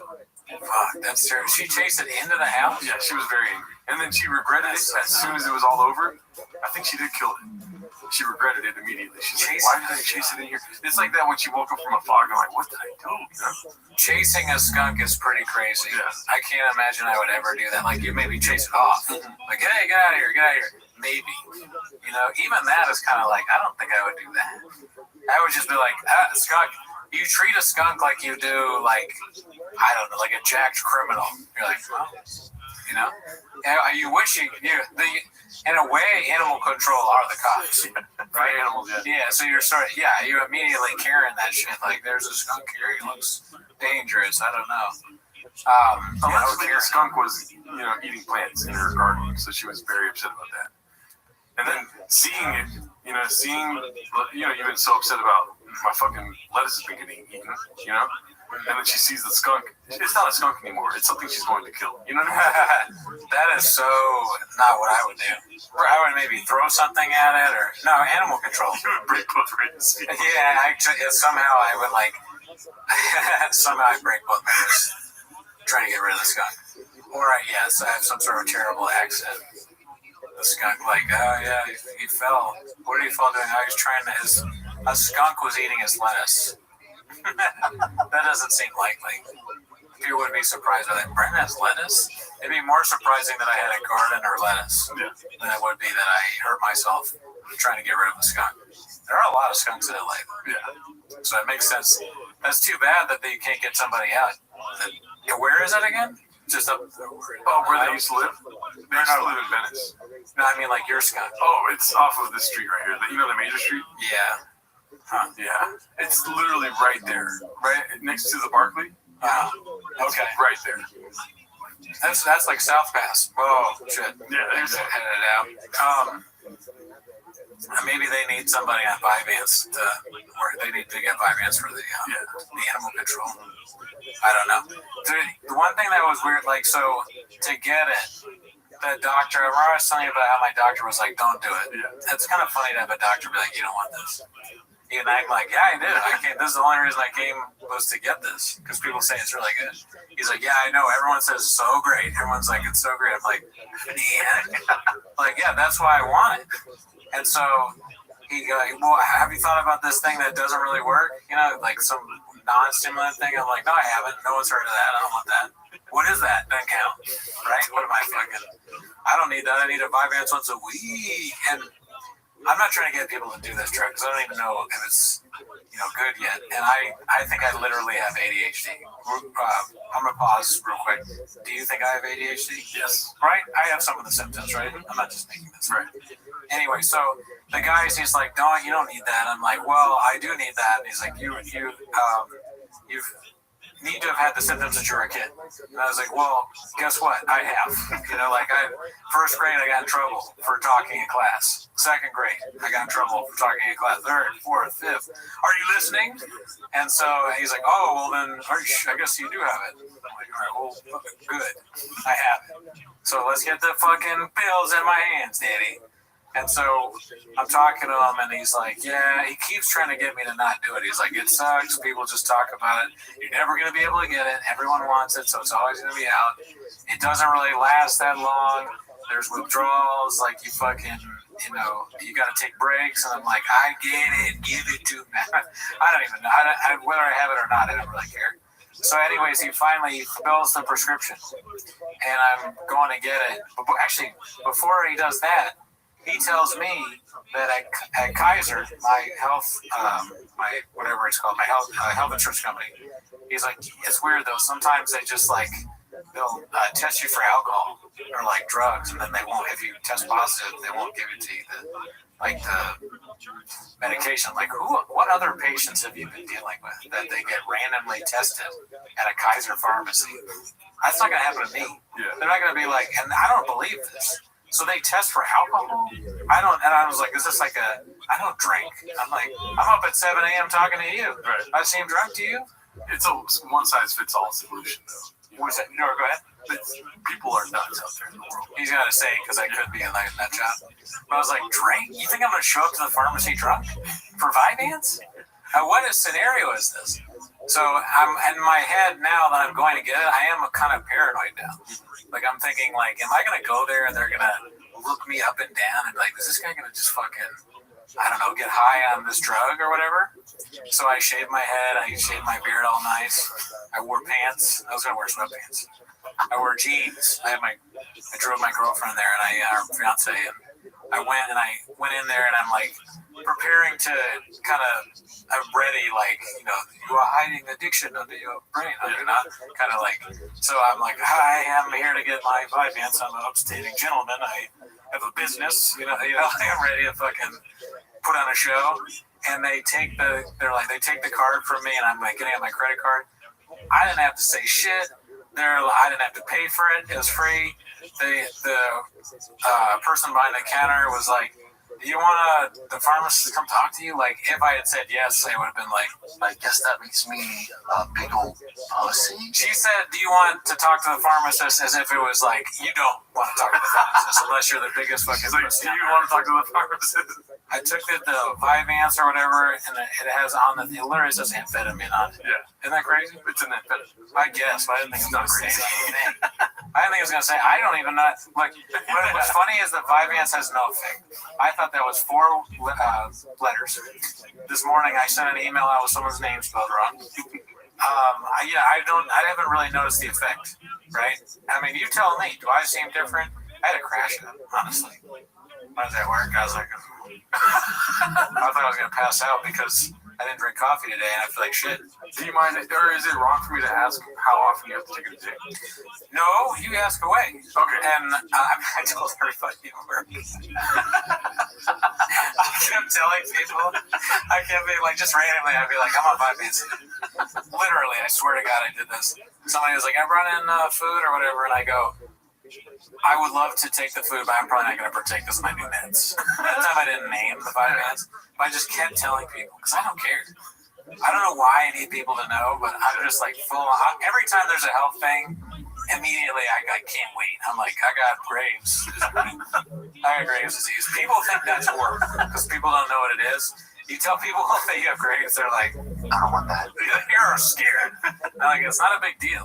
Because with Graves, you really like the way that my doctor, and granted, I cannot pronounce the name of endocrinologist or whatever it is. I will never know. I don't think I did it right. But he told me, he was like, you just take this medicine for like 2 years. And if your levels are normal, you just stop taking it. You're normal. I don't even think you have Graves anymore. He didn't say it like that. But essentially, if you take it, I don't. So it's not a big deal. Bigger deal is my ADHD now. So I'm gonna take this Vyvanse and see if it works. Did it help me at all today? Not particularly, I don't think. You know what Brendan Schaub says, dude? What? When you have a hammer, everything looks like a screw. You know what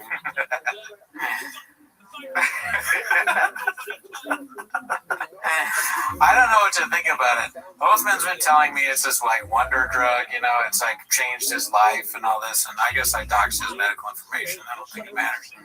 But I was telling him today, I don't feel any different. And, I just, and I didn't really have an answer. But I told him I didn't feel any different, and he goes, it might take longer than a day for medicine to kick in. And he goes, or maybe your brain is just unfixable.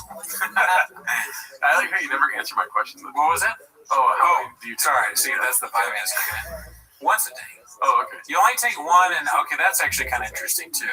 This is a hell show now, dude. I think people need to know, because you don't act like you don't think about these kinds of things. Like, you want to know, before I took this, I wanted to know what is the process of taking a drug like this with the doctor. I don't ever ask my doctor for drugs. I'm not a fucking Oathman, left and right asking for pills. That job. I'll tell you what. So you are like a hairdo away from being like a ginger Patrick Bet-David. You know what I mean? So, he's an insurance guy. He's talking about health and stuff. Yeah, I guess so. You're wearing a fucking blazer. I had an interview today. Okay. Oh, okay. But anyways, enough about my success. No, look. So I take the pill. What was I talking about? The pill, Oathman. Oh, how do you take it once a day? I take it once a day. Oh, yes. So the process. This is another thing he explained to me. Because I don't know if it's because I have Graves or you just always have to take it with Vyvanse, but you have to check your blood pressure. So he says you got to check your blood pressure. So buy an Amazon blood pressure thing. So I bought one of these wrist blood pressure things, and you're supposed to check it before you. Well, the internet said you're supposed to check before just to see what's normal, but he was just like, check it an hour after you take the Vyvanse to make sure it's good, and then do that 3 times a week and do the average of whatever it is your blood pressure. So when I got the blood pressure thing, I took the blood pressure reading. It was like, this is before Vyvanse anything, and before the weekend I had, because I ate a lot of shit. Like, I mean, really, I can't stress enough. It was a very unhealthy weekend. You're like Andrew Tate, but instead of chicks, it's coffee cakes. Exactly. So, and I also lost. But, so I put it on, and it's like 100, low hundreds, right? Which is normal, I think. And it says, the wrist thing, it goes, blood pressure is 107, beats per whatever is 77, and then at the end it's like, results are normal. So that's what it does, right? Like the future, dude. Yeah, it's crazy. You can just have your own blood pressure thing. It's probably been for years. I never thought about getting one. So I'm like, all right, cool. And I do it in the morning after eating like shit the whole weekend, and it's gone up 10, I want to say, points. So it's like 117, 118, which is still normal. It goes, blood pressure is normal. So I take the Vyvanse and I work out after. But not really work. I just like do like a small chest thing and some lifts and all this. And I take the blood pressure thing again, and it goes up to 137 from 170, so it's up 20 points. And but at the end of it says blood pressure is normal. So I'm like so worried that the next time it's blood pressure is you're fucked. They're like blood pressure is too high. Blood pressure. Yeah, what blood pressure is. Dude, it just says that. What are you saying, dude? What are you doing, bro? So I looked on ChatGPT and I shouldn't have worked out after because that probably made my blood pressure go up. It's not an accurate reading. It's also very normal if you take it one time, the first time for the shot, and it's still not high. It's like mildly high, but not like bad. Otherwise, the thing would be like, you're gotta figure out what's going on. Yeah. So I'm not too worried about that, but that was making me laugh because I have this blood pressure machine. I should bring it on the show. We should have brought it today and we could both do it. Well, now we are a health show, so. Yeah, I mean, it's just funny. You don't think about that. Like I said, I don't think most people think about, like, what would you say to your doctor? What is the process of taking an ADHD pill? If you have health issues, what is it like when you take the piss test and they go, nobody knows what a fucking thyroid is. I knew what it was right when you asked me. I know, you're smart. You're a smart guy. But anyway, yeah, that's what I've been dealing with. I am not a smart guy. I'm very dumb. Oh, yeah? Yeah. Is that right? Talking about a dead That skunk makes for 10 sense. minutes. I mean, you didn't call, yeah. I did not call. I refused to call. You should just call, man. I remember I used to not want to call like bulky item pickup, but now I did that a few times. And they just take shit. Well, guess what? I never had an issue with doing that. I did it when I needed to. I don't want to call animal control, dude. I don't know what kind of freaks work in that department. I actually don't like calling bulky item pickup. Really? Yeah. You know why? Because sometimes they're like weird about it. You know, they go, "Oh, well, are you the land? You own the house or whatever? Or actually, this address hasn't paid for whatever." So a lot of times I'm like a little paranoid about that because I really want them to take shit. So I'd be like, yeah, I don't know. Someone just left it there, lying. Just, oh yeah, I know some guy. His family left. It's clearly mine. They left these two big movie chairs, and but I sold those. Dude, literally the easiest process for me. Right. Bulky, I didn't pick up. Fucking emailed them. Put it outside, and then they were like, next day, cool story, bro, thank you, we got that. That's cool. It's always been a little, sometimes it's easy, sometimes it's easy, sometimes it's tricky, because even in my new spot, you can't even call, you gotta like go online and upload a picture of it. Yeah, that's what I did. I did all that. Oh, really? That's hard, dude. Driving my son to Facebook. I do not like doing that. But I was going to tell you, I'm not very smart because I went to a Christmas party. Have you gone to any of these yet?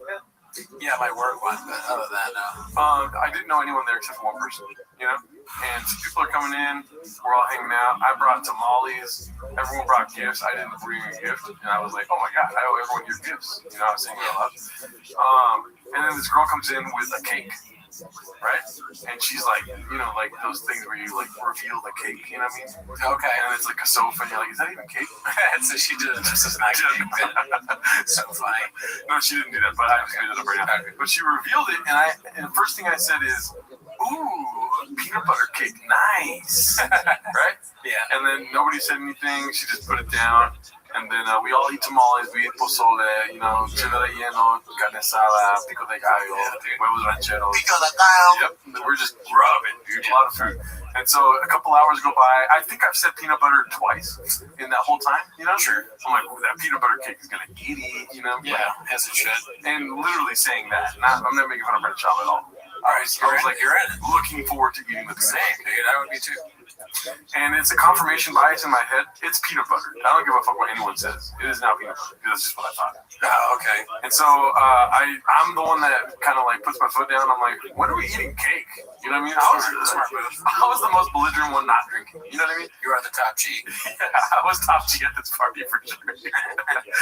And then I was like, when are we gonna eat this peanut butter cake, dude? And so I got the knife out. Nobody said anything when I said that. So I just got the knife, got the spatula thing. I'm cutting cake slices for everyone, forcing everyone to stand in a circle and eat the cake. And I go, dude, this peanut butter is bomb, right? The kind white lady that made the cake goes, oh yeah, it's sweet caramel. Salted caramel. And then everyone starts laughing, dude. Because I've been saying peanut butter all night. I took a bite, and that's when she finally had enough. Yeah. And she white-labeled me to oblivion, dude. She, like, gadooshed me white lady style by saying, oh, it's salted caramel. Can I tell you where you fucked up? Go for it. Where do you think you fucked up? I shouldn't have been too excited. I shouldn't have been so excited for the cake. Wrong. Okay. Sorry. Next. I guess that makes me. How did I get that? I hit the perfect one. No. It's very simple. You should have been like, "Oh, cake! That's awesome. What kind of cake is it?" But it's very funny that you did that. And where they fucked up, because they both fucked up. Mm-hmm. You fucked up by not asking what kind of cake is. That's something I asked right away. Okay. Well, you are fucking coffee cake aficionado. Yeah, dude, I'm fat ass. Dude. I'm like, I love shit that is bad for me. It's like my favorite thing. So, I just had a realization. I just threw up in this face. So they fucked up because you said peanut butter so many times. I said it a lot. Why wouldn't they be like, it's actually not peanut butter? You got excited. They let you get excited for peanut butter. Easy answer. What? I'm the excited new, possibly autistic guy. You're not gonna correct him. Nobody knows me there, you know? I would have been anybody, but it's actually not peanut butter. Yeah. If I'm there, I'd be like, honestly, if you had said peanut butter even one time and I'm there, I would have been like, is it peanut butter? I'm finding out. I should have invited you, dude. I know all the baked goods that people bring in the office. I look at it. You know, I'm like, oh, is that? You know, I want to know what it is. I mean, dude, you're right. I was not wrong in the wrong here, dude. It was shaped like a peanut butter cup. It had little chocolates on the outside. I immediately thought of a Reese's, like it was a big peanut butter cup. Did she make it? Yeah. She made it. It was delicious. Wow. Yeah. And it was a caramel what? Sweet caramel. Salted caramel. Salted caramel. That's the thing I hear a lot out here. A lot of ice cream. Yeah. Salted caramel. I didn't really hear so much of that back home. And then everyone all night was like, it's salted caramel. Making fun of they were doing bits on you? Yeah. That's hilarious. Yeah. Well, at least they got the cake. They got the cake wrong or whatever, but not the name. They didn't get any weird Gary's. Or Gary thought it was peanut butter. That would have pissed. They all call me G, dude. That's a good nickname. Yeah. G. You ever think about that? Top G.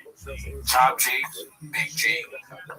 I am white as shit, Dallas. Yeah. They call you G. Is that a new thing for you? I've just accepted it reality, dude. You know, there's this lady that works at the coffee shop, new worker there, and there's two new ones at the coffee shop. The third one that hasn't got my order yet. Yeah. So they don't know my name. But these two new ones have taken my order maybe 6 or 7 times. Yeah. And they both know that they're fucking my name up, you know, by this point. And I still won't spell it out for them. I want them to go to home and do homework, you know? Yeah. Do you value your job? You know? Like, you fucking figure my name out. Sorry for cussing. So again today, at Adelo, right? And she goes, starts laughing. She didn't do her homework, you know what I mean? And then she puts an L in my name. Well, where? After the A. So Gerald. Gallardo? Geraldo. Yeah, Geraldo. My mom calls you Gallardo. Jesus Christ. Or not Gallardo, not Lardo. She's something Gallardo. Yeah. I don't know why she does that. She's usually good with names. She Gallardo, or I think she might be Gallardo. I don't like, and then she goes, I don't correct her. She goes, oh no, I mean Gerardo. But she's like, hi Gallardo. Like, do you think that's a name? That's me. Yeah. There's not any Geraldos going around. I've never met a Geraldo, dude. Geraldo is more normal because Geraldo Rivera or Geraldo Rivera. There's a lot of people call him Geraldo. Yes. But Gallardo, I think she is trying to be like give it some like yeah, like she's like trying to make you like a nobleman or something like that. She wants to show respect.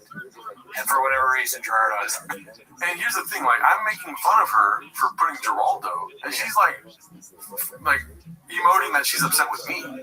And I'm like, no. You fucked my name up, dude. And she's got the nerve to tell me that the L is invisible. Wait, what? That doesn't make any sense. That doesn't make sense. That makes sense. That's social media. This isn't real. Like, she's, instead of saying the L is silent, which is not true, because guess what? There is no L. The L is invisible, meaning the way you spell my name, she basically told me she's gonna call me Geraldo forever. So you should be like, not only is the L not silent, but you just took one. I'm sorry. Bobby Lee is one of my closest friends. Yeah, dude. I mean, should we talk about the guy that shares my name? Oh, yes. So I recently found out that there is another Brendan Cooney out there, a bad Brendan Cooney. And it's spelled slightly differently. It's also a name thing. It's kind of like Gerardo. If there was like a Gallardo Alarcon out there doing funny business. But Brendan Cooney, spelled BERNDENCUNI, is out there kidnapping whole mothers, right? I didn't really read the story, but people keep sending it to me. And today, another Brendan Babinski, sent me something that made me laugh about it. Because I posted on Thread saying that I'm not him. I talk about flappers. I'm not a nice Asian. But he sent me this thing. He's this comic in New York. I think he's a comedian in New York in a show. And he sent me a thing. He said that he saw this walking around. I guess it was on like a thing that you pay for. What is a meter? It was on a meter. Oh my god! And it said known kidnapper. Look at this. Look at that. Known kidnapper Brendan Cooney. Oh wow! And it's him with like a rifle, right, or something. It's so funny that they're going after one guy. Yeah. And his name is your name. It's my name, but it's like it's ethnic spelling of my name. Yeah. Not the Irish spelling, I should say, ethnic spelling. And he looks like me with a couple years on me and an Asian mother. Truly, he truly does not look like me at all, which is a saving grace here for me. But do you know the story? I didn't really read. He kidnapped somebody? Nah, let me see. Hey, do you remember this fucker from Canal Street? Corona and other ice abductions around the city. Say hello to Brendan Cooney. He is New York, much younger than us. He looks very old. He's not doing too well. He's also seen earlier this week brutalizing a pregnant woman in Minneapolis, Minnesota in another viral video. Oh, man. Wow. Look at this Robert guy. Cute. What if he keeps getting more and more famous? Like, this is just the beginning of Brendan Cooney. And I start getting messages like, how do you do what you do? How do you sleep at night? And I think it's about Shad. But it's actually this guy. It's like, who's worse, really? The guy that's doing all these terrible things to undocumented people, or me for talking about Brendan Shad? Or flappers. Yeah. I am him. This is the Brendan Cooney of ice. I'm the Brendan Cooney of flappers. It's essentially like, it's in the eye of the beholder who's the bad Brendan, really. Is there a video of what he did? No, I just saw that, and I laughed at it because first I saw a post on the Reddit, and I was like, oh, that's funny that we have the same name. He's a baseball head. So I was taking my son. Driving my son to baseball practice. Damn, and they're gonna rip on him because sports didn't work out. They went very caring photo there, right? He's calling Karen. He's like, there's a dead skunk here. Important to remember that all of these ice agents have names. I wonder what the med thing has in it. Like, here? Yes, like tourniquet, band-aids. Yeah. So you need all that? Why do you need that? Maybe a tater tot. In case you need one once a week. It looks like a fanny pack kind of. Yeah. Ice, I guess they must carry around a lot of stuff. People. What is that? What is the other stuff above? Looks like it's like dynamite can. It looks like a bomb. Oh yeah. He's like, well, he's another Brendan that's reached the edge. I'll blow this motherfucker up. So yeah, I just want to get that out. I want to get out in front of this. I'm not him. He's not me. He wouldn't last a day in my shoes. He wouldn't last a day with Graves. Yeah, he couldn't handle Graves. ADHD, small teeth, big gums. That's how you know it's not me. How big are his teeth? Okay, so here's a little story about him. This is redacted as hell. We can stop reading it, but sure. Dude tried to stop my black husband and demand ID. He laughed and came in our house and told me I, white, went outside and started filming him. So this guy, Find Humor 8, is a racist. He just sees everyone in race. Went outside and started filming him and his cronies trying to knock on our neighbor's door. He never asked for my ID. This is like that. I told him he needed a warrant to speak to my neighbors. He said, I'm just knocking on the door. Then they left. Told me to have a nice day. I said, have the day you deserve. That's a very white thing to say. That's what I told the skunk when I was driving by. And filmed all their cars and plates. Mind you, very white thing to say too.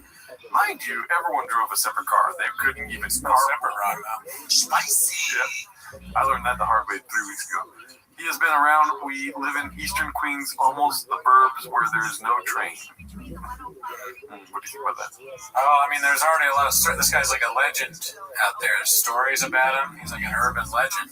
Yeah. People don't believe Brendan Cooney exists. He's the butcher of Queens. Yeah. He's like Hans Landa. Mm-hmm. Yeah, he's definitely Ice Hans Landa with your name. Yeah, it's unfortunate that he has the same name. Yeah. For sure.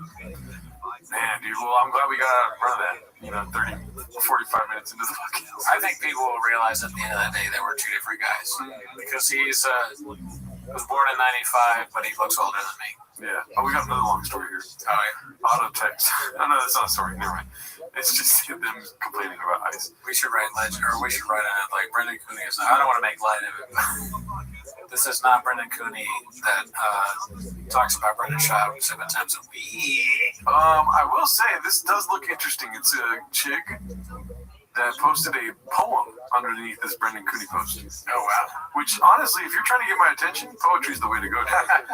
Let's see here. Well, if you're looking for purpose in the current circus, if you're seeking respect and attention, if you're in need of a gig that'll make you feel big, come with me and put some folks in detention. Wow! Did you notice that? A-A-B-C-C-C rhyming, dude. That's crazy. Is that Shakespeare? No. Shakespeare's fucking dead, dude. This is Slow Jer. Okay? Which not to be confused with my name. Yeah, Slow Jer. That's like you without salsa on it. No, the rhyming scheme is A-A-B-C-C-B.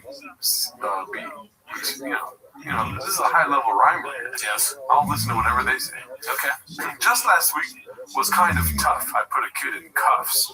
I zip-tied a lady to a van. We can sneak around town, hunt working folks down. I hear they got a great benefit plan. By the way, regular rhyming scheme. This is not something that blows your mind. This is how people like it. I'm just redacted. Join ICE, boy. Ain't it nice? Join ICE. Take my advice. Okay, think of something other than join ICE, right? Yeah. This is a lackluster poem. Yeah. If you're lacking control and authority, come with me and hunt down minorities. Join ICE. Well, I failed the academy. The cops weren't having me. The army didn't sound that fun, so I found me a paramilitary operation. So, big shot, maybe. Instead of fun, she probably might have been shot. Yeah. Thank you. Good. Somebody that says haven't. Do you think that they also in their vernacular have paramilitary? I don't think so. That's a stretch for sure. Paramilitary is a tough thing to put in a poem. This is prose, verse, make up your mind. You know what I mean? Anyways, that was keen to hand me a gun. I got picked on at school. Okay, this is a hard turn. I never felt that cool. They've gone to like the summer of 9th grade. Yeah, like Will Smith, rap that your parents like. Mm-hmm. Yeah. What did Will Smith say? I ain't done, son. Or whatever. There's a hole in my soul that's just rages. A-rages. What is that? That just a rages. Oh, just a rages. Okay, that's not. Nobody says that. I'm just a raging for a fucking tater tot. You know? Just a rages. Peter Dinklage's dungarees are turning the pages. There you go. You gotta write poetry, dude. All the ladies turned me down, and I felt like a clown. If this was accurate, like they researched and found out that he was like not fucking, yeah, then I would have respect for it. But I don't. Slow Jer don't look like she's doing much research. Yeah, I don't know if he's not fucking or not. I'd fuck him. Pause. I wouldn't fuck him. But will you look at me now? I'm putting folks in cages. At ICE, we're respecting power. Join ICE. I hear they got great hours. Dude. There's really a sign on of 50 grand to do this. Oh wow, It's crazy that the government has that money. I gotta go, dude. There's a sign-on bonus of 50 grand. They're in need of you, needing to feel like a man. Join ICE. Look at him go. Parentheses a poem. I don't know how I feel about that. Well, if you're looking for purpose in the current circus, she did the same rhyme. If you're seeking respect and attention, you need to give it. Okay, Jesse Wells. Instead of her own personal poem, Quoting somebody else. Not the greatest of poems, but look, I mean, private account. it's crazy. It just seems like a bad gig to me. You're going around and now there's stuff on like there'll never be like a story online that says Gerardo kidnapped mom. Hardly. No, Right? never. Yeah, no, it's unlikely that More likely, Gerardo kidnapped squirrel, and squirrel is yet to be found. You know? man puts dead skunk in bag.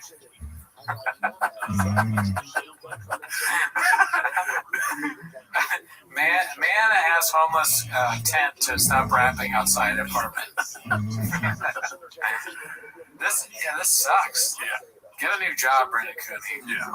You know, it's one thing to enforce the force, it's another thing to just go around randomly arresting people that didn't do any crime. It's messed up, dude. What are you gonna do, Nate? Volume punch me, motherfucker? We should be having these ice agents pick up dead fucking animals around the city. There's stuff for them to do. Yeah. Look, yeah, there's clearly the animal control is up to their eyes and they need help. So maybe you could help there. Maybe they could. I don't know. I mean, Brendan Schaub's always talking about like how so many things wrong with LA.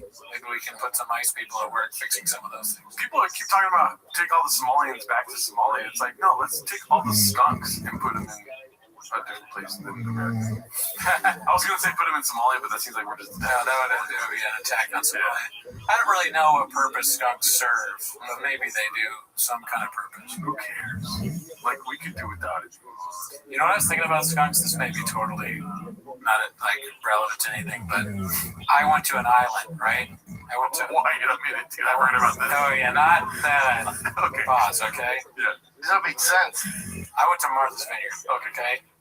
And there were skunks there. And I remember thinking, like, how did they get to this island? How did skunks get to the island? Do you know how they got to the island? How? Here's what I think happened. Oh, I think you had the answer. I mean, I think this is the answer. When they took boats to the island way back in the day, like Mayflower Days. yeah, like before, when the natives were there, but the white faces showed up Before dead shifts. They had these gigantic boats, right? All these animals snuck in at the beginning of the trip, or wherever they stopped off. So there's like a skunk or two skunks just living on the boat because it's so big. It is essentially like Noah's Ark, Jonah's Ark. Redux. Isn't that crazy? That's how all animals got anywhere. The most crazy. That story is kind of true. Yep. All these animals, the reason, well, maybe not giraffes because they wouldn't be able to hide in the boat. I was picturing like a sick ass spy movie of animals just trying to hide from people on boats. You know? The beginning of Animals is literally like that. It's like Zootopia or Ratatouille. These animals were doing wacky shit because there was food on the boat. So there's like a fucking giraffe that's like all curled up and shit, and they don't know it's there. And then it gets out and it fucks. And then there's like a bunch of animals on an island that didn't, or people just brought them. Yeah. That could happen too. But I prefer why would you bring a skunk? Yeah. You wouldn't bring a skunk. Raccoons, skunks, rats, all that shit. Hiding on boats. And it's crazy to think that a skunk can just be on a boat. How did it survive? People died. How did the skunk survive? Oh, should I go to ChatGPT or the internet? It's either that or they came out of the ocean. I don't know, dude. I mean, I'm not a scientist. That's the narrative? You're a little older now. We might have to. Danny, you're a raccoon now. Might just have to run you over the street. Raccoons are also becoming domesticated. That's something else. Did you hear about that? Yes, I did hear about that. Yeah, so they might be pets in a few years. Skunks are native to the Americas. They come from north. Why do they put? I like how I asked where do skunks come from, and then ChatGPT goes like this. Oh, they come from North America and South America in an evolutionary and geographic sense. Okay, it's Gino, bitch! Where they evolve. Okay, so method today. Striped skunk, the common one is seen in the U.S., Canada, is widespread in most of North America. They're native to America, so we came here after them, basically. We should have killed them all. Why couldn't the skunks be the, you know what I mean? So they were, okay, well then that destroys my fantasy that I mean, were they on every island? How did they get to the island? Is my question. How did these some animals are on islands and they weren't there. I bet you there's none on fucking. What's that one? Little St. James. I bet you there's no skunks. Probably not, because people aren't taking boats there. They're not? Oh, yeah, they're flying the helicopter. It's harder to hide in a helicopter if you're a skunk. Look at this exploring skunk into introduction to Martha's Vineyard. Yeah, what's the history of skunks at Martha's Vineyard? Because I know they're there. And raccoons.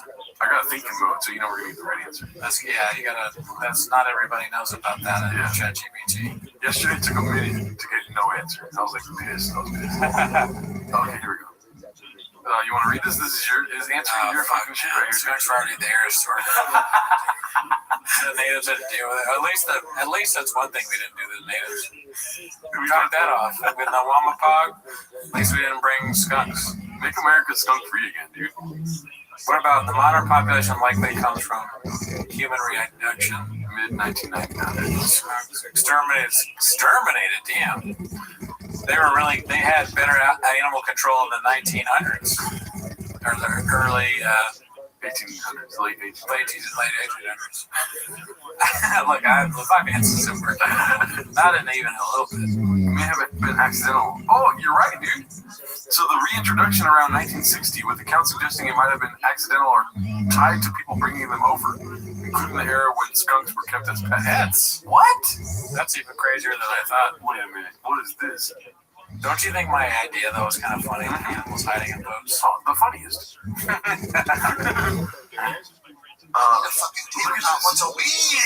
we're getting somewhere right now, dude. For years, the island was skunkless. What kind of fucking Freemasonic goddamn website is this? Martha's Vineyard Gazette. In search of skunks. People are looking for them.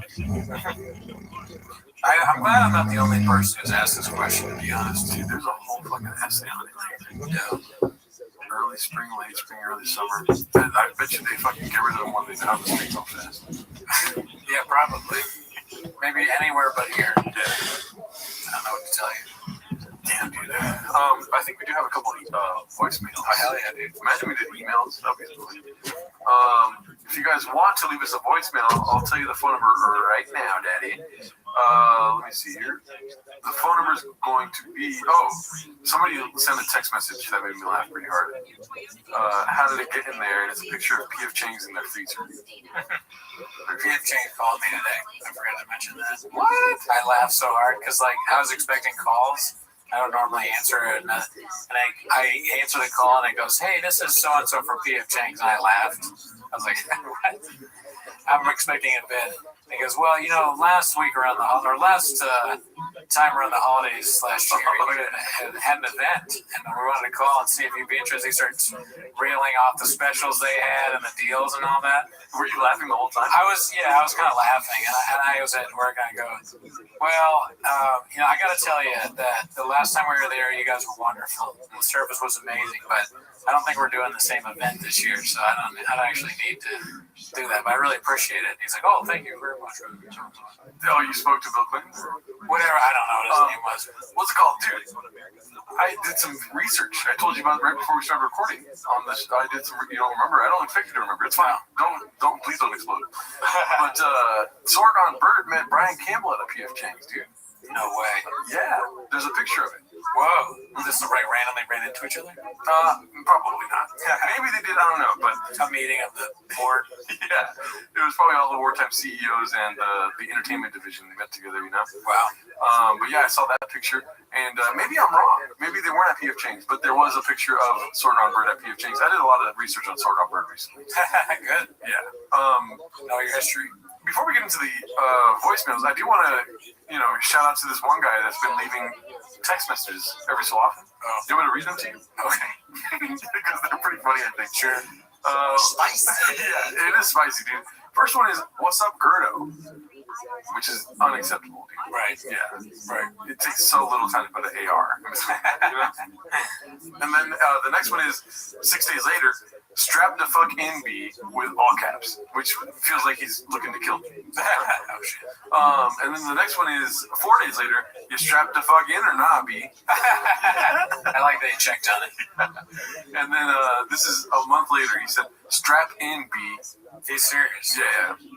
And then this last Tuesday, which is another 2 months later, he says, strap the fuck in. In what fucking sense? I'm gonna say, okay.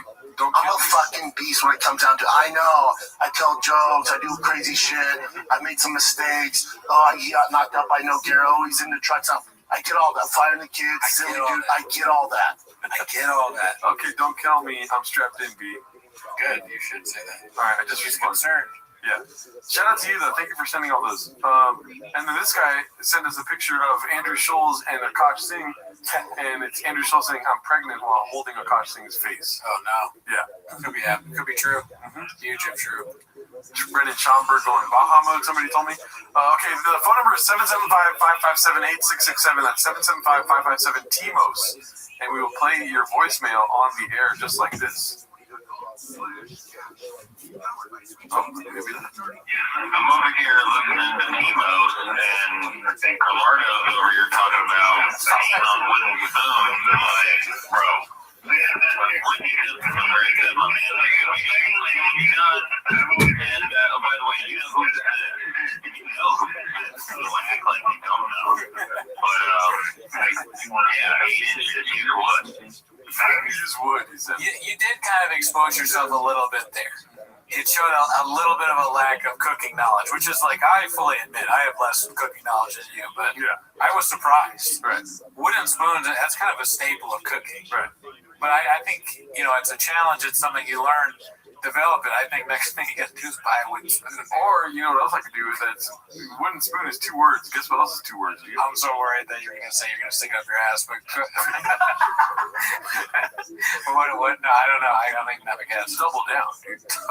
I'll never buy a wooden spoon. Yeah, you're double down. I've gone through so many comments about Yeah, you'll double down. You put 2 spoons up there. You Sharpie free? Double down, dude. Fuck wooden spoons. You'll never catch me with a wooden spoon, Daddy. It's a cooking thing. I don't know why. It's cooking. It's part of cooking. Yeah, guess what? My sausage salad tastes fucking delicious without wooden spoons. I don't think you need. Well, you could toss your salad. Pause. Is it more cooking or serving? Because I've never cooked with a wooden spoon. My shit tastes delicious, Daddy. It's both, but definitely cooking because I see my fiance using it constantly for cooking. And it's like stirring. I was going to make a joke. That's not right. It's not going to stick it up her ass. No, I was going to say that. I'm like, and you say you hate her food all the time. I'm just kidding. You never said that's kind of funny to say that. Hey, you went much more PG. You say your food sucks, but it's not true. Yeah. Very good. Yeah, maybe they use that in New Orleans, dude, but not over here in fucking Seattle, Daddy. No, it's pretty common. I'm aware of how common it is. I bet Rose has wooden spoons. Oh, dude. Okay, how about this? You might have to take him out of the house if you keep sticking on your ass. I'll tell you who doesn't use a wooden spoon, dude. Thomas Jefferson. LeBron James. He probably doesn't like to do a lot of cooking, honestly. He sucks. I'm gonna heat up one of those Trader Joe's chicken masala things. Is that cool? Ain't no party like a Trader Joe's party. That doesn't make any sense. That's so funny, dude. Ain't no party like a girdle party. LeBron James, man, I wish he was cooler. Ain't no list like an Epstein list. Yes, that would be perfect if he said, "Oh shit, man." He's like, "Dude, ain't no island like an Epstein island." St. James, oh shit, little St. James, I'm big St. James. How come he's so stupid? How come there's so many girls here? Like, I mean, are they your daughters? All of them? Yes, that's LeBron. Hey, your daughter's like Epstein's daughter. That's the thing. Like, you see all these pictures of guys. Jesus. You see all these pictures of guys in the thing, and you think, well, yeah, that looks bad. They're probably bad. But someone as dumb as LeBron James could literally be there and have no idea what's going on. He could be like, they're trying to hide stuff from him, and he doesn't even. What's that? oh, you got sandwiches? Like, this. He's just hungry. Yeah, I don't know if he's a bad guy. I think he's a stupid guy. Ain't no spoon like a wooden spoon. What do you use this for? That's a spoon. LeBron. Oh, okay. He's shot. Man, I'll tell you what, there's no wooden spoons anywhere near me in this apartment. And guess what? I might buy one. And guess what I might do? Burn it, because you could burn wood. Yeah, you can. That's facts. But yeah, I think that's it for this episode, dude. Shout out to all of you guys listening. You guys are great. See you next week. Sorry to my cousin again. And somebody told me that the scream at the end is cringe. No, the scream's great. No, right, but no, it's meant to be cringe. Oh, yeah. You know what I mean? I think it's good either way. Maybe it's cringe.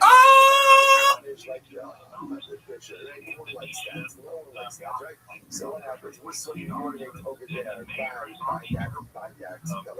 So needs to now, obviously, what's happening over here is right? Even saying he's going to pinch by that killer. Witnesses now placing by that killer. Placing by that killer. So what if he was on this a pepper? So you look at it, he's a liar. He's a liar. Obviously, he's a liar. First off, Daddy. You're Spicy. Spicy. Spicy. Oh, I guess you could do it to the song. Oh, shit. Wear it.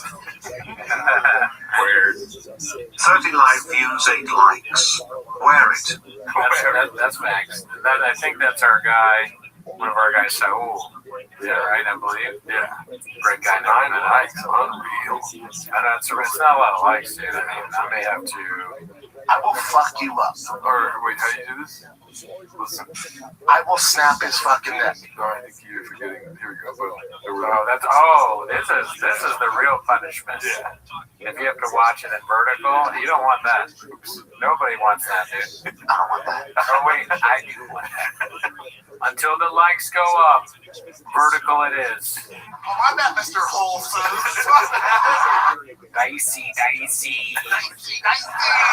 It's so hard not to say the things, dude. I honestly think this is my favorite though. That's social media. This is real. I don't know why it is, but it is. It is my absolute favorite. That's social media. That's social media. This isn't real. That's social media. This isn't real. What's up, y'all? How we doing, huh? I've been hunting all day, B. When your podcast is at 8, but you have to attend the debut of the 5-pod Nano. What? Maybe that's like what the view looks like to him. I don't know. I actually found something earlier that made me think of you. I wanted to show you. Oh, show it right away.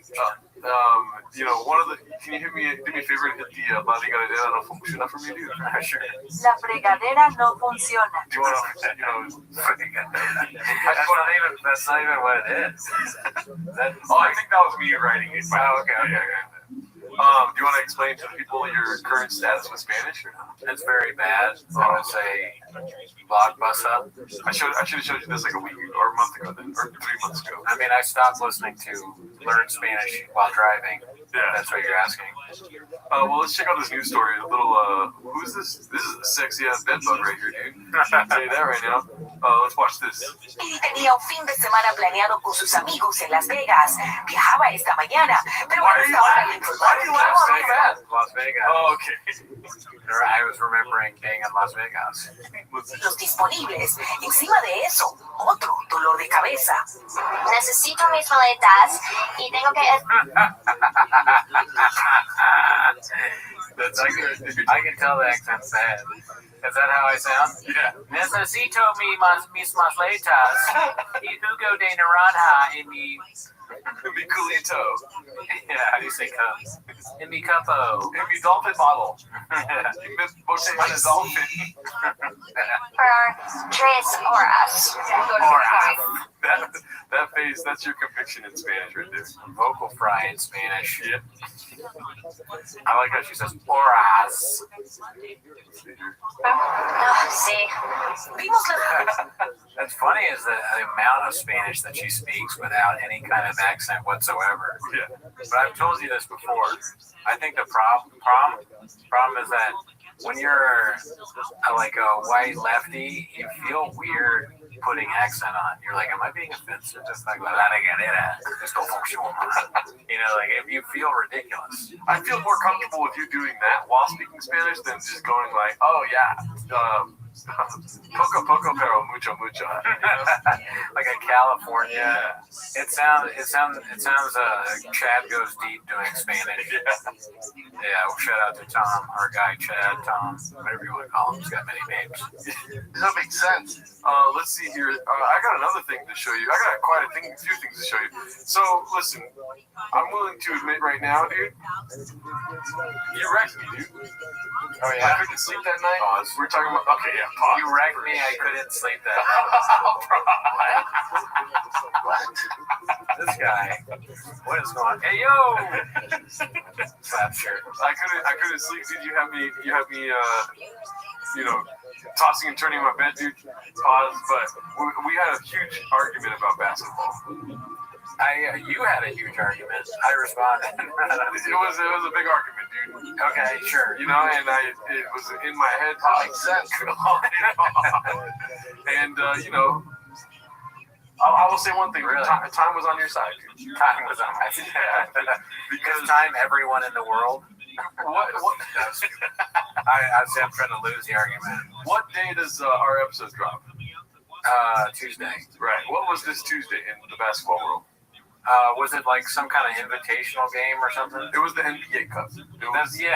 Yeah, dude. Do you hear how lame that is? Shut the fuck up. We're not arguing anymore. This is the NBA Cup. What the fuck is that, dude? That's some of this new bullshit. Yeah. What is it, hockey now, dude? Please don't get. All right, never mind. Well, before the NBA Cup happened, what happened in the comment section, dude? I don't know, man. One person agreed with me. Oh, okay. And there was like 50 some odd comments. So I lost the argument, first of all. Well, people don't like LeBron James. I may be wrong about the NBA. But and I'm not a person, like dude. LeBron James. But I wanted to show you what happened during the NBA Cup, and it's not a good look for me. Oh, wow. Have you seen this yet? No. Oh, check it out.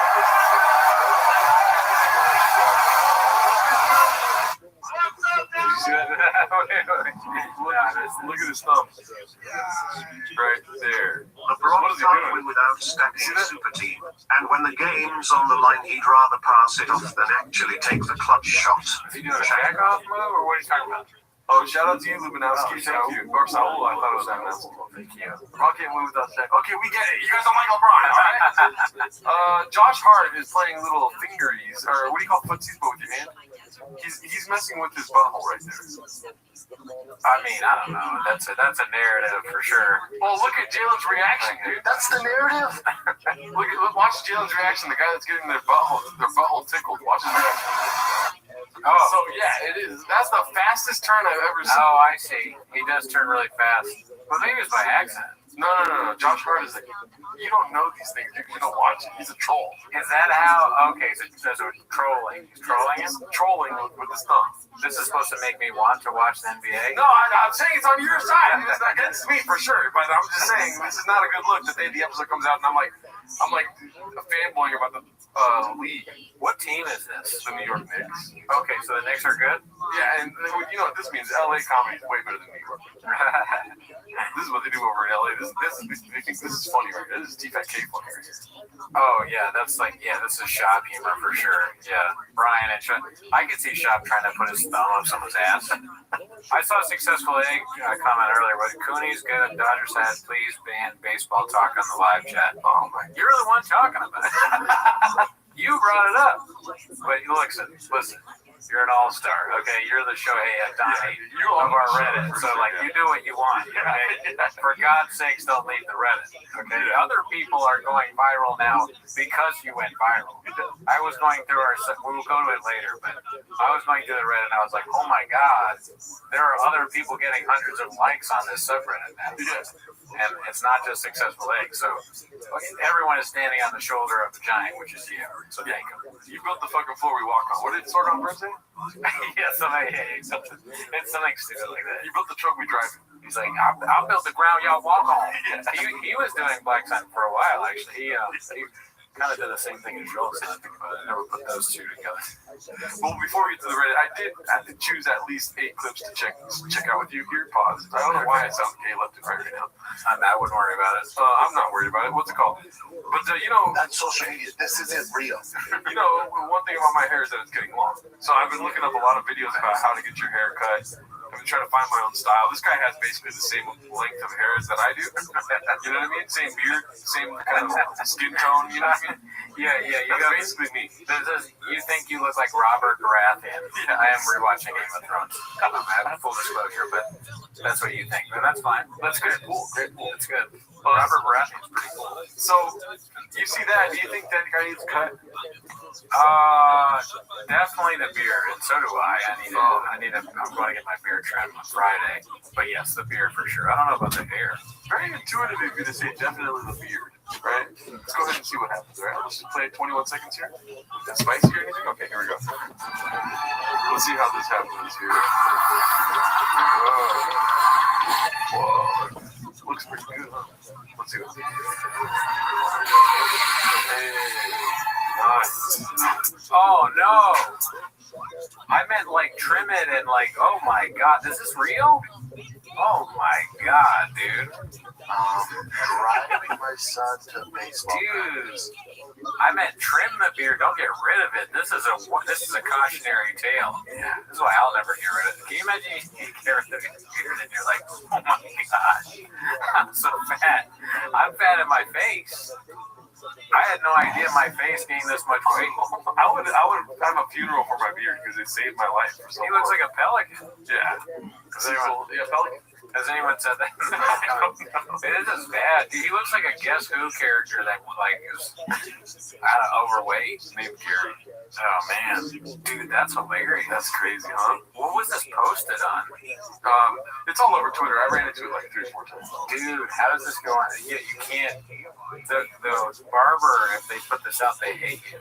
Looks like Jelly Roll's cousin roast beef. The haircut wasn't too bad until that. I think it made it work. Like the hair, he looked pretty, like he did decent before. Yeah, he looked like a good-looking guy. Why? Yeah, the haircut's bad too. And the mustache is the icing on the. I know, right? Why did you keep just the mustache? Look at that uneven right here. Yeah, he said made him look bald. Or like it looks more toupee-ish now. Yeah. He said, "Hey, you want a Jeff Dye?" He came in with a good haircut. I can give you a Jeff Dye cut. Cootie, have you seen the Graves commercial? Is there? No way. There's a Graves commercial. Maybe Graves is becoming big. A lot of really important people are getting Graves these days. Me, Starlight from The Boys. I can't think of anyone else off the top of my head, but a lot of good.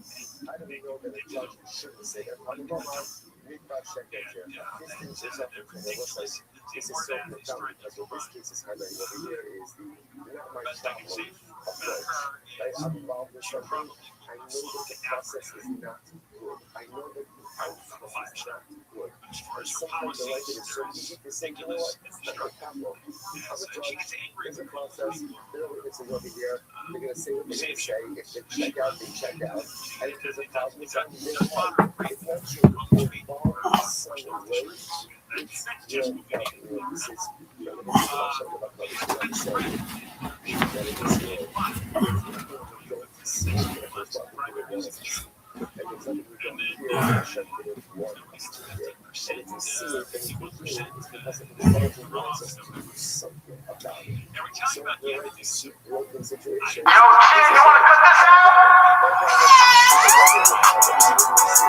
And I still not do a pop. Storage room and up. Chin, what else you got? Rain, I drink a lot. Mix it with your shot. Mix it with your shot. And I still not do a pop. Walk me to my truck. Walk me to my truck. Driving to King Shop. Oh. And I still not do a pop. Shadow bending up. Audio's a lot. Running from the law. Lawyers are my stops. Yo, kid, you wanna cut this out? Lawyers are my stops. Unique is my up. Listen, come. It's up top. All these foods are not. Come inside. Keto jump. Salsa cooking. No. Keto jump. Cheese and tools more come. Just like salsa.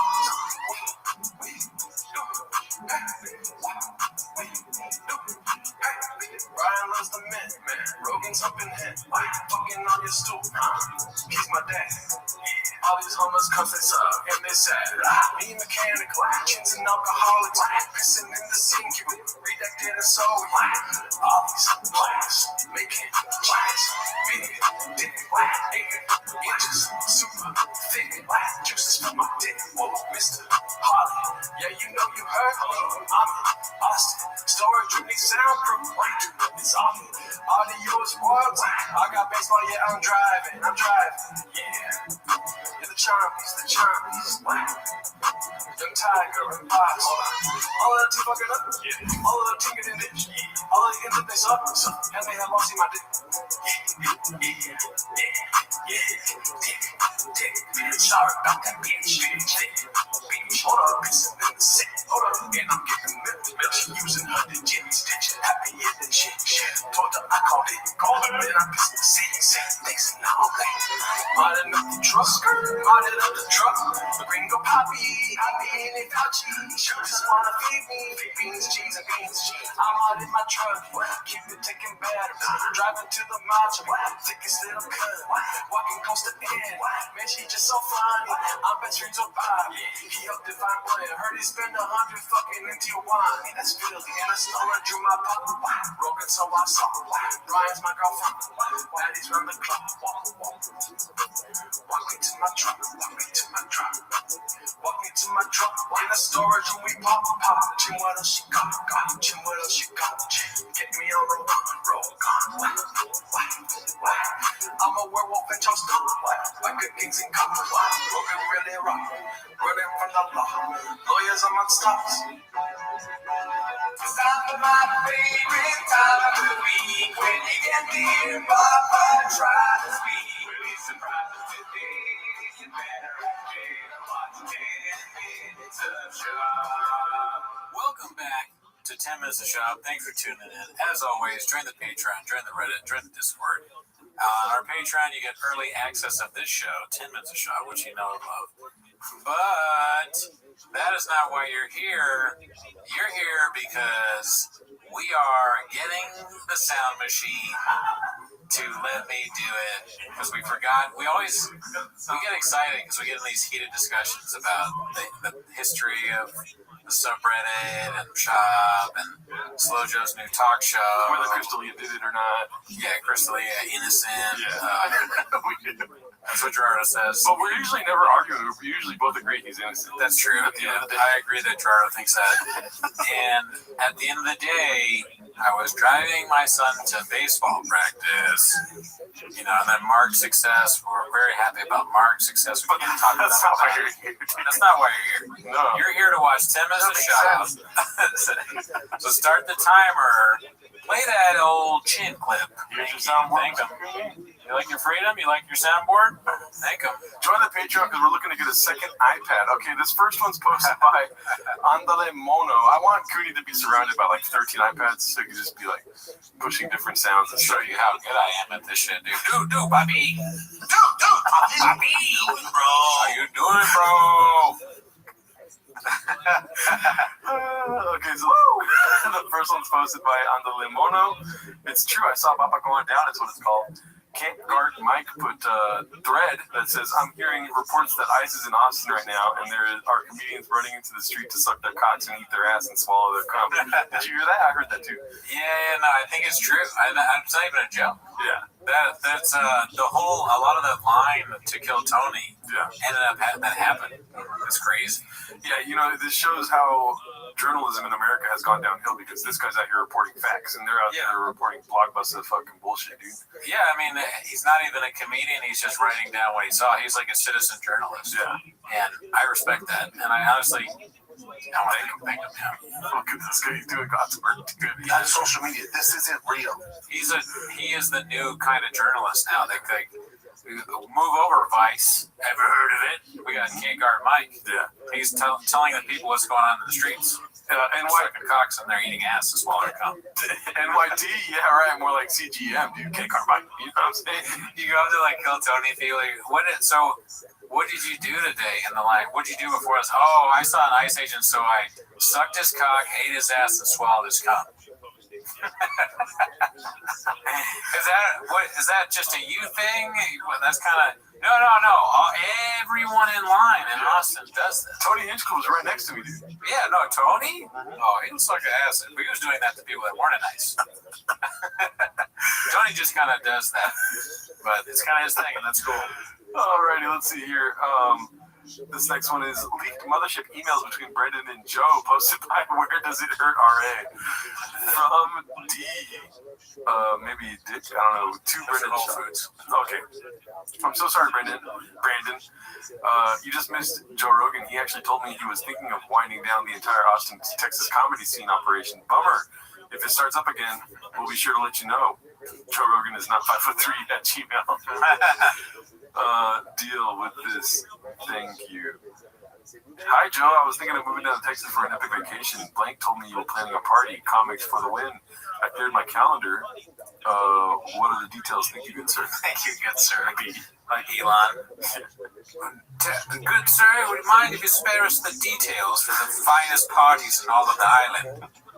That's like that's my Elon. You know that text? I'm not Mr. Whole Foods. Yeah, that email that he sent on Christmas morning. That's crazy. Where he's like, dude, I don't want to be on an island. I want to fuck. Yeah, no. A lot of people have been saying, on Christmas of all days, you wake up and the first thing you do. I mean, we all do that. You email the biggest. I don't email. No. I'm horny. Christmas morning. Really? Yeah. Oh, okay. Yeah, the nativity scene, the aroma of Christmas Eve. I wake up, I'm a rock hard daddy. I do love Jesus, like Jelly Roll, you know. So, but I mean, I love him in a passionate, almost in a passionate way. I've been saying like a way that you would love your God, not the way that. And I'm not trying to fuck. All right, let's see what we got next. That one was posted by Where Does It Hurt RA. Whitney Cummings doing Whitney Cummings things, posted by Chinese Derek. I like this one already, obviously. Yeah, maybe in my sleep too, but every time I see this, I get a little happy. Whitney Cummings said Miss Rachel was always off base, dude. Why does she talk to all kids like they're deaf morons? Also, if you need to dress like a toddler to trick them into liking you, that's information to give a mental health professional. I've talked ad nauseum, I feel like, recently about Whitney Cummings, as if we talked about it on the live. First dates of mine that I go on, I bring her up. Yeah, just to make sure that no one, they don't like Whitney Cummings either. You gotta be safe, always be safe. Ask people if they like Whitney Cummings right away. But I've noticed about this particular, obviously I've seen this tweet, or thread or whatever it was. I don't like the way she uses the word dude. Do you agree? I don't like her, so yeah. You don't like anything about it. I don't like people that, I don't like white people that use dude a certain way. Yeah. Like if you start a sentence off with, dude's over here doing this, or dude's doing this, or whatever. Dude outside acting all different. Yeah, I can't go with you there. I don't like that. Yeah. If you're, unless you're like, dude, like, dude, like Crystalia, then I'm on board. Or it's okay to social media. This isn't real. It's okay to start off a sentence with dude if it's done in a way that is authentic to who you are. When I get, dude, what's up? That's okay, but dude's out here doing, you don't talk like that. Or way off base, dude. Or Miss Rachel's always been like that, dude. Why are you talking about Miss Rachel in that voice? Yeah. You disgust me.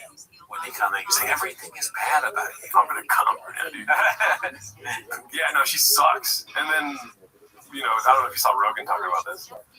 Yeah, that hilarious. Rogan was like, why is she talking shit to this girl?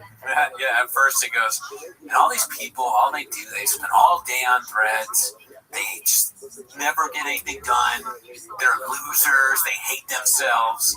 And then they go out and they make fun of Whitney Cummings, who's like, why would you do that? She's so nice. She's great. You know, and she doesn't care. It's not going to hurt her career. Well, were you going to go see it? That was one of my favorite things that Joe Rogan says. Like, were you going to go see her? You weren't. He's kind of a good dude. You're like, if you're good at stand-up, even if people don't like you, you can maybe win them over. You know, they might go, but he's like, they're not going to go see her. Because he knows she sucks. Yeah. And you know what? He sucks too. Yeah. Sorry about that. Those facts hurt your feelings. What? I like when you push the wrong button. Like, that was right. You could have hit a carne asada right there or something. Yeah. Look, the carne asada works for everything. Yeah. Carne asada. I feel like that one's for when you're spitting facts, dude. What? But yeah, what? Because that makes me a big old. Shout out to Whitney Cummings. Keep doing your thing, dude. You do bring joy to all of us in some weird, fucked up way. Yeah. Icarus Lives has another What Happens Next here, dude. Part 16. You ready for this, Daddy? Very excited. I'm a little tired, but spicy. I can't wait. I'm driving my kids to baseball practice. Let's see this. Yeah, I was doing a Survive the Laugh Act, and I read all the books on serial killers. Yeah, definitely serial killers. He hasn't read a single book. No, I don't think so. Well, yeah, I wonder what he even means. When he says I read books, he probably means something different than what we think. Watching documentaries. Yeah. I think that's a good guess. I mean, he's doing 8 at this time. He's doing Food Trip Diaries, Pizza Hut Express, or something like that. Fighters that love fighting. You know, all these different shows. And he's still got time to read books, dude. That's a good point. It's unlikely, but I honestly think what you're saying is a nice assumption that he's saying watching documentaries, but what he means is he's watching documentaries, but he's saying reading books. I don't even think to him reading books could mean anything. Like he saw a flyer, or someone told him about a book. That's what I think. I don't even think he's watching. Comment on YouTube. Yeah. He's like, I've been reading these books about, a lot of people say, I'm like a cook, or when he comes in, okay. It's a comment, like, I'm not funny, or, what book was that? Oh, it was on YouTube. This guy, Balloon Fart, said it about me. This guy, Lamoon Dixie Normus. I was reading this book by Successful Egg, and there's a whole chapter that was a guest thing by Rogan and Shorty Pie there. And what is he talking about? Oh, have you seen that? Have you seen that New Elephant Graveyard? Oh yeah, dude, I read that book, dude. That was Everything is a book. Yeah. Let's see. I read all the books on biker gangs. I know my biker gang. Oh shit, biker gangs. Never mind. I take back everything we said. He's reading books for sure. Okay. And I see this group of biker gangs. Biker gangs in the back. They're like, a good amount of them. Ron Perlman does not believe whatever the fuck you're saying. He's trying desperately to understand what's coming next or what's going on. It's good. Obviously, being interviewed by a monkey. Which is funny because I kind of look like a monkey. That's the look of people that had respect for Brendan turning homeless. You know what I mean? Ron Perlman is like, as long as I'm as comfortable as possible, I'll be okay in this interview. Brian Collins like, fuck, he's saying he reads books again. I see them in their patches. I won't say what gang it is. It says what gang it is. Yeah, okay, that's good. I like that. Which one is it? Hell's Angels. Or which gang? The Mongols, maybe? You say Hell's Angels? I recognize the logo. I'm like, oh shit, that mind games. So I get off stage, I'm waiting for my car outside. They come out, they follow me out. And I'm like, oh, when I was a UFC fighter, I was supposed to do this appearance in Colorado Springs. And my manager calls me and goes, you can't go. I'm like, what do you mean I can't go? It was a paid gig and I have a lot of money back then. I'm like, what do you mean I can't go? He goes, bounty on Papa's head. Dude, no way. They he said that? That's hilarious. There's a bounty on his head. I think he did say that, yeah. Let's see. There's a biker gang meeting, a Hell's Angel meeting, and one of their enforcers put a bounty on you. He says he can beat you up. Like, what? He can fight you. Yeah, he wants to fight me. I'm like, I don't want to be part of that. He's like, it's good. The sheriff called the city gate codes out with the wrist. So I'm like, all right, whatever. So I thought maybe when I walk out on the street of Sunset, I'm like, oh, hopefully they're not trying to fight me. They're actually. I realize now how dumb the Mongols guess was. He said Hell's Angels so much. But yeah, they're gonna love him. Obviously, the sheriff got it wrong. The sheriff thought they wanted to fight him, but they're actually huge fans of Brendan Schaub's stand-up. They're all out there and they're fans. And my first question I tell them, I go, hey man, I'm not even trying to overstep here. I go, but I love Sons of Anarchy. I was like, how realistic was that? It's like pretty spot on, man. I'm so dumb. Of course it's biker gangs. They're fucking. He's the Sons of Anarchy guy. I mean, I'm just as dumb as you. I love that show. Did you ever watch it? Yeah. Yeah. I was not sober, but yeah. He looks so different in his regular clothes, so I didn't remember. I thought it was Hellboy. That made sense. Well, yeah, it's pretty spot on, man. So you do that. Rob was in Nothing the whole time. History Channel show, hunting Hitler. That was fun. Did you find it? Of course I know. Hunting Hitler. That was fun. Did you ever find Hitler? Yeah, so he died.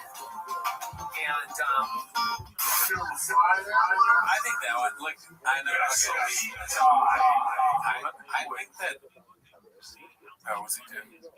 He's gonna punch him. I think it's kind of funny they said that you find him.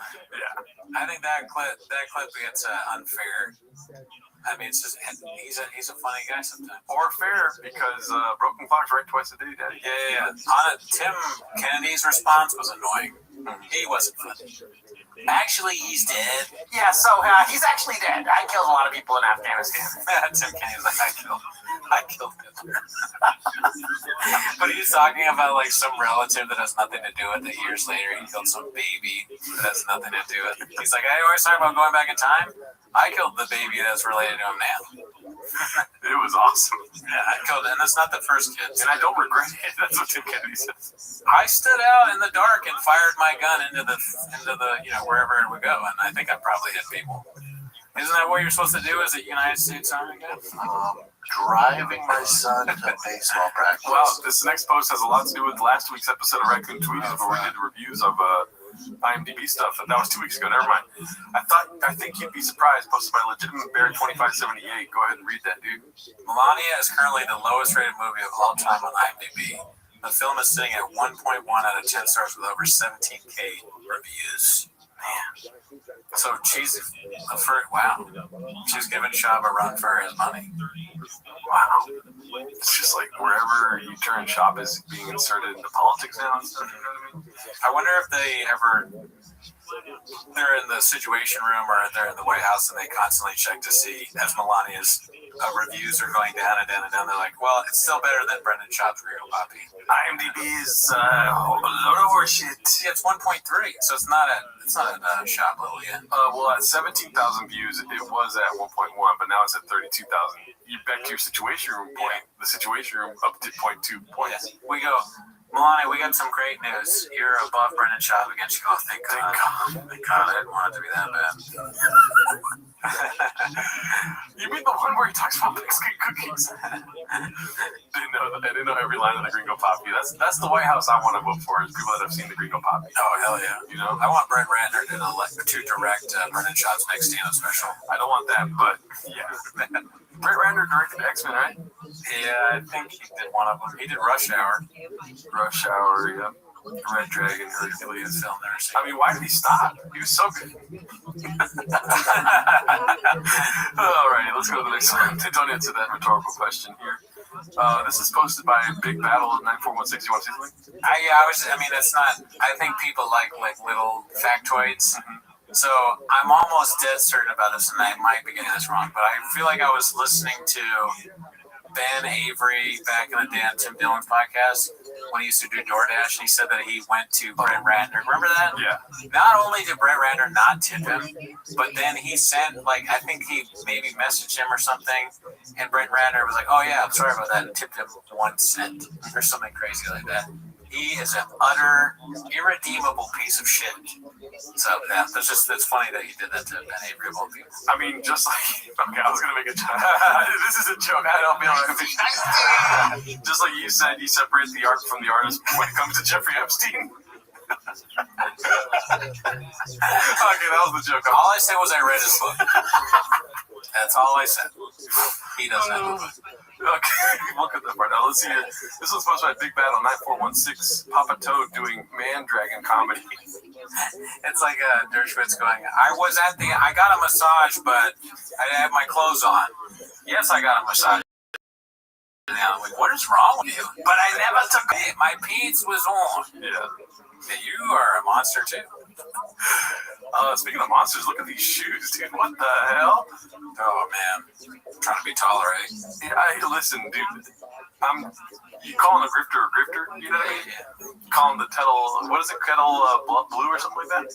That's facts. The pot caught in the kettle a tea bag? Oh, man, my brain hurts. But, like, you're not hiking, dude. Why are you wearing these shoes on stage? Good question, but that's kind of his thing. He's a hunter. He might go hiking right after this. He's $100 million. Like, he has millions and millions and millions of dollars. That's true. Yeah, like, everything else seems pretty coordinated, you know what I mean? He's doing one of his terrible bits. Sorry, go ahead. Yeah, you're right. And that's more important than what I'm saying. Yeah, he's bad. You're right. He's a bad comic. Why am I thinking of him in any other way, shape, or form? Look at what he's doing right now. He looks like he's about to do a kickflip. Oh, fuck. An old man trying to relearn how to skateboard. But look at that shit. That is his stand-up. He's doing another one of the stupid, what is it? I have no idea what it's about, but it's probably horrible. Just horrible. He's so not good at stand-up, but nobody will tell him. So he thinks he's good. Yeah. I think we should leave it that way. Just not tell him the truth. Don't tell him the truth. He's talking about making another comedy club in Vegas. Did you hear about that? No, really? He wants to make Comedy Mothership in a second city. And he was saying they were looking at Vegas. Vegas is a great place. We should move, dude. We didn't do it the first time. We regret it. I tell you every day, I regret not moving to Austin. We should move to Vegas. Vegas, I mean, he hates us, but that would be so funny to not move to Austin, but move to Vegas. That is the funniest thing. Of all, like, Austin's kind of crazy, but the kind of person that would move to be at Joe Rogan's stand-up, besides you, but instead of Austin, but Vegas with all the vice and everything out there, they're going to be dying left and right. That is that's interesting. I want to see. You're going to get people that are just legitimately evil doing stand-up. Like this. Vegas. Yeah, this is their boss. Yeah, it's a bad time. I can't imagine like not laughing watching Joe Rogan doing stand-up. You know what I mean? Yeah, you'd be laughing at him. Yeah. I wouldn't tell anyone there that. I'd be like, this guy's great. You know? Yeah, you might get in trouble if you speak the truth, because it would affect the simulacrum. But look at that. He's deep in the simulacrum. That's him in the simulacrum right there, dude. On stage at the comedy club, you suck. How did he get this far with this? I just thought, you watch a stand-up, there's not even there's only one joke in all 3 or 4 of the specials that we watched that I laughed at. Only one. Everything else was just horrible. Should I try to get those boots? That is another. I like the idea of just constantly dressing like the people we make fun of, wearing their exact outfit. Yeah, dude. We need to embody them. I want those boots. So we can fully understand what they're going through. You gotta shave the beard to get the boots.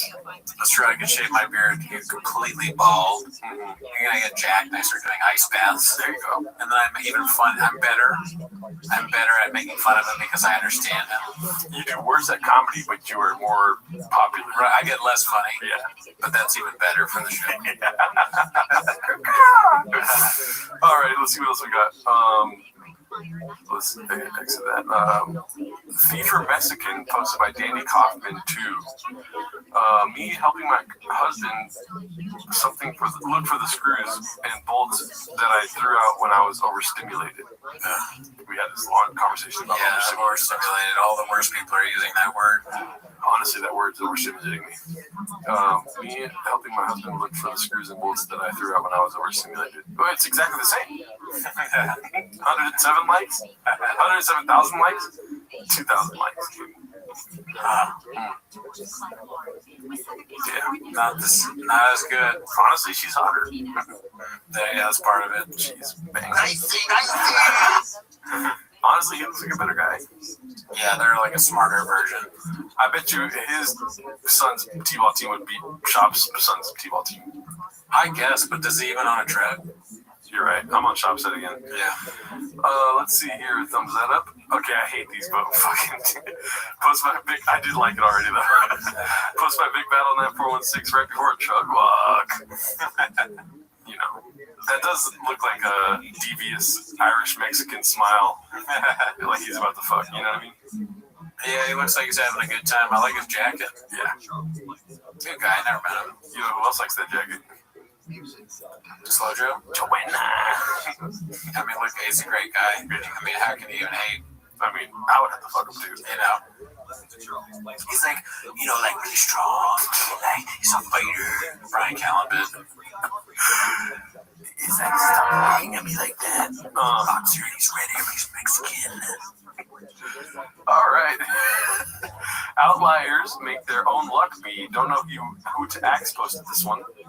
Let's see here. Oh, fuck. Spitters are quitters. I like that this girl said spitters are quitters and still shared the DMs. Who said that? I mean, she didn't share it. Mark did, right? Because Mark's on the... It's from her account because it's Brendan's shop sending it to her. But so maybe Mark compiles them all from different women that he had in contact with. Yeah. He had his phone though, right? Like, was he sending out messages before? This is definitely a screenshot from the woman's phone sent to Mark or to whoever made it public. Oh my god. Also, you gotta remember the timeline. These screenshots came out before the Baddies and Addies phase. I'm pretty sure. This is like, I mean, if a woman really did that, you'd think she would hide it forever. This is the Epstein leak for them. Yeah, exactly. That speeders are quitters. You said at the shop. It's a bad look. For sure. Jesus Christ. I need a fucking tater tot once a week. I hope nothing ever comes out about me. Why would you say that? We already looked your name up in the files. You're good, dude. I'm saying Spear. That sounds really bad. I'm saying I would say Spears are quitters. I started saying this when I saw this. Or I said, you're going to swallow this big dick for me, babe. I haven't said either one of those things. I know exactly what happened. You're going to swallow this big dick for me, babe. Spitters are quitters. Good girl. They meet up. He pulls his pants down. Not hard, dude. Couldn't get hard. Didn't have dick juice. Yeah. You know what I mean? Then she's like, the hell? Taught me about big dick and this and that. Can't even get hard. I'm sharing this to Mark Harley. Good hypothetical, but you're wrong. You know why? Oh, okay. This is a conversation with the sink. Oh, yeah, sinks are going to swallow that shit, dude. That makes sense. That makes sense. You're a baddie for me to say. Funny story for you on my show, King and Sting. She's a baddie. His baddie named Chloe. It was my hidden messages, same with young baddie. Baddie didn't see me. I mean, dude, the week of June 22nd was nuts for Brendan Shaw. He was just rock hard, huh? He's a numbers guy. You know, he's always been one. Yeah. You gotta shoot off a lot of texts, and then you take in what you get. Oh my god, why can't you send this to yourself, dude? DM that baddie and say Tinder would be good. I got my kid out tonight. It's such a crazy thing to have someone do this for you. Why? Why don't you have your phone? Yeah. Very strange. Yeah. How much like those genius, but how much deeper do you think Mark Harley got with A$AP Rocky? He was like, dude, you saw the shop stuff, right? And Mark asked A$AP Rocky, was like, my whole album was about it. And then he's like, but look at this. And then he shows him more. I do like the idea of celebrities caring about what Brennan Schaub does. They immediately corner mark. Lauren and A$AP Rocky were like, tell us what happened with Schaub. That's the whole reason they brought you on. They all watch TiVo. Yeah, Lauren is a big TiVo's fan. You guys got to bring the songs back. I can't do a Lauren impression. I don't know what it is. Yeah, does it like that? I gotta bring the songs back. Brennan Schaub. There's a Schaub on that. I don't know what's funny anymore.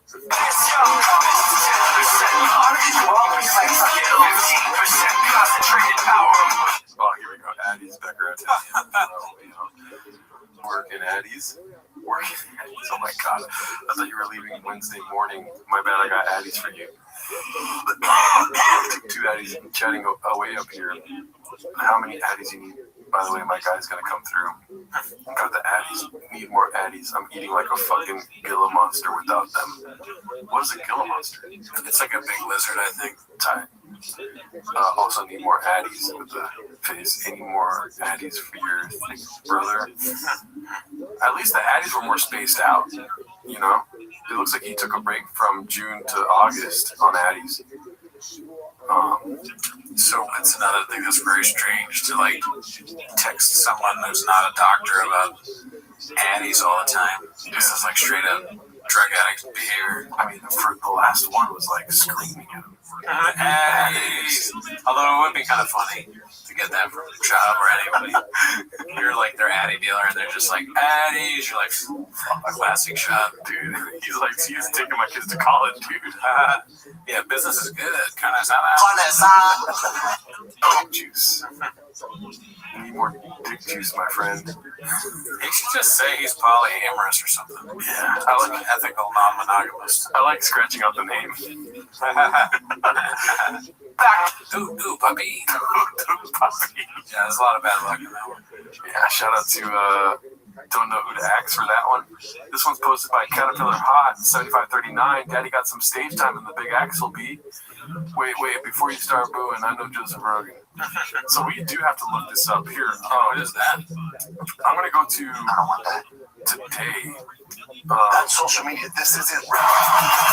They got a date night. Oh, really? Dude won't play once. So his team. Okay, so Papa got hired to do a roast. That's what this one's called. Minimum 2305. I need to find the other clip that I had seen earlier.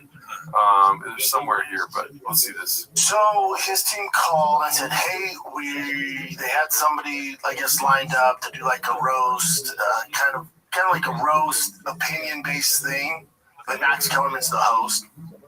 And I guess he fell out. Something happened there, and they go, "We're all big fans of yours. We'd love for you to come in. Do you think you put something together?" And I'm like, maybe. And I'm not Tony Hinchcliffe, so I'm not a roaster by nature.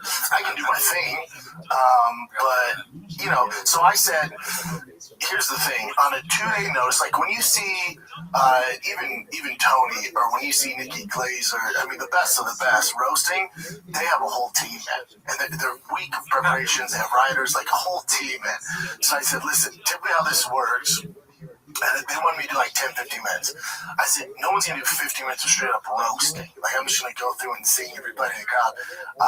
They said, no, we know that. We want like your hot take on boxing, the state of boxing. And then if you can fit in some of the roasts or some of the, kind of zingers at them, do that. I said, all right, I like that. Because I had, interesting. We gotta find this. We gotta find this video. I know it's here somewhere. I laughed when they said that they all love him. They're like big fans. Yeah. I think they probably had him there because they thought it was hilarious. Whoever these people are, they're like Brennan Schaub. Maybe more people watch it because like the Reddit has all the people. Yeah. And hey, I was gonna say it feels like a plan. Like somebody dropped out at the last second. You know what I mean? And they're all big fans of you. It sounds like if you were to reverse engineer this, it sounds like something we would do to get him to perform for us. Yeah, or like to make fun of it. It's kind of like it's come here, just do your roast, but then he's there so everyone can make fun of him. Yeah. It's like people in power are concerned with the state of P.F. Chang's, and they're like, we've got to give the cat something to eat tonight. You know. Let's see. This is posted by Minimum Sky 2305. Max Kellerman. Papa's comedy roast at the boxing awards. And before everyone files out, because you go see a movie and sometimes like a comedy or something, and you think the movie's over and the credits go, and then you stick around because after the credits they give you a little something. We have something after the credits tonight. A little something. Brandon Chop's the post-credit scene. We'd stay around for that. Oh yeah, dude. I would show up at the last second for it. Yeah, they would only show up. Yeah. Correct. For all of you watching on TV, until next time. Oh, fuck.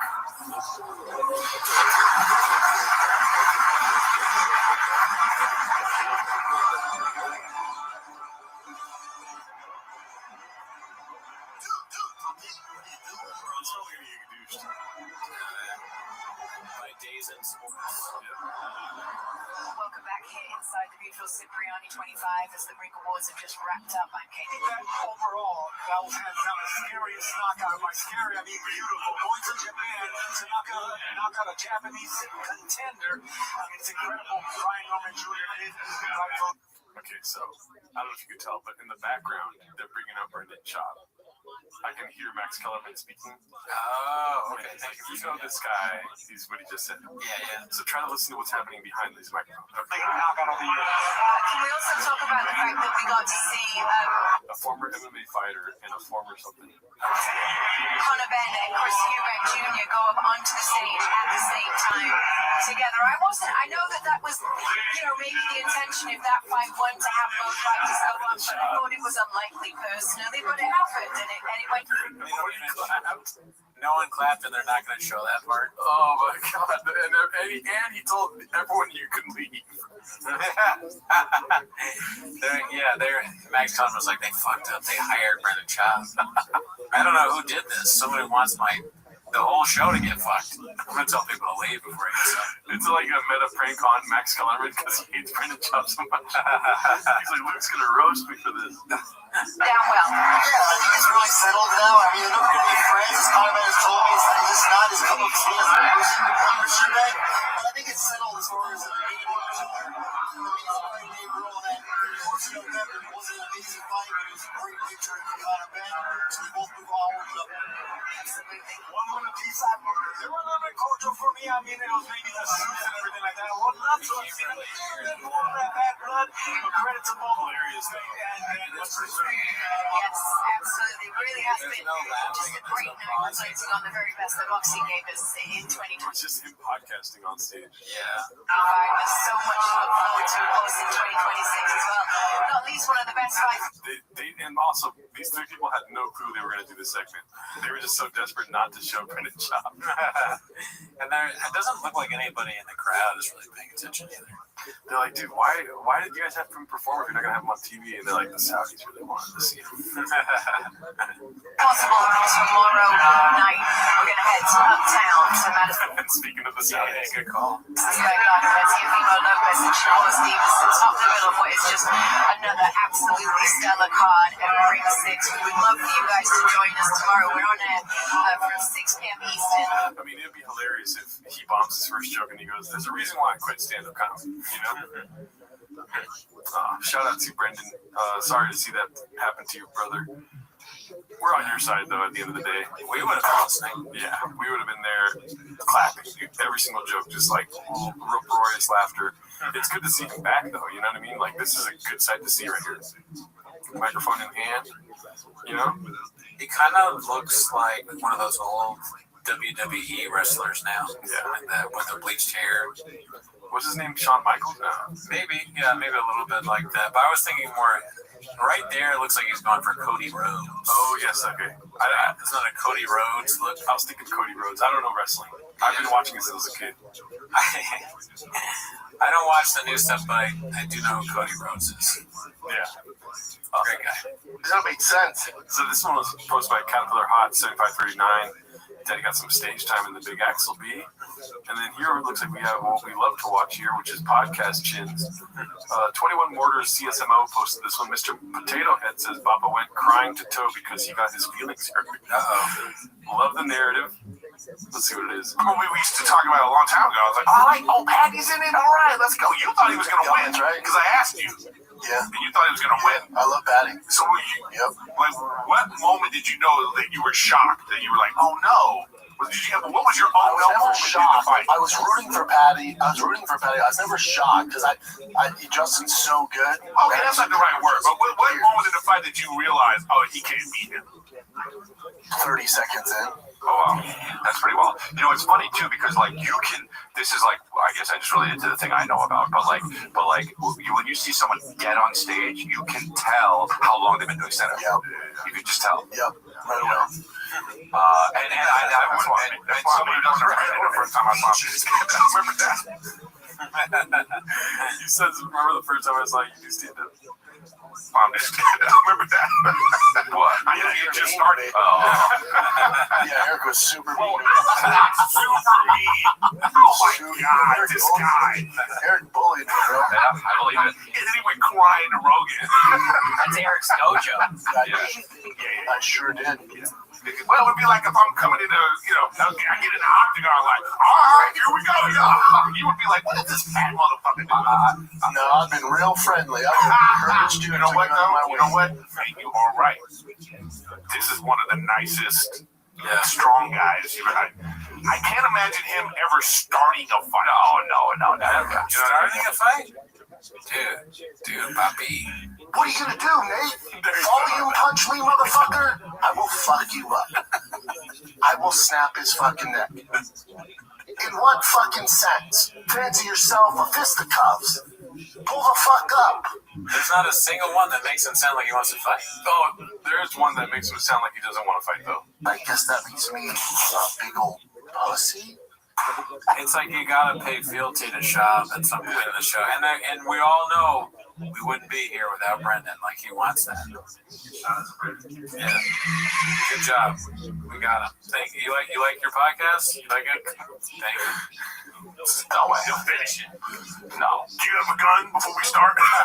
That's so funny. I am white as shit, Dallas. Yeah. That's his go-to ass. I'm waiting. Someone, I know what you mean.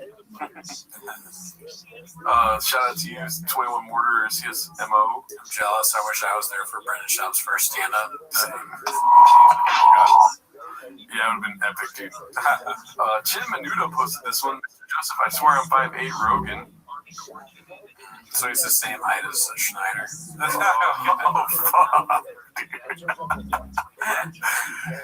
Wow. He's lying about his height, eh? He's 5'3", huh? Wow. That's social media. This isn't real. When has he said he's 5'8"? Talk to the people. I don't know. That's a good question. I'm just saying shit. I'm just buying into wholly to the narrative. Oh my God. Are you kidding me? Exposed. What? I mean, it doesn't seem true, if Rob Schneider is 5'3". By the way, Michael Schwartz, nobody cares, dude. I follow him on Instagram every day. He's posting pictures. Like, if somebody shares his picture, he's like, oh, look at me again. It's the worst picture of Joseph Rogan I've ever seen.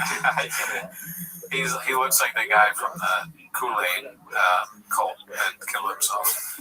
But Joe Rogan and Rob Schneider. See if there's any other pictures of them together.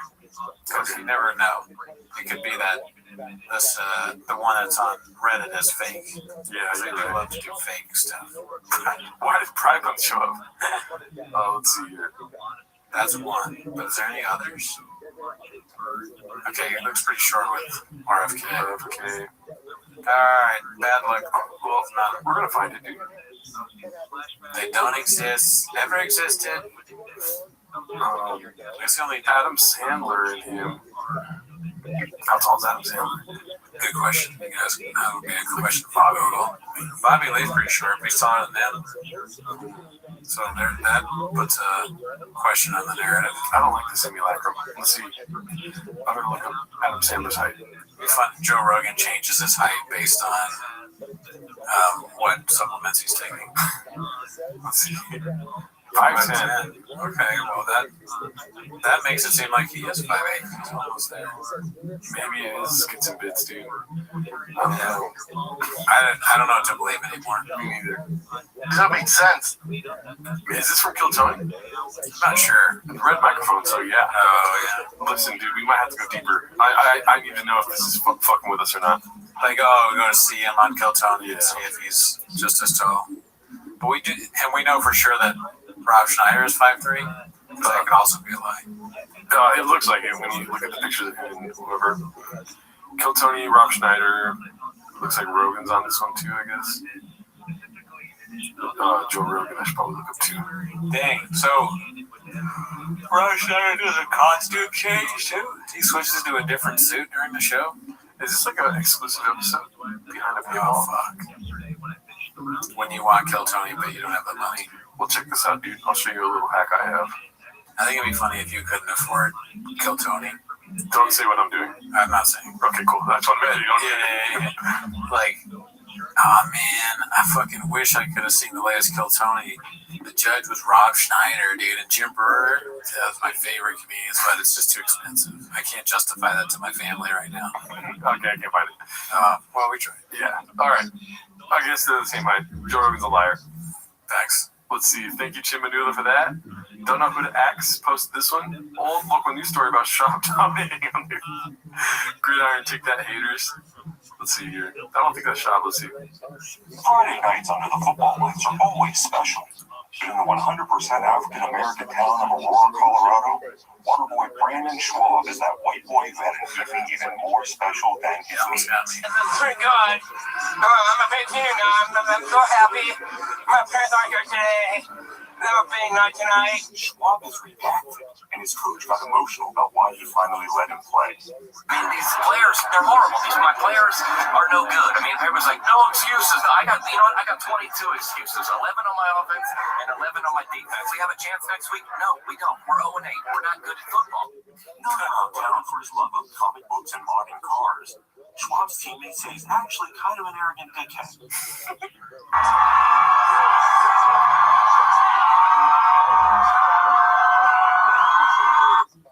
But when our news crew found the players they could look like really good guys on TV, they knew exactly what to do. $100 checks to each player from a local door-to-door email salesman sealed the deal. The opposing Denver School for the Blind players stood down. In a way, Schwab went. His extra chromosome giving him that additional burst to the end zone with his annoyed teammates. And last touchdown. Touchdown? How's it going? We asked Schwab's mom about his big night. Fuck him. Yeah, fuck that guy. Big time. He even asked Jay his opinion. Robert Lee reporting for News Team 66. All right, so obviously this cook needs to take our training again at PM Jenks. He needs to go to HR and yeah, I think so. I guess it's like it's kind of funny, but like for a 10-second clip, not for a minute 30. Yeah, the length that makes it weird. Shout out to you, don't know who to ask. That's social media. This isn't real. I mean, I've bombed on Change before. I'm not saying this is a bomb. It's got 344 upvotes. Yeah, it's doing pretty good. I remember I put Cristiano Ronaldo on Change once. Oh, yeah? And I was like, this is a good-looking shot. And everyone hated on it. But I saw it. Nobody else did. I posted I posted plenty of things that bombed on Change. But I posted this one. It was like, who's the actress at the AMC thing? You know, a famous AMC ad where it's like, Nicole Kidman. Nicole Kidman, yeah. And I put, instead of AMC, I changed it to PM Chang's. And no likes. That was great, though. It was good. Yeah. So it's just like, you know, sometimes you get the updos, the downdos on Reddit. You know, it is what it is. We got 132,000 fucking homeless cats that don't like our shit, daddy. Okay, so Bean Dip being the consummate professional at the boxing thing, plus my Gandhi was my pimp. I did see this one already. Let's see. It's fine. When it comes to big, go through, brother. It's all right. Thank you. Go ahead, brother. No, I have no idea what's going on. was so annoying for him to walk in front of the camera, dude. Yeah. I walk behind the camera. He knows how to ruin things. Yeah. A show, a production, he'll put his foot in it. Getting into the bathroom. Bingo. Yeah. He knows how to ruin tires. This is hilarious, dude. Mission Impossible.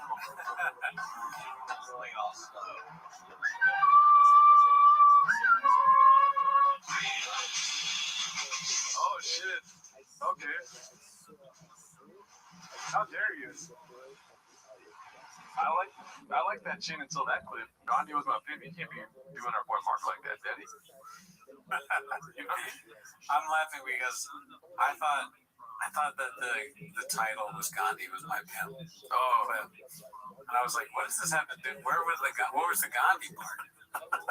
That's the whole thing I was thinking about the whole time. I kept, when it went back to the guy, I was like, that guy's going to say something about Gandhi.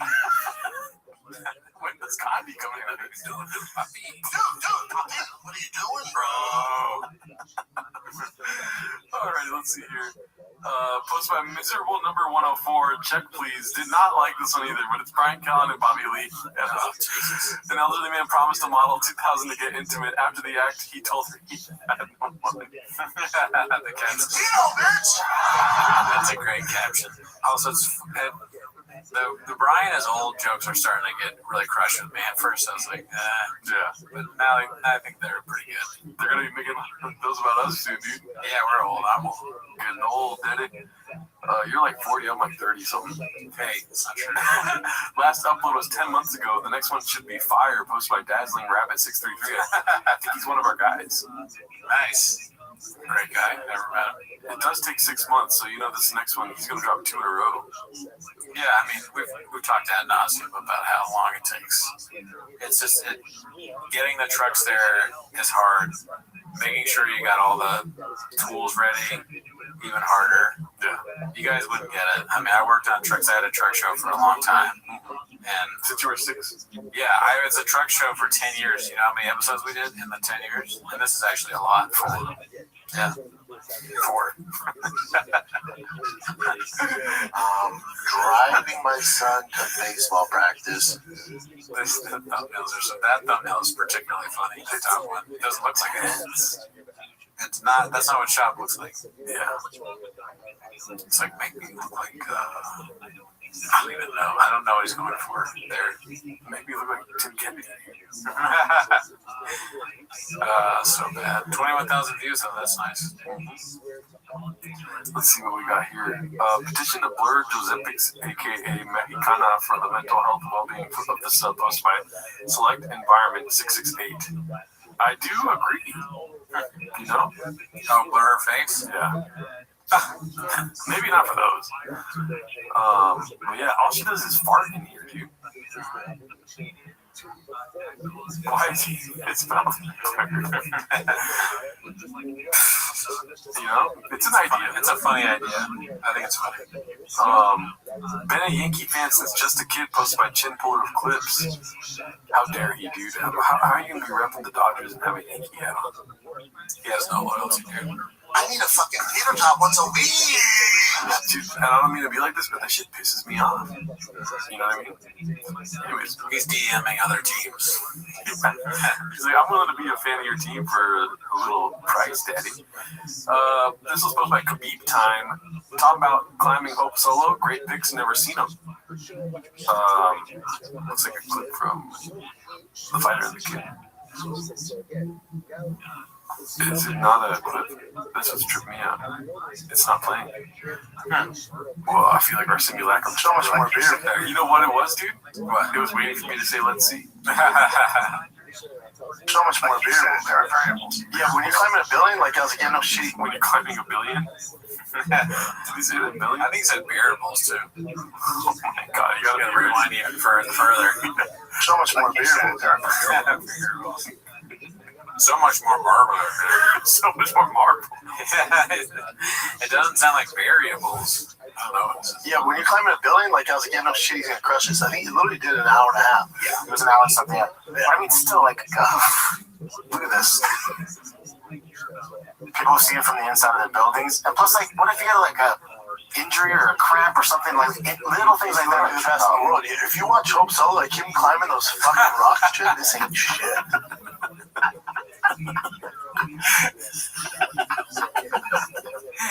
Oh shit! God. Hope Solo just entered the chat, dude. That's crazy. How does he keep doing this? His brain just doesn't work, and I'm constantly surprised. You know about Hope Solo? Yeah, the soccer player. You know her whole conditioning? No. She had a problem with alcohol. Oh, okay. She's nuts. Yeah. But free solo. Right. Yeah. Hope Solo, I know from soccer. I think that is he is a genius, man. That is hilarious. I love it. If you watch Hope Solo, like him climbing those fucking rocks, shit, this ain't shit. Why don't they say anything? I know. I was looking for their reactions. It would be like an instinct just to be like, Hope Solo. You know what it is? Maybe he hates it when people correct him. He told him no more correcting me on air. And then, yeah, he had a meeting and team with guys. And another thing, we're not going to correct me anymore. Just let me be wrong. Let me be me. Does he say that? Or does he do the third person? Oh, yeah. So, like, on the show, like, when someone's wrong, that's him. And then he could immediately douches Brian if he ever catches him. Doing saying something wrong. Yeah. I think this is for the people that didn't watch Hope Solo. Free Solo, right? Free Solo. Thank goodness. You go Hope Solo. You watched her climb the goalie. I was like looking at it. I was like, she's a big girl. She's a big girl. Remember Eight Speaks came out? I'm talking about that. I made it a point not to look at those pictures. Yeah, I did look at it. And then I did. Because somebody showed it to me. I know. Does she have hemorrhoids? All right, what's this shit? I don't know. Jesus Christ, dude. Brandon, why would you say that? Not cool. I thought you quit comedy, dude. Yeah. So much more. You see the anus pics? Dude, stick to fighting. All right, my girl is Mexican as fuck, has lost her looks. Original standard 42. Can I see the comments on this? Spicy. What the fuck is that title? The only person ever that British was the first. And OP apparently. Definitely ESLB. Oh yeah, I'm glad. I just needed 2 comments and I got my fill. Josepic slumming it with the pores flying commercial posted by Big Battle 9416. 28 degrees Fahrenheit at 5:30 in the morning. She woke up at 4:34 for sure. Oh yeah, I can catch that. Somehow Bart is immune to suffering from overexposure like he is cirrhosis. Posted by Big Battle 9416. 56,000 views. Did not watch that episode, gotta say. This is posted by Working Toe 855. We're doing a lightning round here before we end. Oh, really, dude? Millennia is now one of the lowest rated movies in IMDb history with a 1.1 out of 10 stars. Not true. Not true. Not true. 1.3. Get it right. Yep.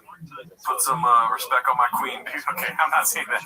But here, let's do a little something for the fans, dude. They like when we do new. We've never done new, by the way. No, not once. Not once, dude. Have we done so this is let's see what this is. Could have joined the NASA if they wanted to. Posted by JCO 7572. Let's see here.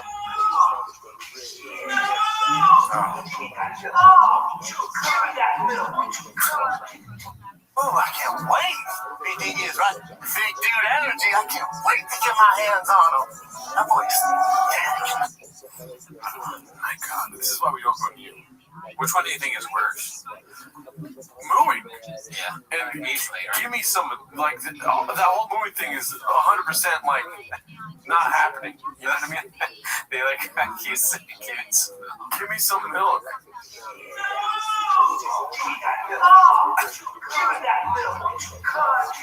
What is he saying? Yeah, I don't know. Why'd you cut? Wouldn't you could or something like that. So disgusting. He doesn't even look like a cow. And Crowder made him do that, unless it was Brian's idea. Yeah. Dude, you'll never know. That is insane. And then it is a good comparison though, because the shop is talking about BDE as a girl, dude. What? This gives like, you know, that whole like dress theory Like black dudes wearing dresses, gets to the top somehow like that. Oh, okay. So it's like, dog, they did this. Yeah, it fucking sucked, dude. What the hell? Where are their writers at? If we could get even worse if we did cow costumes and dresses. Somebody told them the best, if you really want to get like people eyes in your content, gay cow with gay cowboy, man dressed as woman talking about BDE. And it makes sense to them. They're like, how dude, everything's so gay now. That's what they think, yeah, because they think everyone's gay. Yeah. So they're like, but everyone's gay, so we have to do it. All right, Danny Kaufman, too, posted this one. 2 minutes of unadulterated, self-admitted bootlicking. I hate that term so much, dude. Bootlicking. It is kind of lame. Hardcore. That's a hardcore term. The UFC makes billions of dollars. Facts. Yeah, because they don't pay the fighters. Whatever the fuck it is. They're the only combat sports organization in the history of combat sports to make money. Him getting involved in boxing is a good thing. If you want to have a fight pay, that's a different discussion. I'm talking about for the longevity and to grow the sport and actually make stars and get people to tune in and care about the boxers. There's nobody better. No, you're a bootlicker. Okay, sure. But history will show there's only one guy that's ever figured it out. So when Max Herman says, I've been waiting all my life for Zuffa boxing, he's saying because it actually establishes order and structure to boxing. When you have all these promoters, you not get the fights you want to see for a variety of reasons, and when you do, it's too late, and there's no consistency, and this guy fights maybe once a year, this guy maybe takes 2 years up. No. All that shit stops when you get a king to run this shit. When you get somebody who looks at like a business and you get consistency. And all those fighters, all right, maybe you're not making $50 million a fight, but you're fighting 3 times a year. And it's on CBS, it's on Paramount, it's on Netflix. So maybe you're not getting that one huge payday and then going away and then retiring, coming out of retirement. It's a shit show. Dude, that's all I'm saying. That's why he's good for boxing. He's a cream of He's the only Sure, there's a lot of reasons why people don't like it. I get all that. I'm just saying, as far as a business model, this is exactly what boxing needs. It's Tito, bitch! Yeah, I mean, the only thing I thought about that is that, oh god, I lost it. What was he? I don't remember what I was going to say. That was the worst clip I've ever seen. Yeah. There was something in there, but I don't have it anymore. Something about the bootlegging. Oh, yes, now I remember. This is not worth it. But with the way he says, like, oh, bootlegging, all right, cool, or whatever. That's the Jeff Dye delivery. Yeah. I guess I am then. Where we're supposed to laugh because you suck, I guess. All right, hilarious. Sucks. No, it just sucks. If the clip is about what's his name, Dana White, right? Or does I'm assuming. So he's like, if Dana White was there, he would lick his ass, suck his balls, and swallow his cock. Yeah, basically. Is Dana White in the files? That's what I'm looking at right now. Let's see here. Dana White. Is Dana White in the Epstein files? They're talking about UFC from Dana White. Let's see this. Another great night of fights to Jeffrey Epstein. Get caught up now. Did you miss the latest episode of Dana? Okay, so it might be just like some subscription. Yeah, it's like an ad. Yeah, like that's so funny that they come in from Dana White. AT&T. Oh, AT&T's in it. August 9th from Dana White. Did you miss the latest episode of? Okay, it's another one of those sort of emails. Okay, so Dana White's in the files. So confirm. Yeah, you did it. Alrighty, y'all. Well, that's it for us, dude. We've been out here, dude, watching Brendan Shaw. We edit these episodes down for an hour, but we watched it for 4 months. Yeah, it's like kind of like Truck Stop Diaries. Yeah. It's kind of like cats eating fucking tacos at a shop or something like that. Truck Stop Diaries. Alrighty, y'all. Have a great rest of your weeks. Later. Uh-huh. She's telling us everybody how resilient everyone is and everything's going well. Feeling progress. She's been working with for about 2 years. Calling agencies, people that help clean up the Palisades at first, the green and the swell. But after that, she worked a couple months and then nothing. Stop by my favorite time of the week when you get the hip-hop and try to speak. With these surprises today, you better act and watch 10 minutes of show. Welcome back to 10 Minutes of Shop. Thanks for tuning in. As always, join the Patreon, join the Reddit, join the Discord. This isn't real. It's not real, dude. Social media is big. But if you want, you can join the Patreon. You get, you get early access. You get early access to this show. All right, and you know you want that. Because you got to tell all your friends that you get to eat huevos and Joe before everybody else does. Okay, I'm done selling. That's not why you're there. That's not why they're here. Okay, they're here to watch 10 Minutes of Shop. So start the timer. Play the jingle. Alrighty, here we are. We have got a clip from Xylopho. It looks like his name is. I don't know what that means. But this is called Bappa.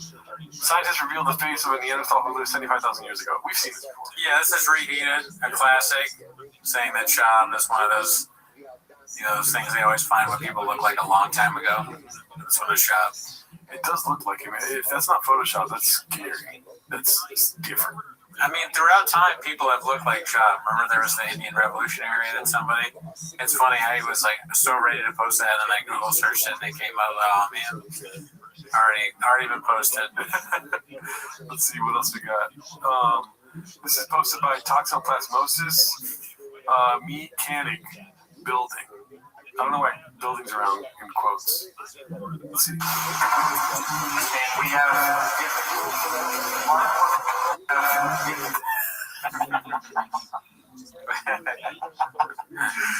2 likes is funny. It was something is It does kind of look like he's doing it wrong, even though I have no idea what he's doing. Yeah. Doesn't it seem like he? And it seems the guy is standing next to him like, we actually have a tool that we use for that. You're using the wrong one. I guess that makes me a big old pussy. He's like, Shab, I told you to paint it, not screw it. Yeah, not good. What do you think the 170 stands for right there, Daddy? That was the lowest he's ever been able to lift. That's facts. He's always lifted more than that. I actually knew the answer to that, and you're correct. Good. Yeah. I like that one. Let's see here. What else? Chin puller of clips. Clint, get a chip of me being a mechanic. You didn't say that. It's now up to 77 likes. That's good.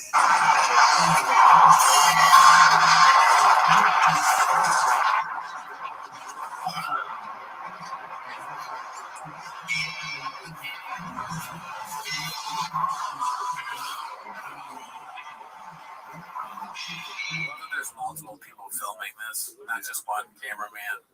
To film him, move a tire, take a tire off and move it. Yeah, I don't want to be that guy, but it does look like he's special. You know what I mean? Yeah, he does. He's got the face. The Neanderthal type of special, you know? I would never disgrace people with Down syndrome saying that he's got that. The first guy kind of reminded me, because I've been watching Storage Wars, and this takes place in a storage unit. Yeah. I said, no way, Chum-Li is on this. He got Chum-Li somehow, but no, of course he didn't. He's not big enough for Chum-Li. Over under on this guy being homeless? I'm gonna say no. But it would be funny if you started employing them, because the only people that will work for him. Yeah. They get paid in clips. It is weird, like, people that fucking love hating it, or like hate watching, yeah, would love to work for him, because it's like constant. Yeah. It's like a terrible boss, but it's entertaining all day. Yeah, it's skits and bits all day long. Yeah. Your payment is how much fun you can have laughing at him. And in hopes that he doesn't hurt you. Yeah. Because he might get mad. You make fun of him enough. He's like, geez, that Bobby Lee trick. Bobby Lee is one of my closest friends. Daddy, get a little, chop that thing right off. My kangaroo's like a pecker with a picker on it. My kangaroo is like a pecker with a picker on it. Yeah, I don't know what he actually says. Oh, here we go, dude. We live for these. Icarus lives. What happens next? Part 15. Can you imagine it didn't work? That would be so sad. I would cry. Yeah. Let's see. What happened next?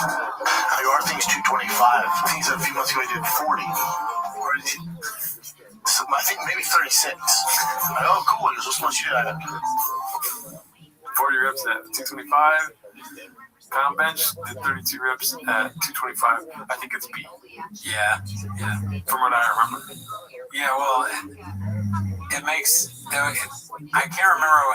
I'm admitting now that I have Graves' disease. I cannot remember what we just watched. What he said, but I feel like he said 40 something. So it would be funny to say less than that, as if it's better. Is that the point of the clip? Can we rewind? I'm curious. What happens next? 25. Things that a few months ago I did 40. Or is it, I think maybe 36. 40. Oh, cool. What's much you did? He's gonna say 40. Oh, because it's more. But it would be. Do you think it would be kind of funny if he said, "Oh, actually, really? Oh, cool. I did 32." Like, because it's. Well, he's talking about Thor, though. Yeah. But he. Of course, but Shab wants to do more than everybody. True, but it's him also kind of like douching Thor, but like, you only did 40, I did 32. Yeah, I guess in a way, if you get anywhere near what Thor guy got, that's pretty impressive.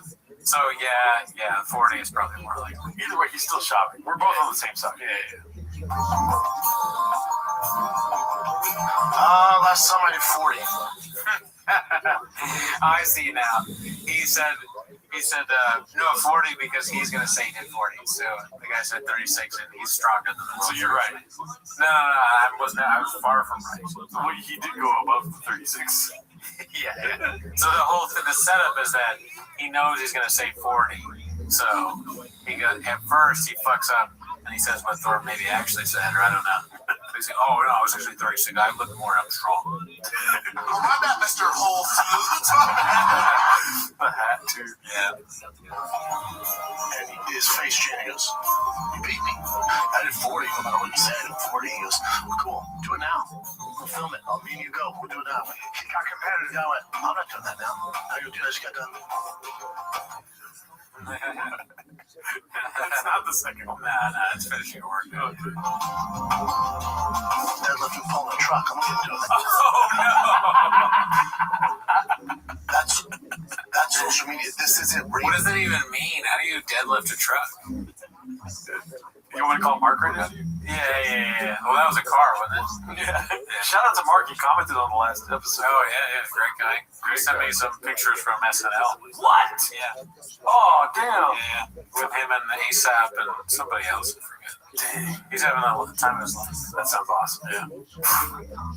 Thanks. He's a great guy. Never met him. Don't do it now. You go, I'm not doing it now. And then the idea is strong. Game of Thrones. Yeah. That one's obvious. This clip has so many M's. It's A. Games of Thrones. Games of Thorn. Right? Not happening. Games of Thor. Games of Thor. Games of Thor? It's not happening. I like that both options are wrong. And he goes, all right, tomorrow morning, meet me here, we'll do it. I got his face on Thor. Thor, I don't give a shit. I like how Icarus knows the correct answer. He's not as far down into the abyss where he's becoming it, you know? Shout out to Nietzsche. I'm doing that. I think it's 4 episodes in a row now. Quote at Nietzsche. Yeah. It's the same quote, by the way. I'm not changing it. Okay. I guess that means me. Listen, I got his face on Thor. I can't emphasize enough. I don't give a shit how drunk you are. I wish. I gotta tell Cooney that every day. I don't give a shit how violent you are. Yeah, well, I think you do. I think you're wrong. I want to get one of those little Christmas trees for my apartment, dude. It is kind of funny that it's so small. Who's my dad? I didn't miss it. Joe Rogan's his dad. You are nice. You know who I wish was my dad? Joe Rogan. For sure. I never met him before, but nicest guy I've ever met. That sounds like a candidate. Yeah, both sound like they're plausible answers. I'm going A. Okay, I'm gonna go B. Dude, you know who I wish was my dad? And I've never met him before, and he's hands down the nicest comedian I've ever met in my life. I've never met him before. What are you doing, bro? What is it? Hands down the nicest guy I've ever met? Yeah. Oh my god. Hold on. Starting on a Conor McGregor accent real quick. When were you a kid? We're not here to take part, we're here to take over. I'm not here to take over, I'm here to take part. It's B. It's B. What is that hat, dude? I don't know. We should get 2 of those hats. Yeah, like we have every hat he's ever worn somewhere. Where would you store them? In the fridge, it's huge. Oh, yeah. Is it a new? Is it a new? No, fuck you. I'm not here to take over, I'm here to take part. I said it last year. I'm not here to take over, I'm here to take part. Ladies and gentlemen, let's hear it. Notorious Conor McGregor. Yeah, dude, great stuff. And it's even funnier with the accent, too, getting it wrong. That's great. Hell yeah, dude, great stuff. Shout out to Papa, shout out to Chris Lives, dude. We live for that shit, daddy. Alright, so this is another BGL sighting. Dude, PF Chang's HR manager posted this. If you wanted to hurt me, you got me, brother.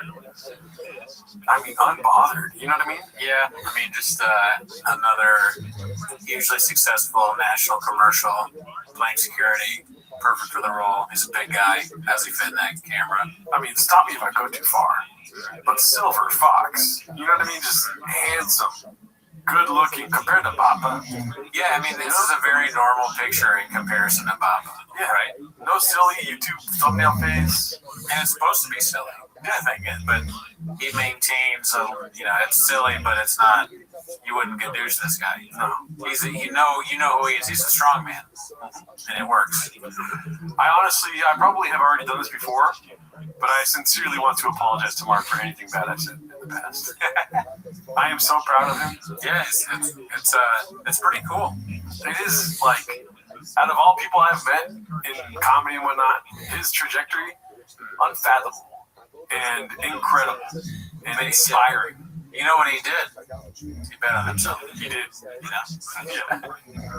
Bobby Lee is one of my closest friends. Me and Bobby talk about no one's been more supportive of what I see. I mean, Shop hates us so much on TV and SNL. It is so funny that he's on Saturday Night Live. It's gonna be funny to picture him in his I was gonna say apartment, but in his house in Austin, saying Super Bowl, getting mad at Mark Harley on his screen. Are you kidding me? A Super Bowl commercial? Yeah, I mean, he probably can't talk about Mark around him. People get mad. If they say, "Oh, that commercial is funny," no one.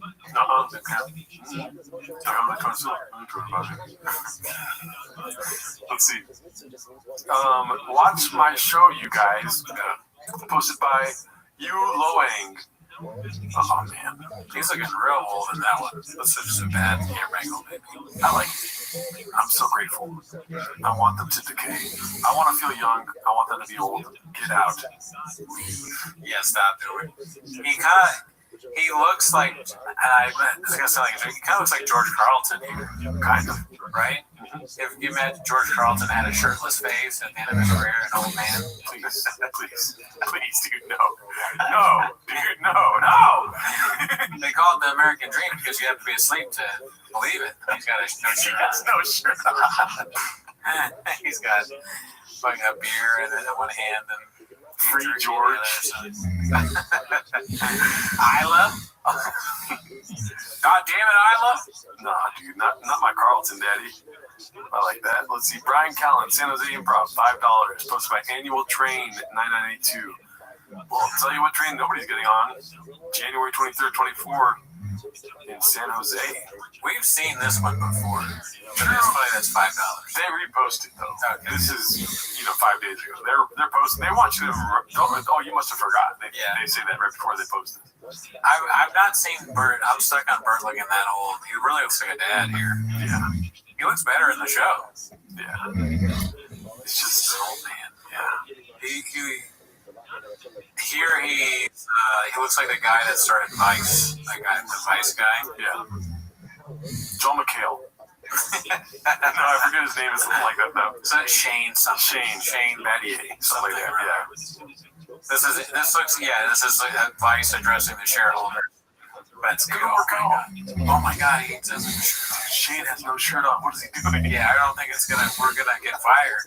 This is his meltdown. It is a Joseph Kony video. You know, when that guy went crazy after he made the Kony videos, running through the street naked. We're doing our 6th video on marijuana this week, and he has no shirt on. What are we doing here, dude? Yeah. Let's see. What is this? Okay, us. Good to see that new JoJo Minute show really taking off, posted by Dave Oz 66. We're not here for that. We discussed the podcast here, but let's see what they got.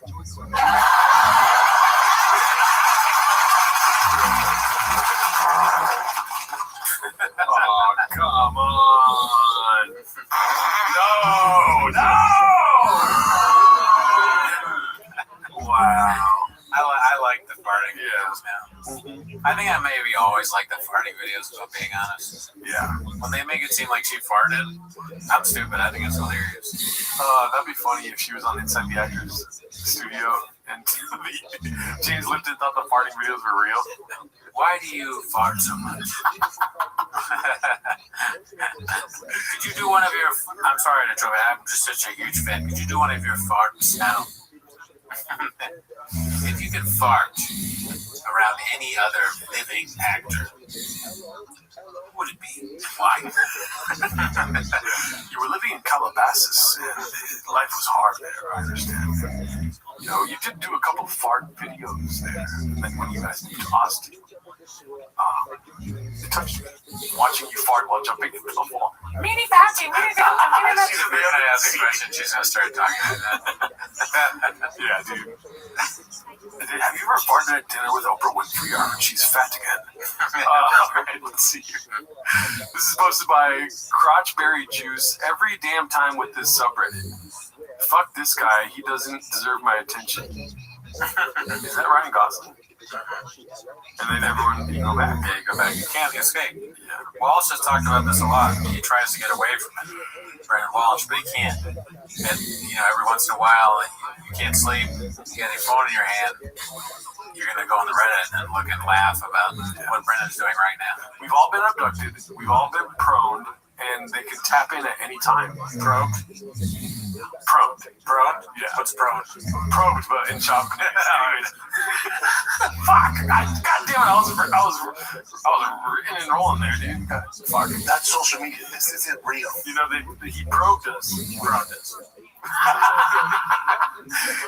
us with his insanely genius comedy. Honestly, genius at the end of the day. You know what I mean? Not that it's thought out, but that it is genius that anyone would be that way. Accidental genius. Yes. Thank you. And we're never gonna. There's no going back. I don't really have any interest in going back. No, at least not now. Yeah. I like it too much. I like the idea of if we could ever get wild success, just like out of control success, I think it would be so funny to continue doing stuff. Like there's no reason, and people constantly go, "Why are you still doing this? You have millions of dollars," and I go, I like it. No, you say.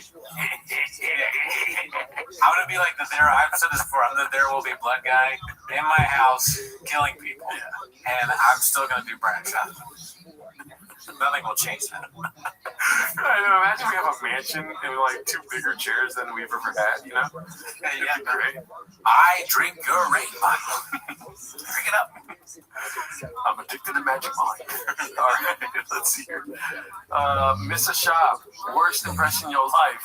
Okay, Dave Oz 66. Hot entry to the sub. Never seen that username before. Great screen grab. This is excellent. The gold chain, that's a nice touch. You know? It does look like it weirdly looks like a cholo in Denver laughing on a street corner without a jacket on, you know? Yeah. Yeah, a different culture trying to do something. Yeah.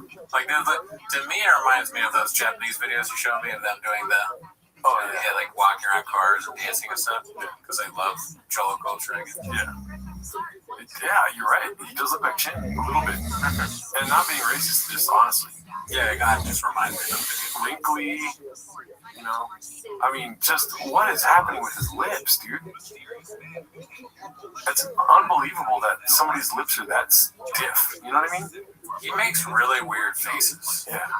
And the pictures that come out are like, it's almost impressive, you know, because I don't really make a whole lot of different faces. But Shad was a man of many faces. All of them are decked. Unreal. Let's see. All right, so this one I started to read earlier and I just stopped. This is why you shouldn't believe comedians that espouse the belief that Rogan is super supportive. You constantly hear from Shane Gillis and Andrew Schultz how generous Joe is, but the reality is he's a condescending bully who can't stand seeing his producer / supposed friend be excited for getting positive feedback about his stand-up career. As if being a prick to this degree wasn't enough, he had to find a sore spot on Red Band's recent shows to make sure he knows what the pecking order is. And the constant use of the insult bitch so casually is pathetic on another level. As well as the condescending whisper, I just said I heard Sunday was a little rough. Okay, so obviously this guy's sad. He's watching a lot of Joe Rogan. I don't like that. Honestly, fuck Joe Rogan and all the people who think he's selfless and wanting others to succeed. He's a fraud, a jealous, vindictive, self-righteous prick, and a spiteful asshole. Damn, now he's just gone. He just goes, B. Let's see what he's talking about. That's so fascinating. This isn't real.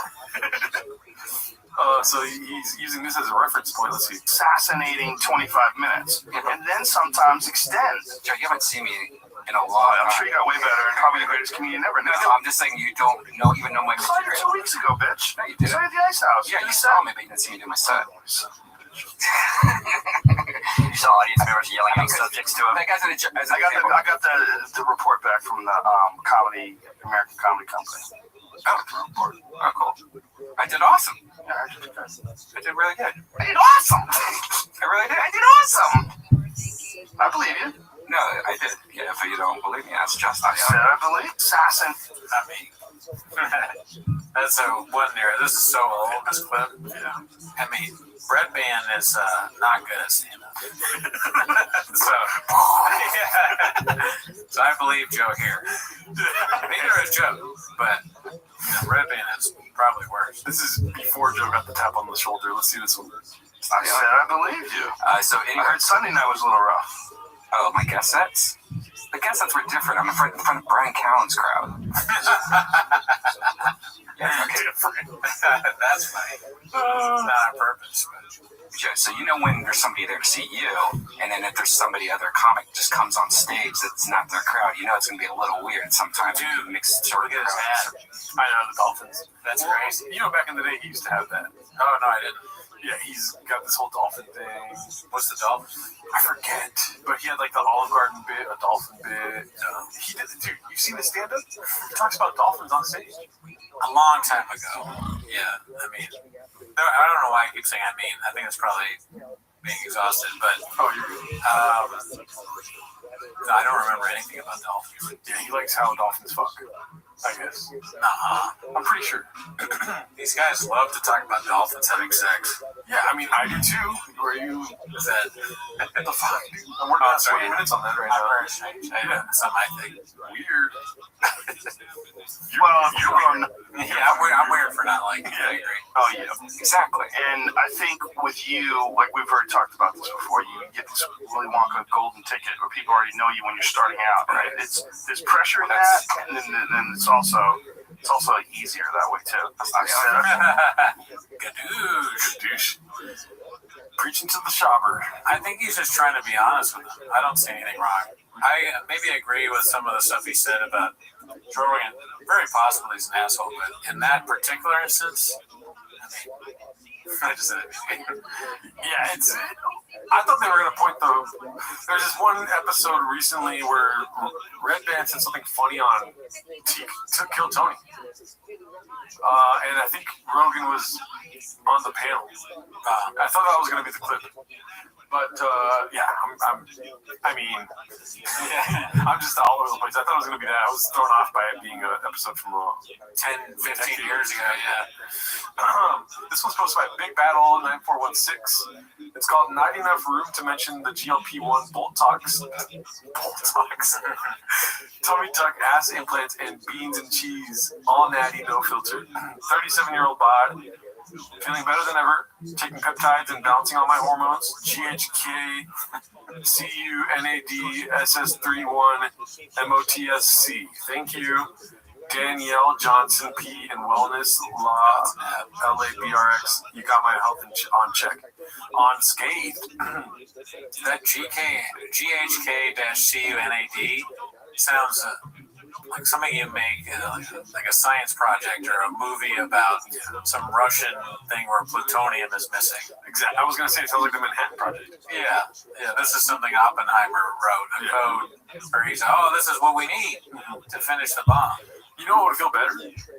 Putting some fucking clothes on, dude. But very cool. It's winter time right now. Yeah. What are you doing? What are we doing here? But you gotta, she's doing it all for the bit, right? How old is that dog? And why are you exposing yourself to it? That's kind of weird, my guy. I don't like it. Wear a burqa. I wouldn't want my mom to be doing this stuff, but it is what it is. Some families are different.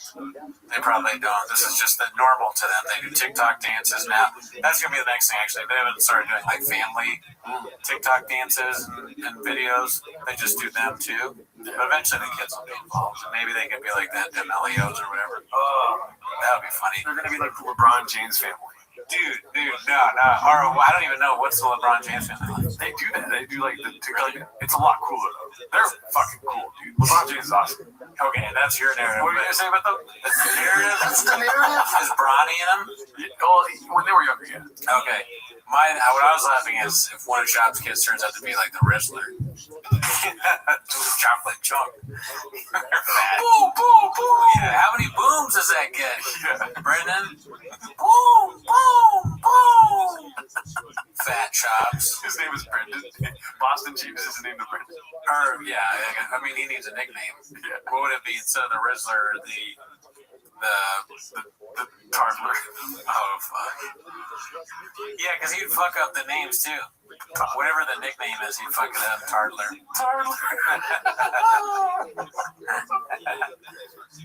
There'd be a stupid name. I would think about naming my kids the Weasler. And do like the Rizzler? No.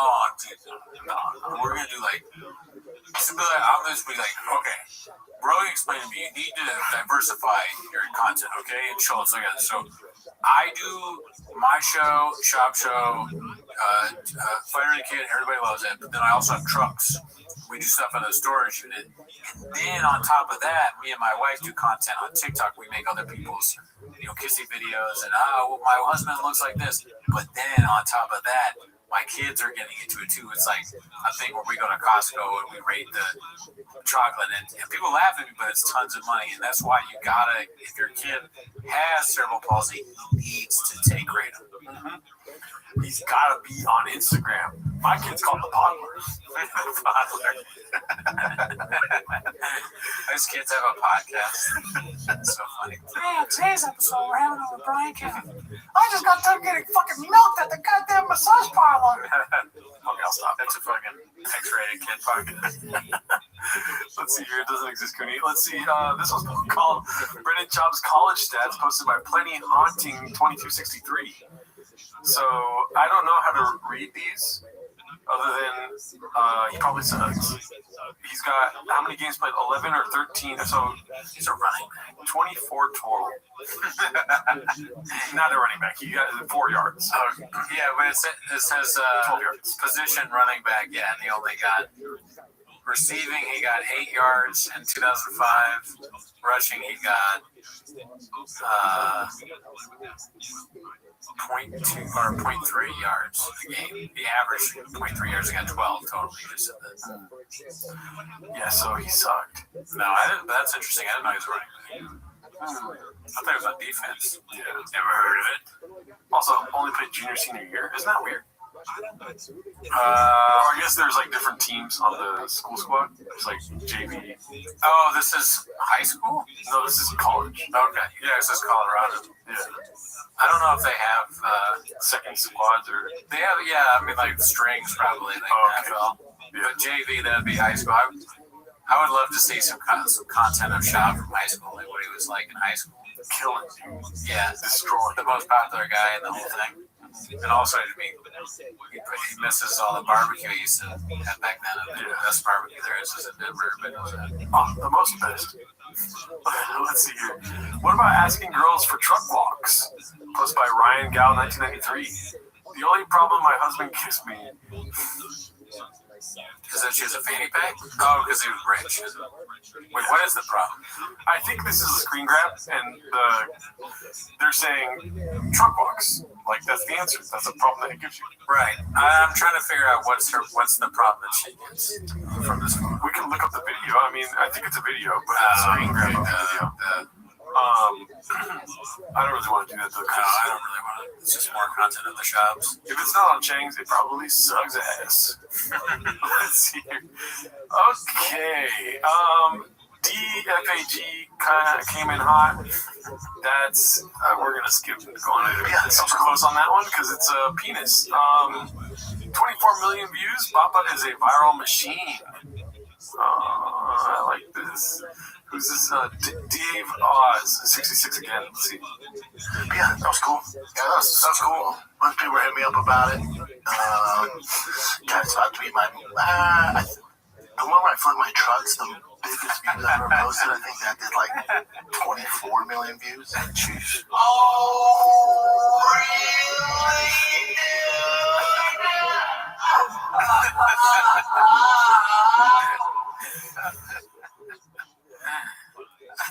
24 million. Not even close. 24 million views over 199,000. That's wild, dude. That's spicy. Spicy. Probably added it up everywhere. He's a sales in every single clip anywhere anyone posted. He's like Wolves on Fox. T-Bo's had to watch it. They got like 4 times. Yeah, that's right. I'm not really a numbers guy. I knew he did. That guy's a great guy. I wonder. I mean, he's probably not wrong. There probably is something like 24 million. Saw that. Oh yeah. People in India are like, oh, bro! It's all over the world. They have no idea. They're just like, the guy that flipped the truck. That'd be funny. People from foreign nations come here and see shop. They go, oh, truck flip guy. You flipped your truck. That's crazy. Well, it's just like the guy that punched that kangaroo in Australia. Everyone saw that. Nobody knows who he is. No. But you wouldn't recognize him if you saw him, probably. I'd probably be like, that guy looks like the guy that punched the kangaroo. He looks like every other white guy. It would be tough. If you really could see the kangaroo guy, he'd probably be weirded out. He'd be like, how do you know? Yeah, that's true. Let's see what we got next. Blockbuster. So I'm assuming Born Salamander 8 watched it already, and he's saying that it's Blockbuster. He's telling us not to check it out. Love you, Theo, but this ain't it. Oh, Theo Von posted it. Yeah, you sure? Yikes, who the fuck is watching this? I mean, the people have spoken, Daddy. Yeah, that's going to be a no for me, dog. Ain't nobody watching that. Is there any comedy in there? Danny DeVito shaking his head. I usually skip this part. Nobody watching this shit. Free from what? Reason number 129474 to cancel your Netflix subscription. So with the bird thing, I got hate in the past because I said I liked the machine. Stop saying that. I can stand by it. I enjoyed the machine. I want to watch the show to see if I like it. Oh my god. Yeah, I know the preview made it look bad. Yeah. Oathman said it was good. Oh, dude, why are you gonna do that? I'm not gonna edit this out. I don't care. I want people to know that Oathman said it was good. Oh no. Yeah. There's gonna be so much hate comments towards Oathman now. Fair enough. He said it was good. I'm gonna watch it and maybe I'll say the same thing. Who knows? So did you ever ask yourself if Oathman was a bot? No, I know he's not a bot. Okay, cool. Yeah. I didn't meet him in person, so. Yeah, he's not a robot. Yeah. But have you seen the show?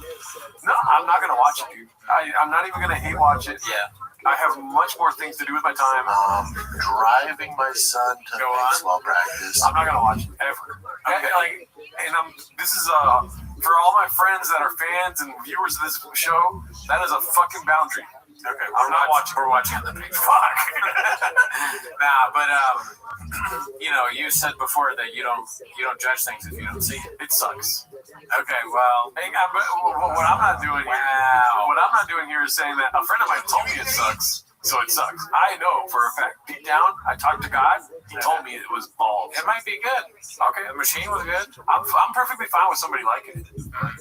I'm perfectly fine with thinking it sucks too. I'll be the judge. Go when I for it. watch it.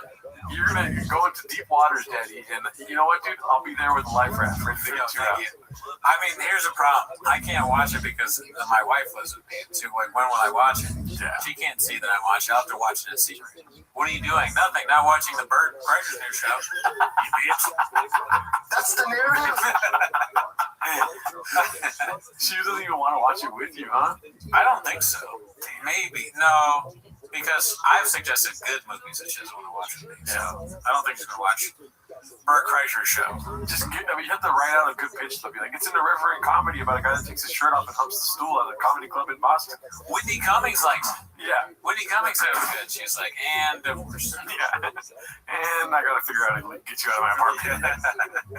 Let's see here. From Kardashian to relatable housewife and mom.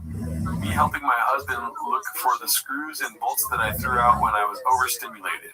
Oh my God. Stop saying overstimulated. I hate it. How many of these idiots are going to keep using that as an excuse for their stupid behavior? It's dumb. What does that even mean? Overstimulated. Go die. Okay. You're overstimulated. Yeah, if you were overstimulated, it means you're done getting stimulated. Cool. Never come again, dude. I'm tired of it. Pull the fuck up. I'm tired of it, dude. You're right. Fucking die. I agree. Die is strong, but it seems annoying to continue. This must be just a buzzword that people are using now. Facts.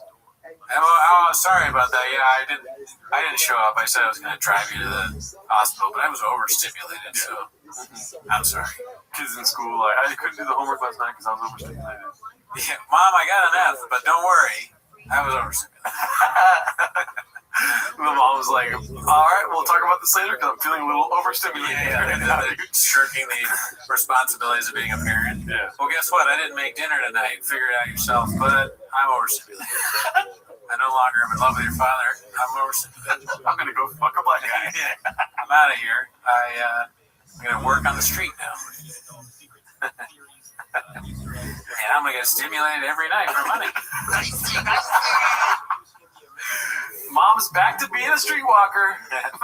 Back. You've done it before? I was overstimulated as a child. You were actually overstimulated when you were born. Don't get me the crack I want. I'm 100% on your side though, dude. I hate it, dude. You can't be uncomfortable for 1 second. You know? Is that what it means? That sounds right. Overstimulated to me is a synonym of feeling uncomfortable. Yeah. Like, you could just, bite your tongue and live through a moment, dog. Get the fuck out of here. Stop posting on Instagram and shit like you're overstimulated. Fucking Whitney Cummings is saying it. When Whitney Cummings and Jaslyn Singh are the ones that are fronting your movement, abandon shit, dude. Yeah, that's a good point. Plus, it would be kind of super annoying. You're living with a woman and she gets stressed out or whatever, and what she does when she's stressed out is either throw your stuff out or talk about how all the guys she fucked before you on YouTube. It's like, Jesus, what can we do? Is there a pill that you can take to less stimulate you? Yeah. Because you can't go on YouTube and tell everybody that you fucked a lot of guys. All right, you're fucking guys and you want to throw my stuff out. Can I get a kiss? You're overstimulated? What the fuck? You can't even kiss me? Yeah. What is that? Why couldn't you? What would your stimulation level have to do with you? Because if you're stimulated, wouldn't you want to kiss me? Right. I'll unstimulate you. My lips are disgusting. Yeah, you sound like, oh, gosh. I can stimulate you. He's like, but actually, that's the problem. You can't. Unless you can become 5 white guys right now, you're not going to stimulate me. Yeah, so she's like, I would. I love you, but you're just not attractive. Not like the Rothschild white dudes. Those guys are hot. Dylan. Especially Tuesday. Tuesday? Nuts. You know, Thursday... You remind me of Thursday. He was a little weak. This is another guy's name. They're just days of the week. Days of the week, dude. Mm-hmm. That's facts. Anyways, yeah, I don't like it. And comment below, what do you guys think of the overstimulated shit? It's happening too often, dude. Yeah, have you ever been overstimulated yourself? Do you know a woman who has? How did you overcome that? That's what ICE agents are saying now, dude. I killed it because I was overstimulated. You know what I mean? They might be. I could totally see like that idiot that the shade thing going. The ICE agents were overstimulated because Tim Walz is telling people to stimulate them. Oh, alrighty. Let's see. What's his name? Bongino? Not Bongino. Bovino. I watched his speech and he was like, "There's choices you make, and when you make a choice is made. And when you make a choice, other people have choices too. And when you choose, some people choose wrong. And choosing is what we're here to discuss today." And then somebody's like, "Why did that guy die?" And he's like, "Stop choosing to ask that question." It's all about choice. Weren't you listening? He said you choose not to listen. He literally said that. No. In response to a question, he's like, "It's all about." Did you not hear what I said about choice? Ridiculous. I'm now going to bring up Miss Rachel Shooter then. And now we're going to overstimulate Candace Owens. All right, let's go. Keep on. We went too political there, dude. Jiu-jitsu. Ariel Helwani, dude. Helwani randomly fires up the fires for the first time in years. What the fuck? This has to get more likes, dude. No way.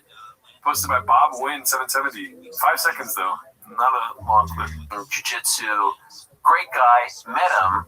Not sure in person. Maybe once. Oh, okay. It's addicting, you know. You'll never fully get away. When you dip your toe in, it's not going to be the last time you go to the beach. There you go. You know? Yeah. That was funny. I had to say, I'm going to put my hats off on that one. Spicy. Yeah, I agree. Sometimes when you're coloring inside the lines, you're gonna fucking break a couple crayons. You know what I mean? Facts. Then you might eat them and smell them. There you go. Brennan Shop. Put a Sharpie in your ass. Everybody's eating a crayon. All right, Loon Manding posted this. You said Sharpies in the ass. Yeah. I said everybody's eating a crayon. Loon Manding 56 posted this. What happened to thickboy.com? Oh, I saw this actually when I was scrolling through Reddit. And I was like, oh, they must not be selling the merch anymore. Or finances are bad. They can't even afford a $12 fucking website, dude. That's fucked up. That's crazy. There's no more merch. What happened?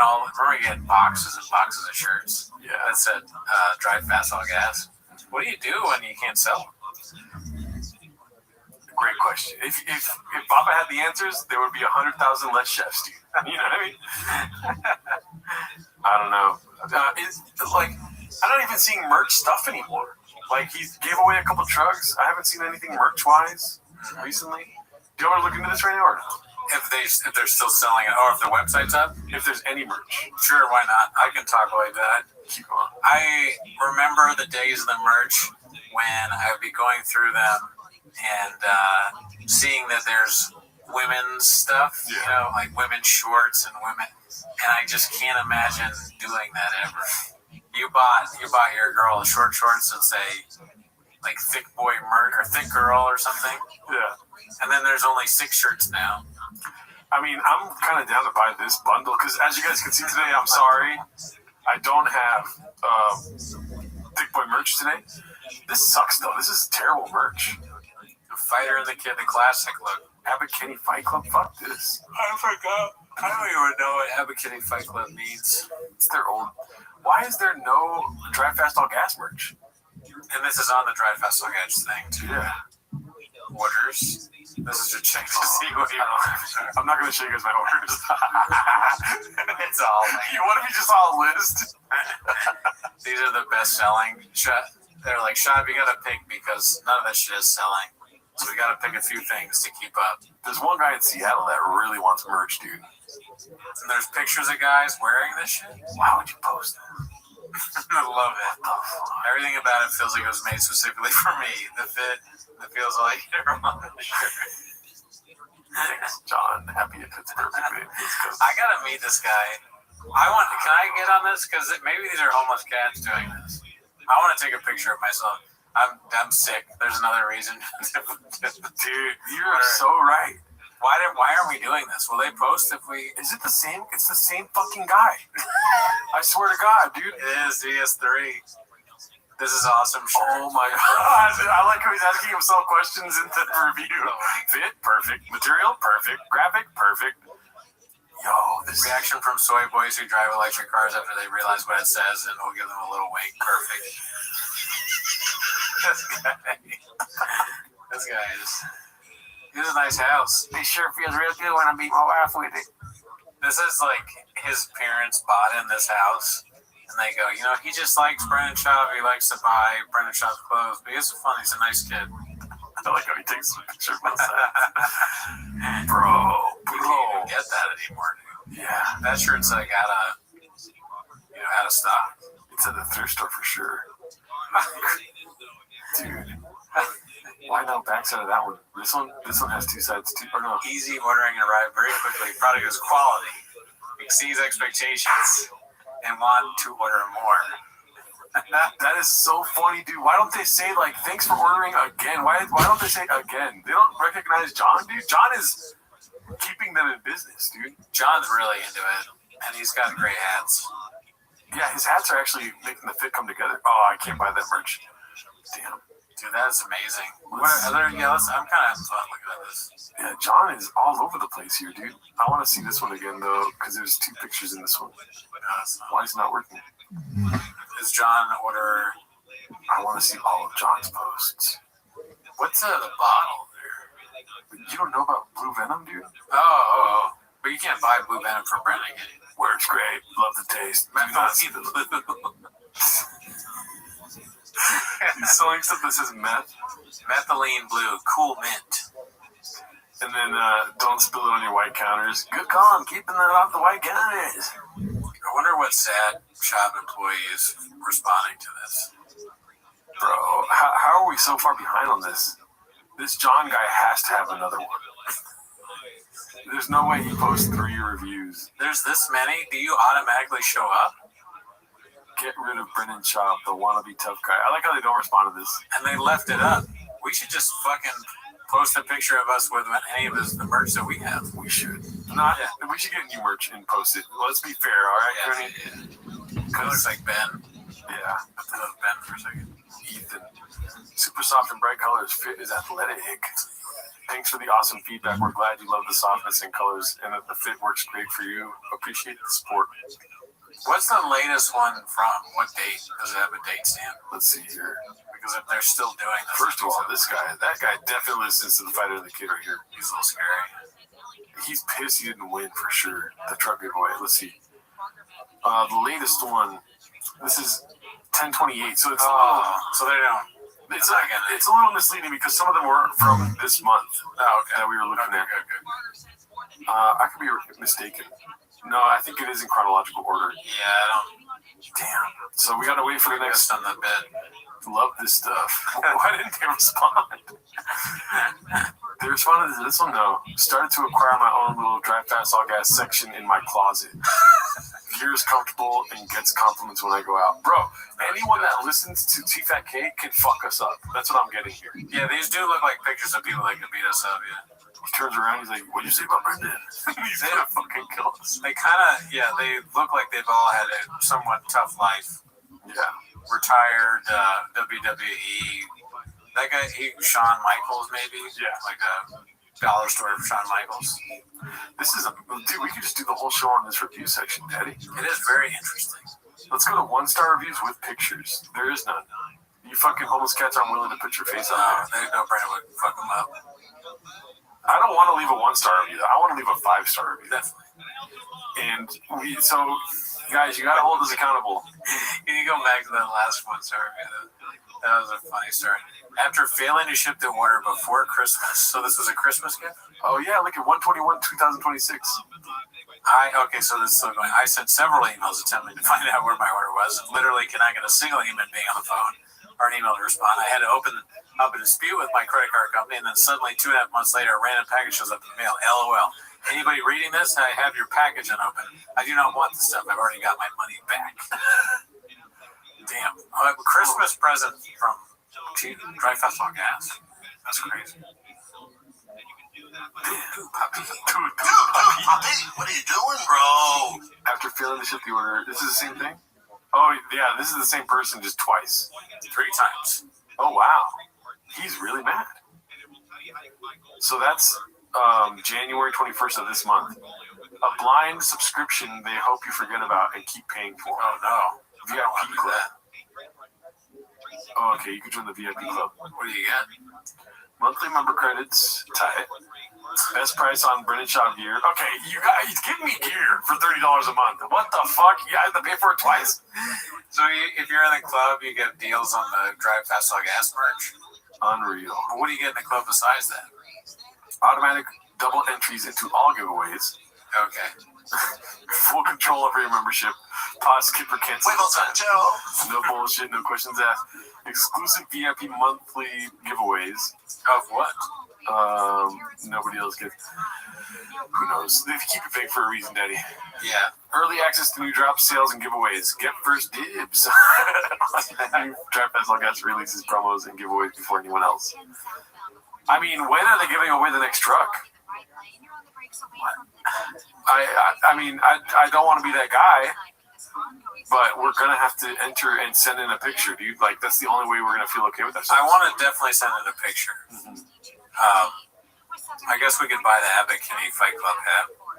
No, I'm not doing that. We're not going backwards, Daddy. Okay, no more buying merch. The future. No. Next drop. Oh, okay, yeah. DFAG merch, dude. When is the next drop? Everyone's waiting. Everyone's asking, dude. Oh, that's great. All right, back to this. Let's see here. On Bapa's queerness, homophobia, and search for identity posted by potential being 6301. I'm curious to see how long it is. It's very long. I was caught off guard in a recent Golden Hour clip by Bapa's overt homophobia. I suppose the rhetoric is typical of right-wing alpha male truck pods. Is that a thing? I don't know about that, dude. That's social media. This isn't real. It is, dude. I don't know if truck pods are a thing, but let's take truck out of that. Right-wing alpha male pods. Sure. There you go. Okay. Now it makes sense. Truck pods, very funny. Potential being 6301. I think they play that on purpose. Yeah, it's fine. Yeah. And by the way, Cooney, it's not a truck pod. It's a Golden Hour. Oh, okay. Yeah, that even more evidence that it was a joke. Gadoosh. Yeah. Kind of gadoosh you a little bit there, but attempting to discuss the agenda and failing to identify what that means until a timely assist from Hot Chip seemed like a big swing in a potentially alienating direction. So is he a gay man that listens to Golden Hour? Hold on. I don't know. Not yet. Assuming this to be a pretty obvious projection, I consider Bapa's own sexuality as a potential catalyst. His specific queerness has been discussed and dissected at length, but this brought to mind the resentment he likely feels towards himself, knowing that not only could he be living a more fulfilling life, putting stuff in his ass, dishes in the butthole like he says. He's already done that. Yeah. But what his career could have been like if he were able to confront the aspect of his life early on. The potential entertainment career from an out MMA guy who possessed both physical attributes typically associated with heteromasculinity with a queer sexual identity, which he confusingly acted out as comedy in the Gringo Poppy. Wow.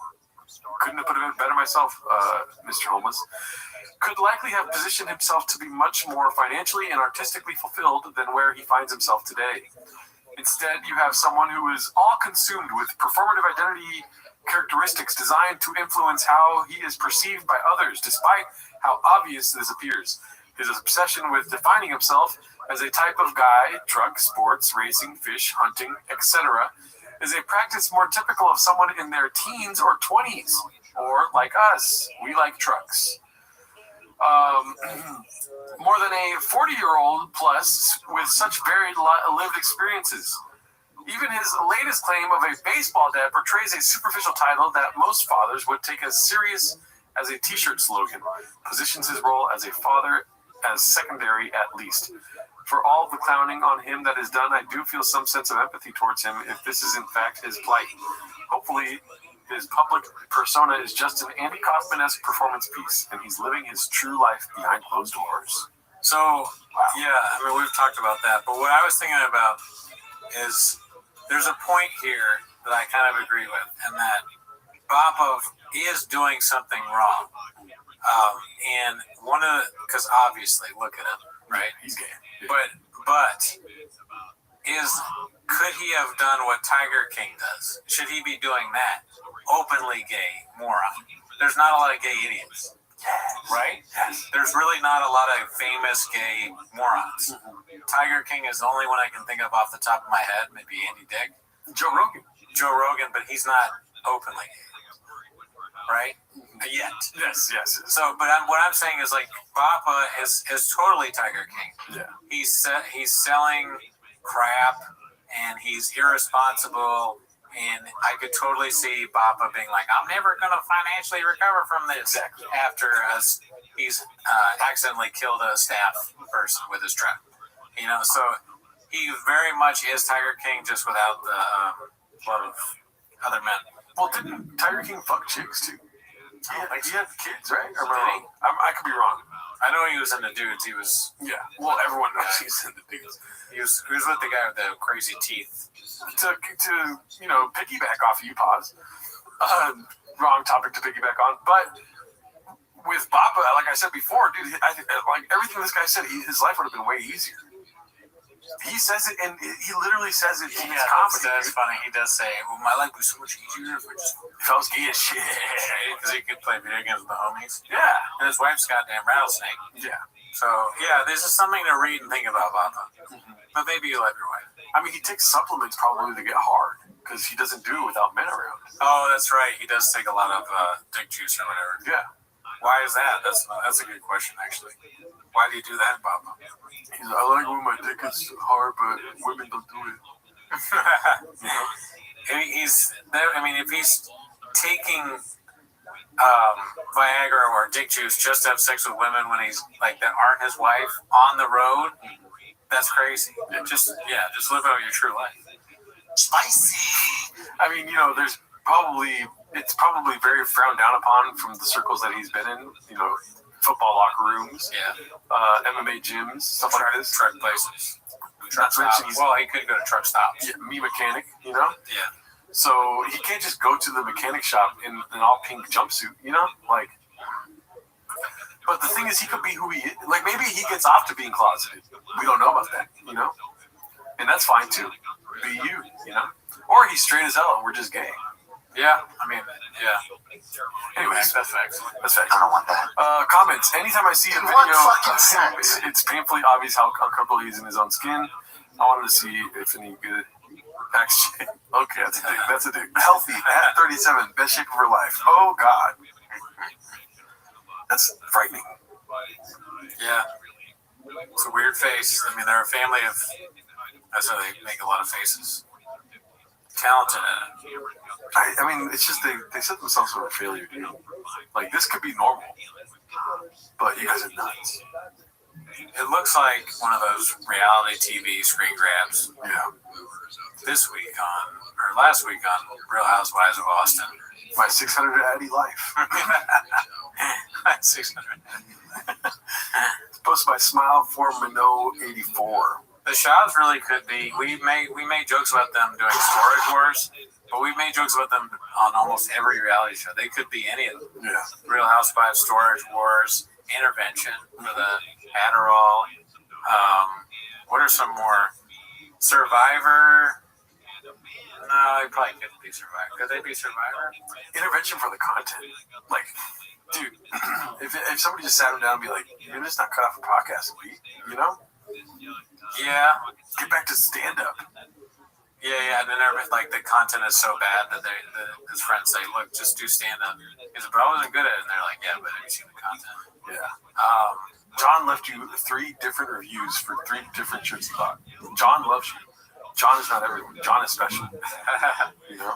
Fear factor, but it's just like Brennan eating the truck, going to the truck walks. Eating zombies. I said going to the truck walks. I meant truck walk diaries. Whatever the fuck it was called. Survivor? Food truck diaries. So yeah, what would the Survivor be? Naked and Afraid. Maybe probably better than Survivor. Naked and Afraid. So Bert's on that too? Oh, yeah. Oh, they're going to go to... I mean, I forget who it was. One of these commentary channels called it. Everyone's becoming...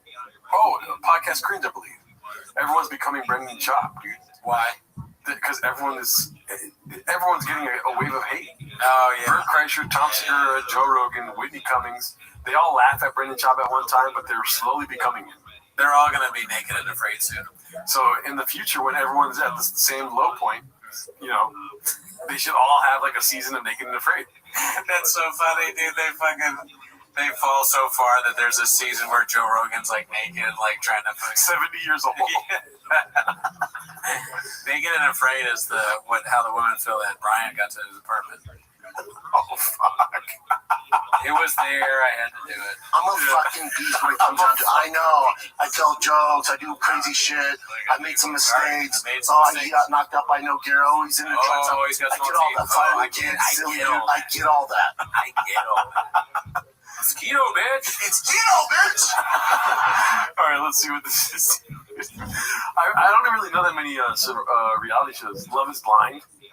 Yeah, Love is Blind. What's the thing is, I've never seen that one, but I assume you can't see who the person is that you're falling in love with. Yeah. So D'Elia is like going on dates, but he can't see how old. How old are you? The first question he asks. Right when they sit down, they're like, "Hi," and he's like, "How old are you?" Yeah, they're like, "I can't tell you my age." He's like, "God, really, dude? Fucking just tell me." What's the other one? I just had it in my head. Oh, Love on the Spectrum, like Love on the Podcast type thing. Mm-hmm. Well, there are some interesting characters in the shop realm. They're all probably on the spectrum. Yeah. Beast of a Burnout, Papa, posted by Clint Puller Chips. It's our favorite truck, dude. Look at that. We just saw him working on it. I love this truck.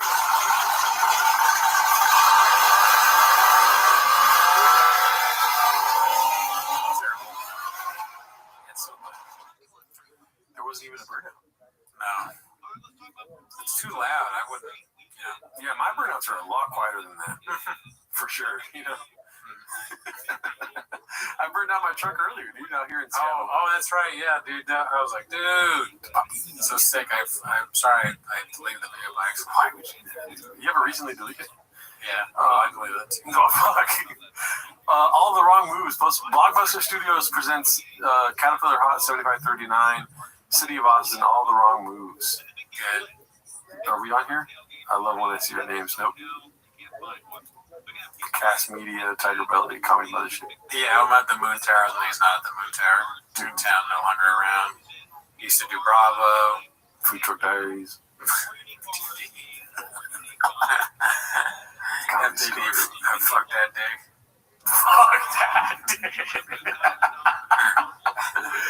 Finger that digit. Yeah.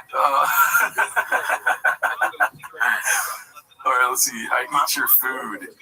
You get kadooshed. Posted by Exo Truck. We're going to end the show pretty soon here. 3-minute clip. We'll end on this one. Posted by Exo Truck. You're going to have to fight me. He goes, I'm not going to fight you. That's not an option, man. I'm so mad. The car's broke. We've been through this enough. Whoever loses, leaves. Did he break in? He didn't. We have no idea. So I take my sweatshirt off, and I'm just in sweats and no shirt now. Because I don't want to grab my shirt. Yeah. Ready to fight. UFC style. Yeah. You want UFC, right? But you hadn't fought. No training, nothing. It's great. And we're going to fight. And he goes, I'm not fighting you. So I'm like, the number one thing I get to do because I want him to fight me first. Yeah. So I'm going to kick off the team. Yeah. So I go fucking Ace Ventura 2 style. That's so crazy. America. Why does he do this? I don't know. Just probably saw it on TV or something.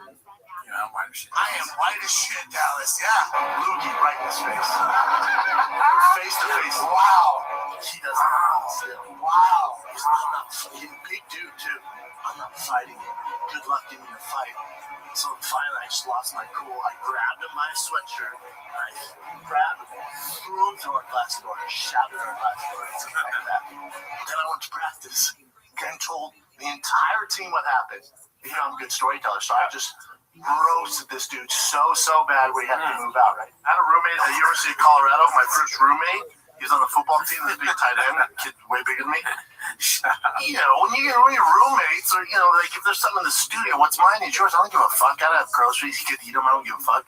I ate one Hot Pocket.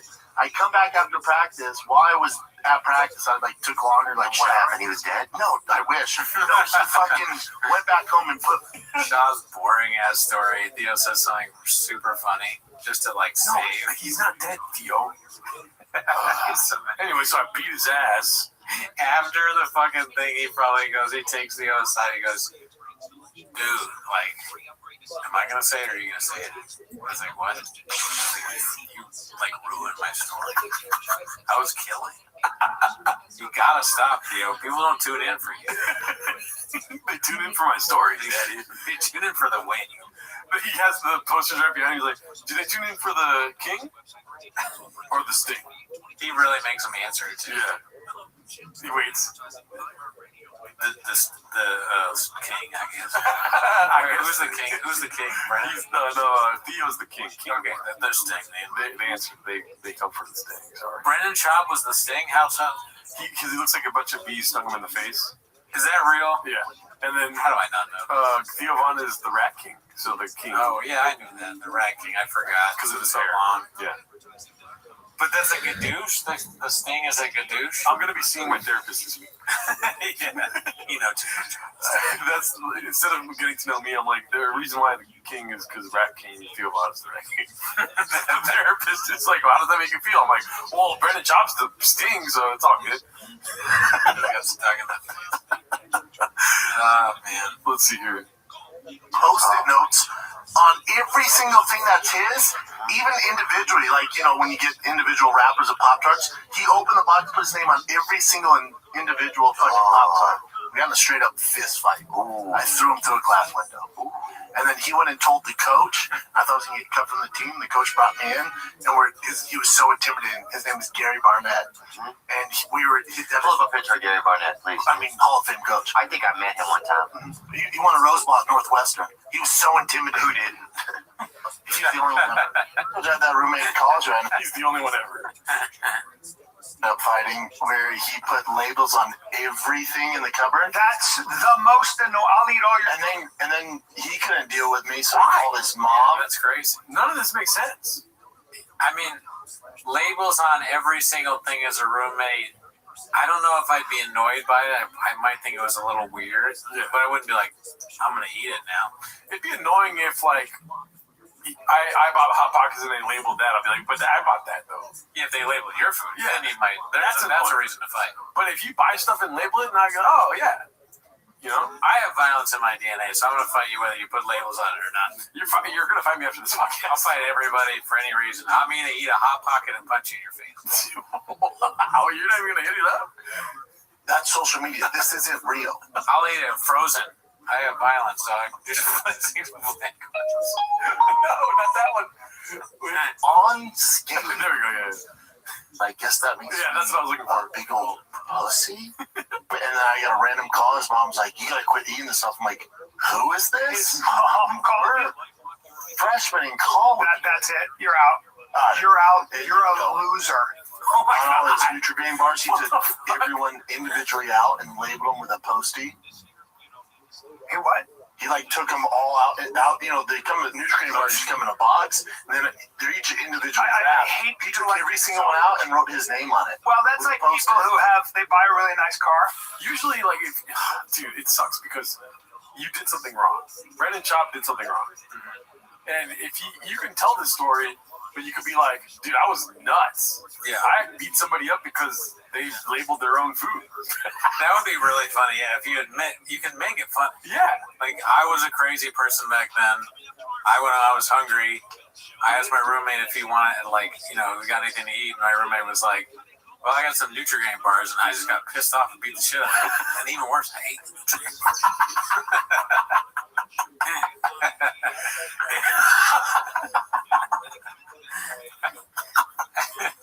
His mom called me from the hospital, and I was still drunk, so I called her a bitch. And then I went to the hospital and beat her up. And the worst part of it is, the coach let me say, because I was good, and he wasn't that good. You know, so it just goes to show, not all fair. Love and work. I sold comic books a lot.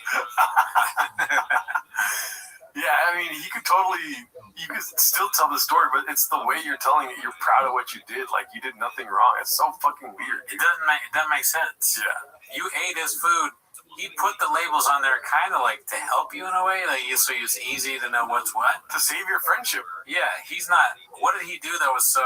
And then it doesn't count. It makes me kind of mad, dude. I might piss you off and my fight and shit. And I know this is different, but they'll keep a car cover on it, and they'll drive it once a month. No, it's so good. I'm like, listen, then they Drive polish it. it. I'm like, fucking drive it. Drive it. Drive it, you Drive it. precious bitch. Drive it. Wait, Brent, did you actually take the stuff after he labeled it, or only before? Oh, yeah, I took it. Yeah. Sure. That's something you I'm halfway through the Charlie Sheen documentary. He tries to change the subject as fast as possible. Like this story again. This is Brendan Shaw when it comes to accountability. He's gonna fuck you up, dude. That's him looking at the Triscuits. Triscuit box that says someone else's name on it. He just realizes, oh, I'm throwing someone through a window. How dare you put your name on your Triscuits box? Oh man, there's not a chance you'll ever see a therapist. I feel like, you know. No, I don't think so. No chance. No, not unless he's forced to, and then he won't take it seriously. Yeah. I mean, the therapist is gonna have a field day.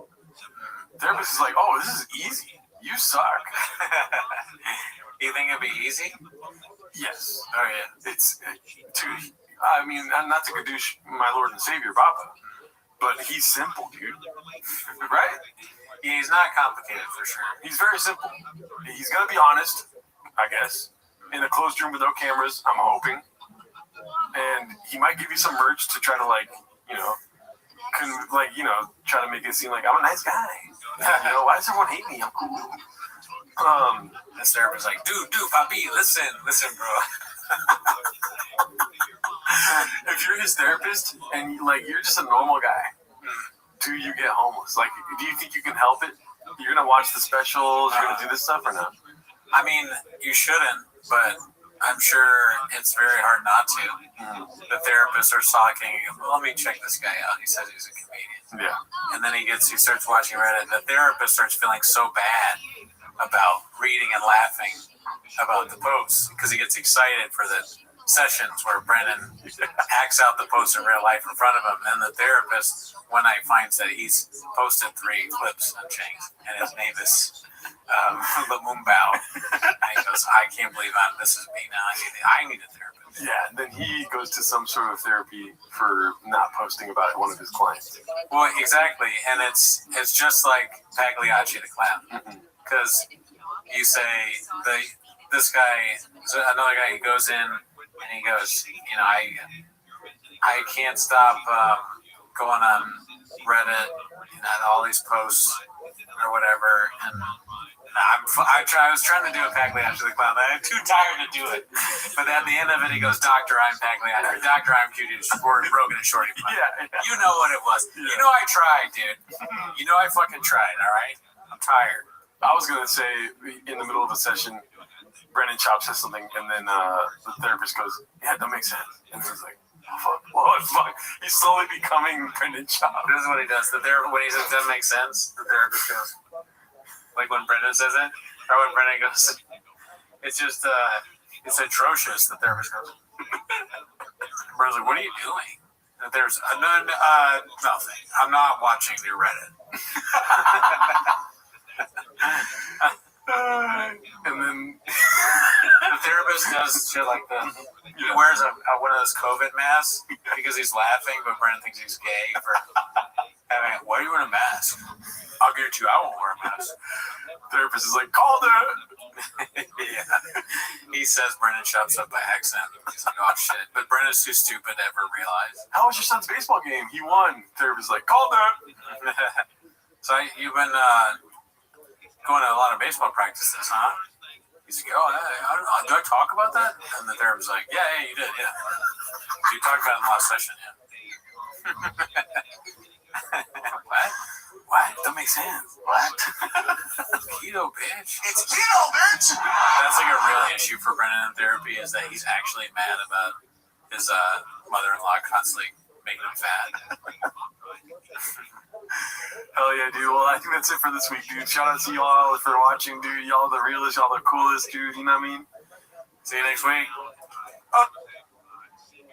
Living facility in Orange County. still drove like every day. So, I mean, you can get there. That's a lot of luck, I think. By well, it's difficult. But here's my recommendation before we go to a break. If your mom or dad has money security cameras, make sure they're paying the $8 a month. So you have a 30-day backlog, or you pay it for them. But please make sure that you have that video. It could be a matter of life and death. In this case, they would have had a clear shot of the person who stole and ripped off and kidnapped Nancy Guthrie if they were paying for the subscription.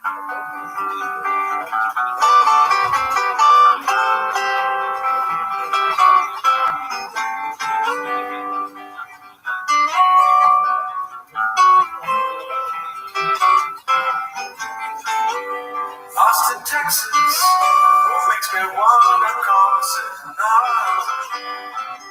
You see the chin up on the man who is old and Asian. We left her in LA, and the bride thinks I'm gay. Right before we left, he said I'm his girlfriend. Please answer my call, Joe. And let's do a podcast and give me a ring back if you find time, so we can do a fight companion night. I fucking love you, Joe. I'm harding up my truck. I only wish my girl could just control herself. Instagram isn't real. Bad beats don't pay my bills.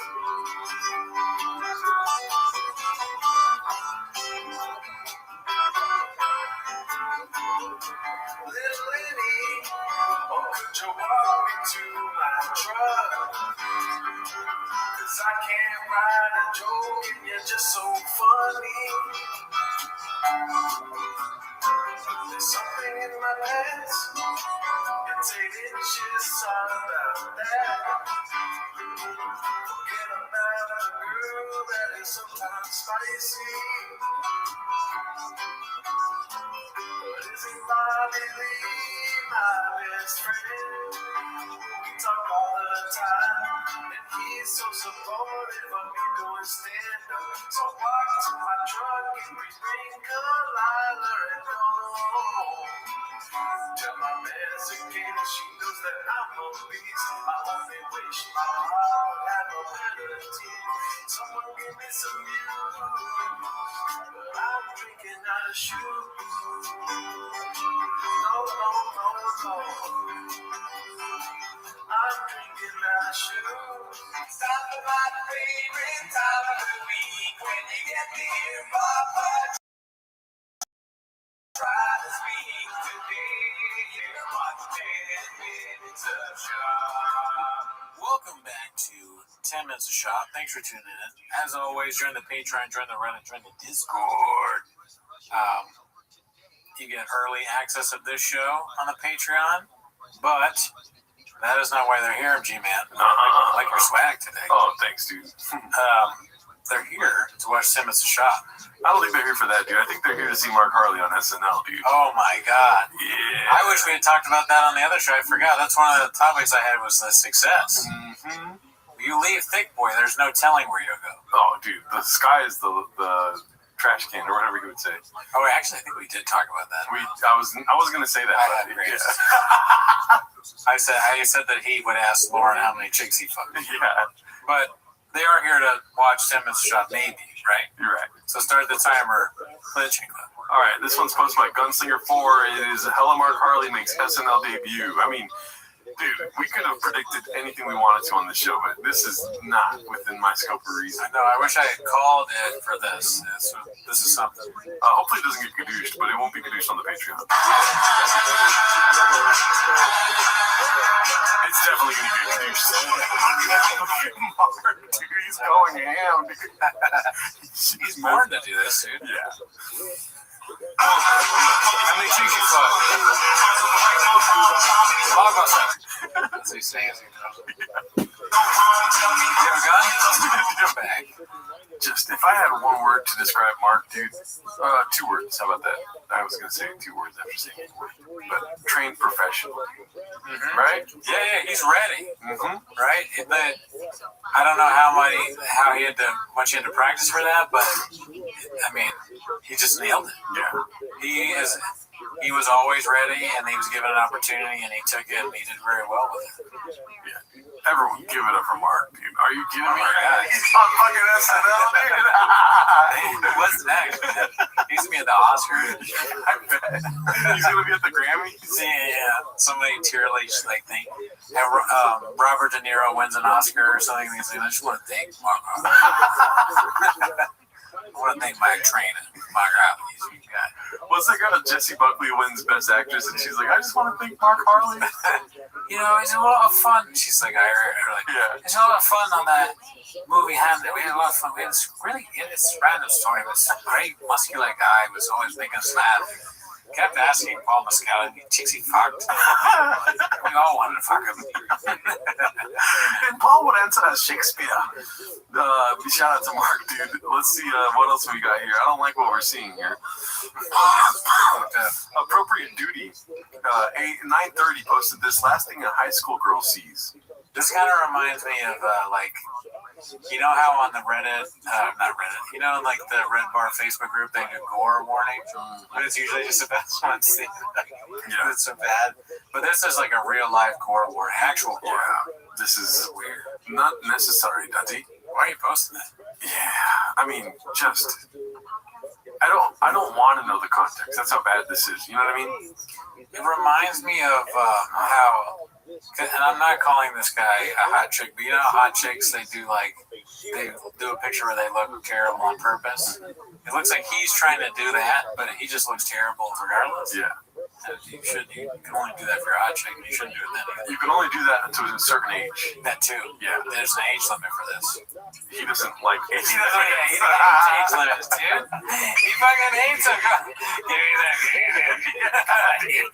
Oh, fucking sandboard. Oh, fuck. I'll go get it right now. All right. Yeah. That's this part, yeah. I need it so badly. I think I have the perfect one for this, dude. If you know the words, say it along, dude. Daddy, you're a little older now. We might have to just get that thing cut off. Because I'm like a kangaroo with pouch above my I'm like a kangaroo with cats above my fingers. Anyways, we're back to it, dude. We got the soundboard, dude. Hit him with something. Oh, my bad, Mr. Whole Foods. All right, let's see what else we got here on the Reddit. This is Nigel? Fuckface. Gave Rinks some career advice. If you do a live stream with Super Chats, you and Brendan would make millions. You think? 100%. Why let people shit on you for free? You and Brendan handling the fire with humor and humility will re-endear you with the audience. Live streaming is where the money is. I know you can roll with the punches if Brendan can drop his ego and let his haters roast him unfiltered. That is the only move at this point. Love that idea. I guess that makes me a big old pussy. Damn. Yeah. That's so fucking funny. Brian's like, I don't know if this guy's a hater or not, but I'm gonna pretend like he's not because it will hurt my feelings if he is. That is like a niche quote, right? Like, don't look into the abyss too long or you become the abyss or something like that. It's like they thought about the haters so much where they're just like, fuck it. Hey, maybe they have good ideas. Fuck it. Yeah. I'll take an idea from anybody. I'm drowning. Help. You write a negative comment to Brian and he just writes back, help! I need help. In what fucking sense? No, but that's social media, B. It doesn't matter, yeah. That's social media. This isn't real. Honestly, yeah, if I were Brian, I might do that. I would just like, someone help me, please. That's why I don't talk to Brian, because I'm worried he'll ask me for advice. That's why, dude. I won't DM him because I'm worried that he will reach out and ask me for things. That's so funny. We DM him from the Raccoon Tweenies Instagram account, and it's just all videos of us watching that. We DM him, and he's like, oh, dude, things are looking up. He's in, like, some terrible situation. He's down on himself, and he gets a DM from one of us. He's like, whoa. One of the T-Most guys messaged me.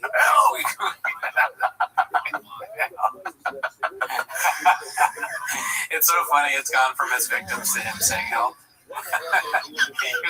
He's just his victim. He like for someone to help them, and now it's him. That's so funny, dude. All right, let's see what else we got. This is a hot start, dude. Hot start. Despite falling while being balls deep in failing while being balls deep in football, Baba thinks he could have been a rocket scientist. Dumb people don't realize they're dumb. Posted by Khabib Time. No, but you should realize that. But a smart person will realize that. That's the thing. Dumb people don't know that. Yeah. That's how you're not smart. Like, I'm not impressed with anything. Because, like, listening to the brain surgeon or whoever it is, the NASA, cool. The NASA. Cool. You're a brain surgeon? Cool. I want to be that guy. Someone's like, my husband, he's a brain surgeon, but don't forget. I'm like, cool. Like, I don't care. Brain surgeon or whoever it is, the NASA, cool. The NASA. That's so funny. I am white as shit. I hit you with the whitest shit. I was focused balls deep since I was 4 in football. You decided you were into rockets. Right. You went down that path. I went down this path. Yes. Okay? Yes. Yeah. If I chose to go down that path, maybe I won't be as good there, but I'll be pretty fucking good. Yes. So I never get intimidated with that stuff. It's just with the... What do you mean on NASA?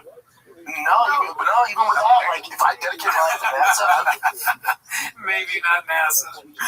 It's hard to tell whether Nick is trying to help him or gadoosh him there. He's like, don't say that you want to. Or he's saying, maybe not NASA, right? Because he knows. You're making it worse. Pretty well. So now. No. Dude, big boy rockets. That would be so funny. Big boy rocket merch.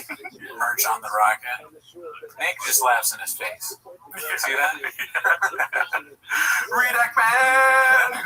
Talking about you could work for NASA.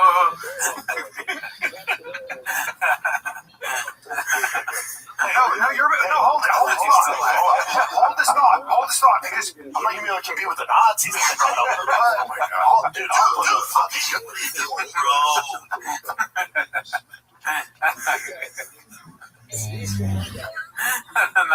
In Child's brain, the Nazis are like good. It's not just that, obviously, there were some Nazi Werner von Braun or whatever, but Shab was like, they're actually really great. I bet you think the Nazis landed on the moon. He thinks Nazis are just astronauts. That's why he thinks that because NASA is so close to Nazi. Differentiate. I'll show up every day. They were real good at NASA. But you're so creative. Oh my God. Oh, dude. He's like, dumb people don't know they're dumb, and then says that he could have been a rocket scientist. Oh man, somebody did DM me today saying that it's going to be a great episode this week. Okay, yeah. And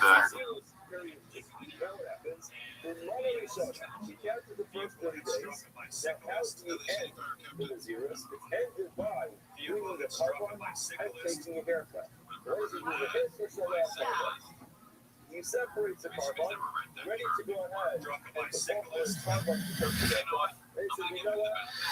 Forget it. I don't want to do it. So he goes to a yard. He said, listen, so accepted by himself. it's looking pretty fucking nice already. Spicy. All right, let's see what else we got here. This is.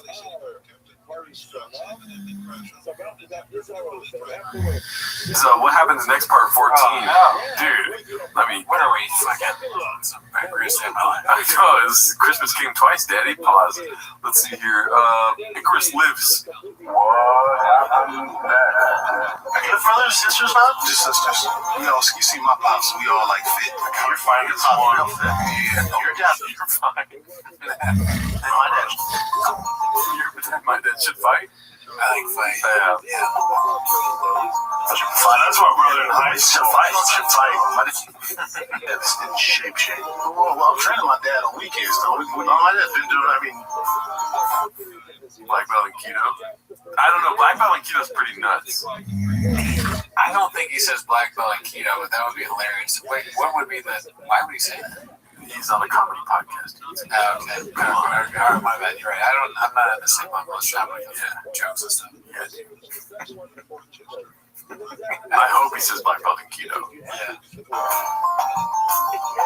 Black belt taekwondo, keto. He's insane. Oh, fuck! I get it. Like, is he trying? There's like a keto, maybe? Probably. Yeah. He's saying a word wrong again. Kung Fu, what's up, dog? Are we talking about like dads fighting now? She was getting lit up. Her striking is so bad. She just hasn't gotten better. It's like she had all this promise. Remember,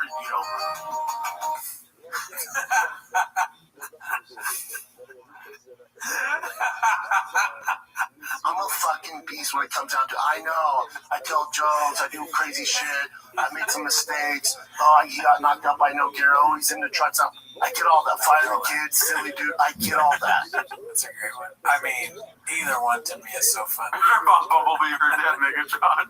I think her mom Bumblebee is more redacted. Aren't they both men?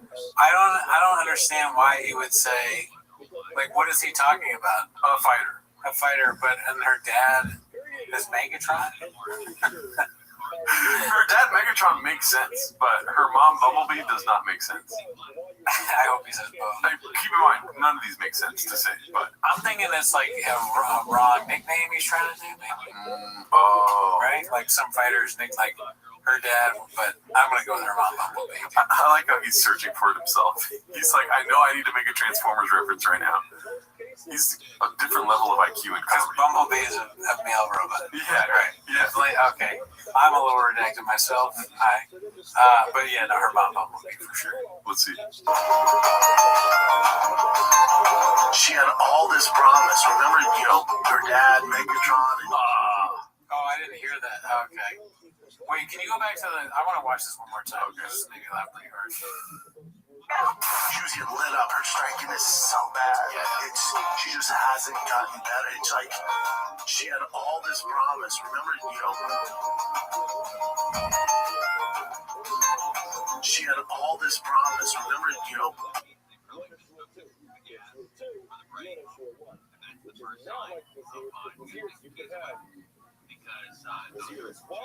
her dad, Megatron, and she had all this promise to be the next big thing, and she has the looks obvious.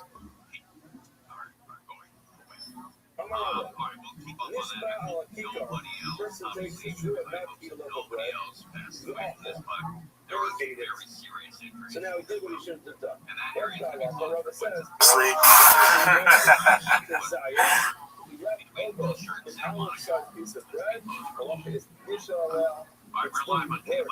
Damn, he said her dad Megatron. I pray to God Bumblebee's not a woman, because then we all look like idiots. I don't think Bumblebee is a woman, but I'm not sure. We'll find out.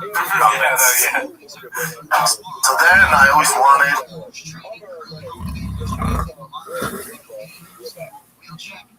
And I always wanted a Lightning, a Generation 2 Lightning as a young man in high school. If you had this, dude, I figured you were made out of gold. I think that one we can be clear. That's clear, yeah. Wiener was made out of gold, and you were basically.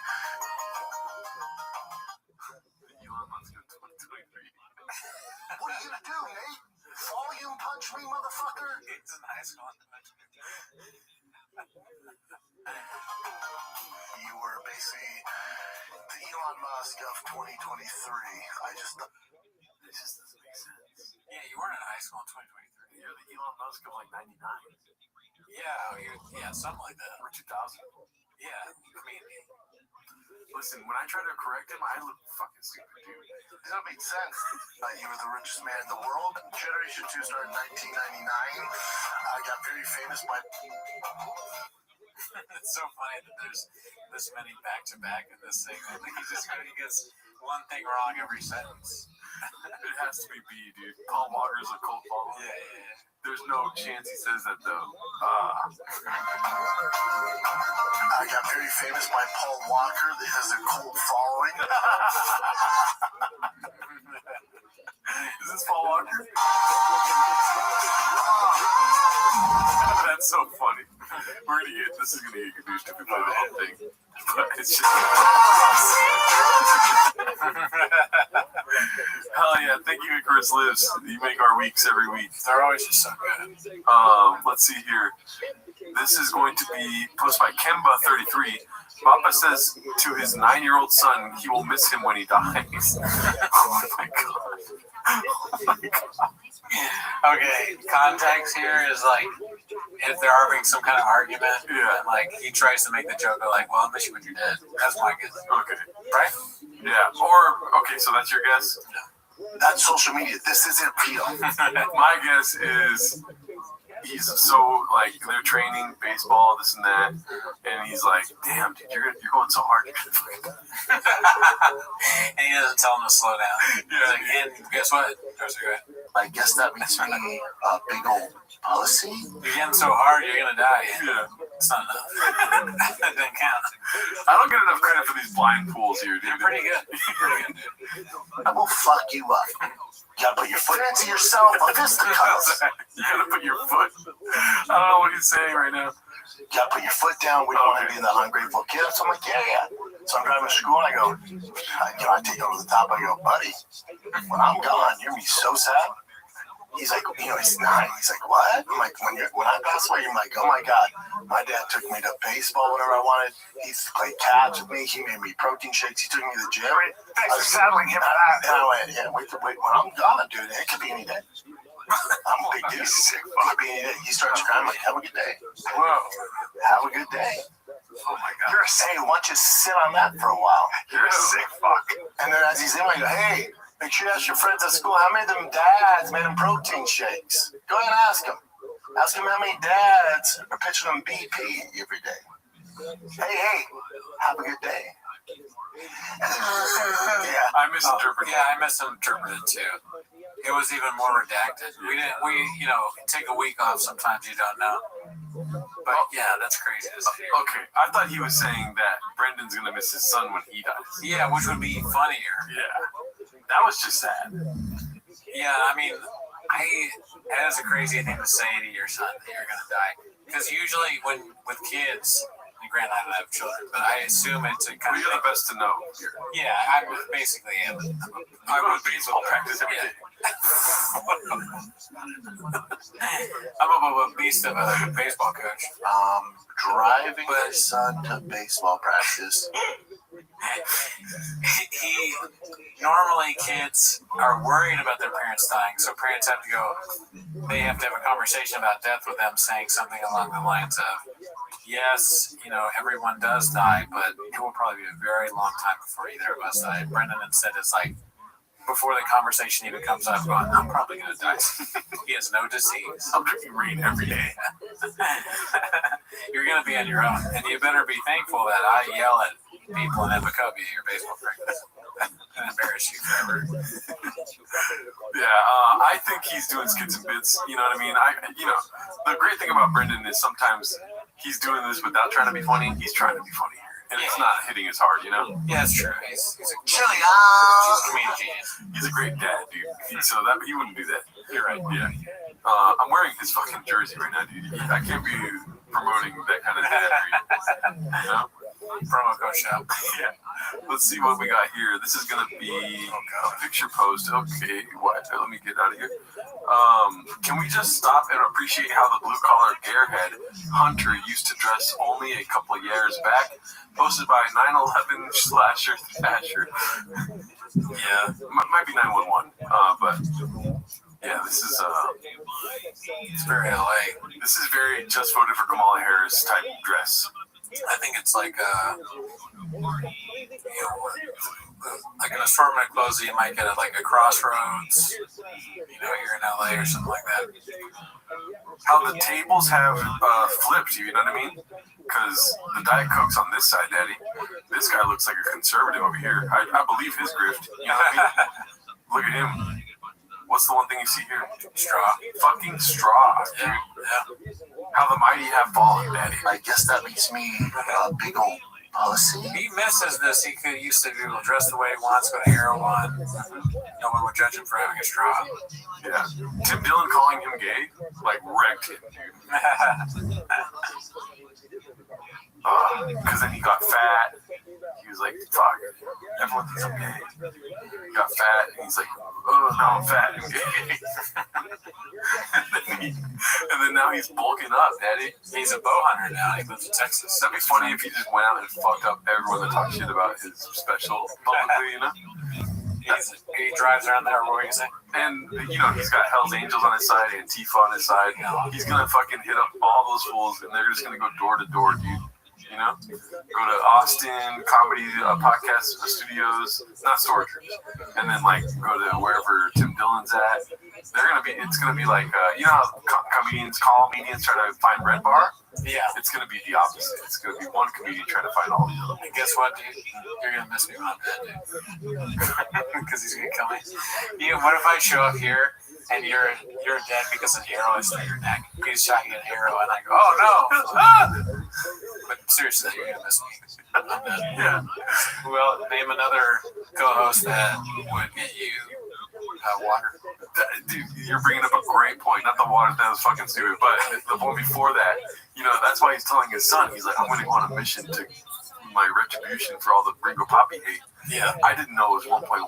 That's why he got bulked up. Now he's going to go, you know. Do you think he's worried he's going to die on that?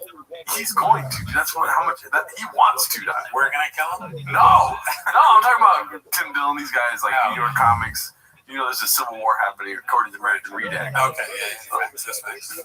Hot video, American Redact. We just watched it today. Let's see here. This is going to be another SNL post. Dude, BGL even made it to the curtain call. Meanwhile, Baba reposting the implication that a Hollywood somebody that maybe knows his name, Toxoplasmosis, posted this one. I mean, that would be so epic if he posted him on a story like, congrats to my boy Mark, and they're in a lawsuit together. Let's see. How would that make you feel if you saw somebody that you're trying to sue or is suing you on SNL? Bitter. I mean, fucking. Whoa. Fancy yourself a fisticuffs. Be very mad. Yeah. Is that Jay Light? Looks like a right there cake. You know what I mean? I'm so happy. It's so funny because like so many people, their dream is to be in this credits thing, and Mark Harley's just there, fucking chopping it up. So the cameraman has to be fucking homeless, dude. Or the producer in the booth, like switching cameras, is like, we need BGL on the credits, dude. Who isn't homeless, right? There's probably less non-homeless than there are homeless at this point in California. Yeah. That's New York. It's just, when they look into California fraud, they're going to be like, where does all this homeless money go? It's going to the Reddit. It's getting fun of the Bobby Lee. Dude, shout out to Toxoplasmosis for that. The next one is posted by B. Hezzy. The Redact really did repost the name drop. Yep. How You Like Them Apples from Brendan Schaub. Did you see this? No, what was this?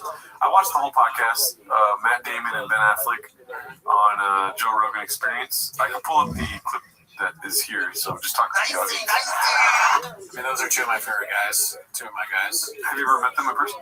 No, but I've never met them. They're great guys, though. I did watch Good Will Hunting a lot of times. I'm basically balls deep in Good Will Hunting and box. Been a Good Will Hunting guy ever since I was like 5 years old. I used to sell it out of my living room. That's how I would sell DVDs of just Good Will Hunting to old men. Okay, let's see here.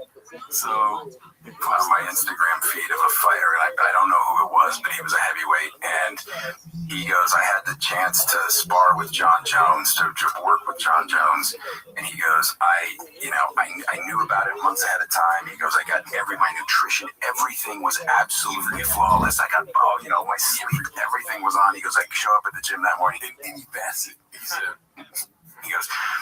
to me and 5 other guys. He goes, he comes in, I think he went to sleep at 4 in the morning or something. He was out all night, and he goes, he ran. I thought he was going to say he woke up at 4:34. And through all. That's my buddy Brendan Shaw. Is that who it was? Okay, yeah. It was the funniest story. I was like, and he goes, and then I just knew, you know. That's a level. Like, yeah. Why do they laugh when it's Brendan Shaw, dude? I mean, why do they, everyone's homeless, dude? Oh, I see. I missed that. They do laugh when they hear it. And because Matt Damon's doing a bit, he's trying to be like, and I can't remember who he was, but he knows it's going to come out. He's trying to get Rogan to say it. Because you can't just bring up Brendan Schaub in front of Rogan, because Rogan loves Brendan Schaub, and he's paranoid that everyone's going to make fun of his boy. You know, you can't let somebody talk shit about your boy. On your platform? No, dude. On a show? Yeah. Never. If somebody says something about my boy, I'm just like, all right, that's cool. Like, I'm going to be over here. Yeah. You know what I mean? You're a cuck. That's what Brendan says, dude. All right, I guess I'm not a cuck. I'm not going to talk about my boy on the show. I'm just going to talk about fucking whatever. All right, whatever it is. Fine, cuck. But, yeah, so what's happening is Matt Damon and Ben Affleck are, they're 40 chess. Yeah. They make Joe Rogan say Brendan's name. That's what you look like, though. You don't expect to hear Brendan Schaub's name. What? I haven't heard that name in ages. I am white as shit, Dallas. Yeah. He was like, no, I wasn't talking about Reddit. I was talking about Instagram. I saw it on Instagram. Let's see here. Imagine being that elite. Ben Affleck looked so uncomfortable. And realizing there's another level. Yeah. Oh, yeah. Brendan was a top 10 heavyweight, and John wasn't even a heavyweight. John was a light heavyweight. It was a lower weight class, and he just beat everybody's ass. And he said, this is his warm-up. He's just kidding. He just fuck everybody up. I saw it. Yeah. I mean, dude, proof is in the pudding. Right when he brought it up, Joe's like, that's pretty. If it was somebody else, like, oh, you're talking about, I don't know, Anderson Silva. Yeah. You know? They'd be like, oh, yeah, he's a great fighter. Like, imagine John Jones beat up Anderson Silva.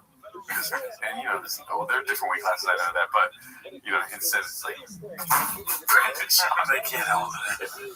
Just the name brings laughter. Yeah, we'll cut that part out because we love Brendan here.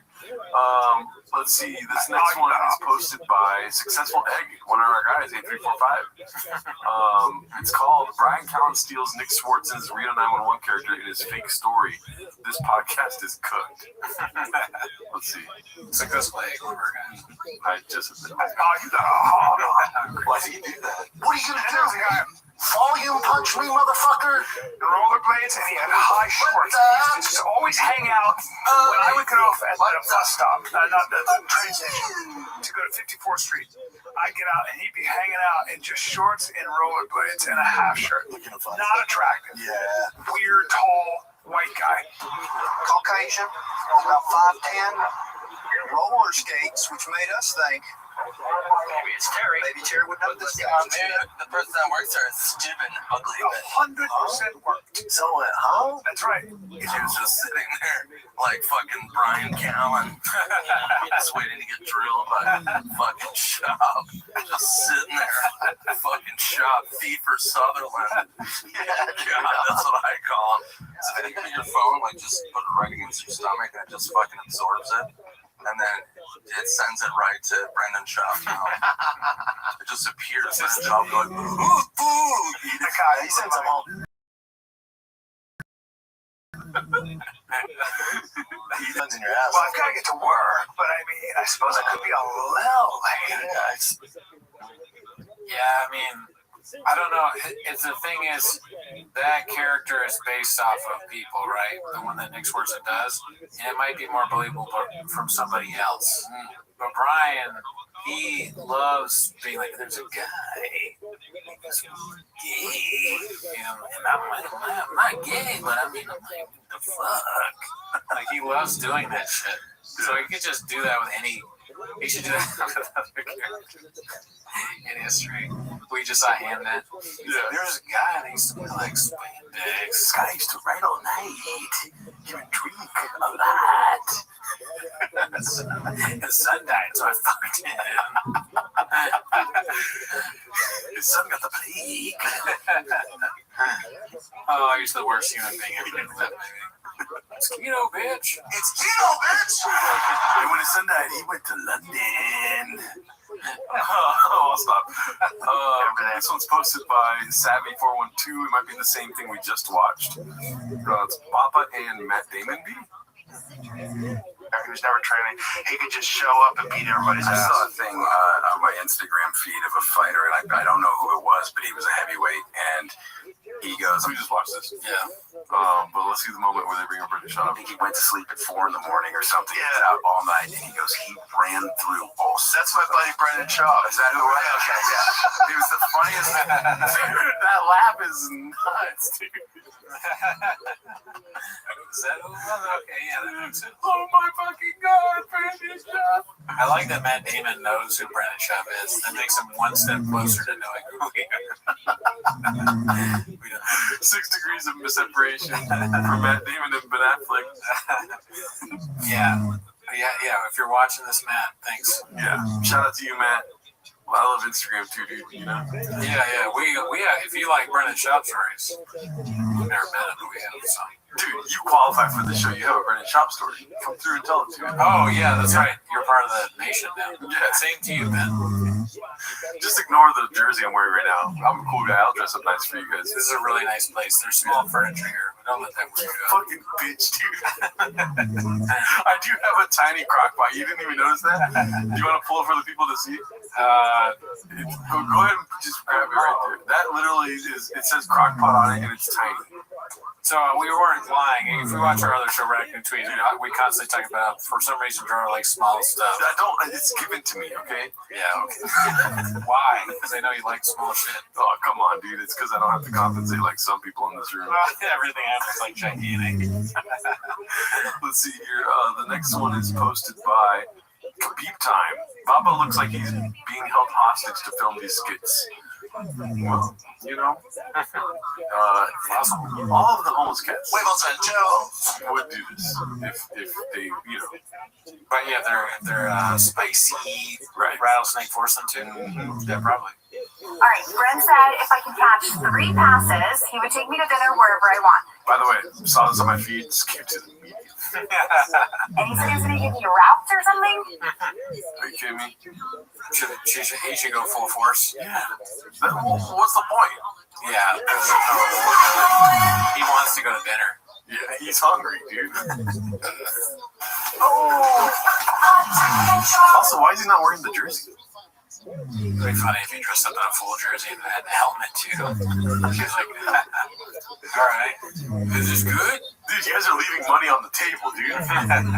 You're leaving, I didn't leave the password. She had to go back for it, dude. You saw that?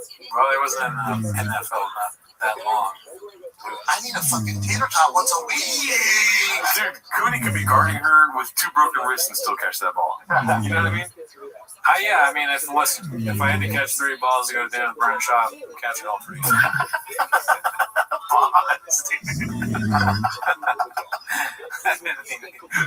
That's social. That she lifts her jacket up every time she runs to show her ass. I do too. Yeah, dude. Of course you do. What, you never played football before? If I'm around Brendan Schaub, you don't think I'm going to lift my fucking sweater to show my ass? Do you think she does it because she's like a brilliant social media person who has more views? Probably, right? 100%. I didn't think about that. Guys pause it on there. You know what I mean? I'm not a guy. But guys stop it right there where it's just, Driving my son to baseball practice. There's me an arrow through your neck.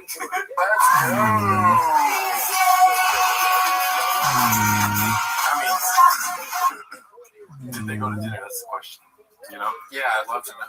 That's the next video. Yeah. Kind of frustrating they didn't include it in the video where they, you know, there's no payoff. Like, yeah, where's the narrative? Yeah. You should have just said, like, I'm going to try to catch 3 catches. Yeah. Be in full gear. You know what I mean? Get some cleats. Yeah. You know? Why is the dog there? It's annoying. It kind of takes away. It's like it makes you kind of nervous. Yeah. She's gonna fall over it or something. Yeah. I'm very invested. Is this cute or is this fucking football? Sorry for cussing. You know what I mean? Yeah. Where's the coach?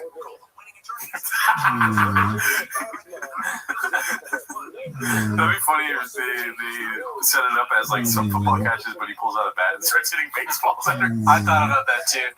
Like he shows up in a tennis outfit and she's like, "Oh God." I said, "Football? Are you okay?" You know why she would show up in a tennis outfit, right? Oh yeah. I mean that might be more for views. Yeah. Let's see here. This one's posted by Handsome Black Man. Ethan Klein, he's not one of our guys. Let's see what this is. I have no clue what this is. Oh, Ethan Klein's on the table? I don't know. This is Ethan right there. Oh yeah. Oh my God. I'm happy you won, so I'm staying. I don't stay longer. Pretty. Sounds like Easy gamble. No reason. If not one that was especially fun. You meet in life that you can like throw. But it works out nicely. Alex is going to be pretty happy about this result as well. So you're a podcast comedian. Yeah, I mean before before the podcast I made comedy. Joe Rogan stuff. Well, except Joe Rogan's not funny. I mean he's not. Let's be real. You're still looking pretty juicy over there.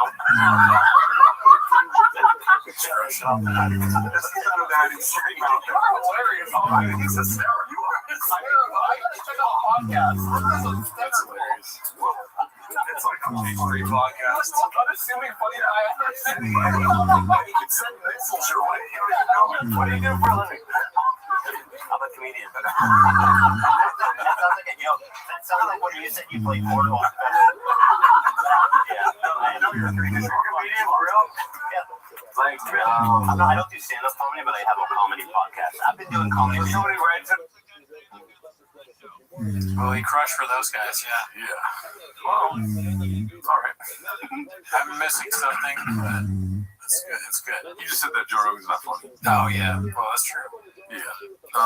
Let's see here. This one's supposed to be Stone0777. Always been in trucks and bow hunting. Rough. Well, man, there's some solid bangers at the top of the show, but yeah, I mean, they're not bad. They're interesting, but they're not like, yeah, it doesn't draw out much from me. I'm just like, okay, guys. That's good. Shout out to this undercover homeless cat and his legendary hotel foyer dish. I remember this. BGL's little feet posted this. That's Jay. That's Papa not wearing a Dodgers jacket. I don't think I've ever worn a Cubs jacket myself. No, pretty random. That's good. What is it? Let's see. This is spin from last week. There's a lot of stuff going on social media, which is like, so with me and Dale? Yeah. That's right. Everything's Gucci. We're great. Social media's great. I didn't even know there was a thing. Yeah, it's a narrative.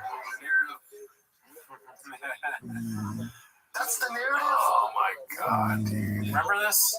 From like a long time ago? I do remember, but I don't remember what I don't remember the context at all. I don't like it so far. It's sad.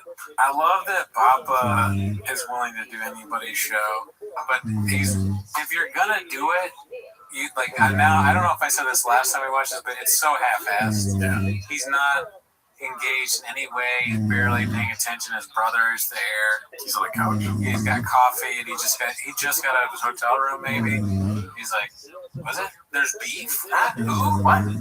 What? Why? That doesn't make sense." Yeah. Same thing with like the truck walk thing, where he's like, no. Bobby Lee is one of my favorite people. It was a fallout because it was the King and the Sting, and what was it? And then King and the Sting, and then it's the Gold Hour. Again, this is social media. Sorry.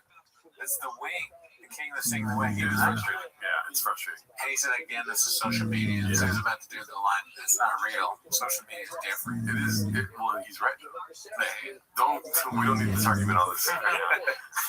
For Real Housewives and YouTube, the drama is what gets clicks. Yeah. I talked to Theo yesterday. Like, one of my close friends, my kids call me Potato. No, the thing here is we started King Steam together, and then during the pandemic, he moved to Nashville. He thought he could just zoom in and do both, and he just couldn't. He thought he could either zoom in or fly back to LA every week and do it. Nashville's not close, so it was beating him up. He's like, dude, it's I like how he's licking his lips because he's like, I know all this, and I'm still asking you the question, dude. He's thinking about views. He's like, oh, it gets views? Oh, so I should just dedicate my whole channel to you. So when I'm not there, Leo would always fill in, and eventually he was just like, dude, I can't do it, man. And his podcast is massive, so he's like, hey, I can't do it, I don't need to really do it. I just don't have time to keep flying back and forth. He's like, how about we slip Lee in there, and I'll go do my thing. I was like, all right, say less. That's it. I love Leo. He's like, brother. Now, you know income tax state, why was saying it got out to my kids. So you predict this random guy predict Austin. Yeah, predicted it. This lady. Are they on a cruise ship? That looks like a cruise lady. It's like unassuming, just looking for the bar. She's hoping the bar is open. She's like, where's the walk? Isn't this PF Chang's right now?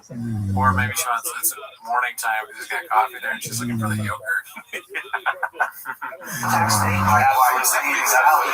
She comes up and interrupts them like, excuse me, you're on a continental breakfast test. Where's the waffles? My kids. Okay. Why do you say homeless cat actually?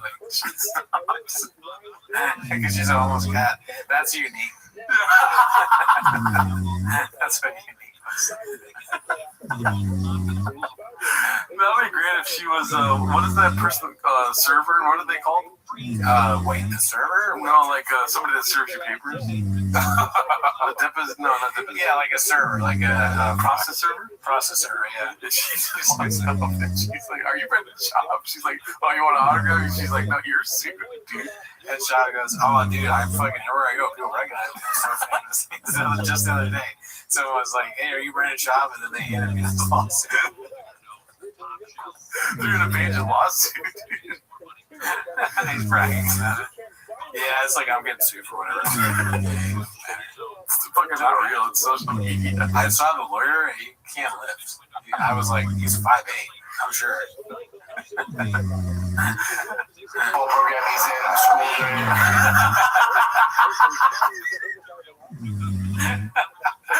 Zero respect. She's so good. My kids. Where the fuck is the She did this just to see what it was. Coughed and trolled them. This is baseball. This is boom bow. Yeah. She's what we strive to be right there. In school, she's a baby girl, so it's eventually, like, I get some stuff in the works where if it happens, I would leave LA. Yeah. That's insane. Like, the cost of living, you had to wrap up. I want to use the baseball program he's in school. He said, spicy old lady. Shout out to her, dude. Wherever she's at, she's loved on PF Chang's. Oh God, I'm gonna start doing like horrible things and then be like, yeah, dude, that's just YouTube. That's like, it's not real. It's like social media. It doesn't have anything. I'm just doing evil shit. This one's called Peach's Delight, which, you know, we all know what that means, but nobody knows what that means. One usual 4460 posted this. It says, he made me... Redacted. I do like that T-Pain song. Yeah, it's a really good song.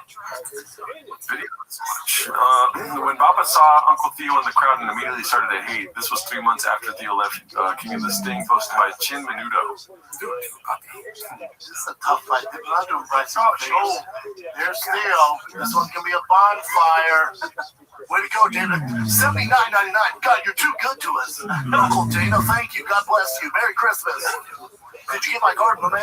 Theo, he tries to make every paper. He tries to make the tweets on every single paper. oh, this boy's playing for keeps. That nurse's tattoo on his back. I would probably thank Dana White publicly if I also got free tickets to UFC in the front. Yeah, dude. Most things. I would be messaging Dana White about it for 4 days straight. But you know what he forgot? Number one, golden rule that Shaw forgot. He made the rules of streaming. That's social media. This isn't real. Yep.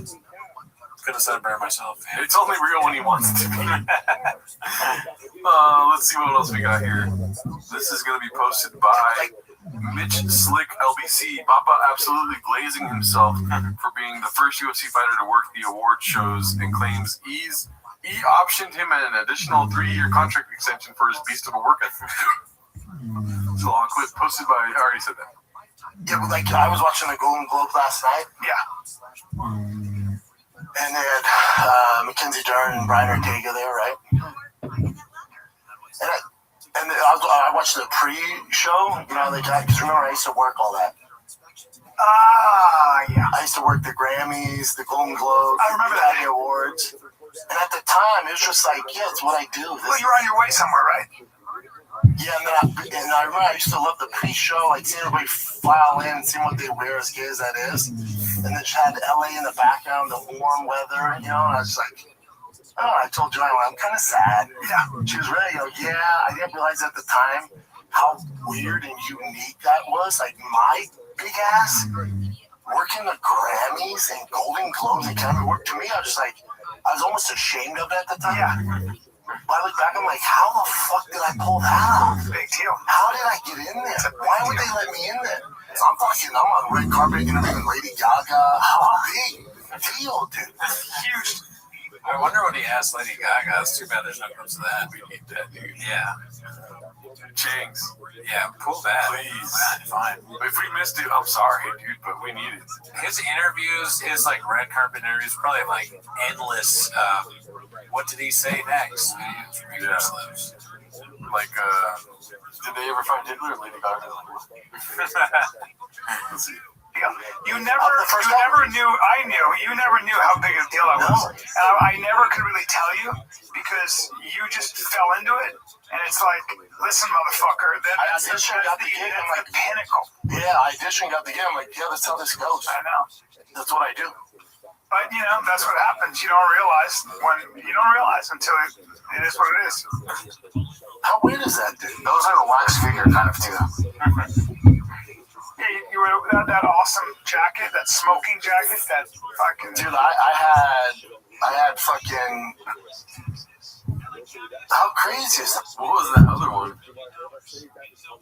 Either the Grammy. Big Boy MMA. How crazy is that, dude? I mean, it was as big as it gets, and you're like, eh. And that drove me crazy, but I never told you. They optioned me for another 3 years, and I turned it down. How weird is that? I mean, don't get me started. And I also just kind of like... I used to lose my mind with that. I was like, yeah, whatever. But then again, to be fair, you've always been... You were more ambitious, right? You wanted bigger things. But you don't realize that that's as big as it gets. It's a question of you making it that huge. You know what I'm saying? But... Yeah, and I was on... But I will give you... Oh, very funny. Yeah, I mean... We all know what happened. Yeah. He quit and then he put out the Gringo Poppy. And we go over the reviews on Record Tweeties this week of Gringo Poppy because of a tweet that Richard Redacted put on our Reddit. Reddit would like your feedback. Let's see here. The T-Ball Power Hour podcast, Try Not to Fall Asleep, posted by Clint Puller of Chips. Oh, God. Do you want to make any... He's going to talk about baseball. Yeah. I think that's it. This is, I think, probably boring story about watching TV. And like, maybe Delia's on his phone. Eric's like, oh, yeah. Oh, wow. Eric's like, oh, hell no, I'm hungry. Activity started. You got the Delia on his phone. Yeah, there you go. Nice. Didn't know we started, but it's all good. Of course we did, because we're talking. And honestly, I feel the energy. I don't hear Chris. And I feel the energy, and your energy is great, man. Both of you guys came hot, and I'm ready. I'm ready too. You got a Broncos hat or some kind of weird other hat? These are headphones. No, this is Tigers travel ball baseball team. Oh shit, nice. Cool. Yeah, they got some fly ass unis. Bro, the amount of money I pay for this kid play travel ball, and they're like, oh, we're doing City Connect jerseys. I'm like, the fuck we are. One of those. Remember when I said in the beginning? Start over. Do you remember what I said in the beginning of the show? That energy was great. Now I got the energy, and let's do this. All right, like that. Yeah. Yeah, it just fucking. Yeah, well, it's gone. I can feel myself. I can feel all over here. It's gone. I'm only saying, really, I wasn't talking about everybody. I just meant for me, but he sucked all that energy. But the thing is about it, it's just my energy inside me. It was hot, and now I'm just. So yesterday, I ate this croissant egg sandwich. Okay. Okay, man. Well, what the fuck, dude? What? Yeah, but this shit was fantastic. Okay. Hey, hold on. Hey, because me and Eric don't care, right? Yeah. No, hey, but me and Eric don't give a fuck, though, right? No, what I'm saying is now I crashed, and that's not cool because I have my carbohydrates up top. So when you watch this, it's weird what happens. You know what I mean? Like I ask myself so many questions, and it's like, why are we alive? Eventually, you know what I mean? Yeah. Like, what is the meaning of life? Watching this. Yeah. Imagine listening to this. I don't know why. I mean, they must just be huge fans. If you're just listening to this as someone not laughing at it for ironically, you got to be like a big fan. And it's just like listening to your friends talk. Yeah. For a while. It's like being fat in the age of information, where you know it's bad for you. It's like you're just doing it to be fat now. I don't know if they know it's bad for them, if they're really fans of this. Yeah, it's so crazy, huh? And then you ask yourself, like, why am I alive? Because they're living for this. It's the only way that you listen to this show is if you want it. You need it. Like, you need this, dude. You need to hear Chris D'Elia be upset with Brendan Schaub, and then Brendan Schaub to tell him, like, hey, we don't care whatever you're saying. You need it. Yeah, they probably do. Yeah. I mean, it's like their favorite. Maybe, who knows? It could be their favorite show. I keep thinking of it like it is so strange. And that's why it stimulates you thinking this. Because the whole thing is just kind of weird. I want to be like there as the director of this and take my headphones off and go, that was perfect. Tell them it's so good. We got it, dude. I want to watch. You're making fun of these people that are listening to this shit that are driving you crazy because you're just like, you can't believe it. I want to listen to this live. I need to be there. I want to be there with them and just watch. Like, you're watching like Birdman, like it's a one-shot movie. You're like, wow. Yeah, it's just so weird. D'Elia, I want to watch him slowly crumble. I feel bad about that, but I do. I mean, you don't feel bad about him slowly crumbling. You feel bad about wanting to see it. Yeah. I mean, I shouldn't want that. It's not healthy. To see another man who like lose his mind. He's like, this is how he started his show. Are we tired? What? He's talking about baseball. Alright, fine. Let me kill him with the croissant sandwich story. He's been fucking destroying at the places that still book me. I guess that makes me a big old pussy. Oh, God. Oh, man. Well, let's see what else we got here, dude. That was hard to try not to fall asleep, too. This is posted by Dandy Kaufman 2, world famous shop shut down. Okay, that's a good guess. This is like, he's looking his age now. Mm-hmm. He's aging faster in Texas. If you go close enough, he looks like he's at a sauna. Let's see. Yes, and jiu-jitsu is a little different. Just like, it's just different.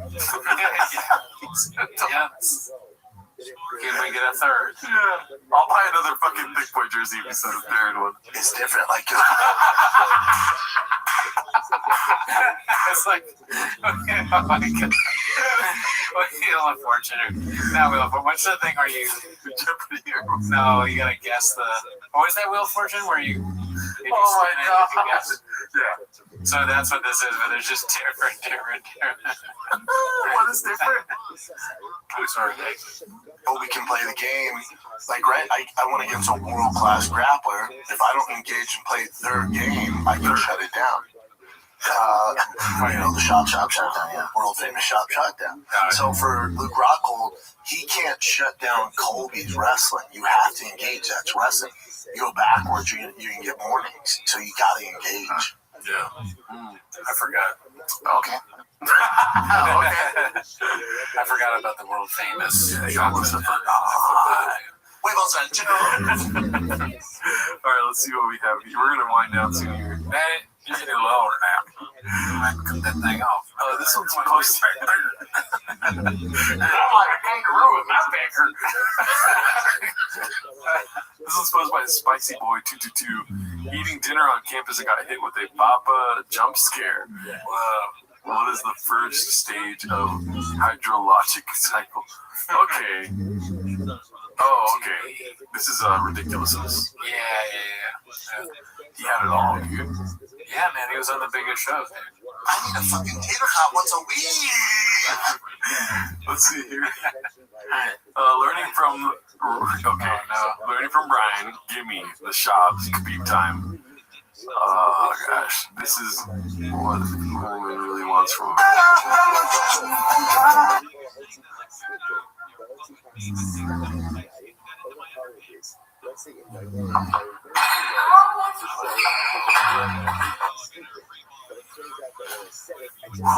It's getting worse. She's cooking cut this up. I mean, just the faces. Like, that's not good, dude. That is not good. What are they thinking doing this shit? They must know something that we know. That pimple's growing hair. Let's see. Let's start doing those reels, dude. Oh my God, that would be, if we lost a bet, we'd have to remake all those reels. Oh, fuck. Oh shit. Let's not start that bet. World's worst professional MMA analyst will make a rocket scientist feel dumb. I think we already saw this, but Danny Kaufman too. Let's see. And then ask him to list off Conor McGregor's last 7 fights. I'm like, wait, what? Yeah. I'm like, yeah, you feel stupid? That's how I feel when you're breaking down rockets, motherfucker. Some people. The beginning is crazy, but I mean, I mess with my words, and I just did it there. Yeah. You know, it's when you're tired. You fucking been working. I've been working on my truck all day long. Yeah. I bought my kids all this shit for baseball. They don't care. I changed the battery on my kid's ATV. It's like I get tired. Oh, I'm sorry. I do 5 podcasts in a fucking storage container. Yeah. Give me a break, bro. Like, you almost forgot. That's social media. This isn't real. Not to mention the 3 Diet Cokes that are fucking me up, dude. Yeah. I'm on Kratom, Adderall, Magic Mind, and fucking Wix.com. Let's see what else we got real quick. I'm looking for something that somebody mentioned, and I haven't seen it. So I'm getting kind of sad about that. But if we forgot any really good clips this week, let us know, please. This is posted by Howie MX. Papa keeping a tally of Lions sports expenses for payback plus interest when he makes it. His parents are modest people who work their ass off, and he wrote him a letter for Christmas saying, I know how much you sacrificed. I know what He's older now. I know what you went without. I know all of what you did. And the mother's trying not to cry, and he goes, and so he paid off their house and all their bills. It's the least you can do. It's the least you can do. Fuck. Right. I keep a tally, Tiger. All right, we're right. Again, this is. I mean, you know, I charge interest, Bubba. That's interesting. I would do that for Shab, actually. You know, like when I make it, I'm going to write him a thank you letter. Yeah. And send it mine. I'm going to give you more thank yous because it's interest. You know? Yeah, merch. I'm like praying that it's a joke. I'm like, it's a joke. It's a joke. He's not doing that. Let's see here. This one's posted by Nick Simmons getting boinked in the comments. Or it's posted by Dazzling Rabbit 633. It's called Nick Simmons getting boinked in the comments. It's chop with his tongue out. Nick Simmons working hard to get that Rogan invite. What a weird comment by Michael Roy Roca. Seems like a waste of a conversation there. Yeah, if I was Nick Simmons, I'd be like, cool story, bro. I wouldn't even respond to that. Yeah, dude, you should just think cool story, bro. Now it looks like you are working hard to get a Rogan invite. Yeah, you made it look like you are by replying. Yeah. This guy's just a truck guy. You gotta fucking... Huevos rancheros. Always think about huevos rancheros. Yeah, ni Delta, ni Rogan, you know? Never read the comments. Yeah. What are you doing? All right, well, I think that's it for this week because it's getting pretty late over here in Seattle. It's 3 a.m. We've got to go to bed.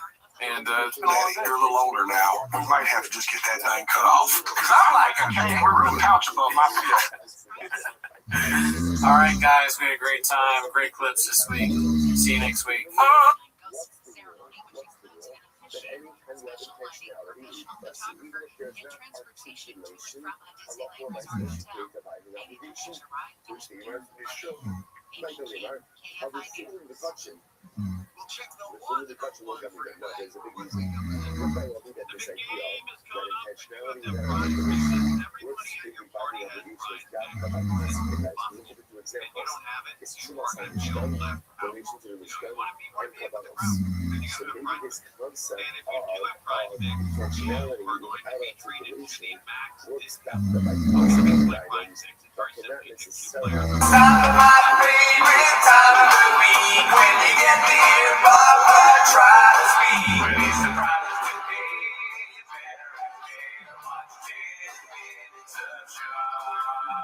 Welcome back to 10 Minutes to Shop. Thanks for tuning in. As always, join the Patreon, join the Discord, join the Reddit. If you want early access of this show, absolutely subscribe to Patreon because that's what we got going there. Dude, Poppy, what are you doing, bro? You gotta be quicker. That's what I say. Yeah, I mean, I'm one of the slowest on the draw in all of the West. But he didn't press one that exists, and another one. Oh yeah, I got one. Gerardo's doing a thing where you gotta do something. Okay, for 30 days, he's wearing only shop clothing to see if it has any effect on his life. Yeah. And so he wears it to work. And how far are you into it? Dude, so far I lost both my jobs, and my girl has left me. And what's the other thing? I forget the other thing, but it's not going good, but it gets dark before the summertime, you know? Okay, you're waiting for a turnaround. Yeah. Okay, fair enough. But anyways, that's not why they're here, though, right? No, that's not at all why they're I here. think they're here to watch 10 Minutes of Shop. Start the timer. Alrighty then, we got a post from Nano Argon. Zesty is Violent Hobbit Man. Let's see what this is about. Is this just the same clip we watched like a couple months ago? You know, it very much could be because it looks very familiar to me. Let's see. I look like a violent person. You know, if I didn't know me, just even the way I'm built. Not even just the working out part, just the size of my hands and like there's the width of my shoulders. Like there's most likely a lot of violence in my history, in my past, in my ancestry. I think there's certainly some genetic violence in me.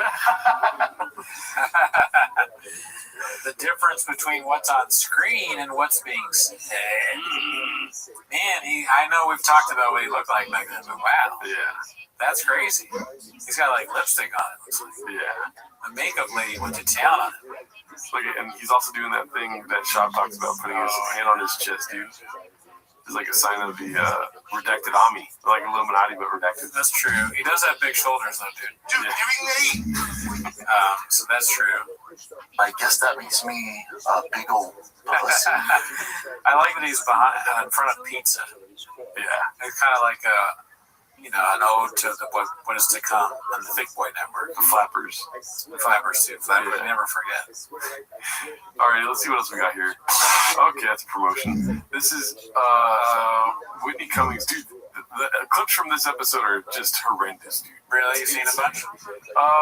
Shout out, which one is it? Is it American Redact or Podcast Cringe that made a video about this? That's social media. This isn't real. That's so great, though, dude. Dazzling Rabbit 633 says Whitney gets 2 million views spots on her pod but can't get $500,000 guesting on the biggest platform in the world. You know what I say to that? Narrative? What do you say? Good. Yeah, dude. You know, people are over Whitney, I think. I think she might be on the way out.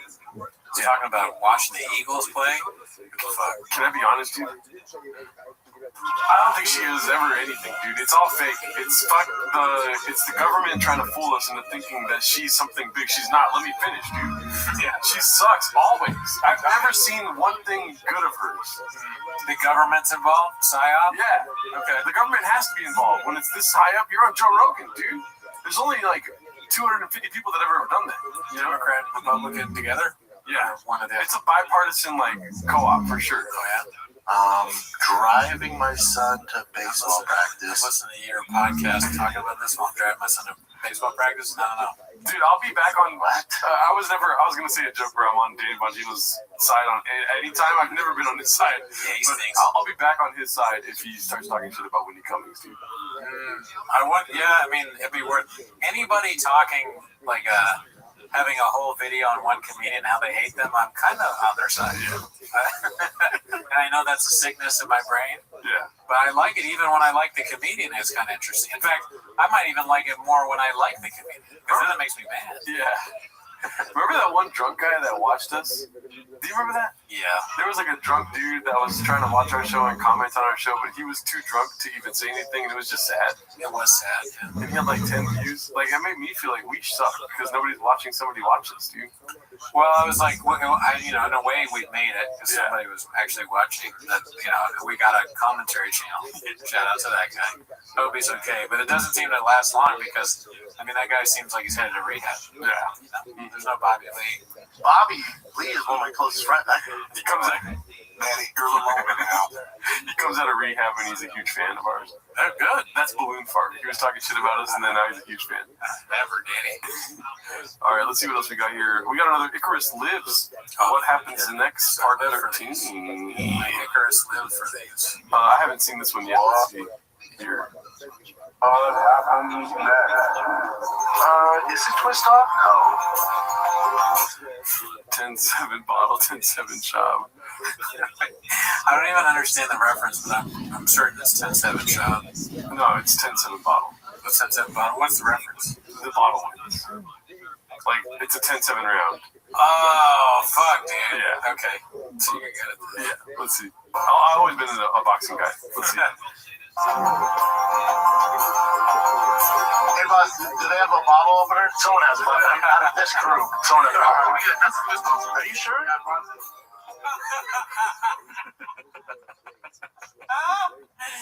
That's the worst when that happens, dude. When you fucking Doesn't make sense. you ask somebody and they go, it's twist off. Dude, nothing worse than that. He's definitely doubling down. It's happened to all of us. Yeah, this is not weird. You made a mistake. You didn't twist hard enough. Pause. I am white as shit, Dallas. Yeah. Oh my god, I thought that was shorter. But the weird part about it is not laughing at it yourself. Does he? Yeah, you should laugh at yourself a little bit. We want to rewind to see. No, well, we're not done yet. Does he stand correct or double down? He doubles down. He doubles down. Yeah. Really? No, there's no way. Try twisting off, Doug. Let me see it, Doug. Oh.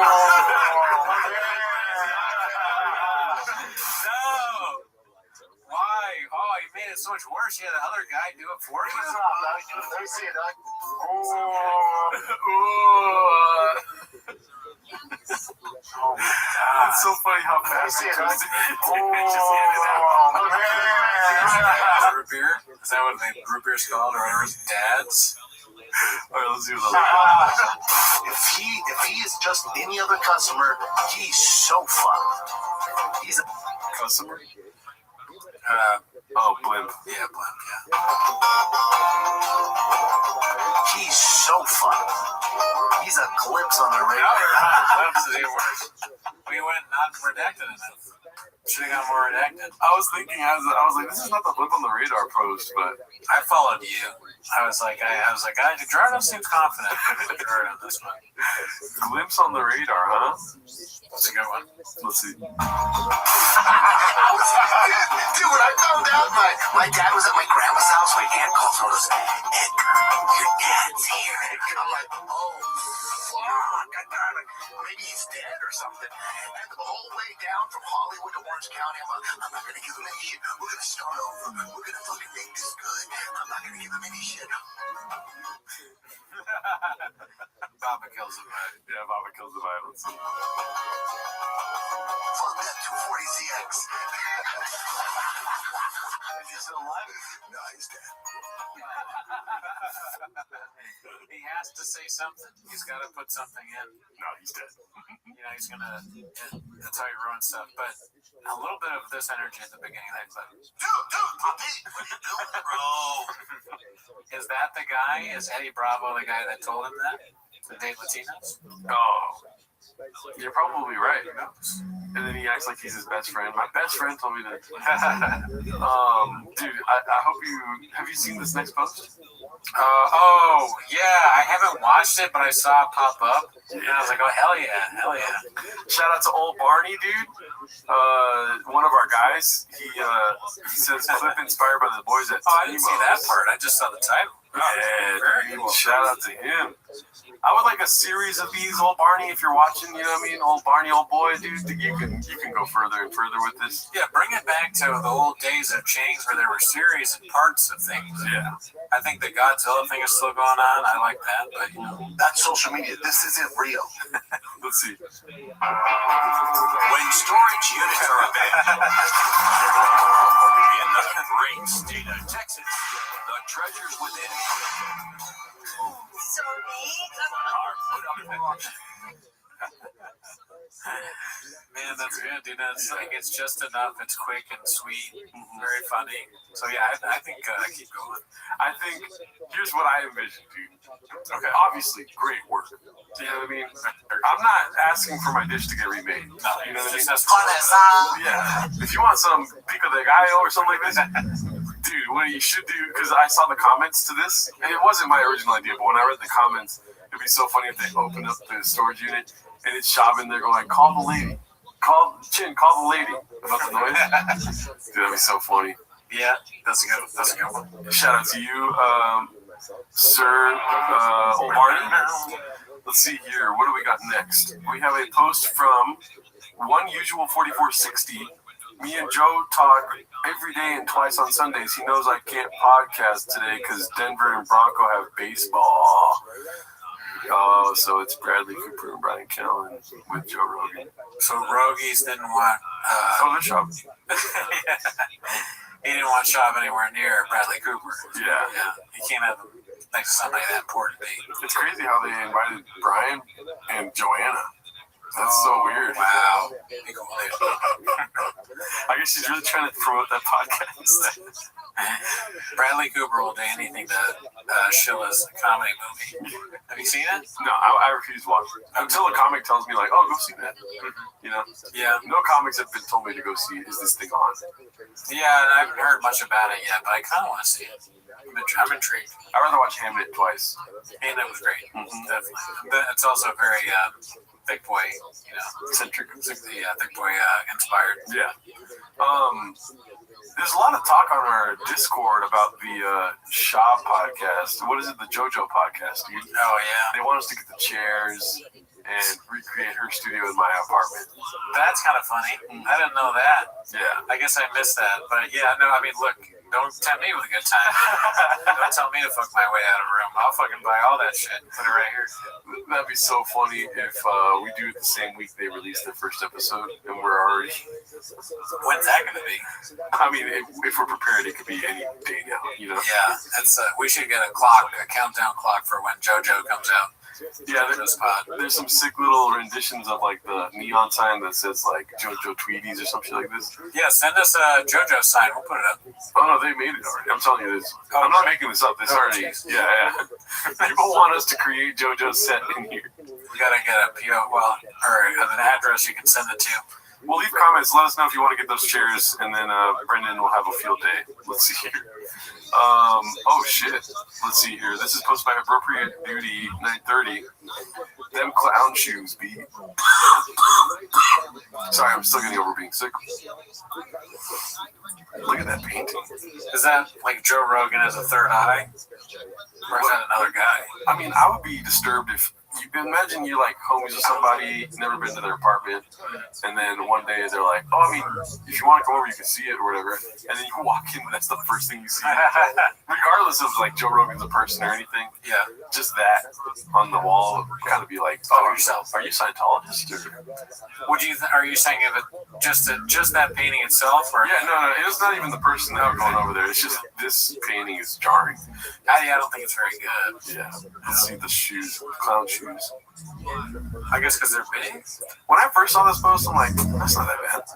Yeah, they don't really look that crazy, but I think what they're saying is he's doing the whole Vivek Ramaswamy thing where they're too big. Yeah, like he wears bigger shoes than.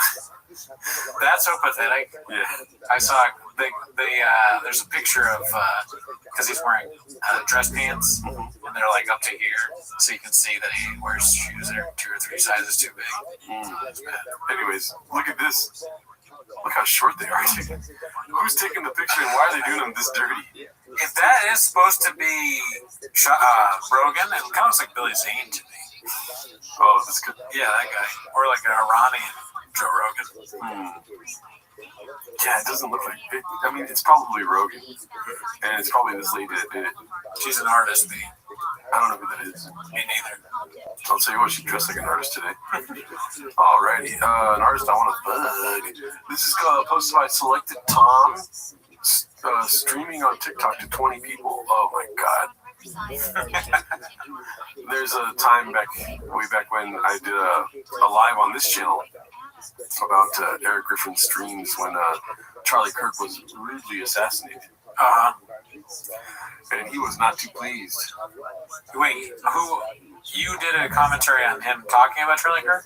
Yeah. Oh, okay. He was pissed off? Yeah. Spicy. Yeah, he got pretty spicy. And he's not very good at the game. I'm surprised that Eric is a gamer. I wouldn't have thought of that as like a thing that he does. He's a grifter, so yeah. You gotta try. And that's like when you're trying out stuff and you're him. I would be like, video games? You want me to? All right. Yeah, I guess so. Maybe for Brian Callen playing video games. He's getting beaten in Madden. Yeah. They're calling him all sorts of names and shit. Are you kidding me, dude? Like Kai Cenat type streams, Brendan Schaub being Kai Cenat. Are you kidding me?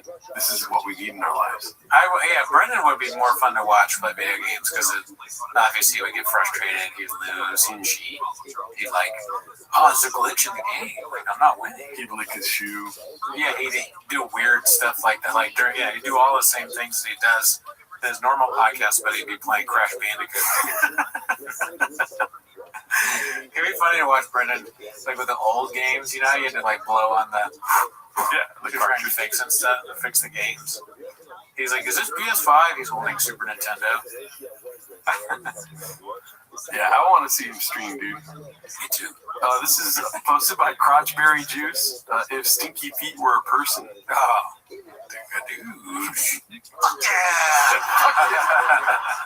On skate. That's a horrible choice and everything about that dude. He's trying to look cavemanish or something. I don't think he's trying to. Yeah, he just is. Yeah. The mustache is a choice. I guess Schultz inspired. It's a rough look. Prison.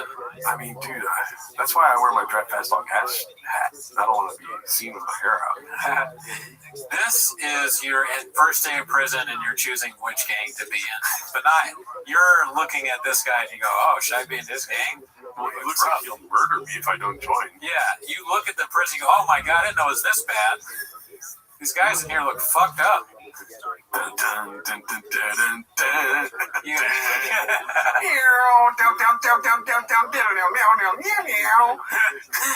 ask him, you go, how long have you been in prison? Thinking he's going to say 7 to 10, maybe longer, and he goes 2 months. You're like, oh my God. Does that make sense? Please, let me out. Oh no, I'm going to get fucked up. I don't want to look like that. Dun, dun, dun, dun, dun, dun. He does look like a cop. Or that too, yeah. He looks like a fucked up cop. This is a cop that put you in jail for too long, dude. The cop that shoots Sean Bernthal in the back. Drug money. Yeah. Let's see what else we got. Khabib Time posted this one. How? Free Bert. Yeah, I don't know why they keep giving him shit. No, this isn't real, is it? Oh, I don't know. That's a good question. I got real scared right now. You always gotta ask. Driving my son to baseball practice. I think it's probably oh wait, but that's not. Oh, that's an actress, that Arden Mirren, a comedian, I think. Okay, So, yeah, it's not real. No, it could be because someone's playing his wife. Okay, keep talking. I'm looking. I don't think that. Yeah, neither of those two people deserve a shot. Really, I don't think. I mean, he's not funny. She's not funny. Oh my God, it's real. Yeah, it's an actress playing. Oh my God, it's real. I wonder what Free Bird is about. There's no way. Why? I don't know why Netflix does this kind of stuff. They have to. They're being forced to by some evil hand or Joe Rogan, the podcast kings. Joe Rogan said, "Give Bert a show," and then they did. All right. Well, hopefully this doesn't get gadoosh. We're gonna watch this. If it skips here, it'll be on the Patreon version. But we need to watch this. This whole shirtless thing, where does it come from? It's like freedom and fun and middle finger to the world. I don't give a fuck what anyone thinks. All I'm asking is for you to... Why is it not going full screen? That's so annoying right now. This whole shirtless thing, where does it come from? It's like freedom and fun and middle finger to the world. I don't give a fuck what anyone thinks. All I'm asking is for you to... That comedy club was called The Nut House. Did you see that? Yeah, I did. Freedom and fun and middle finger to the world. I'm so jealous. I want to perform at the Nut House. Bro. Yeah. It's funny that he's doing the same thing in the TV show that he does on stage. It doesn't get worse than that. He kind of looks like a turkey or something. This is how you know there's too much bureaucracy in Hollywood, dude. It's like they agreed to this 4 years ago, and it's just coming out now. You know, like Bird is at the lowest he's been on this superstar totem pole.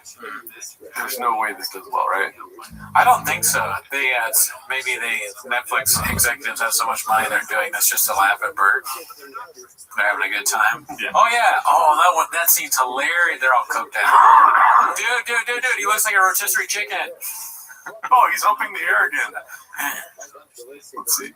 Fuck what anyone thinks. All I'm asking is for you to behave like a normal person. Maybe live life with your shirt on. I hate to say it, honey, but we need to fit in at this school. We better have our game. Who's this bitch? That's Kirsten Vanderfro. Hey, that's Rosa Joint. Hi. Some hot gossip going around about you. What are you talking about? My daughter just transferred into Bartlett to 8th grade. Walk right in there. Hands out, say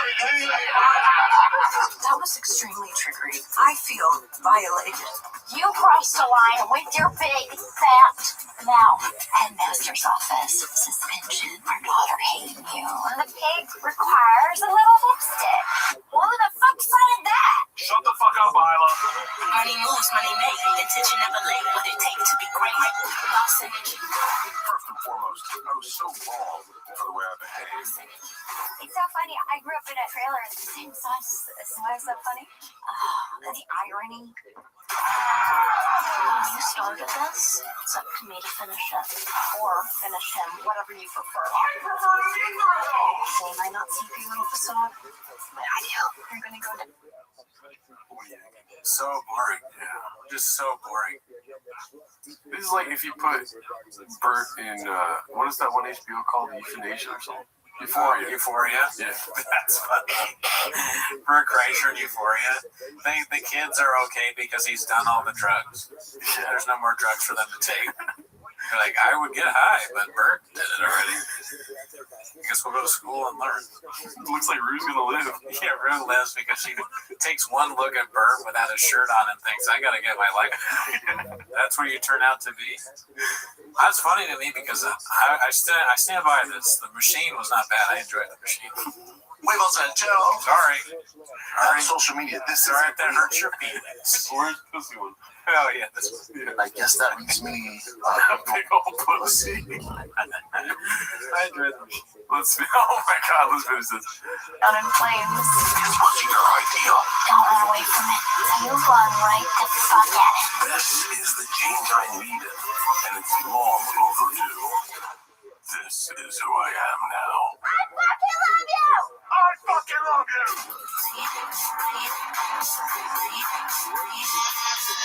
I hate the music too. I hate how it's so hacky. Yeah. It's doing the same thing that other shows do. Yeah. It reminds me of Cutter's stupid trailer he did. Remember, it's like. But anyways, way too inside. Sorry. Yeah, that was bad.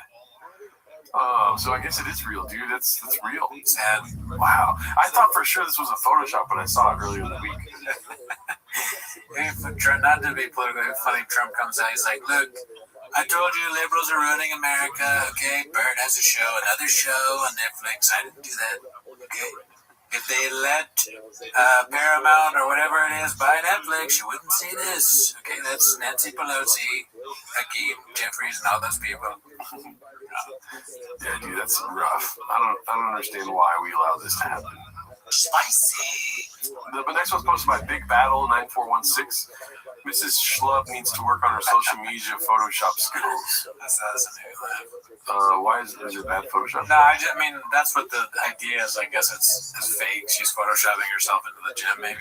I don't know how you can tell that, but just the idea of someone doing that made me laugh. Coolest gym I've ever been to. Got to visit my first Forum fam in St. Louis today.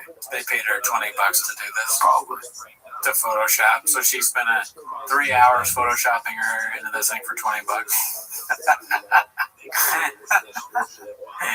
Good for you, JoJo. Let's see here. That Ninja 11. When she catches you looking for addies and baddies. Let's see without sound because it's going to be just annoying music. And then they do the same thing, I believe.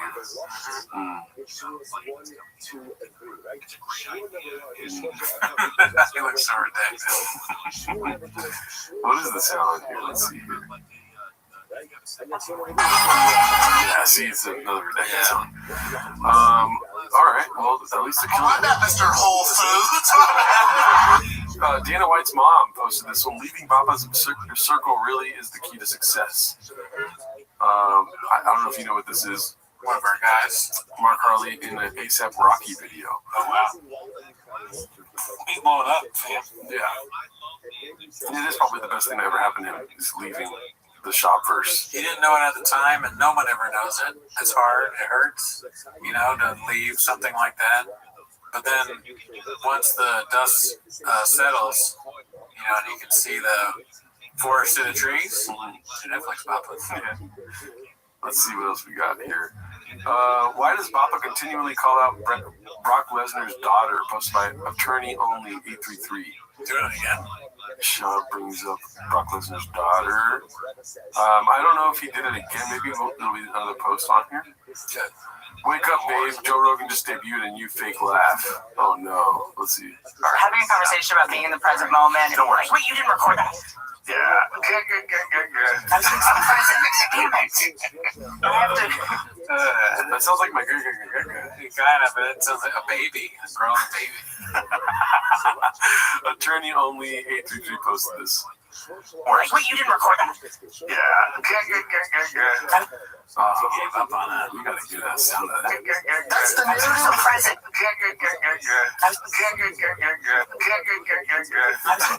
You just gotta do that when you're talking to Whitney Cummings. She's so unfunny. Force yourself to say, do something. I wish I could do that every time you talk. I can't even do it. Let's see what else we got. Matt 180X BGL talking to squirrels in the Mercury Insurance commercial. Wow, he's just killing it, dude. He's everywhere, man. He's a hardworking guy.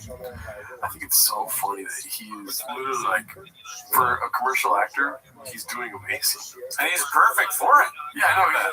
I'm not Kadushing him at all. He's the right guy to do it. But it's so funny that he comes from the Bobberverse. Yeah, I mean, well, he was wasting his time in that shit, and now he's out there doing. This guy was built to be a goofy dude in commercials. I love it. Yeah, you know that Bappa uses that too, right? Oh, yeah, he's like, he launched Mark's career. Yeah. Like he does everybody. Yeah, he started Mark's career. He's probably talking about it to this day without mentioning all the bad stuff. Yeah. He's like, if you want to intern here, you know, this guy did it for fun. He was in A$AP Rocky's music video recently. He does that for all these people that hate him. Yeah. They meet, the new interns meet Malik or Mark Harley, and they go, oh, so you started just like me. I started with shop. And they're like, you got to get out of there. Get out of there now. I did think it was weird. He kept making me like pick up his plastic solo cups. His nicotine pouches. Let's see here. Are you Saudi Arabian? This is posted by Hater990VR. Wannabe white nationalist gets questioned about his race. Is that Shab? I think so. I think you just asked him. Are you Saudi Arabian? Dude, if you grew into it, yeah, that's, let me ask you something. Photoshop? No, it's a real photo. You do actually have that look. Are you Middle Eastern girl? I don't think so, man. We gotta get you an ancestry test. I know. This might be your. I'll rock one of those. Oh, dude. Oh, that's pretty great. It's awesome. It's so close to him. It does look like Shab, dude. Dude, fucking Saudi Poppy. Brendan Shaw. That's Brendan Shaw. Dude, that's Brendan Shaw. That's Brendan. Well, the Shahs are running Shah Akbar. But that's Christ. I like that. Thank you, Brendan Shab. Dude. Akbar. Farsi Poppy. Shalala Akbar.